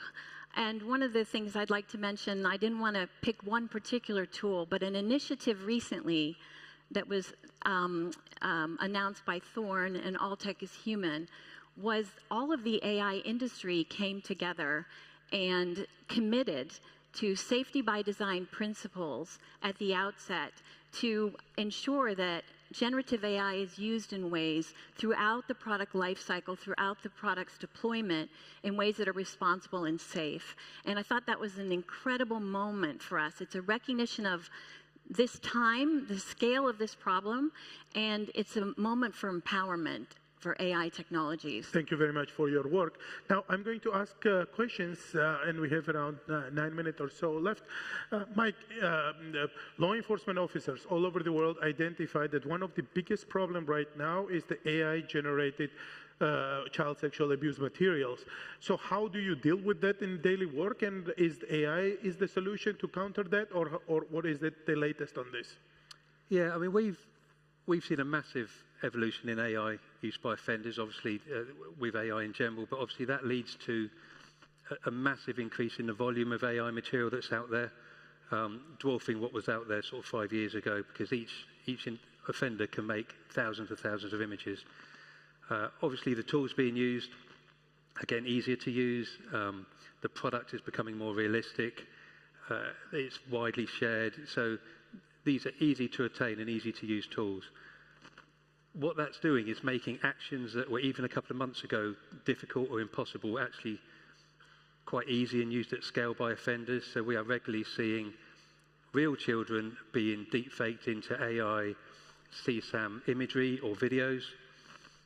We're seeing real children being subject to Nudify tools through Nudify apps in school and being blackmailed as a result of those tools being used against them. So there's a lot of problems out there, but I do think the solution to this bad AI has got to be good AI at the end of the day, especially when we're talking about the volumes that we're seeing. We're seeing offenders, single offenders with hundreds of thousands of images that they've created. Now, for law enforcement to be able to review that is going to be very difficult. And I think you need an AI tool in order to look at huge volumes of imagery and tell you, firstly, is it AI or not? Secondly, if it's AI, is there a real element to it? Is there still a child that needs safeguarding just because it's AI? And then secondly, to go through that bulk and to say, actually, we've prioritised it, we've triaged it, and this is where the police need to focus their resources so they can be focused on safeguarding real children. So I think, yes, I think good AI is crucial to tackling AI issues. Thank you. And Sherry, you are developing AI technology which is adopted by law enforcement agencies. So what are the challenges of the adoption and how to ensure that this is adopted on a global scale, world scale? Because what we want is that all countries will have capabilities to access this technology to fight this crime. One of the benefits that we have as a nonprofit is actually that we can have this wonderful opportunity to help make these tools available to everyone regardless of their capacity to pay or to support the projects. And so this is one of the goals that we have is we go fundraise, for example, to produce the tools, and then we give them to the stakeholders free of charge in perpetuity. Amazing. And one of the reasons why we get so involved with Interpol and the Crimes Against Children Task Force is because then we have this global dissemination, actually, and it really helps reach the people who actually need it the most, particularly as we see, a rise in self-generated or coerced content coming from places like the Philippines where there's less capacity in order to develop these sorts of tools on their own. This is when we need to come alongside and help these stakeholders produce tools for them. One of the other challenges I think that we have in order to do that is that there's oftentimes fantastic tools available off the shelf by some of the companies who are present here. However, they aren't suitable for use in the sort of environments that we need them to be. They need to be air-gapped and highly secure in order to look at child sexual abuse material, which means that we're often sort of recreating the wheel to a certain extent or making it possible given the highly restrictive environments in which these stakeholders have to work. So it's double-edged, honestly, and it's going to be something that we continue to work on. Absolutely. Thank you very much. And the global adoption is the key, and it is very important that everybody will have those capabilities. Now, Yalda, sort of in a short way, can you tell us that obviously sexual abuse material is available on the platforms or on the platforms which were developed by the major technology companies, and you do talk about the need of the accountability of the companies in general. So what is the latest on that and how to ensure that we deal with this issue? Sure. Big tech companies, let me start by saying, are crucial to innovation. They're crucial to a thriving digital ecosystem. The problem is when governments, in order not to stifle innovation, step in with the safeguards, the standards, and the regulations after the harm has been done, after the most vulnerable people in our communities, including children, have suffered. Big tech companies operate under the assumption that they have near unchallenged economic power. And if you're able to feed 10,000 children, but you poison 50, that's an acceptable rate considering the scale of impact and growth and change. However, in any other industry, if you harm a child, you go out of business. If you poison a child, you go out of business. Yet, big tech companies are not only providing the infrastructure and designing these dangerous platforms, but they're allowing predators to have the infrastructure needed to thrive. These challenges like generative AI, CSAM, are not being found on the dark web, We're seeing them on the surface web. We're seeing them on mainstream platforms, on social media, on the metaverse, on online social gaming platforms, where children are exposed. I can give a couple of examples that we've witnessed recently in our research. The FBI has sounded the alarm on online grooming, tactics that are being used on online chat platforms. And in a world where AI has really freed the creative process from human moderation and from human interaction, the responsibility is really on these big tech platforms to right a lot of these wrongs that have been created. Thank you, Yelda, very much, and thank you for your work. And Baroness Shields, you've been the first UK Minister of Internet Safety and Security. You've advocated a lot of the government work. So how do we ensure that, or what advice would you give governments to invest more in the development of the responsible use of AI, especially in the area of child protection, and what is that needs to be done? Well, the most important thing is to work together with other governments and collaborate. 10 years ago this year, I founded the We Protect Global Alliance, which is a multi-stakeholder organization that now represents 103 governments, many of the leading technology companies, a lot of startup technologies that are building to support technology in this area, NGOs and other Interpol and other policing organizations, all coming together. And I think the work that you're doing at UNICRE, at the AI for Safer Children initiative, is absolutely vital part of our toolkit, because we create a model national response for governments so they have the tools that they need, and we can share best practices around the world, country by country, law enforcement agency by law enforcement agency. And I think it's most important that the work that you're doing, the fact that you're validating over 80 tools that are useful for law enforcement, is absolutely a vital part of that model national response. And I just want to recognize the work that you're doing there. Thank you so much. Thank you, Joanna. And we're very proud to work with you directly and work with the We Protect Global Alliance and all the movements which we're leading. Just one question, last question, and 10 seconds for each one of you to respond. We've heard a lot about AI. How optimistic you feel about it as AI technology is developing, how crucial it will be in the future, especially for protecting children, saving children. 10 seconds each. I'd say cautiously optimistic. Okay. From my point of view. Optimistic. Look at all of us in our room committed to the same issue. It's difficult to be pessimistic when we're speaking at an AI for Good conference. So that in itself calls for optimism. But I would say unless these platforms are regulated and designed in a way that is safer for children, we are really sleepwalking into a new unknown era of artificial intelligence that will really hurt our children. Thank you. I feel optimistic because this is a moment for our movement. People are coming together. There's a recognition of the scale and risk of not addressing this. We have the anxious generation that's emerged, and we have a global health problem in crisis, and we need to recognize it as an industry, and we need to commit the resources and the talent and the expertise to solve the problem. I personally feel extremely optimistic because of all your work, because of the heroes here, because of all of you, and because of this UN collaboration under the ITU flag. And let's give the round of applause to our heroes here. Thank you. Thank you very much.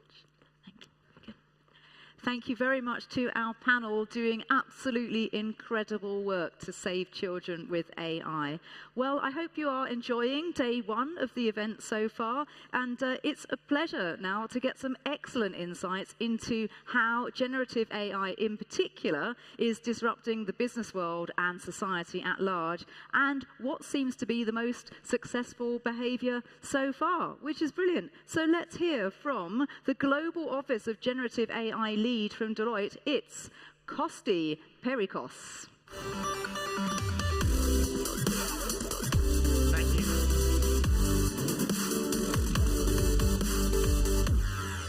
Thank you. Thank you very much. Good afternoon, everybody. I'm absolutely delighted to be here to talk to you about AI's ability to transform.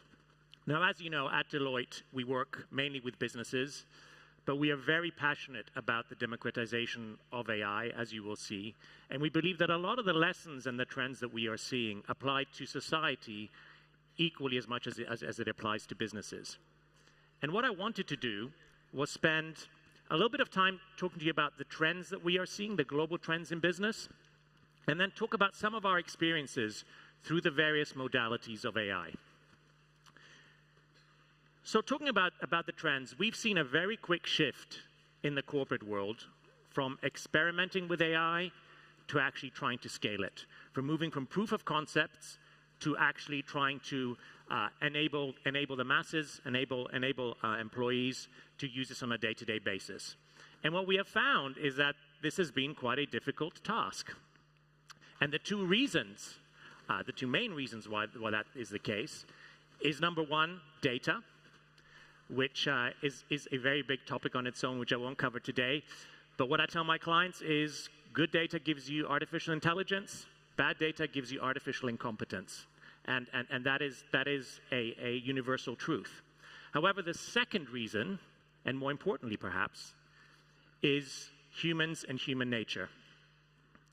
What we are seeing with this technology trend, as with others, is that if you look at 100 humans, 40 of them will be what I would call the fearers. People who, don't quite understand the technology, do not trust it, and basically think it's there to replace their jobs and perhaps even destroy humanity. The other 40% are the reverers. They think it's something magical. They think it's going to solve all their problems. They think it's going to transform humanity as a whole, as it is today. And of course, neither of those two groups are true. What you want is a workforce, and I would argue a society, that is the remaining 20% in the middle, kind of understanding that these are great tools, that they can help advance humanity, but they have their limitations, they need to be controlled, and they need to be used responsibly.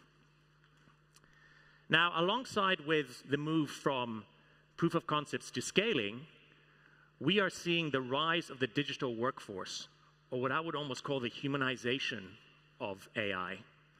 And I think there's probably two trends that fit into this category. The first is multimodality. So no longer do we have to sit there and type away in text boxes to interact with this technology, but we can actually talk, which helps in terms of the interaction.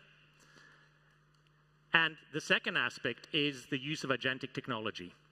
So no longer do you have to engage with this technology on a task-by-task basis, but actually we're seeing agents being created that instead of doing tasks can do the work of, for example, a junior analyst, data analyst, or a junior software developer.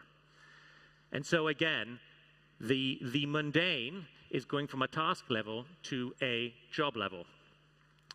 And what we're seeing is that this humanization really has great benefits in some of the use cases that we're seeing in society. So for example, in a number of economies are seeing a great surge in stress and in mental illness. And actually, a lot of the health systems cannot cope with it. And what we're seeing is, particularly the youth who have been very affected by this, particularly post-pandemic, are using these tools to interact and are telling them, can you be a psychologist, can you be a counselor, and are actually using these very effectively. So as these tools become humanized, these use cases will become better and better.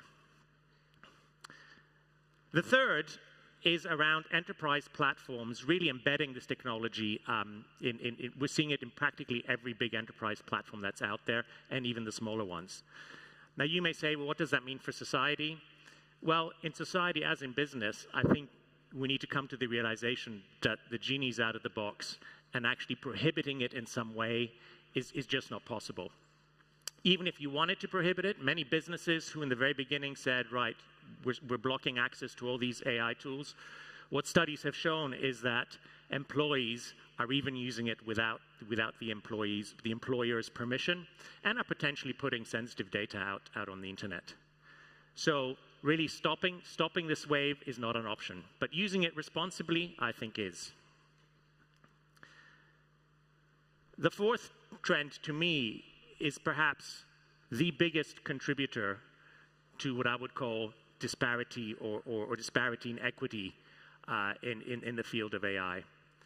And that is a surge in AI sovereignty particularly around the use of compute and chips.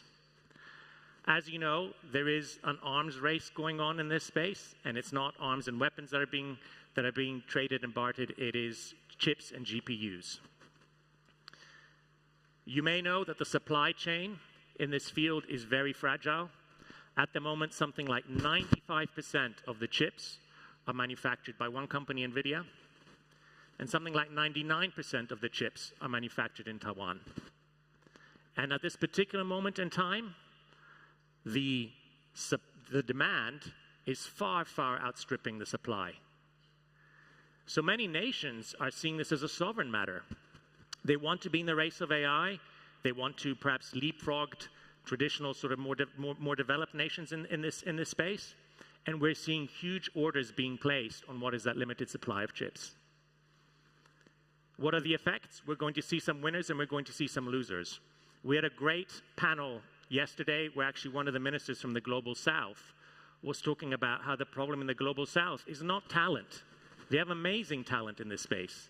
It's access to compute and GPUs. And, you know, if Western nations think they are safe, well, what we are seeing is, particularly in my view, nations like in Europe, where we sort of have a false sense of security because we have access to cloud providers and cloud provision. Actually, you may find that if you're a particular government in Europe and you're trying to train those models where the compute is really required, and you need to train them in a particular geographic location because of data sovereignty, for example, you may find that more difficult, the availability more difficult than you would imagine. So we are seeing kind of this becoming a political point in many ways, and we are seeing very big political moves happening. How this will unravel, I don't know, but it is definitely a trend to watch.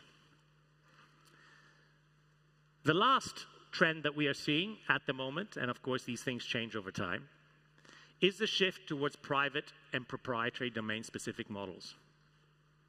Outside of the big large language models, we've seen an explosion of very, very capable, smaller, open source models. What does that mean?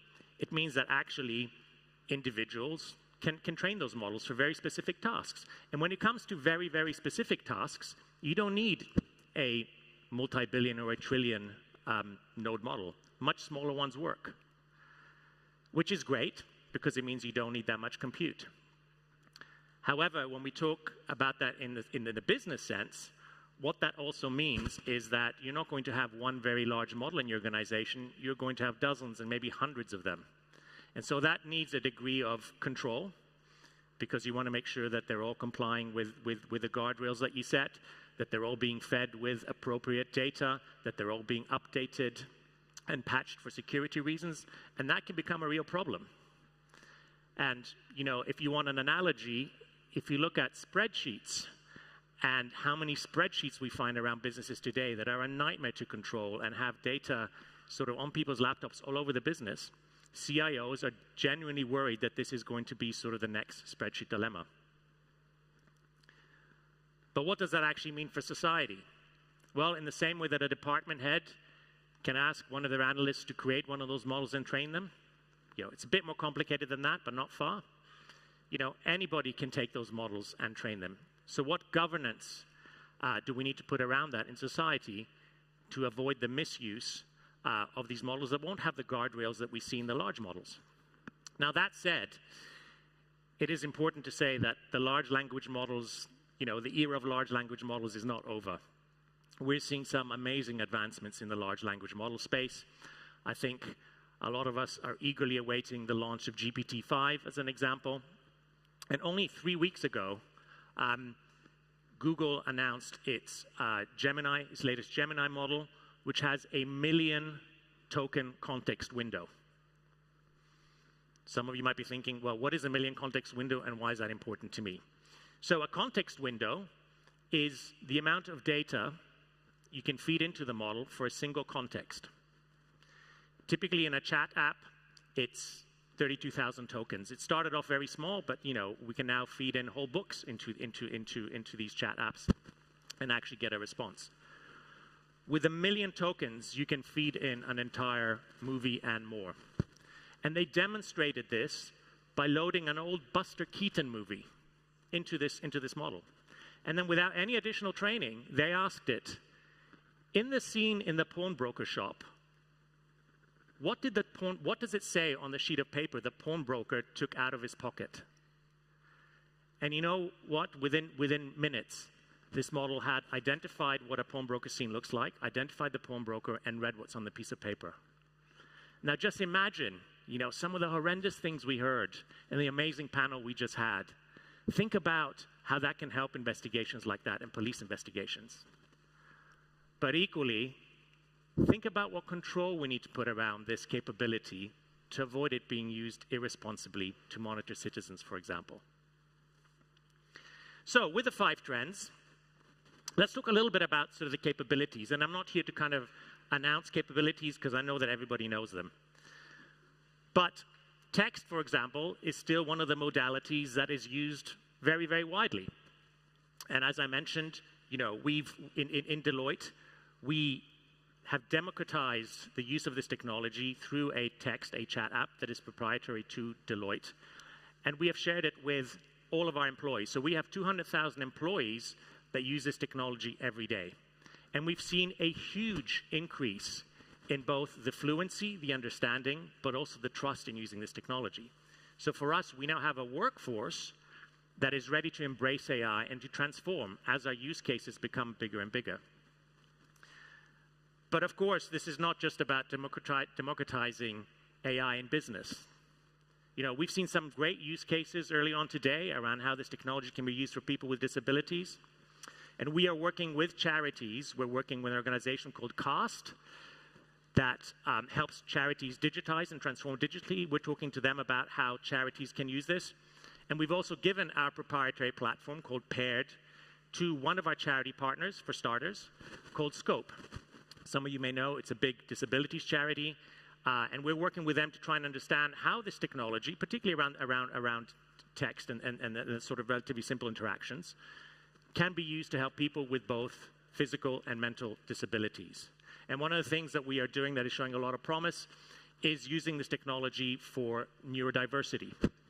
So many people with neurodiverse conditions actually have great cognitive capabilities. It's just they need to communicate and be communicated to in a particular way. And we're using this technology to act as a neurodiverse translator. And early experiments are showing that this is actually going to be very effective. So we're really, really excited about the work we're doing there. But of course, these technologies aren't just good for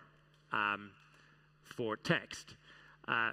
You will know, of course, that they can produce images. We've seen amazing images. We heard about the horrendous use of images. To me, what strikes me is just how photorealistic these images can be. 2 examples that are actually now relatively old. One was of ex-President Trump resisting arrest in New York. And of course, it wasn't true, but it fooled a lot of news agencies. So if you type that into Google, this is what comes up. On a lighter note, we see the Pope wearing a Balenciaga jacket, which, again, fooled news agencies and went viral and was a gift to Balenciaga's marketing department because the jacket sold out. You'll be surprised how many people want to dress like the Pope these days. But my serious point is that with the ability to create such images and actually just publish them on the internet, okay, these are public figures.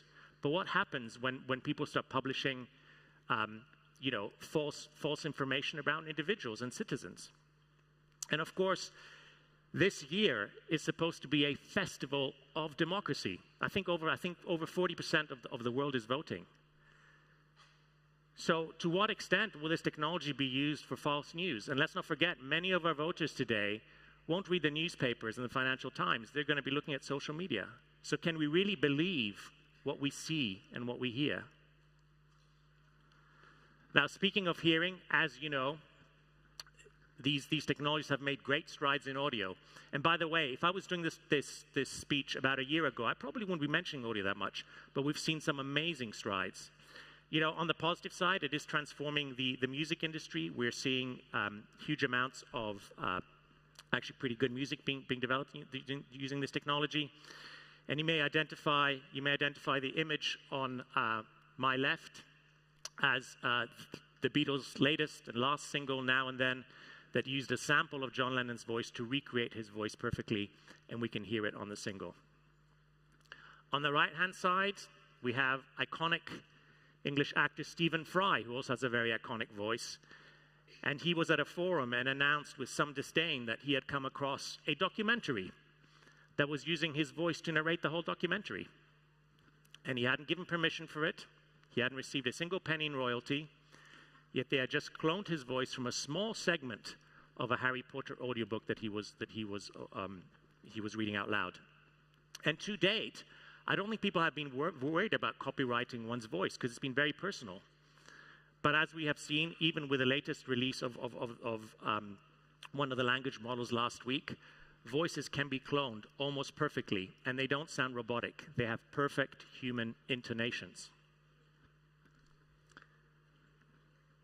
Moving on from voice, actually one of the biggest areas that we are seeing gains and efficiencies in business is code. This is going to transform code writing and software development in ways that we have never seen before. We're seeing 40 to 60% gains in the development of code. But of course, that's great for the corporate world. What we're also seeing through the use of our own platform, but we're getting the same story from our clients, is that individuals who have never coded before are all of a sudden becoming acquainted with code. So these platforms are recommending, for example, the use of VB scripts to manipulate documents. And so the ability to code is being democratized. But what is great is that this is not just about code generation.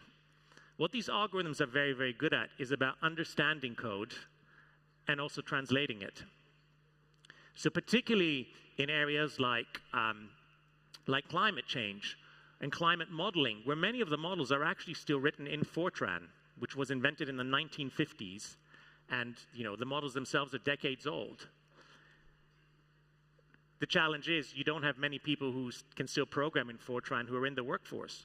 Well, these models can be used to look at the code and translate it into something more modern, like Java, saving huge amounts of time and also managing risk. And by the way, the banks have the same problem. They have millions of lines of COBOL that are critical to the bank, but nobody quite knows what they do, and a lot of the developers have retired, and we're seeing many use cases around that. Last but not least, video. Now again, if I was holding this presentation maybe even as early as three or four months ago, I probably wouldn't be saying much about video. But we have seen huge strides in the use of video generation using simple prompting. And there's lots out there. All the big technology companies have come out with their versions, and they're very, very impressive. But I thought I'd just play you a video, which just in itself, I think, talks about how easy it is to do this.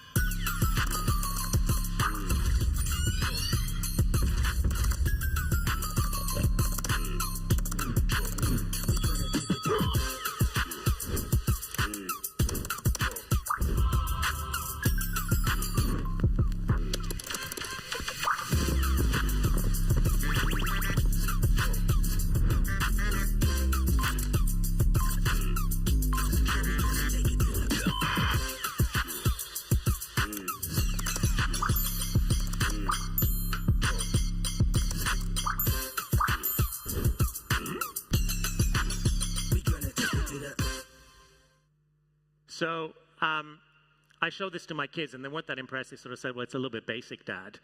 But if any of you thinks that this is basic, just remember, this is as bad as AI is ever going to be. And of course, I could go on for a lot longer about use cases. And we've heard some fantastic use cases throughout the course of this conference around how these algorithms are changing biology by predicting protein folding, are able to predict natural disasters a lot more effectively so that we as humans can be prepared. And of course, helping people with disabilities and even advancing nuclear fusion. So for me, I don't see ourselves sitting at an inflection point in just technology. I see ourselves sitting at an inflection point in humanity. And if we learn how to use AI responsibly and for good, we, as individuals, as society, and as nations, can propel humanity forward. Thank you.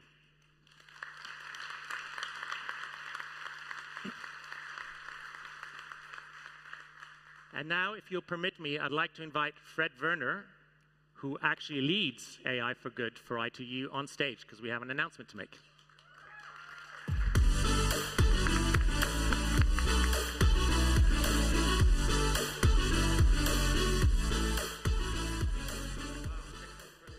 Thank you for that. And so great to see all of you. It's been an amazing day. Thanks. So one of the challenges of organizing a summit is you miss your own summit. And it's true. It's true. I have to go watch the playback videos afterwards. And if you think of all the knowledge that's being captured here today, we have the main stage, we have 20 workshops in parallel, the SDG stage, the frontier stage with robotics and brain-machine interfaces, and all these surrounding things. Our challenge as ITU has been, how do we capture that? I mean, we have a lot of note takers, but I think we would entrust that better to the Deloitte AI Institute. So we figured this out late last night, and we made a plan.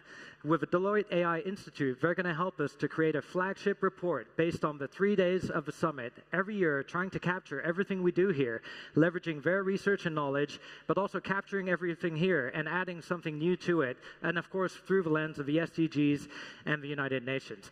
So just stay tuned. I think when will it be ready? No pressure. Before the end of the year, shall we say?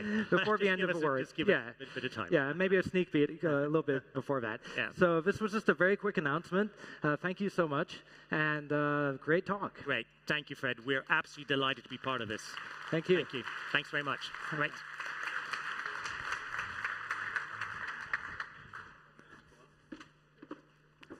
Have a clicker now. Well, that was oh, there we go. The microphone's on now. That really helps. Let's put that there. Well, thank you very much to Kosti and Fred just then. A brilliant snapshot that helps everybody understand a little more about the power of Gen AI and how it's going to be utilized in the workplace and beyond. I always wish that I had an echo when I say things like that, because it's like, and beyond. Anyhow, what else have we got? Well, I want to tell you a little more about the AI art competition, which is going to be, I think there's been some judgments. We have a winner. There's going to be ceremonies. That's amazing. But also, I need to talk about the fact that you can still win that phone simply by using the hashtags AI for Good and ITU AI Summit. Simply comment, even put a picture if you like to on LinkedIn, and winners will be able to receive a smartphone, which is rather lovely. And I said this last time, it means you'll be able to post even more social media. It's like one for each hand or each eye. And obviously we want you to take part in our buy, sip and win raffle. It's a raffle where instead of a ticket, you will be able to get a collapsible cup, which can hold a hot or cold beverage of your choice as well. And finally, please continue to contribute your thoughts on the future of AI at the Art Gallery, which is just through the exit to the right from this room. It's a really enjoyable and actually nice place to chill out, because our venue is completely heaving with people interested in AI. So if you want a little bit of quiet time, then perhaps go visit the Art Gallery. Maybe not at the same time as everybody else, but I think you can probably work that one out. All right, so I think, are we ready to continue with our next session? Yes, I'm getting the you don't need to make up things to say anymore. We're ready for the next session. So this is an absolutely amazing session. I'm so glad to see the room absolutely filled to the brim for this. It's the AI for Good Impact Initiative. What an honor it is to welcome back to the stage, this time with an incredibly powerful panel behind him. It's the ITU's very own Chief of Strategy and Operations for the TSB International Telecommunication Union. Yes, it's the incredible Fred Werner.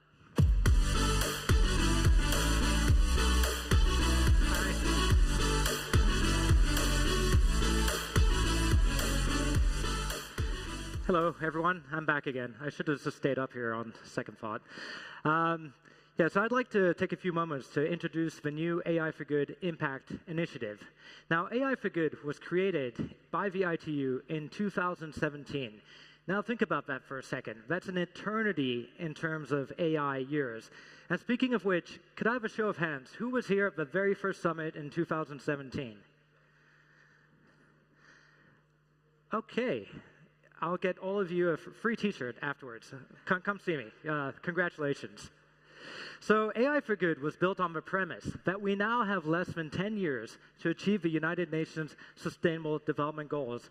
And AI holds great promise to advance many of those goals and targets, from climate change to education for all, to affordable healthcare, to gender equity, agriculture, natural disaster management, and more high-tech solutions like robotics and brain-machine interfaces, which you saw earlier today, which personally I was blown away by.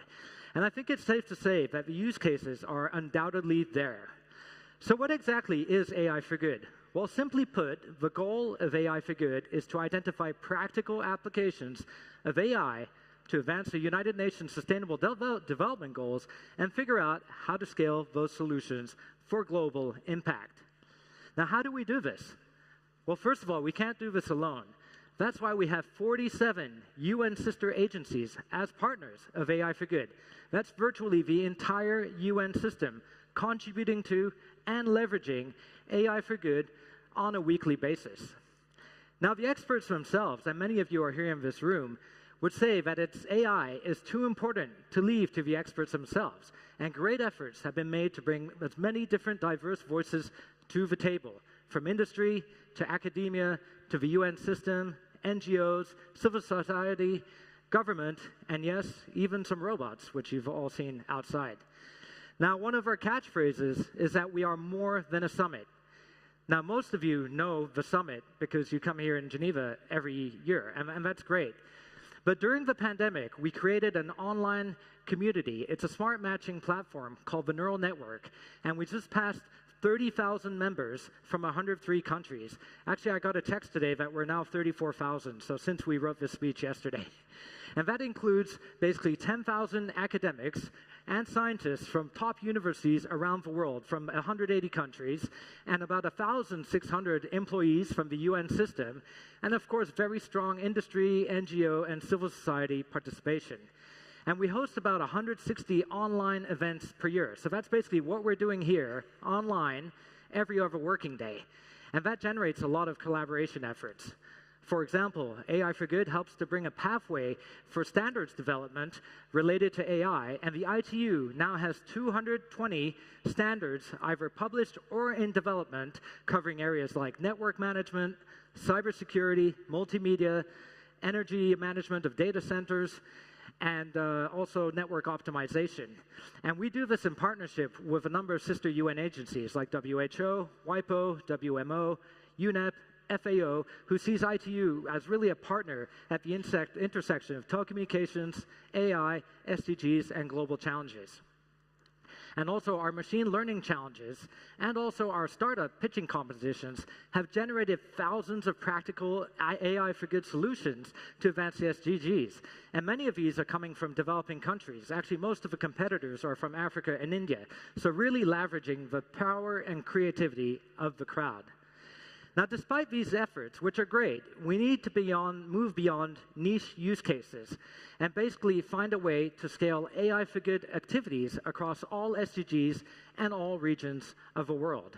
And that's why we created the AI for Good Impact Initiative, to move beyond an event, to move beyond a knowledge and networking platform, to one that can generate AI for Good projects and solutions that are inclusive, scalable, repeatable, sustainable, and measurable, and of course, mapped to the SDGs.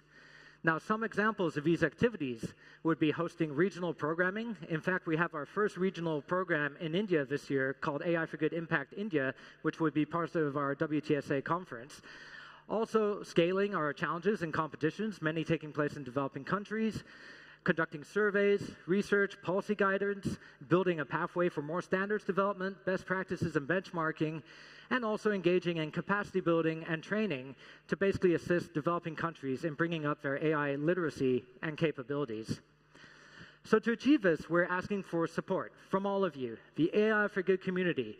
And what are we looking for? Funding, obviously, the easy one, but also cloud and compute resources, inclusive data sets, knowledge and expertise, and thought leadership and visibility, leveraging all of your extensive networks. Now, to help us turn this vision into reality, I would like to invite a dear friend and colleague, a true AI visionary and pioneer. She's basically the inventor of the Falcon large language model. Can we please welcome to the stage Dr. Ebtissam Al-Mazroui.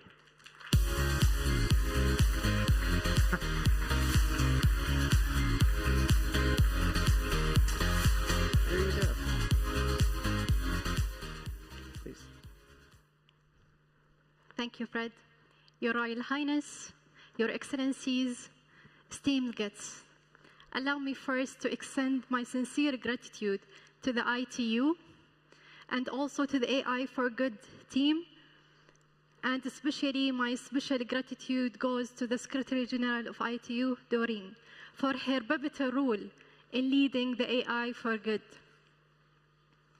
Now, as the chair of the AI for Good Impact, there is huge responsibility, but also I am fully committed to drive the AI for Good impact at a global scale. Ladies and gentlemen, welcome to the AI for Good Global Summit today.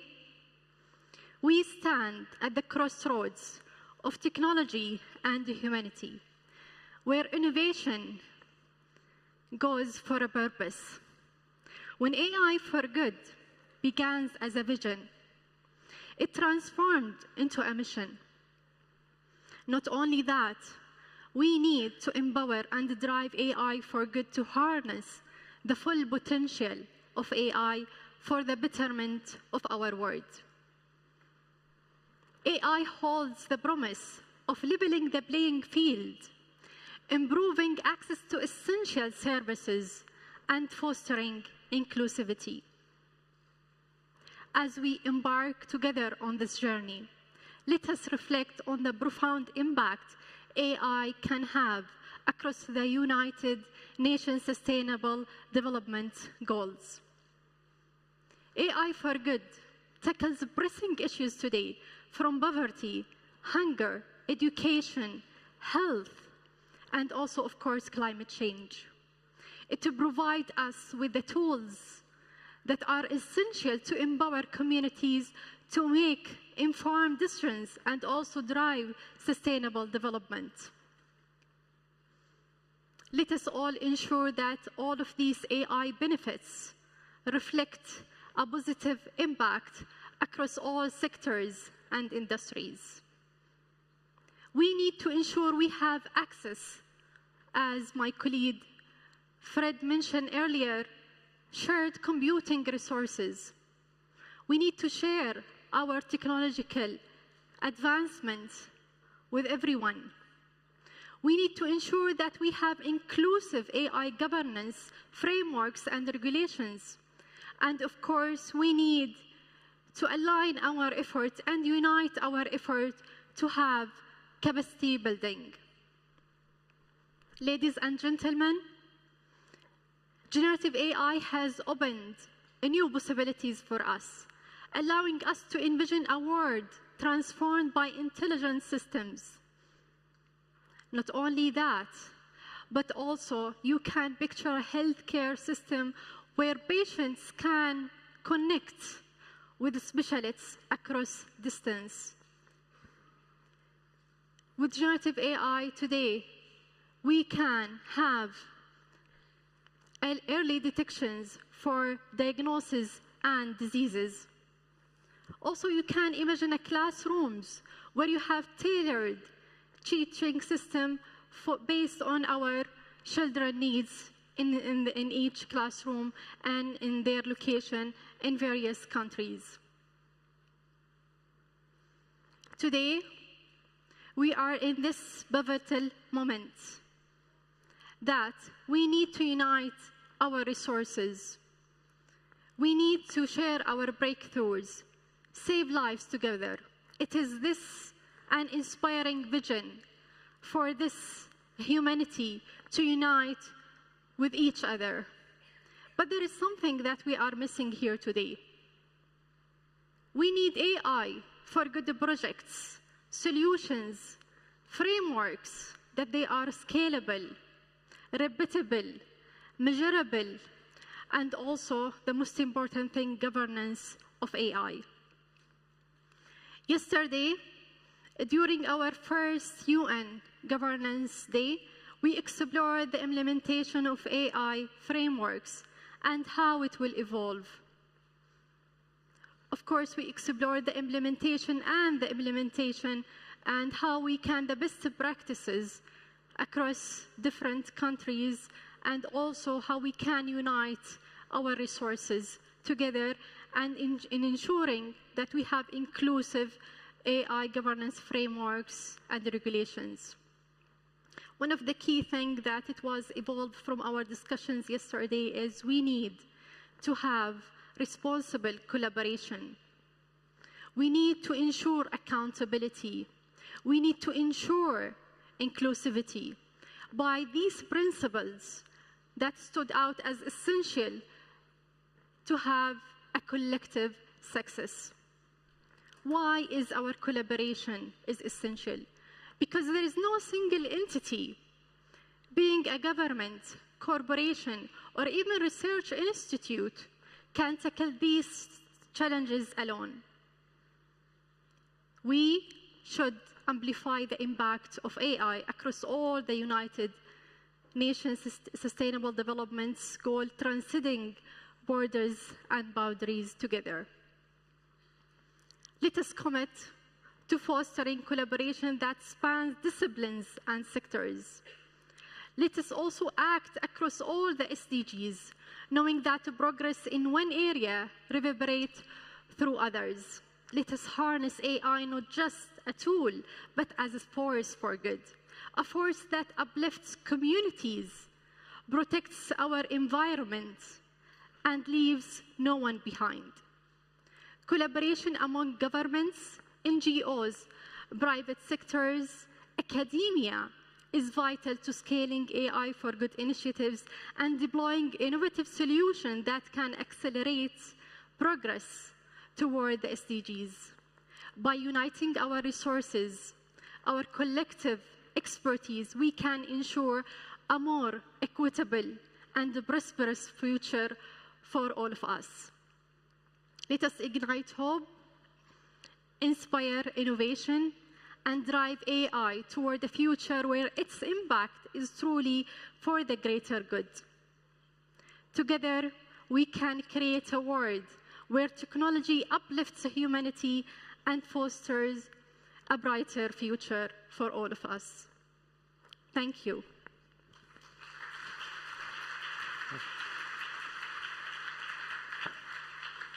Thank you, Dr. Ebtissam, and thank you for sharing your vision and having the energy and commitment to help move this forward. So, I would like to introduce our next speaker, Her Royal Highness, Princess Beatrice, for a fireside chat with Dr. Ebtissam. And Princess Beatrice, she's a strong advocate of education and literacy, and we would like to discuss basically how we can make AI literacy more mainstream and what kind of education system and resources are needed to make that happen. Princess, welcome to the stage. Hello. Nice to meet you. Hello. Thank you so much. Please.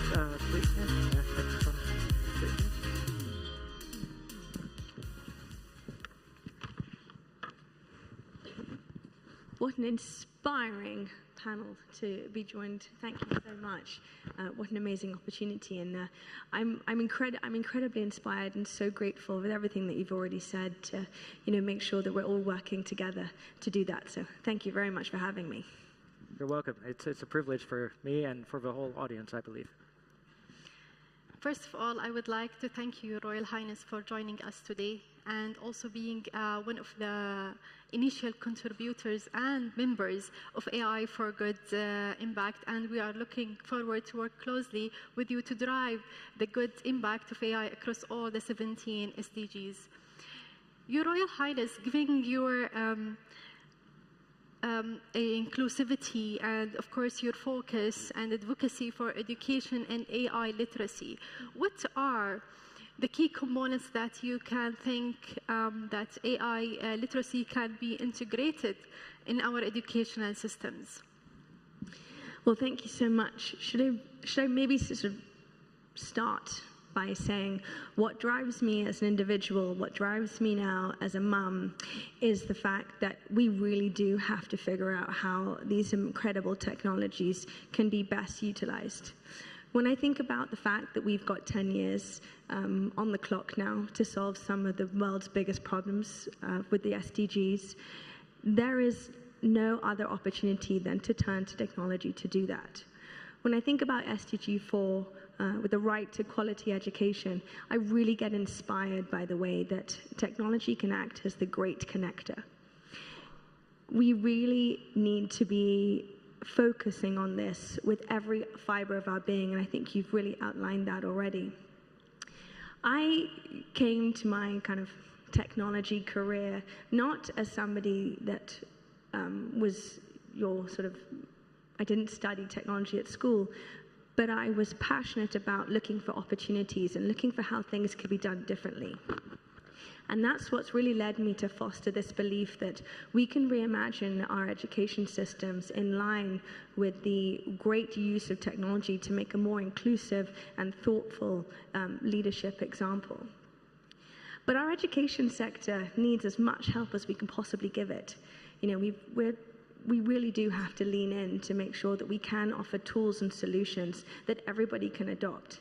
But I'm so inspired by some of the ways that we can apply technology, which means we can create connected classrooms, we can help teachers with the resources and opportunities they need, and maybe give teachers that bit of leg up that they could really be inspired by. You know, we really need to focus on making sure that our sort of technology leaders for the future are also having the right teachers, if that's the right way around, yes. But teaching for me is the best opportunities that young people have, and great leaders need to be fostered, and technology is a fantastic way to bring a very large mouthpiece to an organization. So AI literacy is a huge part of that. But actually, if we drop the A for a second, let's focus on intelligence. Let's focus on investing in human intelligence. Let's focus on that platform for collaboration and actually what intelligence in its core form can really deliver and how we can actually make those changes. So when we met in Geneva a few months ago, I remember we had a very engaging discussion. And what struck me was your passion for education. And, how are we going to help all segments of society live in a world with AI. So not only school children and university students, but everyone, and especially marginalized communities. So do you have any thoughts or ideas how we could basically infuse AI literacy into all segments of society, and especially for marginalized communities? There's so much to do. And actually what I'm seeing firsthand is actually the great moments for collaboration that are already happening. We've seen some of the fantastic showcases today of some of the great institutions that are really leaning into robotics. But even, with what we can be sort of teaching children with around early stages robotics. But I think the most important thing we need to be looking at around all communities is where are the role models as well? Who are the people that we can be inspired by? Like yourself, who is an AI leader, especially for young women. These are some of the things I'm really excited about in terms of the way that digital inclusion, especially in emerging markets, can really change the dynamics. We can foster literacy on financial inclusion. We can create connected classrooms, and we really can just try and do everything possible in our power to make those changes. But the education sector really does need us to lead into it.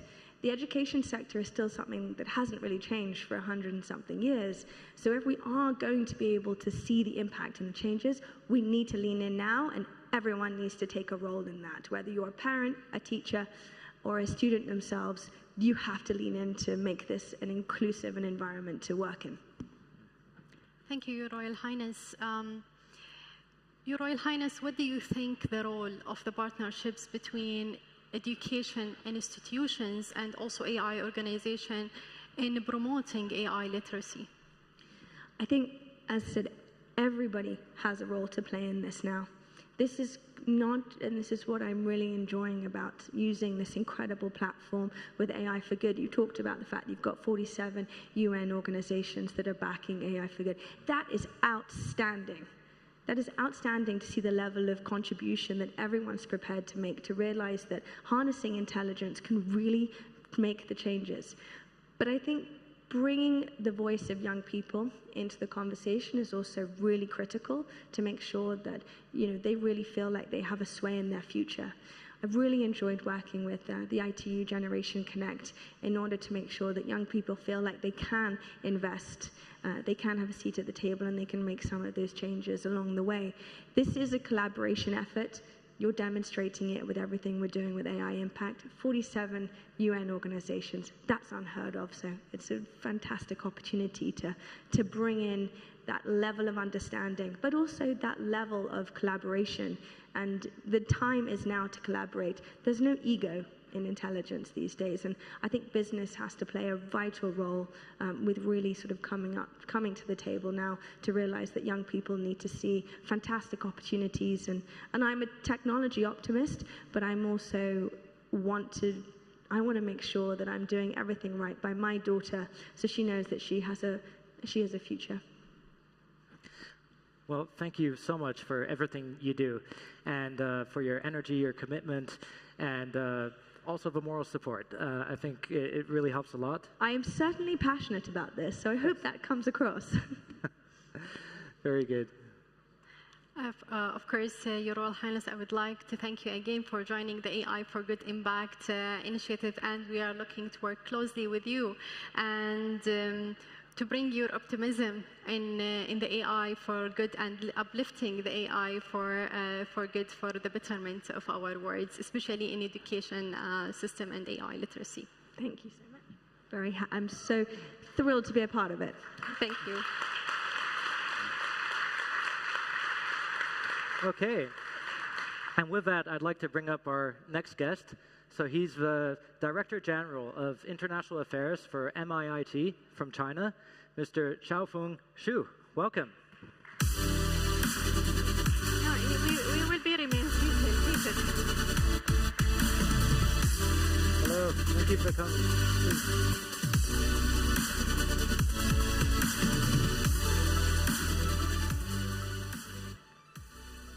Okay, welcome.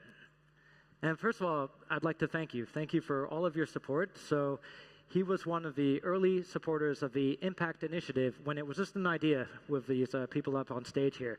And he's been supporting us with the AI for Good Innovate for Impact project from China. So could you please explain what this project is and what you hope it achieves and what's your vision for the future? Thanks for the question, Fred. Ladies and gentlemen, good afternoon. On behalf of the Ministry of Information Industrial Technology of China, I'd like to extend my warm congratulations on the successful convening of the AI for Good Global Summit and the launch of the AI for Good Impact Initiative. AI has entered a period of explosive growth, offering great opportunity for global economic growth and sustainable development. Just now, Princess Beatrice and Dr. Amazori has shared their insights on developer of the trade of AI, and I was also greatly inspired. In 2023, China put forward the Global AI Governance Initiative, which had advocates that AI should adopt a people-centered approach and be a force for good, so that the development of AI can enhance the common good of humanity. This is very much in line with the theme of the AI for Good Global Summit.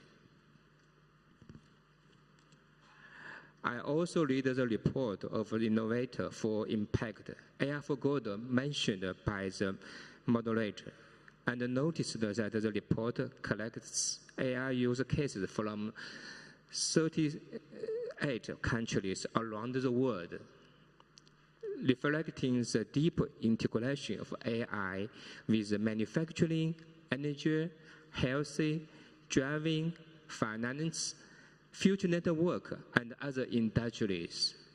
It shows that there is an urgent need for countries to develop AI technology.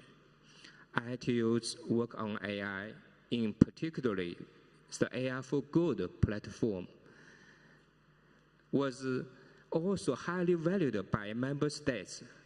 However, due to the uneven development of infrastructure, technology, data, and computing power required for AI, developing countries are not fully prepared for the arrival of the AI era. We therefore call on the ITU to play a future role in helping countries, especially developing countries, to bridge the new digital divide created by AI. The AI for Good Impact Initiative aims to raise funds and resources for global activity related to AI, and we believe it is a timely initiative. As the next step, China is willing to share relevant policy practice, and we actively encourage China industrialists and academic institutions to participate in support the initiative. We hope that the implementation of initiative will help strengthen inter policy exchanges, case sharing, and capacity building in the field of AI to promote AI technology for the benefits of the world, so as to truly achieve the goal of AI for Good. Thanks a lot. Thank you so much for your support. Thank you. So our next speaker I met in Paris last week. You may remember him from last year. He's Werner Vogels, CTO and Vice President of Amazon. No need for introduction there. Basically one of the godfathers of the cloud. And he couldn't be here, unfortunately, but he's very committed to the Impact Initiative. So if we could please roll a very quick video message from him from back in Paris last week. Hello, Geneva. I'm Dr. Werner Vogels. As a technologist, I'm constantly inspired by young businesses and organizations that use technology to solve hard human problems. At last year's AI for Good Summit, I shared a number of stories demonstrating AI's potential for social impact. But remember this, it's not just about the tools.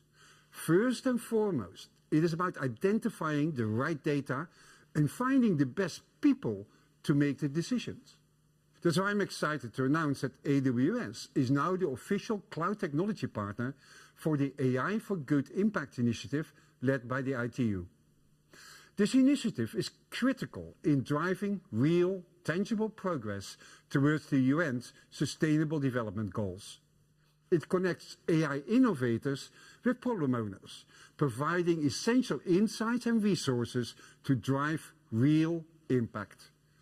At AWS, we are committed to providing the partnership needed to support innovation across areas such as skills training, disaster response, health and environmental equity. For example, our Health Equity Initiative is a $60 million program supporting organizations improving access to healthcare in 28 countries around the world.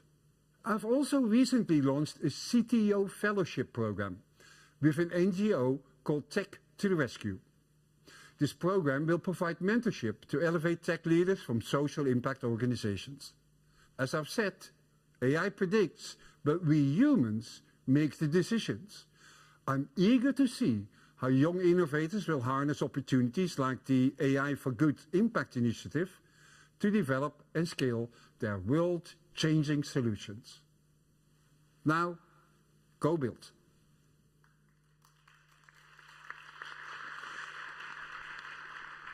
So you heard him. go build. No, I'm joking. Okay, we have one more announcement. This happened last night. This was a surprise. So I'd like to introduce a very old dear friend, Amir Bani Fatemi. He was with us at the very beginning of AI for Good in 2017 and still working tirelessly to help us on all things AI for Good. And a new friend that I met last night, Mathieu, the director of CMA. Can I please invite you up on stage?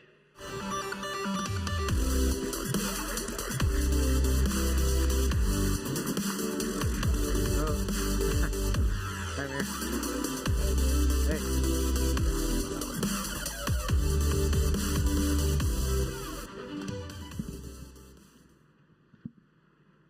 So, what's the big surprise? Thank you very much. Yeah, it's a great pleasure to see 8 years after when we started designing and co-creating the AI for Good. We have an announcement to make, but I will let first my friend Mathieu Marcotte to talk about CMIA, which is the organization that is carrying the help, but there's more that we'll share as well. Go ahead. Thank you, Amir. So to develop and deploy the high-impact responsible AI initiative is the mission of my organization, CMIA. So we're a nonprofit organization supported by the Government of Canada, and we're one of the 3 expertise centers of the Global Partnership on AI, GPA. So we work with 29 governments and a group of international multi-stakeholder experts to address concrete problems and design responsible AI solutions. At CMIA, we do this within GPA, but we also do this on our own, with our own portfolio of projects and partners. But developing impactful AI solutions requires a lot of money, and that is why we have something to say today. Yes, so it's a pleasure to announce today officially for the first time the creation of the Responsible AI Impact Fund. This is the first global fund that is investing in companies that are addressing world's biggest problems and accelerating the SDGs. This is a hybrid fund that has a component of grant making for projects that needs to develop, but also investment for scale-up projects. And we're supporting the impact initiative fully through both grants and investment. I'll let Mathieu take more details on that. Thanks. So now that being said, our pledge for CMIA that we really decided yesterday at the cocktail. So CMIA will act as an ambassador for the initiative and AI for SDGs within Canada. We are also committing 30% of the grant portion of the Responsible AI Impact Fund towards projects supported and identified and supported by the AI for Good Impact Initiative. So that's at least $3 million. CMIA will also provide at least 1,000 hours of mentorship and coordination support for the development of applied projects. And additionally, through the Responsible AI Impact Fund, we will provide a preferential position to impact initiatives projects that will require investments once they reach scale-up stage. And of course, we're fully open to discuss other partnerships, other engagements. Thank you. Thank you, Mathieu and Amir. This is much, much appreciated and a really good example of AI for Good. And we have UAE here, we have United Kingdom, we have China, we have Canada, and it's a global summit. So we're welcoming all support and contributions to everyone. So Your Royal Highness, thank you so much for your participation and your support, Your Excellency. And I believe we're going to do a very quick group photo.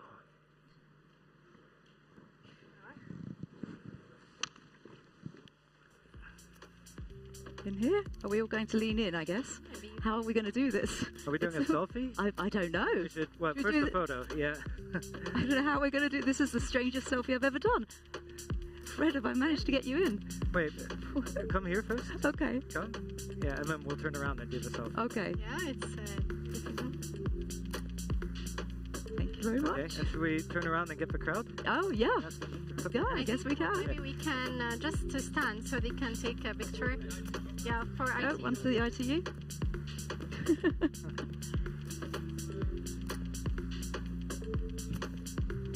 Thank you.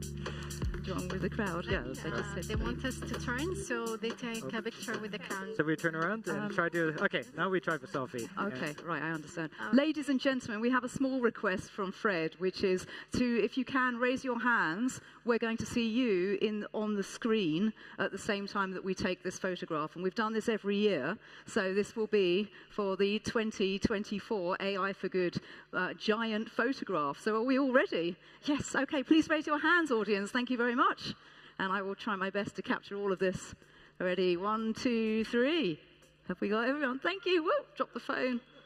This is a critical moment. There we go. Thank you very much, audience. You are sensational. Thank you as well, panel. I really appreciate it. Well done, everybody. Off we come. Thank you so much. I'm going to come stand here while they reset the stage.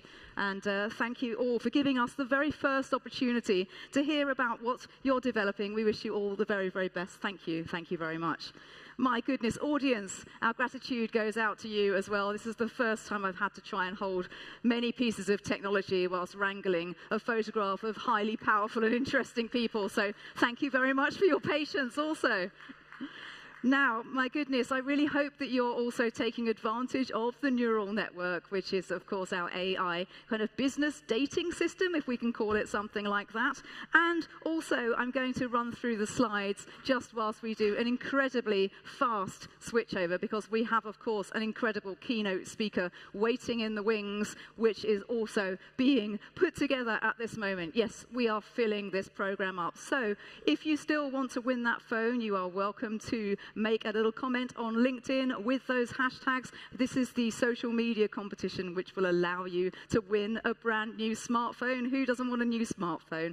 And of course, we're going to ask you to contribute your thoughts to the future of AI.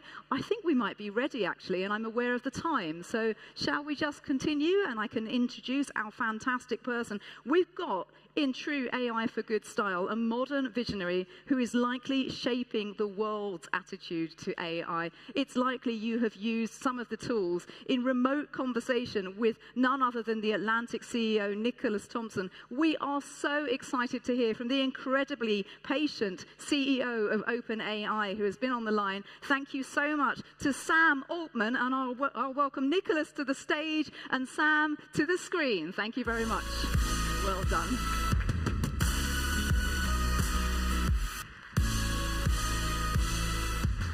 All right. Hello, Sam. How are you? Thanks for hanging with us. Just so you know, you are speaking to a fully packed house and you are following a princess. I saw that. Welcome. Very honored. I want to cover, we're very grateful for you being here today. I want to cover a lot of different ground in this interview. I want to talk a little bit about where we are with AI, where we're going, some of the big questions, and I want to talk about governance. So let's get going with a little bit of table setting. We're in this interesting moment in AI where everybody is aware of the power and the potential, but it hasn't really changed the world yet. It hasn't really changed any of the SDGs and the things we're talking about. I'm not going to ask you when that's going to happen, but instead let me ask you this. What is the first big good thing we'll see happen, and what is the first big bad thing we'll see happen when it starts to really have an impact? So I think the area where we're seeing impact even now is productivity. Software developers are the most commonly cited example, and I think probably still the best one to use, where people can just do their work much faster, more effectively, work more on the parts that they want. And like other sort of technological tools, they become part of a workflow, and then it's pretty quickly becomes difficult to imagine working without them. And so I expect that pattern to happen in more areas where we'll see different industries become much more productive than they used to be because they can use these tools, and that'll sort of have a positive impact on everything from writing code to how we teach, how we learn, how healthcare works, and it'll see this increase in efficiency. And I think that'll be the first really detectable positive thing, and I'd say we're already in that. First negative thing, I mean, obviously there are already some negative things happening with the tools. I would say Cybersecurity, I don't know if it'll be the first, but it's one that I want to call particular attention to, is something that I think could be quite a problem. Yeah, that's an extremely interesting one. I want to get to some of the underlying questions of that. But first, let me ask you a little bit about the new model you're training. You've just announced that you have begun training the next iteration, whether it's GPT-5 or whatever you're going to call it. One of the big concerns in this room in Geneva is that GPT-4 and the other large language models are much better at English, Spanish, French than they are at, say, Swahili. How important to you is that? How important is language equity as you train the next big iteration of your product? I don't know if that was a tee up or not, but I'll take it. One of the things that we're really pleased with GPT 4.0, which we released a couple of weeks ago, is that it is very good at a much, much wider variety of languages. We'll make future ones better at even more, but I think the stat that we announced was like good coverage for 97% of people for their primary language that they speak. So we were able to make a really big step forward there. People have been loving that, and we'll continue to push on that further. As you train this next iteration, let's stick with the next iteration of the model. As you train it, what level of improvement do you think we're likely to see? Are we likely to see kind of a linear improvement, or are we likely to see asymptotic improvement, or are we likely to see any kind of exponential, very surprising improvement? Great question. We don't expect that we're near an asymptote, but this is like a debate in the world, and I think the best thing for us to do is just show, not tell. There's a lot of people making a lot of predictions, and I think what we'll try to do is just do the best research we can, and then figure out how to responsibly release whatever we're able to create. I expect that it'll be hugely better in some areas and surprisingly not as much better in others, which has been the case with every previous model. But this feels like the conversation we've had every other model release. When we were going from 3 to 3.5 and 3.5 to 4, there's a lot of debate about, well, is it really going to be that much better? If so, in what ways? And the answer is there still seems to be a lot of headroom. And I expect that we will make progress on some things that people didn't expect to be possible on the whole. Though this is also the first time you're going to have a model that will be trained in large part on synthetic data. I presume, because the web now contains lots of synthetic data, meaning data that was created by other large language models. How worried are you that training a large language model on data created by large language models will lead to corruption of the system?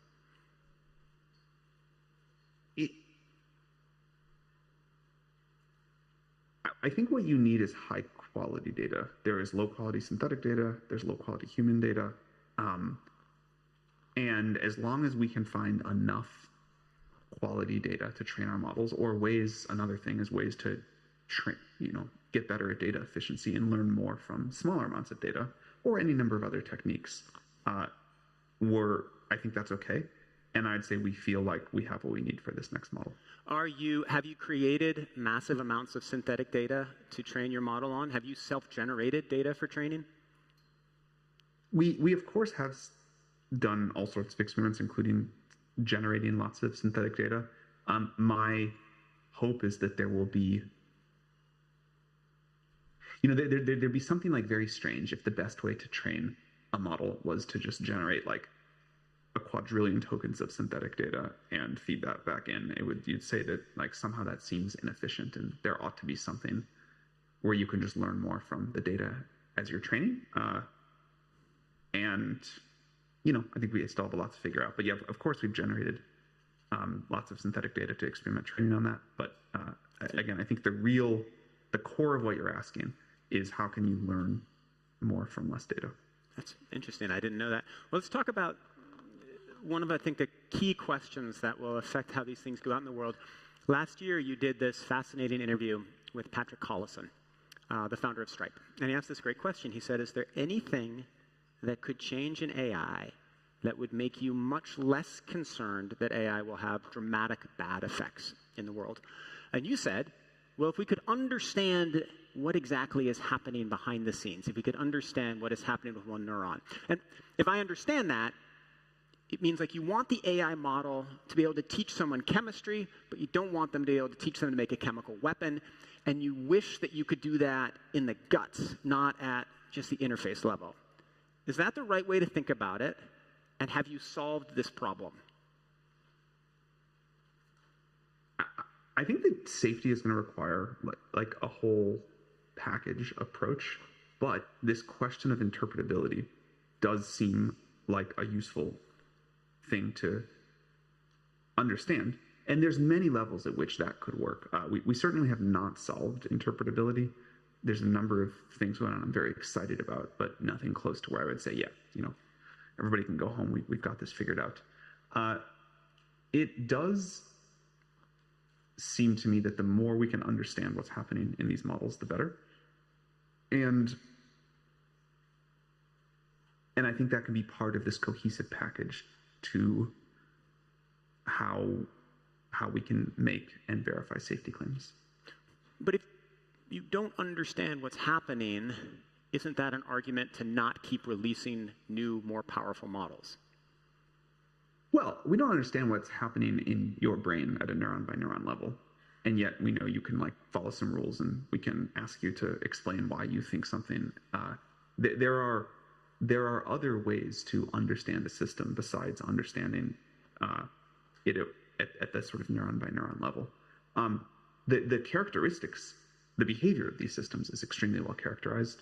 And one of the things I think that has surprised a lot of people in the field, including me, is the degree to which we have been able to get very quickly and sort of when viewed on the history of a new technology scale, these systems to be generally considered safe and robust.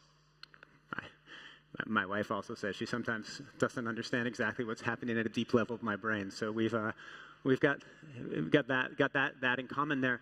What is the most progress we've made, or have there been any real breakthroughs in understanding this question of interpretability? There was a great release recently from Anthropic that did a Golden Gate Bridge model that sort of showed off, one interesting feature of this. That'd be like a recent thing I would point to. Okay. Well, let me go to a proposal that Tristan Harris made this morning as we're talking about safety. Tristan was on this stage, and he said that for every $1 million that a large language model company puts into making their models more powerful, they should also put $1 million into safety. 1 for 1. Do you think that's a good idea? I don't know what that means. I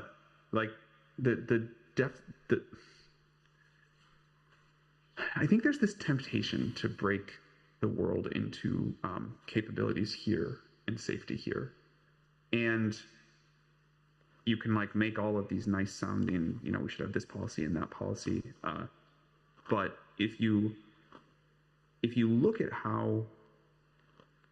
the work we've done to actually make a model like GPT-4 used by hundreds of millions of people for increasingly frequent, important, valuable tasks, if you look at making that thing safe, you'd have a hard time characterizing where a lot of the work would fit.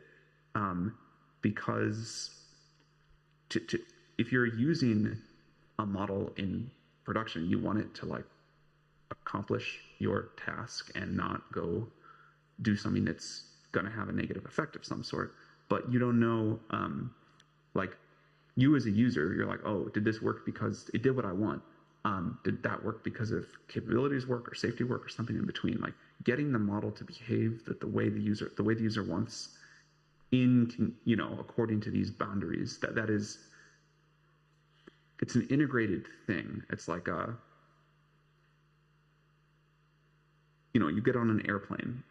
I guess this is a bad recent example, but I started it, so I'll stick with it. But you get on an airplane and you want to know it'll get you where you want to go, and you also want to know that it's not going to crash on the way. But I think there are some cases in that airplane design where you would say, okay, this was clearly capabilities work, and this was clearly safety work. But on the whole, you're trying to design this integrated system that is going to safely get you where you want to go, hopefully quickly, and hopefully not have a panel fall off during flight. And the boundary there is sort of not as clear as it often seems. Fair enough. So in some ways, all of your engineers, to a degree, are working on safety. But let me pose it a different way. I almost said safety is everybody's responsibility, but that seemed like the worst of those corporate slogan things, so I didn't. Right. So one of the reasons why this is on my mind, of course, is that the co-founder who's most associated with safety, Ilya, just left. Jan, who's one of the lead workers on safety, left and went to go work at Anthropic and tweeted that the company's not prioritizing. So convince everybody here that they're not, and you're flying this, we're all on your airplane right now, Sam. Convince us that the wing's not going to fall off after these folks have left. I think you have to look at our actions and the models that we've released and the work we have done, the science we have done to make. Again, I made this point earlier, but if you go back and look at what people were saying at sort of the GPT-3 time about the plausibility of us ever make systems like this safe, aligned, whatever, and the fact that just a small number of years later we've put something out at this standard, and this is a huge amount of work across many teams. There's alignment research, there's safety system, there's monitoring. We just recently talked about some of our work to take down a bunch of influence operations. The fact that we are able to deliver this, and of course we're not perfect, of course we learn from contact with reality as we go, but the fact that we are able to deliver on this at the level we do, I think is, it's something we're very proud of. I also think that taking the super alignment teams and putting them closer for the reason I was talking about earlier, putting them closer to the teams that are doing some of the research will be a very positive development. Okay. I want to talk a little bit about AGI, since this has been so much the focus of the company, something you've talked about a lot. And let me phrase the question this way, right? If I worked at OpenAI, I would probably knock on your door and say, Sam, I want a short meeting. And I would come and I would say, I understand why AGI has been such a focus, right? It has been the thing that everybody in AI wants to build. It has been part of science fiction. Building a machine that thinks like a human means we're building a machine like the most capable creation that we have on Earth. But I would be very concerned because a lot of the problems with AI, a lot of the bad things with AI seem to come from its ability to impersonate a human, right? You talked earlier about cybersecurity. A lot of the problems we're seeing are that it's so easy for somebody to impersonate a human. And I feel like there have been a lot of decisions at OpenAI to make the machine more like a human, right? The way the typing kind of feels like a human. Sometimes the machine uses the first person singular. The voice question, which we'll get to, where it sounds very human. Why do you keep making machines that seem more like humans instead of saying, you know what, understand the risks, we're going to kind of change directions here? I think it's important to design human-compatible systems, but I think it is a mistake to assume that they are human-like in their thinking or capabilities or limitations. Even though we sort of train them off of, we do this behavioral cloning off of all of this human text data. They clearly can do extremely superhuman things already and then very, very not human things later.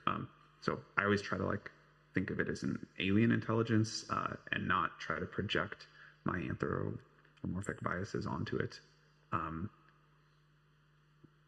The reason, though, that we make some of the interface choices we do, and there's some we don't make also, is that we believe in designing for a very human-compatible world.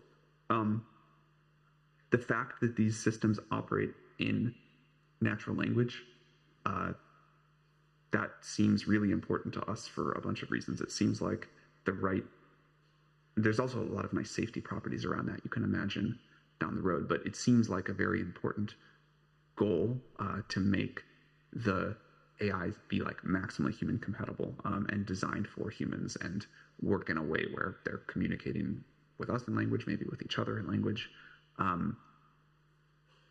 There's other versions of this. I sort of think the world should prefer humanoid robots to other shapes or structures of robots to encourage the world to stay maximally human-oriented.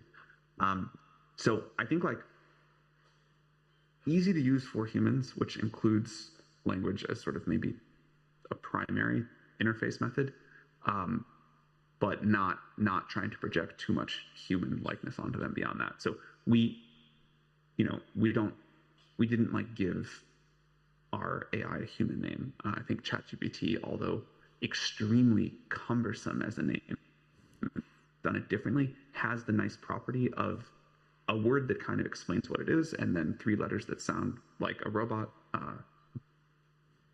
but it's kind of very clear it's not.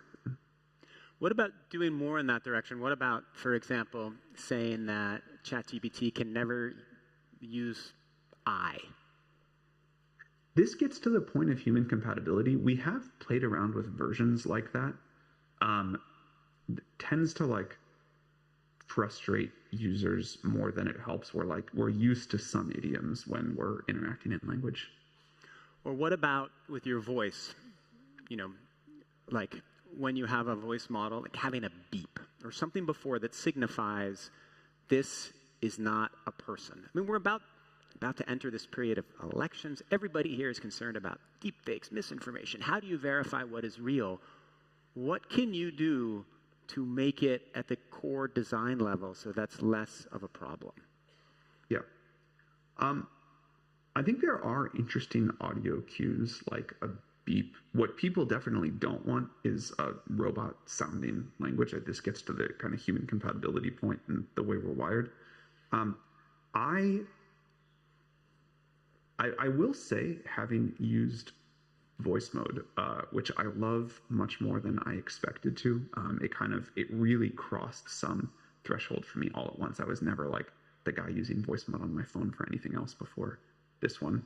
That there is incredible value, much more than I personally realized, to what feels like a very natural voice interface. And I don't think it would work the same way for me or kind of be the same level of naturalness and fluidity if it didn't sound like something that I was already like wired to. But a beep, some other indication, that could all make sense. I think we've just got to study how users respond to this. We'll launch it reasonably soon, and I'm heartened on the whole by the reaction that users had to ChatGPT, where very quickly people understood A, that it was an AI, B, what the limitations were, when to use it and not use it, and C, kind of just how to integrate it, but that it was a new thing. I'm hopeful that things like voice mode will follow a very similar trajectory, but we will have a very tight feedback loop and watch it very carefully. Well, I'm hopeful that the real-time translation works because I'm here in Switzerland and I was running in the mountains and this guy yells something at me in French. And because I'm pretending to be improving my French, I pretended to understand him, but I clearly didn't because what I was doing was heading into like a dangerous zone where I almost fell off a cliff. So once we can fix this, I'll be much better. It's super good for that. Let's talk about the Scarlett Johansson episode because there's something about it I don't understand. So you demonstrate these voices. She then puts out a statement which gets a lot of attention. Everybody here probably saw it, saying, they asked me if I could use my voice. I said no. They came back 2 days before the product was released. I said no again. They released it anyway. OpenAI then put out a statement saying, not quite right. We had a whole bunch of actors come in and audition. We selected 5 voices. After that, we asked her whether she would be part of it. She would have been the 6th voice. What I don't get about that is that one of the 5 voices sounds just like Scarlett Johansson. So it sounds almost like you are asking there to be 6 voices, 2 of which sound just like her. And I'm curious if you can explain that to me. Yeah, it's not her voice. It's not supposed to be. I'm sorry for the confusion. Clearly, you think it is. But boy, people are going to have different opinions about how much voices sound alike. But we don't. It's not her voice, and yeah, we don't think it. Not sure what else to say. All right. Let's talk about authenticity, because that's pretty related. So you're on video. I'm in person. I'm real. I asked GPT-4o how, when you're interviewing someone on a video screen, to prove that they're real. And it suggested asking them about something that has happened in the last couple of hours and seeing if they can answer it. So what just happened to Magnus Carlsen? I don't know. All right. Well, I got a couple. We'll get them. What tech companies' earnings are the subject of Twitter right now? Or the cloud. Salesforce. Boom. All right. It also said you could ask the person to do a complicated physical movement, like can you raise your right hand while touching your nose with your left hand? All right. The man is real. All right, let's talk a little bit about the globalization of AI, since that's something that's come up a lot during this conference. Clearly, it's in your interest for there to be one or few large language models, but where do you see the world going? Do you think that 3 years from now there will be many base large language models or very few? And importantly, will there be a separate large language model that is used in China, one that's used differently in Nigeria, one that's used differently in India? Where are we going? Honestly, we nor anyone else know the answer to that question. There are clearly tons of models being trained there, and that will continue. And although we don't know, I would expect that China will have their own large language model that's different from the rest of the world. I would guess that there will be there will be hundreds of thousands of large language models trained. I would guess that there would be a small number, 10, 20, something like that get a lot of the usage and that are trained with the most resources. But I think we're still so early in this world, and there's so much left to discover, and so many scientific breakthroughs still to happen, that any confident predictions here are really hard. All right, let me ask you about another big thing that I worry about. So one of the things that I'm most concerned about as we head to the next iteration of AI is that the web becomes almost incomprehensible, where there's so much content being put up because it's so easy to create web pages, it's so easy to create stories, it's so easy to do everything, that the web almost becomes impossible to navigate and get through. Do you worry about this? And if you think it's a real possibility, what can be done to make it less likely?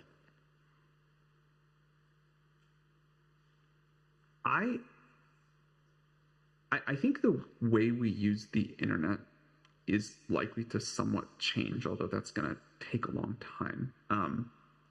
But I don't worry about it becoming incomprehensible. I think you already see a little bit with the way someone uses ChatGPT, where you can sometimes get information more effectively than going around to search for something and click around. And this idea that the internet can sort of be brought to you, I think is a cool thing about where AI is going. And so I think there could be changes to how we all use the internet like that, but I don't worry about it becoming incomprehensible, covered with spam generated articles or anything. I mean, in a way, listening to you say that, I see a world where the internet almost collapses, where it is just these 10 or 20 large language models that are your interface. Is that more of what you see? No, I think I can imagine I can imagine versions where the whole web gets made into components, and you have this AI that is putting together, this is a way in the future, putting together the perfect web page for you every time you need something, and everything is live rendered for you instantly. But I can't imagine that everything just gets to one website. That feels against all instincts I'd have. Okay, let's talk about, to me, since November of last year, I've kept this list of questions where very smart people in AI disagree. And to me, one of the most interesting is whether it will make income inequality worse or whether it will make income inequality better. And I feel I've listened to lots and lots of your podcasts, and it's come up a couple times. And you talk in some ways about actually potentially making income inequality worse and the need for universal basic income to counter that. But this morning on this stage, Azeem Azhar was here, and he was citing economic studies, and other people have cited them as well, that suggest that actually AI tools when implemented in, say, a call center, help the lowest paid workers more than the highest paid workers. As AI has been rolled out, has this changed your view of what will happen with income inequality in the world, both within countries and across countries? Let me give an example first. Today we launched OpenAI for nonprofits, which is a new initiative to make our tools more cheaper and more widely available for nonprofits. So there's like discounts, there's ways to share best practices, and people have been doing amazing work with this.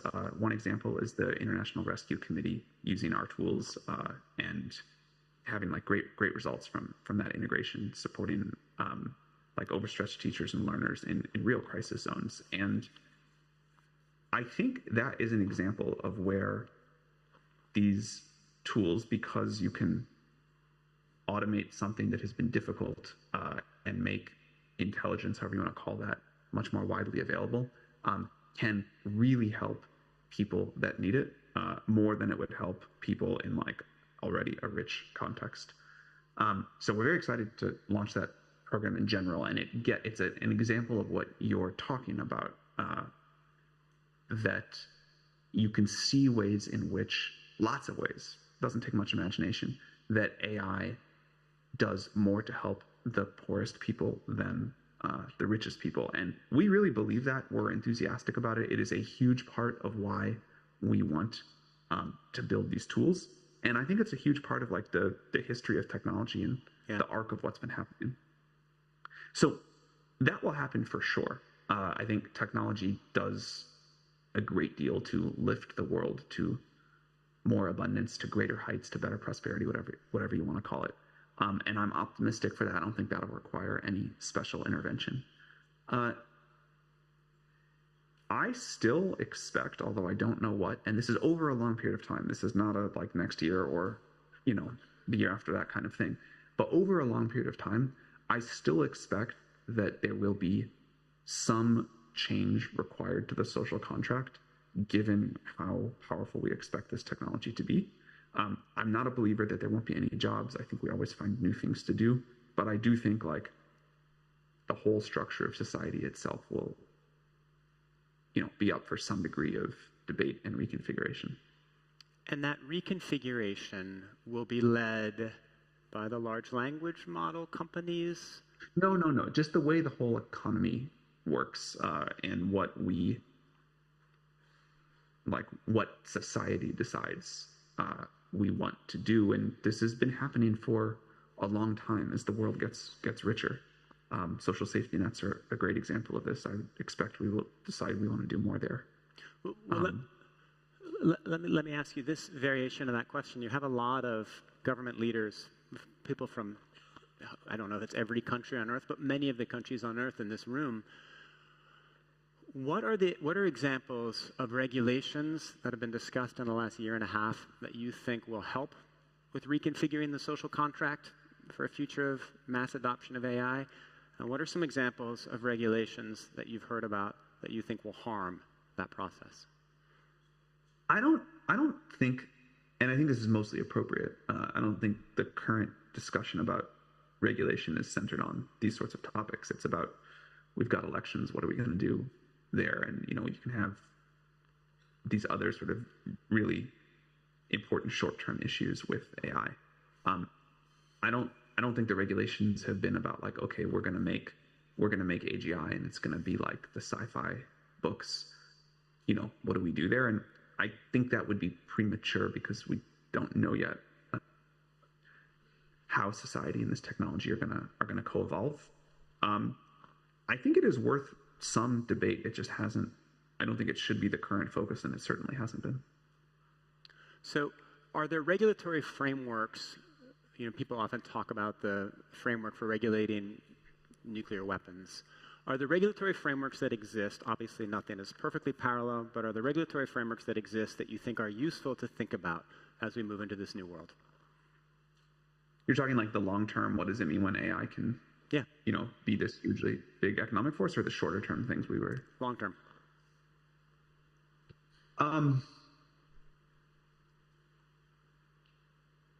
There's no, if we had a strong recommendation, we would of course realize that it's not our decision, but we would make the strong recommendation. And we would say, given what we think is most likely to happen, given where we expect this to go, here is what we think should get more consideration. I think these things are very difficult to do in theory in advance. You have to sort of watch as things evolve.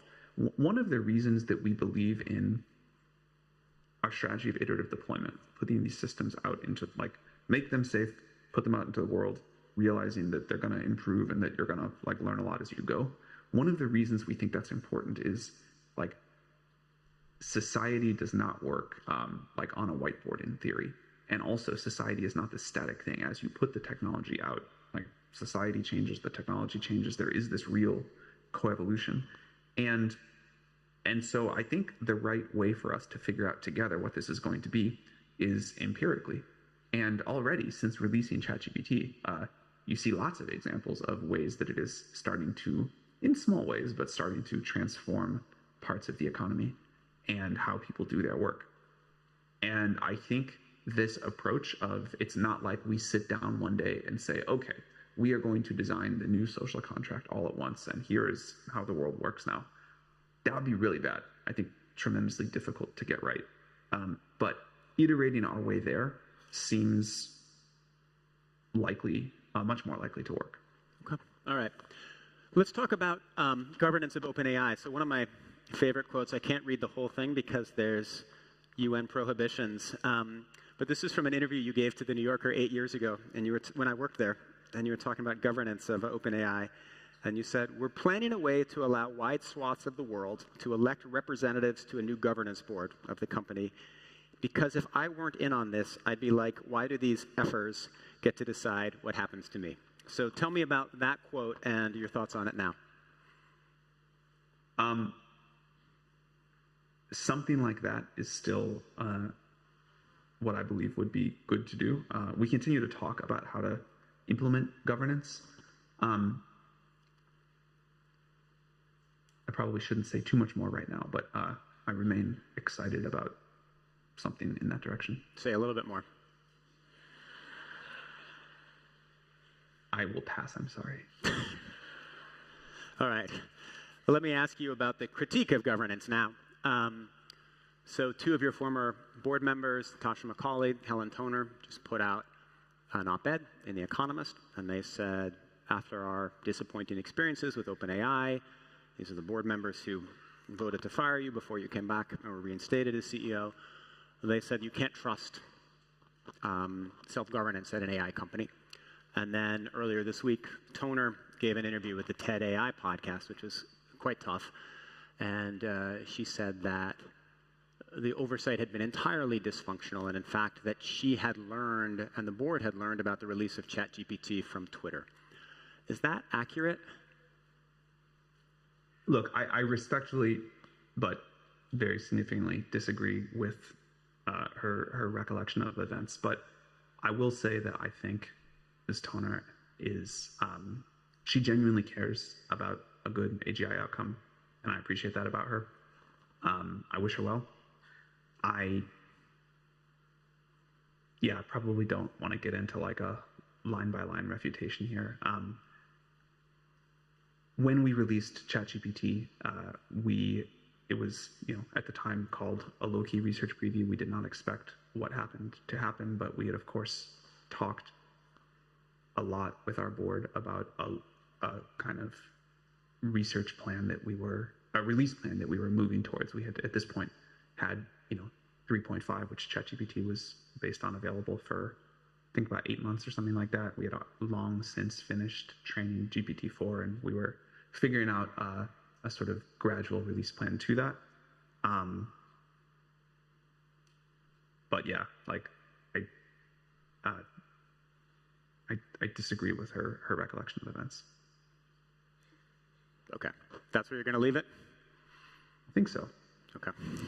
All right, we have just a few minutes left. I want to ask you some kind of bigger questions about AI. I was just at an event with a lot of people talking about AI and humanism, and one of the participants made a really interesting argument, and he said it's possible that the human creation of something that is more powerful than humans won't actually make us more egotistic, it'll make us more humble.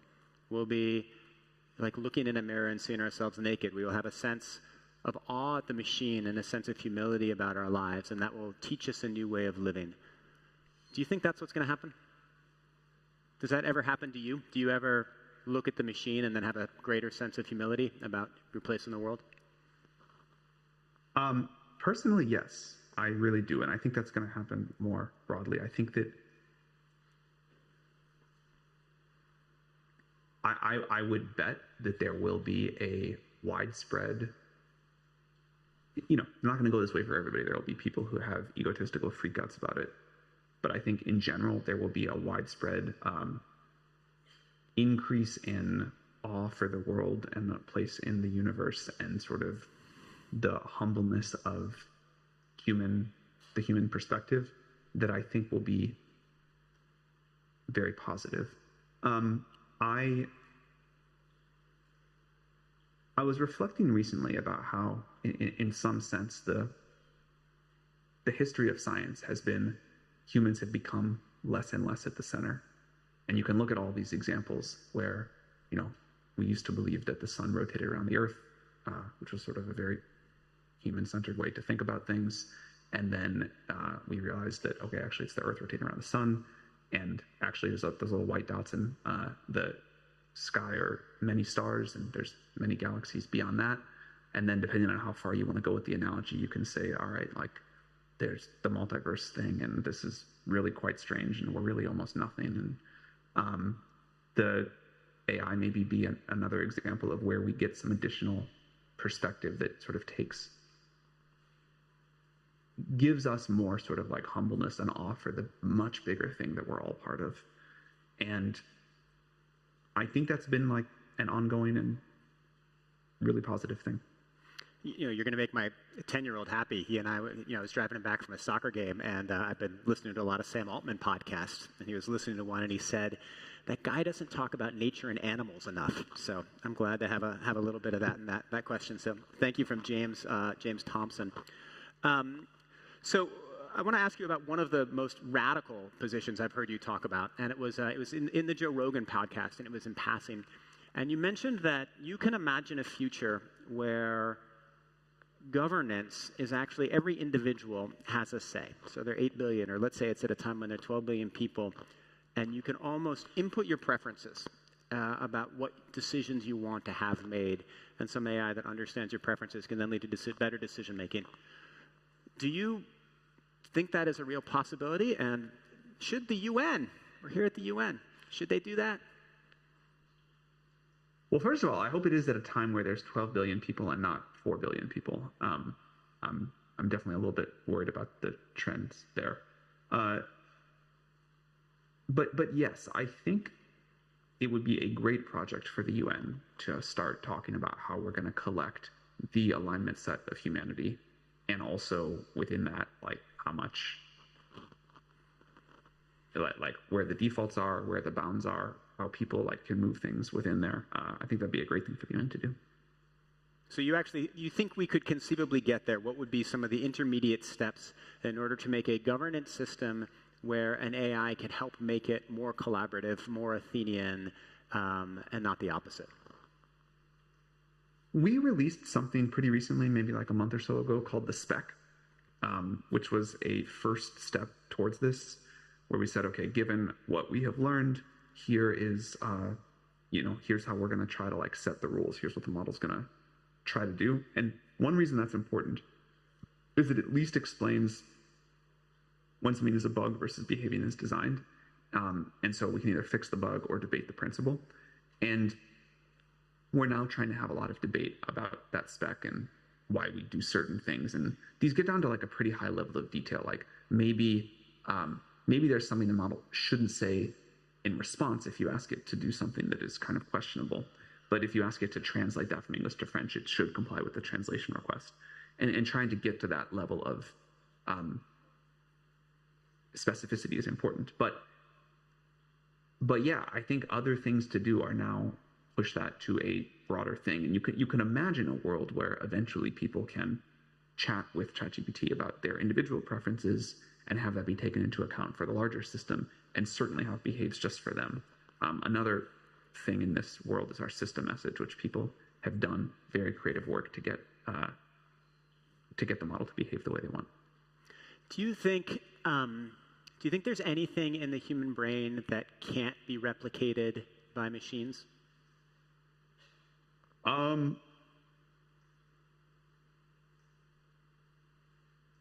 Maybe subjective experiences. I don't know. Like I don't want to get into the like AI and consciousness debate because I think there's nothing I have to add to it.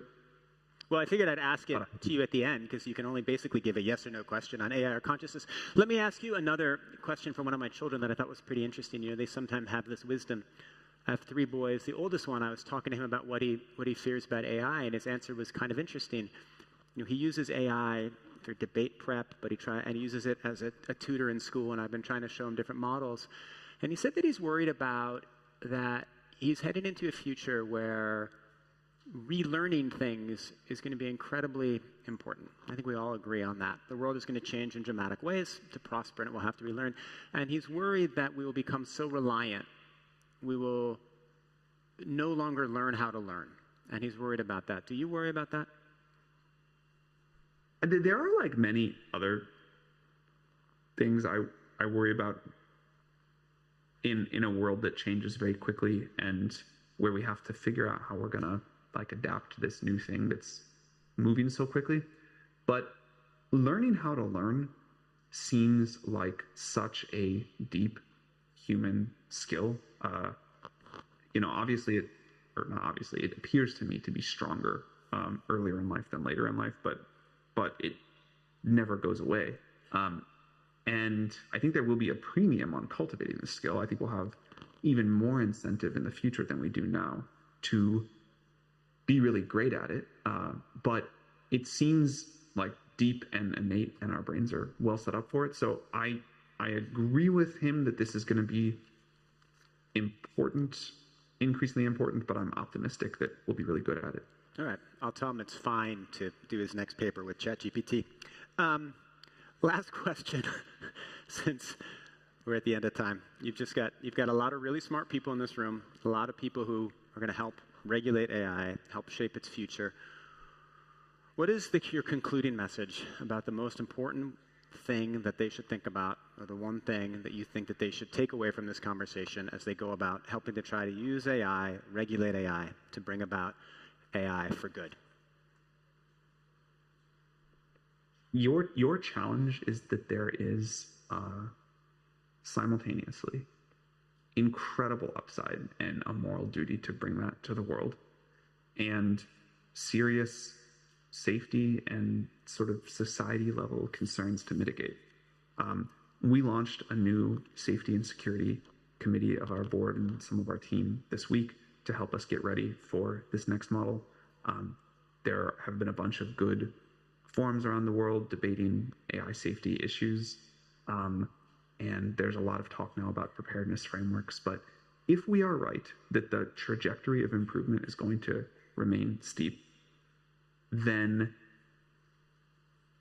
figuring out what structures and policies companies and countries should put in place, and sort of the international community as a whole, to make sure that the world gets the tremendous benefits of this, which the world will demand and I think are very much a moral good, while avoiding the risks on different timescales.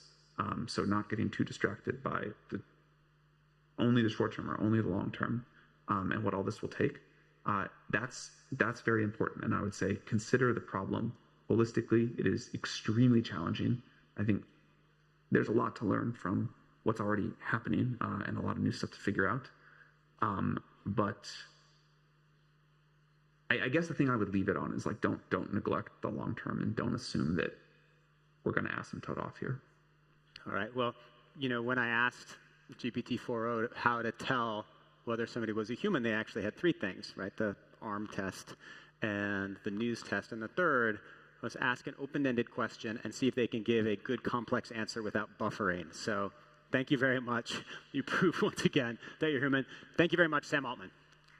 Thank you.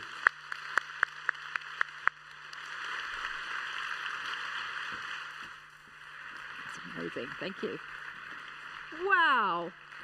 What an absolutely action-packed last few minutes that was. We've had royalty, we've had AI royalty, and now we have a little bit more for you to enjoy. Thank you so much to Nicholas and Sam giving us a glimpse into what's next for OpenAI and therefore the rest of the world. Just a few bites left of day one for you now before these social events continue in the evening. So let's invite from Microsoft's very own AI for Good Lab, the corporate vice president and chief data scientist. It's Juan Lavista Perez.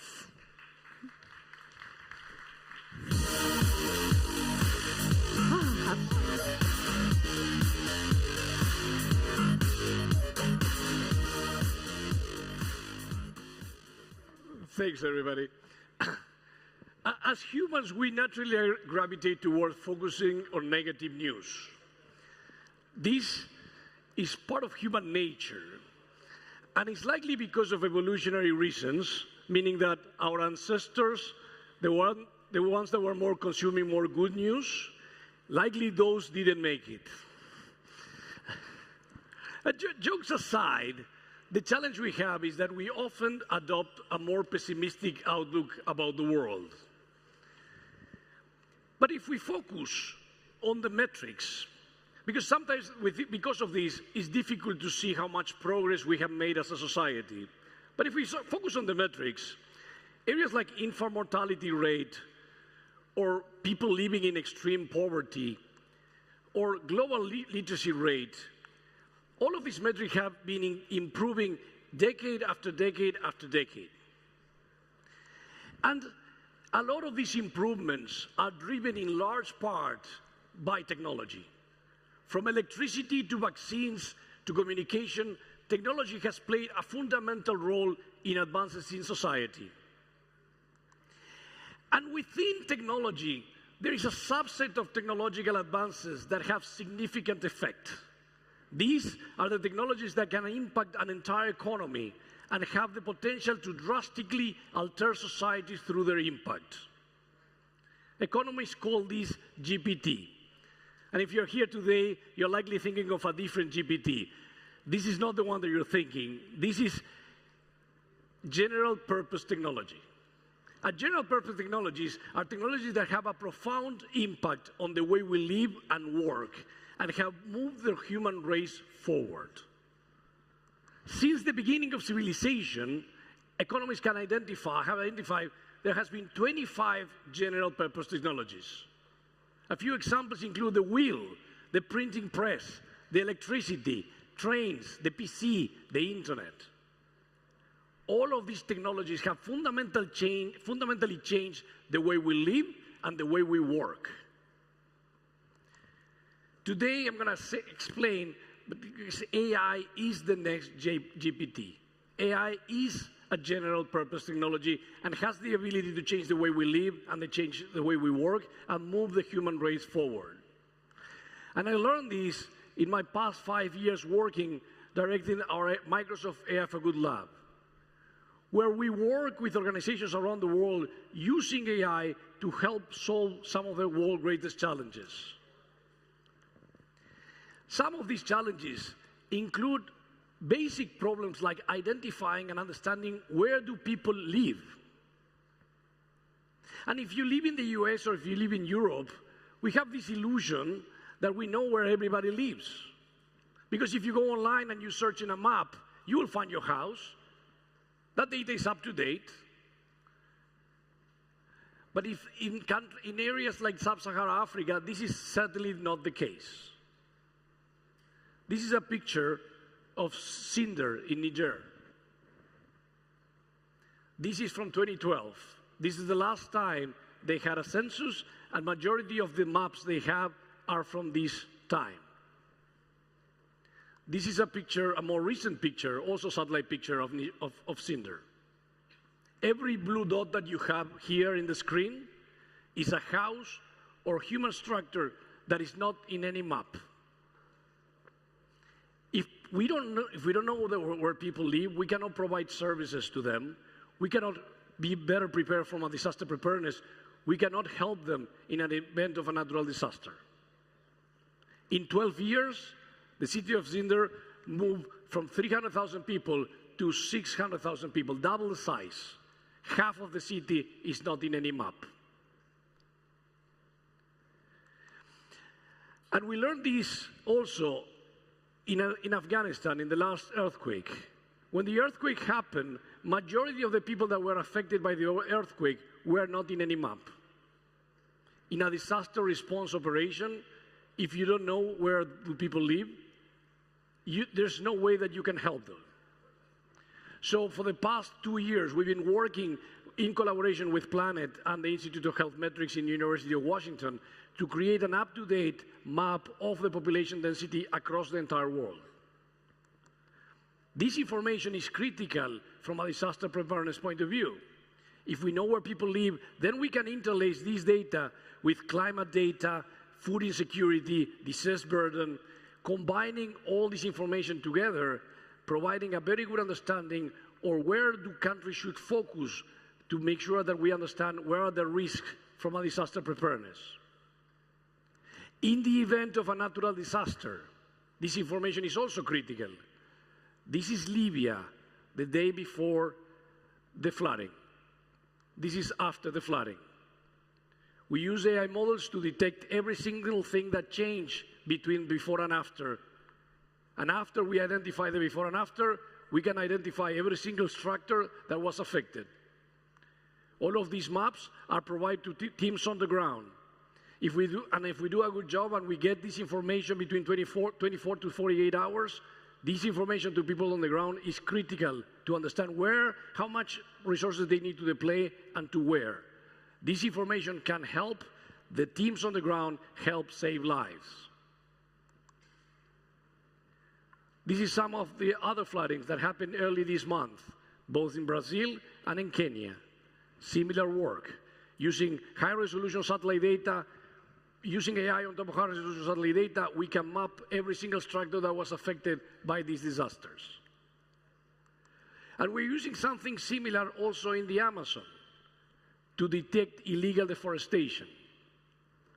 We have daily data from these satellites. Using AI models, we can run these detections and we can map early signs of deforestation.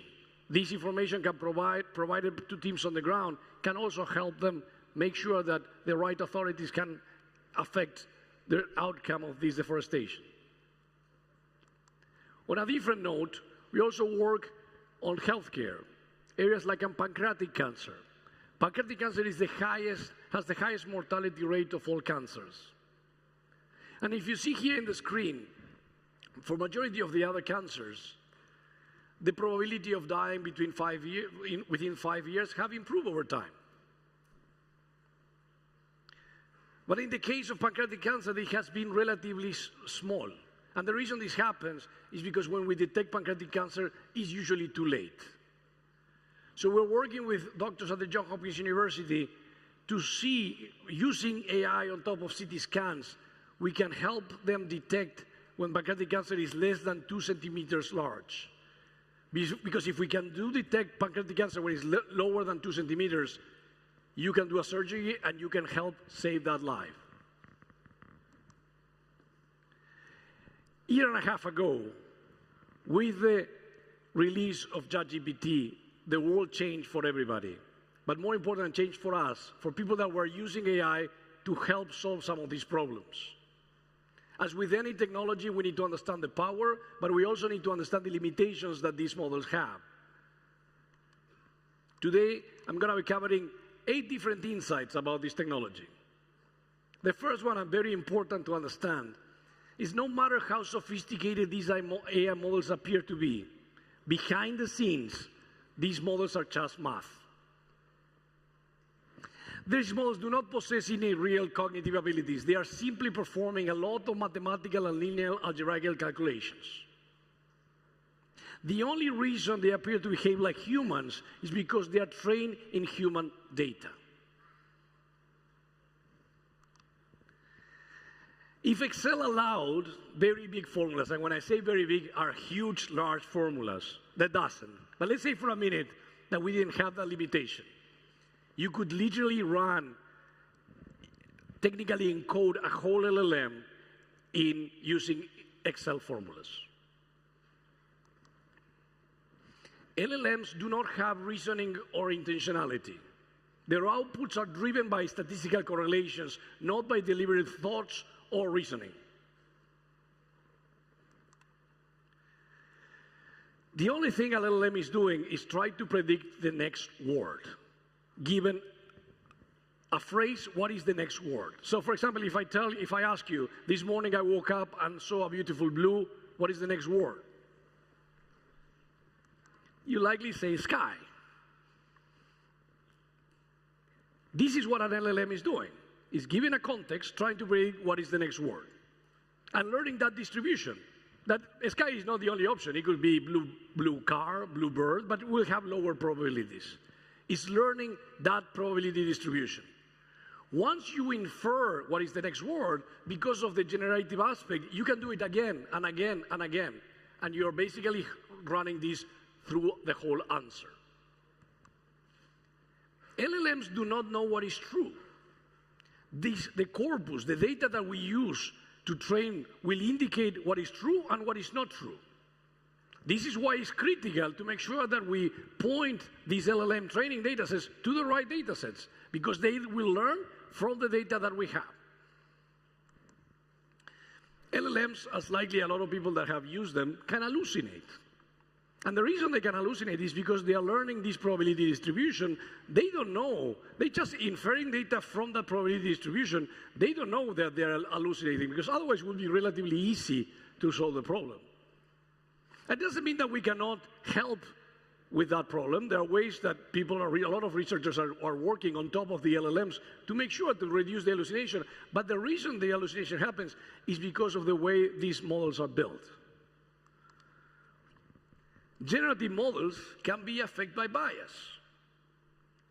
As a society, we suffer from bias. A lot of the content we produce and store in the web has some biases. And a researcher, Dr. Sasha Lucioni, did an amazing work where she showed for these generative models, the ones that generate images, that the distribution by gender was very skewed. Why? Because they were learning from a distribution that was already skewed. And this was also done in Bloomberg News by Leonardo Nicoletti and Dina Vaz, where they took the typical professions and asked these models to generate images. What they found was, in cases like engineer, majority of the results were mainly males, where if you ask these models to generate images of social workers, majority of the images were females. We are learning from a biased data set. The models are learning. The problem is not the model. The problem is the data that we have. This doesn't mean that we cannot do anything to remediate this problem. We need to measure, we need to detect, and we need to invest in making sure that the data and the models do not suffer from these biases. This is a very difficult problem, by the way. But this is one of the problems that we need to solve. Even with all these problems, LLMs can be very powerful. The World Wide Web is our most important data set in the world. This is where we store. Majority of human knowledge is stored in these data sets. It would take 1 million years for a human to read all the content we have in the web. And until the LLMs, until recently, we could search the data, we could retrieve the data from search engines, but we couldn't convert this data into knowledge. The power that we have for the first time with large language models is our ability to treat this data set as an actual data set, to convert this data into knowledge. This is extremely powerful. The power that we have in LLMs is because by training on this very large data set, and basically when I say we're training, we're still training to learn the next word. But by training in this very large corpus, the model is forced to learn a representation of the world. And this is the one that provides the amazing powers that it has. And we have seen the amazing powers. GPT-4 has passed the bar exam, the US medical licensing, the radiology board exams, the MBA exams. These models are extremely powerful. And now we have the integration of multimodality. That is basically not just inputting text, but also images. This, by the way, is what we call a toy data set that is used to help people understand computer vision. This problem is called Chihuahuas versus blueberry muffins. And humans are pretty good detecting which one is a blueberry and which one is a dog. But if you're going to solve this from computer vision perspective, you need to create a training data set, you need to label data, you need to actually do a lot of manipulation of the data. It takes time. And it's not that easy. GPT-4o can solve this problem without a training data set. This is what is called zero-shot learning. You can, and this is extremely important. Why? Majority of the problems that we have fail because of access to data. Either we don't have the data to solve the problem, or there's no label data to solve the problem. With this type of multimodality, with the fact that we have large language models now with multimodal, and we can treat images in a zero-shot learning space, we can, for the first time, we can solve problems without a training data set. This opens many more scenarios than the ones that we thought we could solve. We are using this in our bioacoustic analysis. So we train AI models to detect different types of animals using AI. And this requires a huge amount of effort and a huge amount of expertise. You need experts that understand frequencies to be able to go and label specific animals on this data set. This takes a huge amount of effort. But now we are integrating into these models, and for the first time, we are able to ask the model in natural language, show me all the possible bird calls, and then have a human in the loop to basically identify them. This can significantly reduce the work of these scientists and make them much more productive. You can also solve problems like this, where you have a picture and you ask the model to understand whether you can park or not. Even for humans, by the way, this is a difficult problem. From an accessibility perspective, this provides an amazing power. There's no training data. This is zero shot. You go and you're asking GPT to solve that problem for you, inputting the image, and you get a result. There's still problems that you cannot solve using these models. For example, GPT-4o is pretty bad finding Wally or Waldo. It will give you a result, but many times it doesn't make any sense. So it has limitations, but still very powerful. LLMs can significantly improve productivity. There's a randomized controlled trials of using GitHub Copilot. GitHub Copilot is an LLM trained on coding to help software developers write code. It's a randomized controlled trial where you have a group of people that actually have GitHub Copilot and a group of developers that didn't have it. Those that have it were able to finish the task 55% faster than the control group. Not only that, there was quality improvements as judged by humans on 8 dimensions, including readability, error-free, and maintainability. And software development is not the only place where we see improvements in productivity. Boston Consulting Group did a randomized control trial where they took their consultants and asked them to finish tasks with and without GPT. The group that had GPT completed the task 12% more tasks, 25% faster, 40% higher quality. These are significant improvements in productivity. Why this is more critical than ever? Because for the first time in the history of humanity, the working age population of developed countries is actually going down. And more important, the ratio between the working age population and the rest of the population is also decreasing. This will put significant pressure in the global productivity. It will affect areas like healthcare, social security. So more than ever, we need to make sure that we become more productive, and AI can play a fundamental role in that area. Last but not least, generative models can help close the digital divide. LLMs have the power to make anybody an AI power user. You can go today to GPT, and like we saw in the example of the vision problems, and solve problems that before it would require not just a computer science degree, but also a lot of knowledge in machine learning to solve them. And a lot of time, a lot of hours and hours of coding. Now anybody can use their own natural language to solve these problems.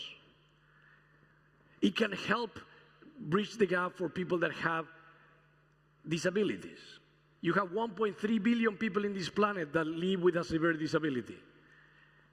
It can help on language translation. You have 40% of the global population does not have access to education in a language they speak or understand.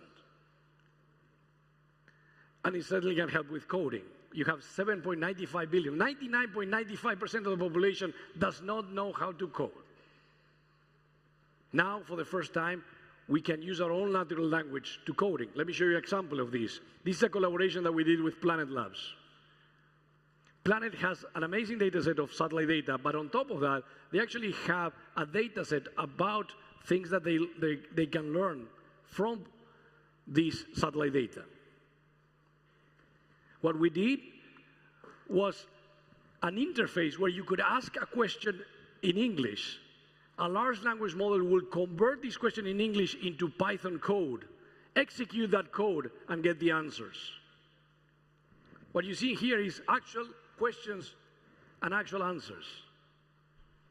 Before something like this, you not only needed a Python developer, you need a Python developer that had good access to knowledge of geospatial data.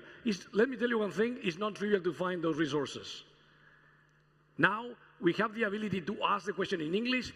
The large language model is converting that question in actual Python code, executing the code, getting the answers. Extremely powerful. Large language models can provide an amazing power on education. There's a lot of disparities in education around the world. In developed countries, in elementary school, you will see a ratio between 1 to 12 to 1 to 20 students per teacher. In a lot of countries, the ratio can go to 1 to 50, 1 to 100. Once a week, I teach computer science at elementary school. And I have 12 students. And I can tell you that even with 12 students, it's very difficult for me to make sure that these students are learning. I cannot imagine how difficult it is to teach 50 students or 100 students. I think it's impossible. These large language models, like Sal Khan from the Khan Academy said, we can provide AI tutors to help these students make sure that they can ask questions and get the answers, and also at the same time making sure that the teachers can cut on the administrative tasks so they can create more time for the student-teacher interaction. 285 million people in the world are visually impaired. Now, thanks to technologies like the app that is called Be My Eyes, that is powered by a GPT vision model, these people can navigate the world with a phone and getting a description of what they are seeing. Jesse Lawrence, who is an accessibility specialist, said, as someone born blind, when I think back, I will remember it as the year when AI vision got real. And in her post, she said something even more interesting to me. One of my favorite aspects of the new world of AI vision is how it evokes emotions in me. I've literally gone through and relabeled all my favorite pictures of my kid on my phone because of the level of nuance it communicates to me about her face in each one.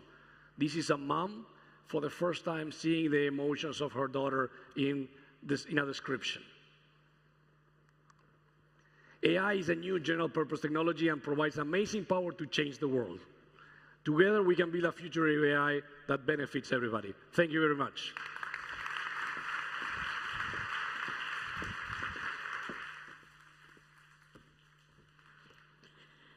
Excellent. Thank you very much there to Juan Lavista-Perez. And our final, very quick panel of the day is Supercomputers for the SDGs, the Swiss ICANE initiative. Actually, it's quite unmissable. It's a roundup of what happens when you power up computation. Sounds good to me. How amazing as well to be hosted by Switzerland, just seeing the mountains casually peeking over the lake. I would absolutely recommend a walk alongside, perhaps with a collapsible cup in one hand. You never know. Anyhow, our next panel will have many more recommendations for what to do while you're here, if you're lucky enough to have some extra time here.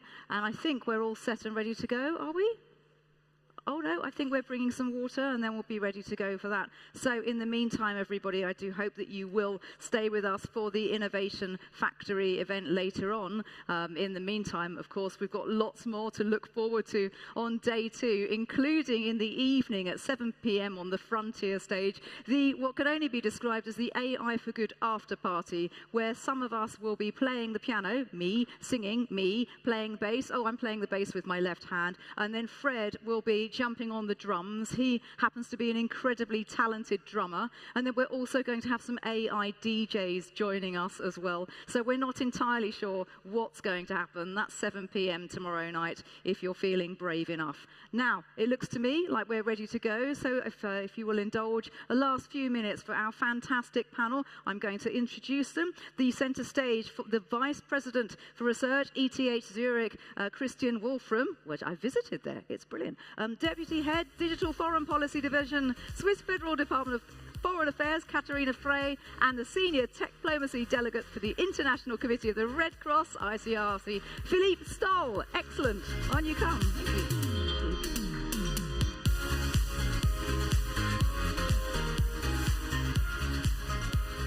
Wow, huh? Okay, thank you very much. Actually, great that there's still so many people here. And I want to use the last words of the last speaker. AI is for everyone, and I think, or AI will help to benefit everyone, and I think that's what we want to talk about today. So if we could, not sure, There we go. You can control. No AI. No Regular AI. Remote. So I think the problem is well known, right? We have this amazing resource in AI, and we've heard what it all can do. But of course, we also have a problem that these resources that are needed to generate models that can help certain communities, certain regions, certain people require compute. They require compute, they require talent, they require data. Otherwise, you will not be able to generate models for specific purposes. And as the resources are unequally distributed, this can of course be a big problem towards generating AI tools for everyone. And of course this will also hamper growth of the field and will probably also cause problems in the long run because of unequal distribution. Thank you. So, oh, you already did it. Thank you. So what is actually ICANN coming up with like an idea? I think we've heard it this morning with the introductory remarks of the UN Secretary General. He, amongst other things, he also mentioned the need to collect and join forces to achieve this goal that Christian has just described. I think we've heard it many times in various panels, that instead of each individually trying to find a solution, that we should actually work together and each one contribute what we can. So ICANN stands for International Computation and AI Network. And the idea is really as simple as it looks like with the 3 pillars. The idea is really that the member parties of this ICANN network are contributing and joining forces in the 3 pillars that are needed to develop AI in general, both in the compute pillar, in the data pillar, and obviously also in the talent or capabilities pillar. So actually having people that know how to deal with it, be it from the ETH or others. And then the idea, besides the 3 pillars, is also that it should be a network of partners from the different silos. It should be from the academia and the industry, but also the diplomatic and civil society and international organization. So the idea of ICANN is really as a response to, amongst others, this request also in the H-Lab, like the high-level advisory board recommendations. And I'm speaking for the Swiss Foreign Ministry, so it's also something that we are presenting amongst the Global Digital Compact negotiations. So far, we have, how do I put it the next? There we go. We had launched the initiative during the WEF in January 2024, so it's still quite new. You see the founding members on the screen. It was really initially amongst academian groups, the ETH, EPFL, but also the ALS network, which is the network of machine learning institutes, from the best ones from Europe continent, not only the EU. So we have, for instance, someone from Max Planck Institute or Cambridge University, or I think I also saw here someone from Finland. It's also the head of AI Center Finland. But we also do have 2 supercomputing centers, the Swiss one under the leadership of ETH, the Alps, but also the Finnish Lumi supercomputer. And ALICE in Africa is Data Science Africa, so it is the network of the best data scientists in Africa. They're also founding members. And finally, ICRC, you will hear from them later on. So maybe how does this look? The idea here is really to bring together people with resources in compute, people with knowledge technologies, and people with data and a certain relevant problem. And I think you can see this here very well. This is the idea of this initiative is to do a matchmaking. And I will explain with a short example on the next slide. A certain problem can be covered maybe by AI. The data exists in a country, maybe in the global south. We have compute at ETH with the start of the new Alps supercomputer, which will be inaugurated in September this year.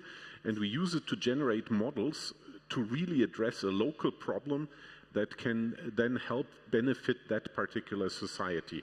And this will be a structure where we really match needs and members together with donors, both philanthropic but also from industry, and academic donors that can provide knowledge and technology to actually achieve these AI goals.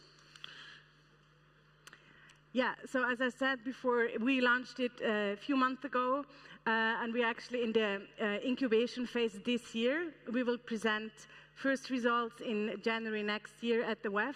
So we, on the one hand, really working on putting a bit beef on the bone and making the vision more real with very practical questions like setting up the organization, working on the governance structure, like the ethical coherence from the vision to actually the research project selection. And obviously, I mean, we should also talk money, also about the financial structure. And we're also starting to slowly reaching out to new additional partners. That's obviously also why we're presenting it here to you. And in parallel, and I'm handing back to you, we're already having some pilot use cases to learn. So you see it on the right side. I think this is an excellent example. The climate is changing rapidly. We have weather stations emerging in Africa. We have satellite data that is available. And we can use this to train very specific models for precision farming that can help local people to adjust their approaches to farming to maximize gain and thereby, of course, increase revenues, increase food security, and all these aspects. And I think this is a model that requires input from many sides, and it requires the compute resource, which might not be available in such countries. And Data Science Africa is actually providing the data scientists and the data, while on the other hand, on the ETH side, we will have the compute power to actually make this happen. Another example is covered by the ICRC. Yeah, like another very different angle from Geneva is that we didn't put the slide there. You just talk and describe it. Is to really broad the whole spectrum of the SDGs is a use case that we do with the International Committee of the Red Cross. Philip, would you present it? Yes, so I think we all agree that doing good is very complicated. And we come from an environment, the International Committee of the Red Cross, where we work in places where sometimes there is no data, sometimes there are change of government on a very regular basis, but also, and this is for us the most important one, we work with populations which are among the most vulnerable of the most vulnerable.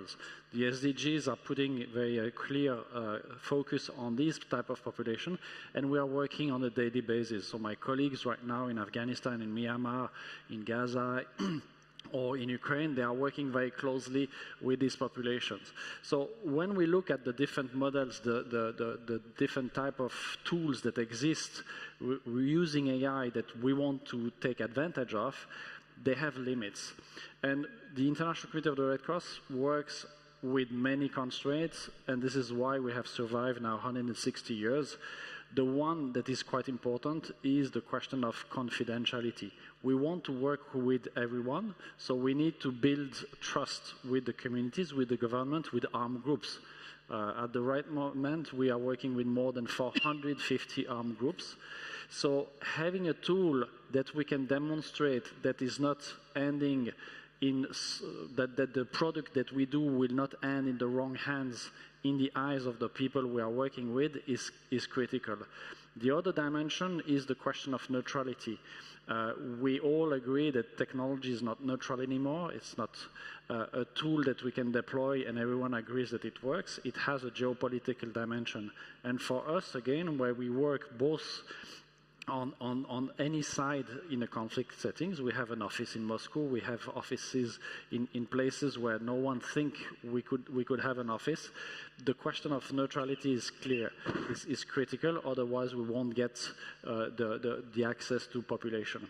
So this initiative for us allows to look at a product from scratch, testing things, and I think as a humanitarian organization where our means are unfortunately not endless, where we have to find partners who are ready to fail, who are ready to invest in something which is not, I would say, a commercial product, is critical. And therefore, that's one of the reasons why we are joining very happily and very enthusiastically the ICANN.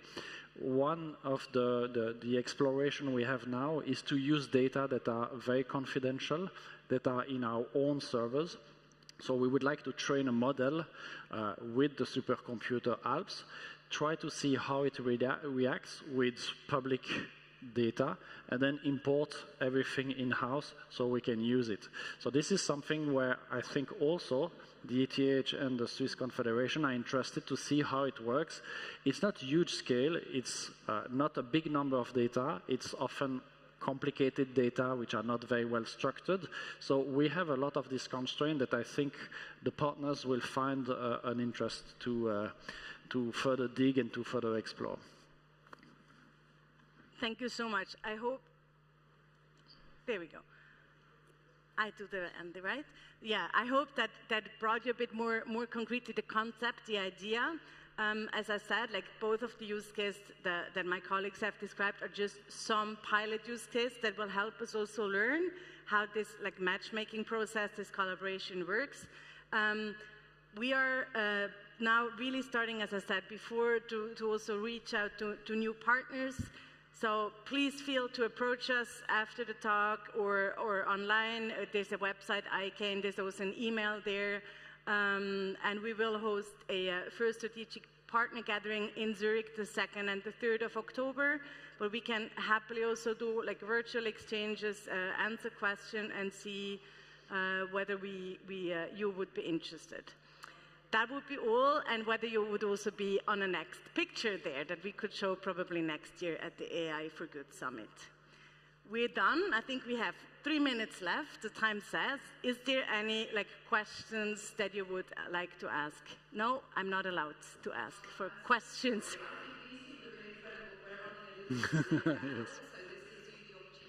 To meet the audience directly, as I say thank you. You see, that's Swiss punctuality. Oh, I see. Before the time ends, huh? Yes, absolutely. Thank you very much also to our fantastic panelists and you, amazing audience, all of you who are here right to the very end. I think you should all give yourselves a very tired but worthy round of applause as you're all invited.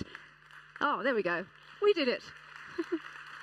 You're all invited to the Innovation Factory Grand Finale and Drinks Reception. Your badge grants you access to the event. Thank you very much, panelists. And that will be at the Frontier stage. Simply head to the center of the exhibition and you will see it. And I'm delighted to add that Her Royal Highness Princess Beatrice will be making opening remarks, and the director of TSB is actually there as one of the judges too. For now, that is a wrap for day one on the main stage, everybody. Thank you to our sponsors and organizers, the legendary A.I.V.I team, and you, our amazing audience, for your kind generosity, attention, and patience. I'll see you tomorrow. Thank you.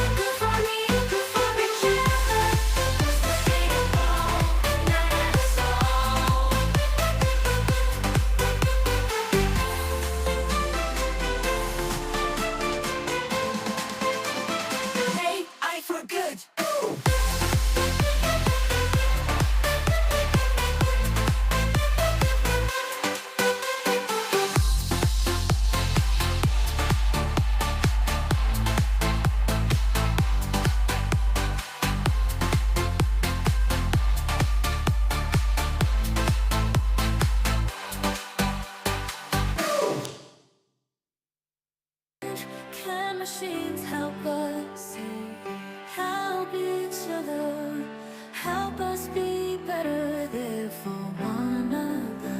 Can machines see us as friends, the way we reach for them, the way we reach for them?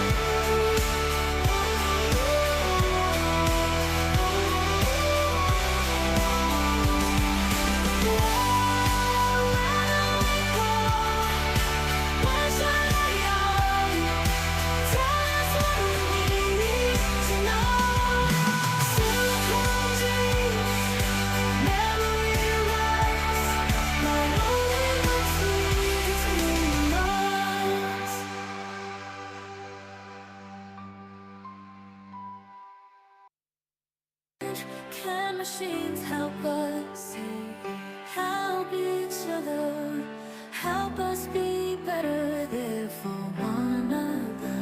Can machines see us as friends, the way we reach for them, the way we reach for them?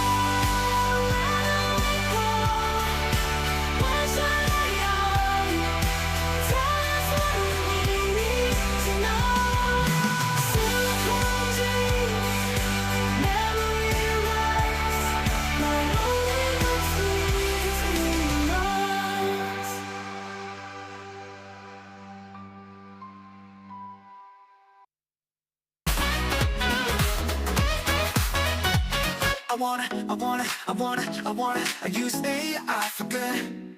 Yeah, use AI for good. I use AI for good. Yeah, use AI for good. Let's use AI for good. Let's use AI for good. Let's use AI for good. AI for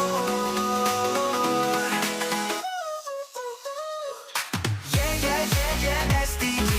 Yeah, you and me. Yeah, SDG. Yeah, you and me. Yeah, SDG. Yeah, you and me. You and me.